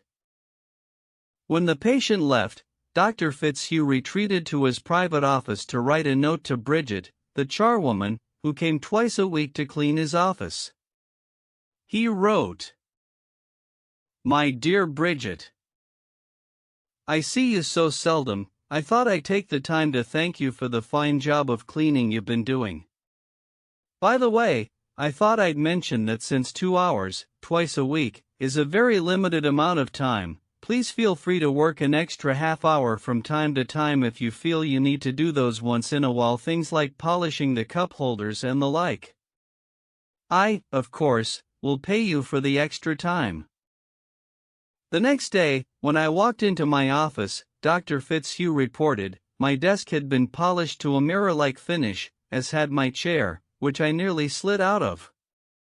When I went into the treatment room I found the shiniest, cleanest chrome-plated cup holder I had ever seen nestled in its receptacle. I had given my charwoman a fine reputation to live up to, and because of this small gesture she outperformed all her past efforts. How much additional time did she spend on this? That's right, none at all. There is an old saying, give a dog a bad name and you may as well hang him. But give him a good name and see what happens. When Mrs. Ruth Hopkins, a fourth-grade teacher in Brooklyn, New York, looked at her class roster the first day of school, her excitement and joy of starting a new term was tinged with anxiety. In her class this year she would have Tommy T., the school's most notorious bad boy. His third-grade teacher had constantly complained about Tommy to colleagues, the principal, and anyone else who would listen. He was not just mischievous, he caused serious discipline problems in the class, picked fights with the boys, teased the girls, was fresh to the teacher, and seemed to get worse as he grew older. His only redeeming feature was his ability to learn rapidly and master the school work easily. Mrs. Hopkins decided to face the Tommy problem immediately. When she greeted her new students, she made little comments to each of them. Rose, that's a pretty dress you are wearing. Alicia, I hear you draw beautifully. When she came to Tommy, she looked him straight in the eyes and said, Tommy, I understand you are a natural leader. I'm going to depend on you to help me make this class the best class in the fourth grade this year. She reinforced this over the first few days by complimenting Tommy on everything he did and commenting on how this showed what a good student he was.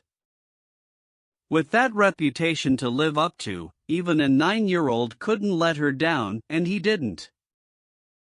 If you want to excel in that difficult leadership role of changing the attitude or behavior of others, use Principle 7. Give the other person a fine reputation to live up to. 8. Make the fault seem easy to correct. A bachelor friend of mine, about 40 years old, became engaged, and his fiancée persuaded him to take some belated dancing lessons.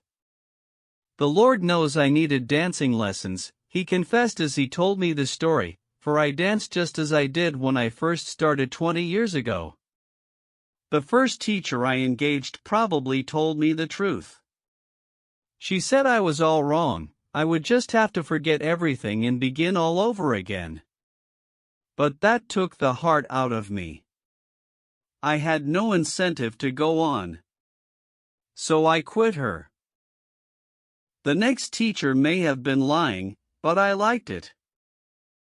She said nonchalantly that my dancing was a bit old-fashioned perhaps, but the fundamentals were all right, and she assured me I wouldn't have any trouble learning a few new steps. The first teacher had discouraged me by emphasizing my mistakes. This new teacher did the opposite.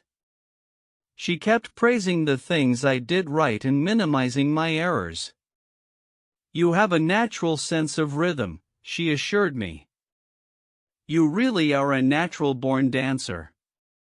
Now my common sense tells me that I always have been and always will be a fourth-rate dancer, yet, deep in my heart, I still like to think that maybe she meant it. To be sure, I was paying her to say it, but why bring that up? At any rate, I know I am a better dancer than I would have been if she hadn't told me I had a natural sense of rhythm. That encouraged me. That gave me hope.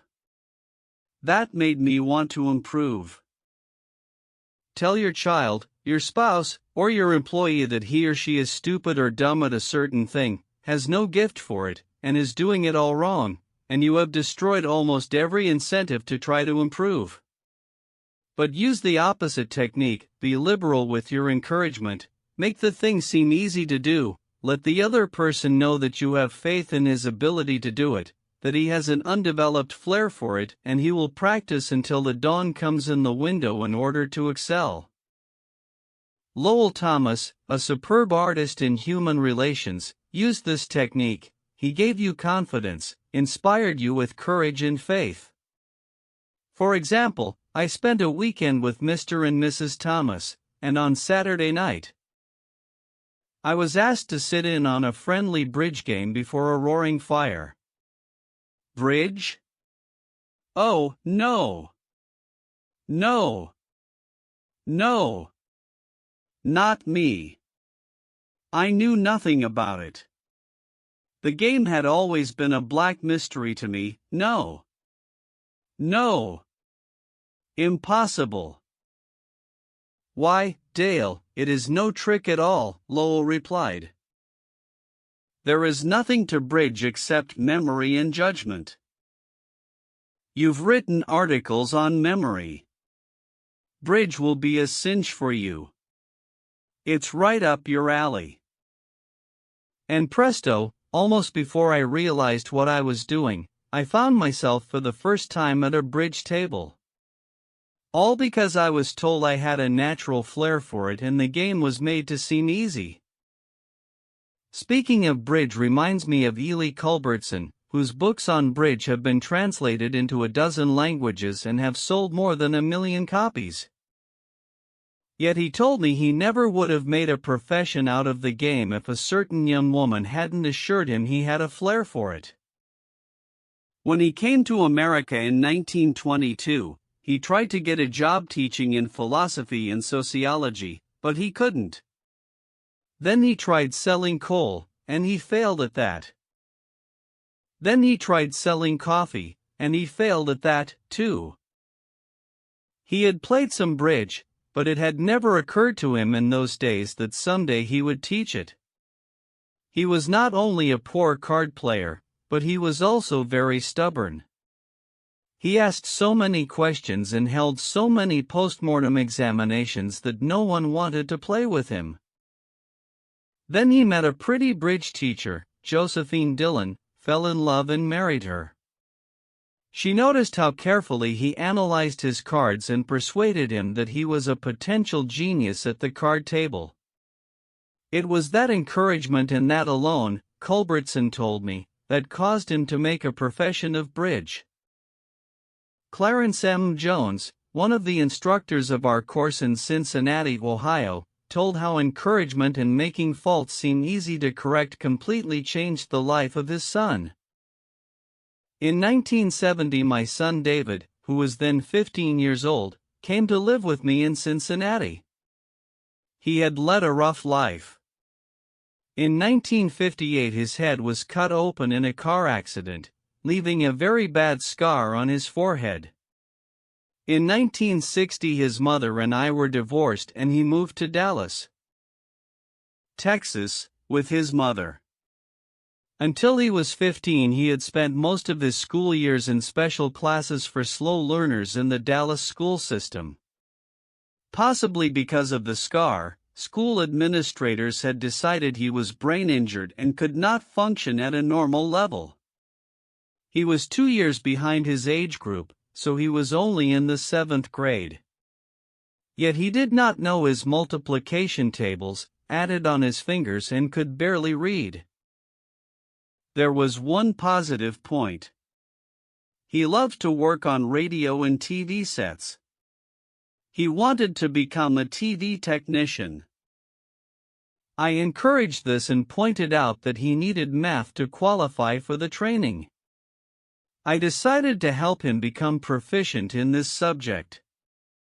We obtained 4 sets of flashcards: multiplication, division, addition, and subtraction. As we went through the cards, we put the correct answers in a discard stack. When David missed one, I gave him the correct answer and then put the card in the repeat stack until there were no cards left. I made a big deal out of each card he got right, particularly if he had missed it previously. Each night we would go through the repeat stack until there were no cards left. Each night we timed the exercise with a stopwatch. I promised him that when he could get all the cards correct in 8 minutes with no incorrect answers, we would quit doing it every night. This seemed an impossible goal to David. The first night it took 52 minutes, the second night, 48, then 45, 44, 41, then under 40 minutes. We celebrated each reduction.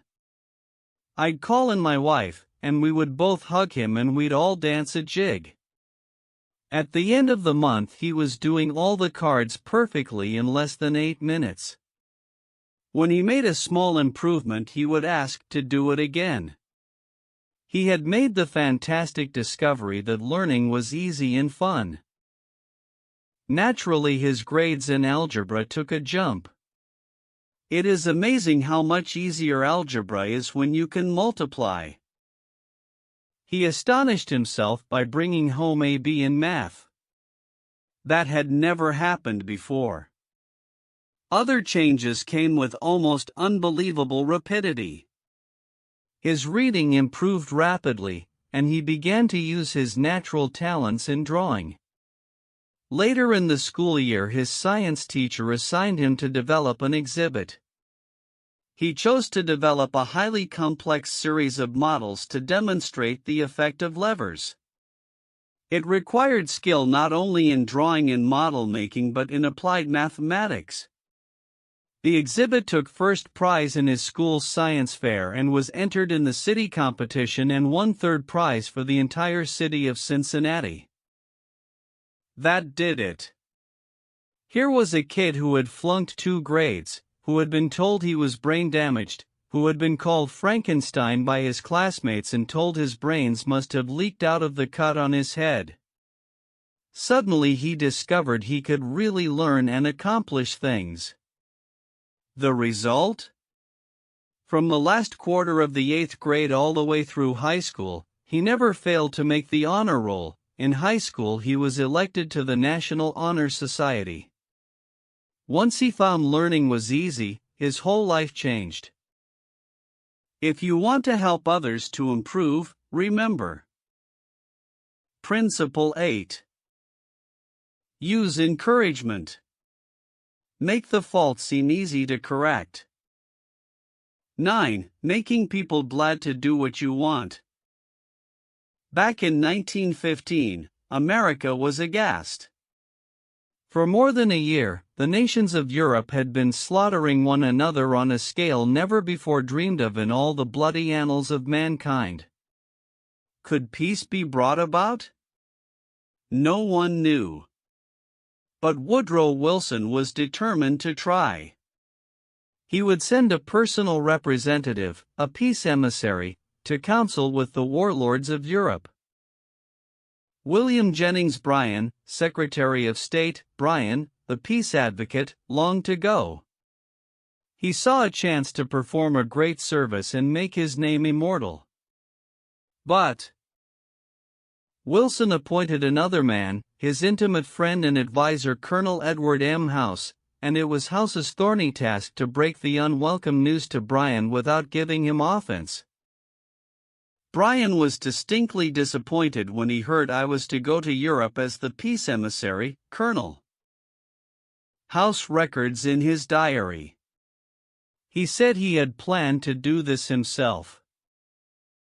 I replied that the president thought it would be unwise for anyone to do this officially, and that his going would attract a great deal of attention and people would wonder why he was there.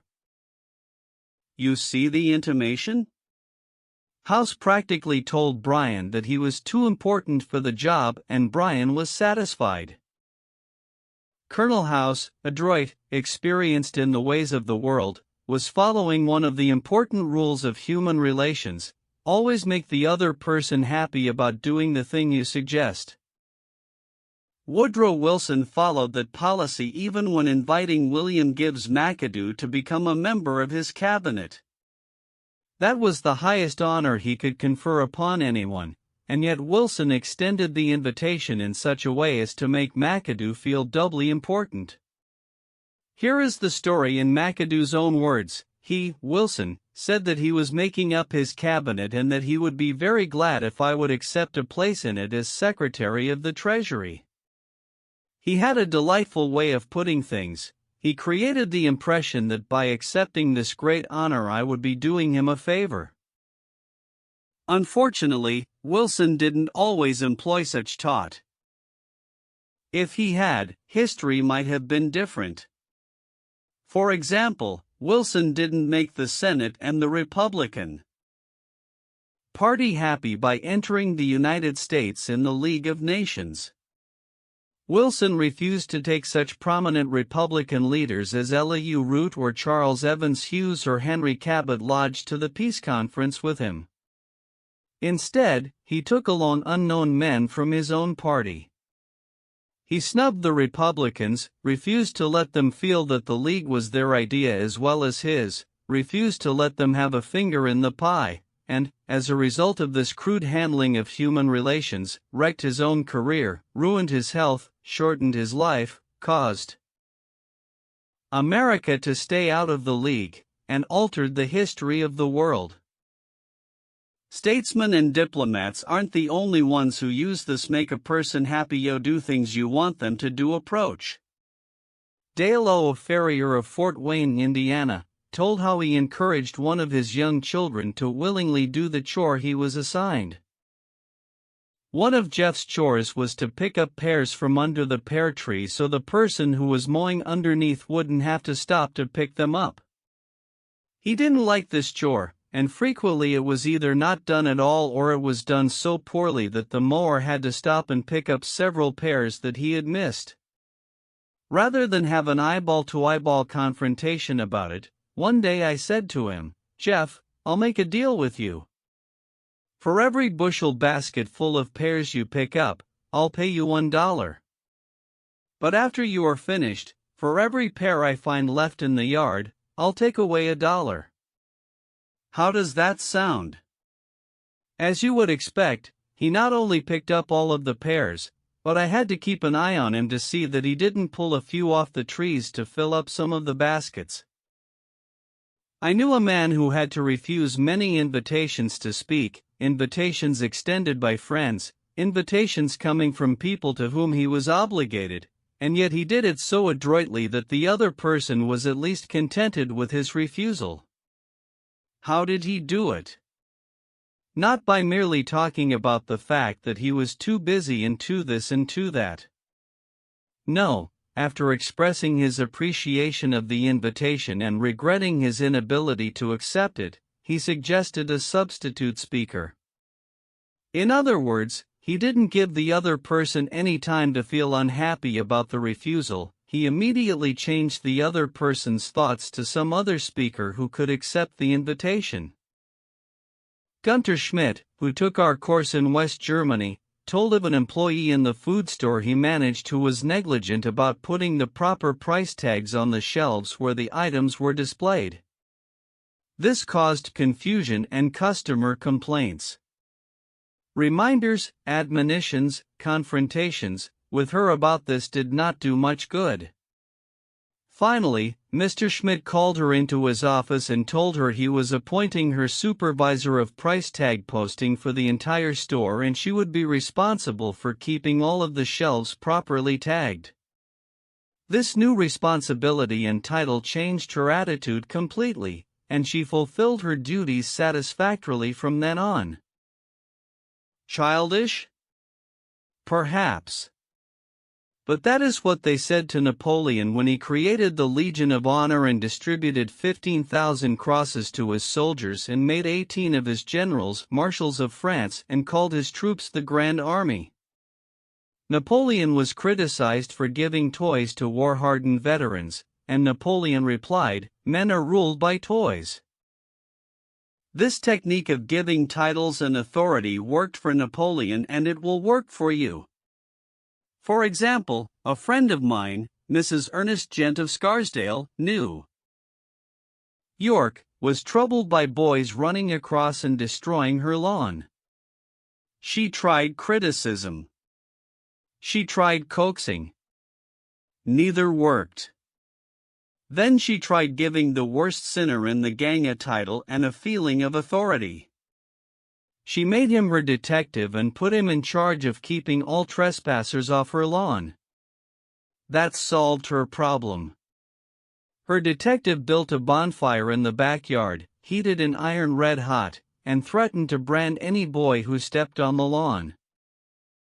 The effective leader should keep the following guidelines in mind when it is necessary to change attitudes or behavior. Be sincere. Do not promise anything that you cannot deliver. Forget about the benefits to yourself and concentrate on the benefits to the other person. Know exactly what it is you want the other person to do. Be empathetic. Ask yourself what is it the other person really wants. Consider the benefits that person will receive from doing what you suggest. Match those benefits to the other person's wants. When you make your request, put it in a form that will convey to the other person the idea that he personally will benefit. We could give a curt order like this: "John, we have customers coming in tomorrow and I need the stockroom cleaned out. So sweep it out, put the stock in neat piles on the shelves and polish the counter." Or we could express the same idea by showing John the benefits he will get from doing the task. "John, we have a job that should be completed right away. If it is done now, we won't be faced with it later. I am bringing some customers in tomorrow to show our facilities. I would like to show them the stockroom, but it is in poor shape. If you could sweep it out, put the stock in neat piles on the shelves, and polish the counter, it would make us look efficient and you will have done your part to provide a good company image." Will John be happy about doing what you suggest? Probably not very happy, but happier than if you had not pointed out the benefits. Assuming you know that John has pride in the way his stockroom looks and is interested in contributing to the company image, he will be more likely to be cooperative. It also will have been pointed out to John that the job would have to be done eventually, and by doing it now, he won't be faced with it later. It is naive to believe you will always get a favorable reaction from other persons when you use these approaches, but the experience of most people shows that you are more likely to change attitudes this way than by not using these principles, and if you increase your successes by even a mere 10%, you have become 10% more effective as a leader than you were before. And that is your benefit. People are more likely to do what you would like them to do when you use. Principle 9. Make the other person happy about doing the thing you suggest. In a nutshell, be a leader. A leader's job often includes changing your people's attitudes and behavior. Some suggestions to accomplish this. Principle 1. Begin with praise and honest appreciation. Principle 2. Call attention to people's mistakes indirectly. Principle 3. Talk about your own mistakes before criticizing the other person. Principle 4. Ask questions instead of giving direct orders. Principle 5. Let the other person save face. Principle 6. Praise the slightest improvement and praise every improvement. Be hearty in your approbation and lavish in your praise. Principle 7. Give the other person a fine reputation to live up to. Principle 8. Use encouragement. Make the fault seem easy to correct. Principle 9. Make the other person happy about doing the thing you suggest. A shortcut to distinction. About the author. Dale Carnegie, 1888 to 1955, was a pioneering teacher, writer, and lecturer whose timeless principles transformed the art of communication and human relations. Born in rural Missouri, Carnegie rose from modest beginnings to become one of the most influential self-improvement authors in history. Through his best-selling books and world-renowned training programs, he taught millions how to unlock the power of genuine connection, persuasive speaking, and confidence in leadership. His flagship work, How to Win Friends and Influence People, first published in 1936, has sold over 30 million copies and remains a cornerstone of personal and professional development. Carnegie's legacy lives on through the Dale Carnegie Training Institute, which continues to inspire individuals and organizations around the world to cultivate empathy, communication, and success through the simple power of understanding others.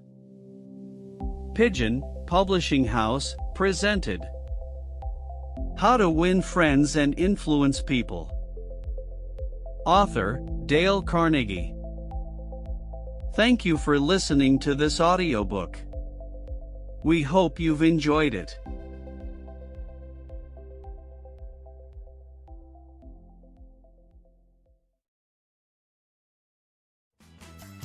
If you enjoyed this classic, follow the show and leave a quick review, and join us every Tuesday and Thursday for more timeless stories.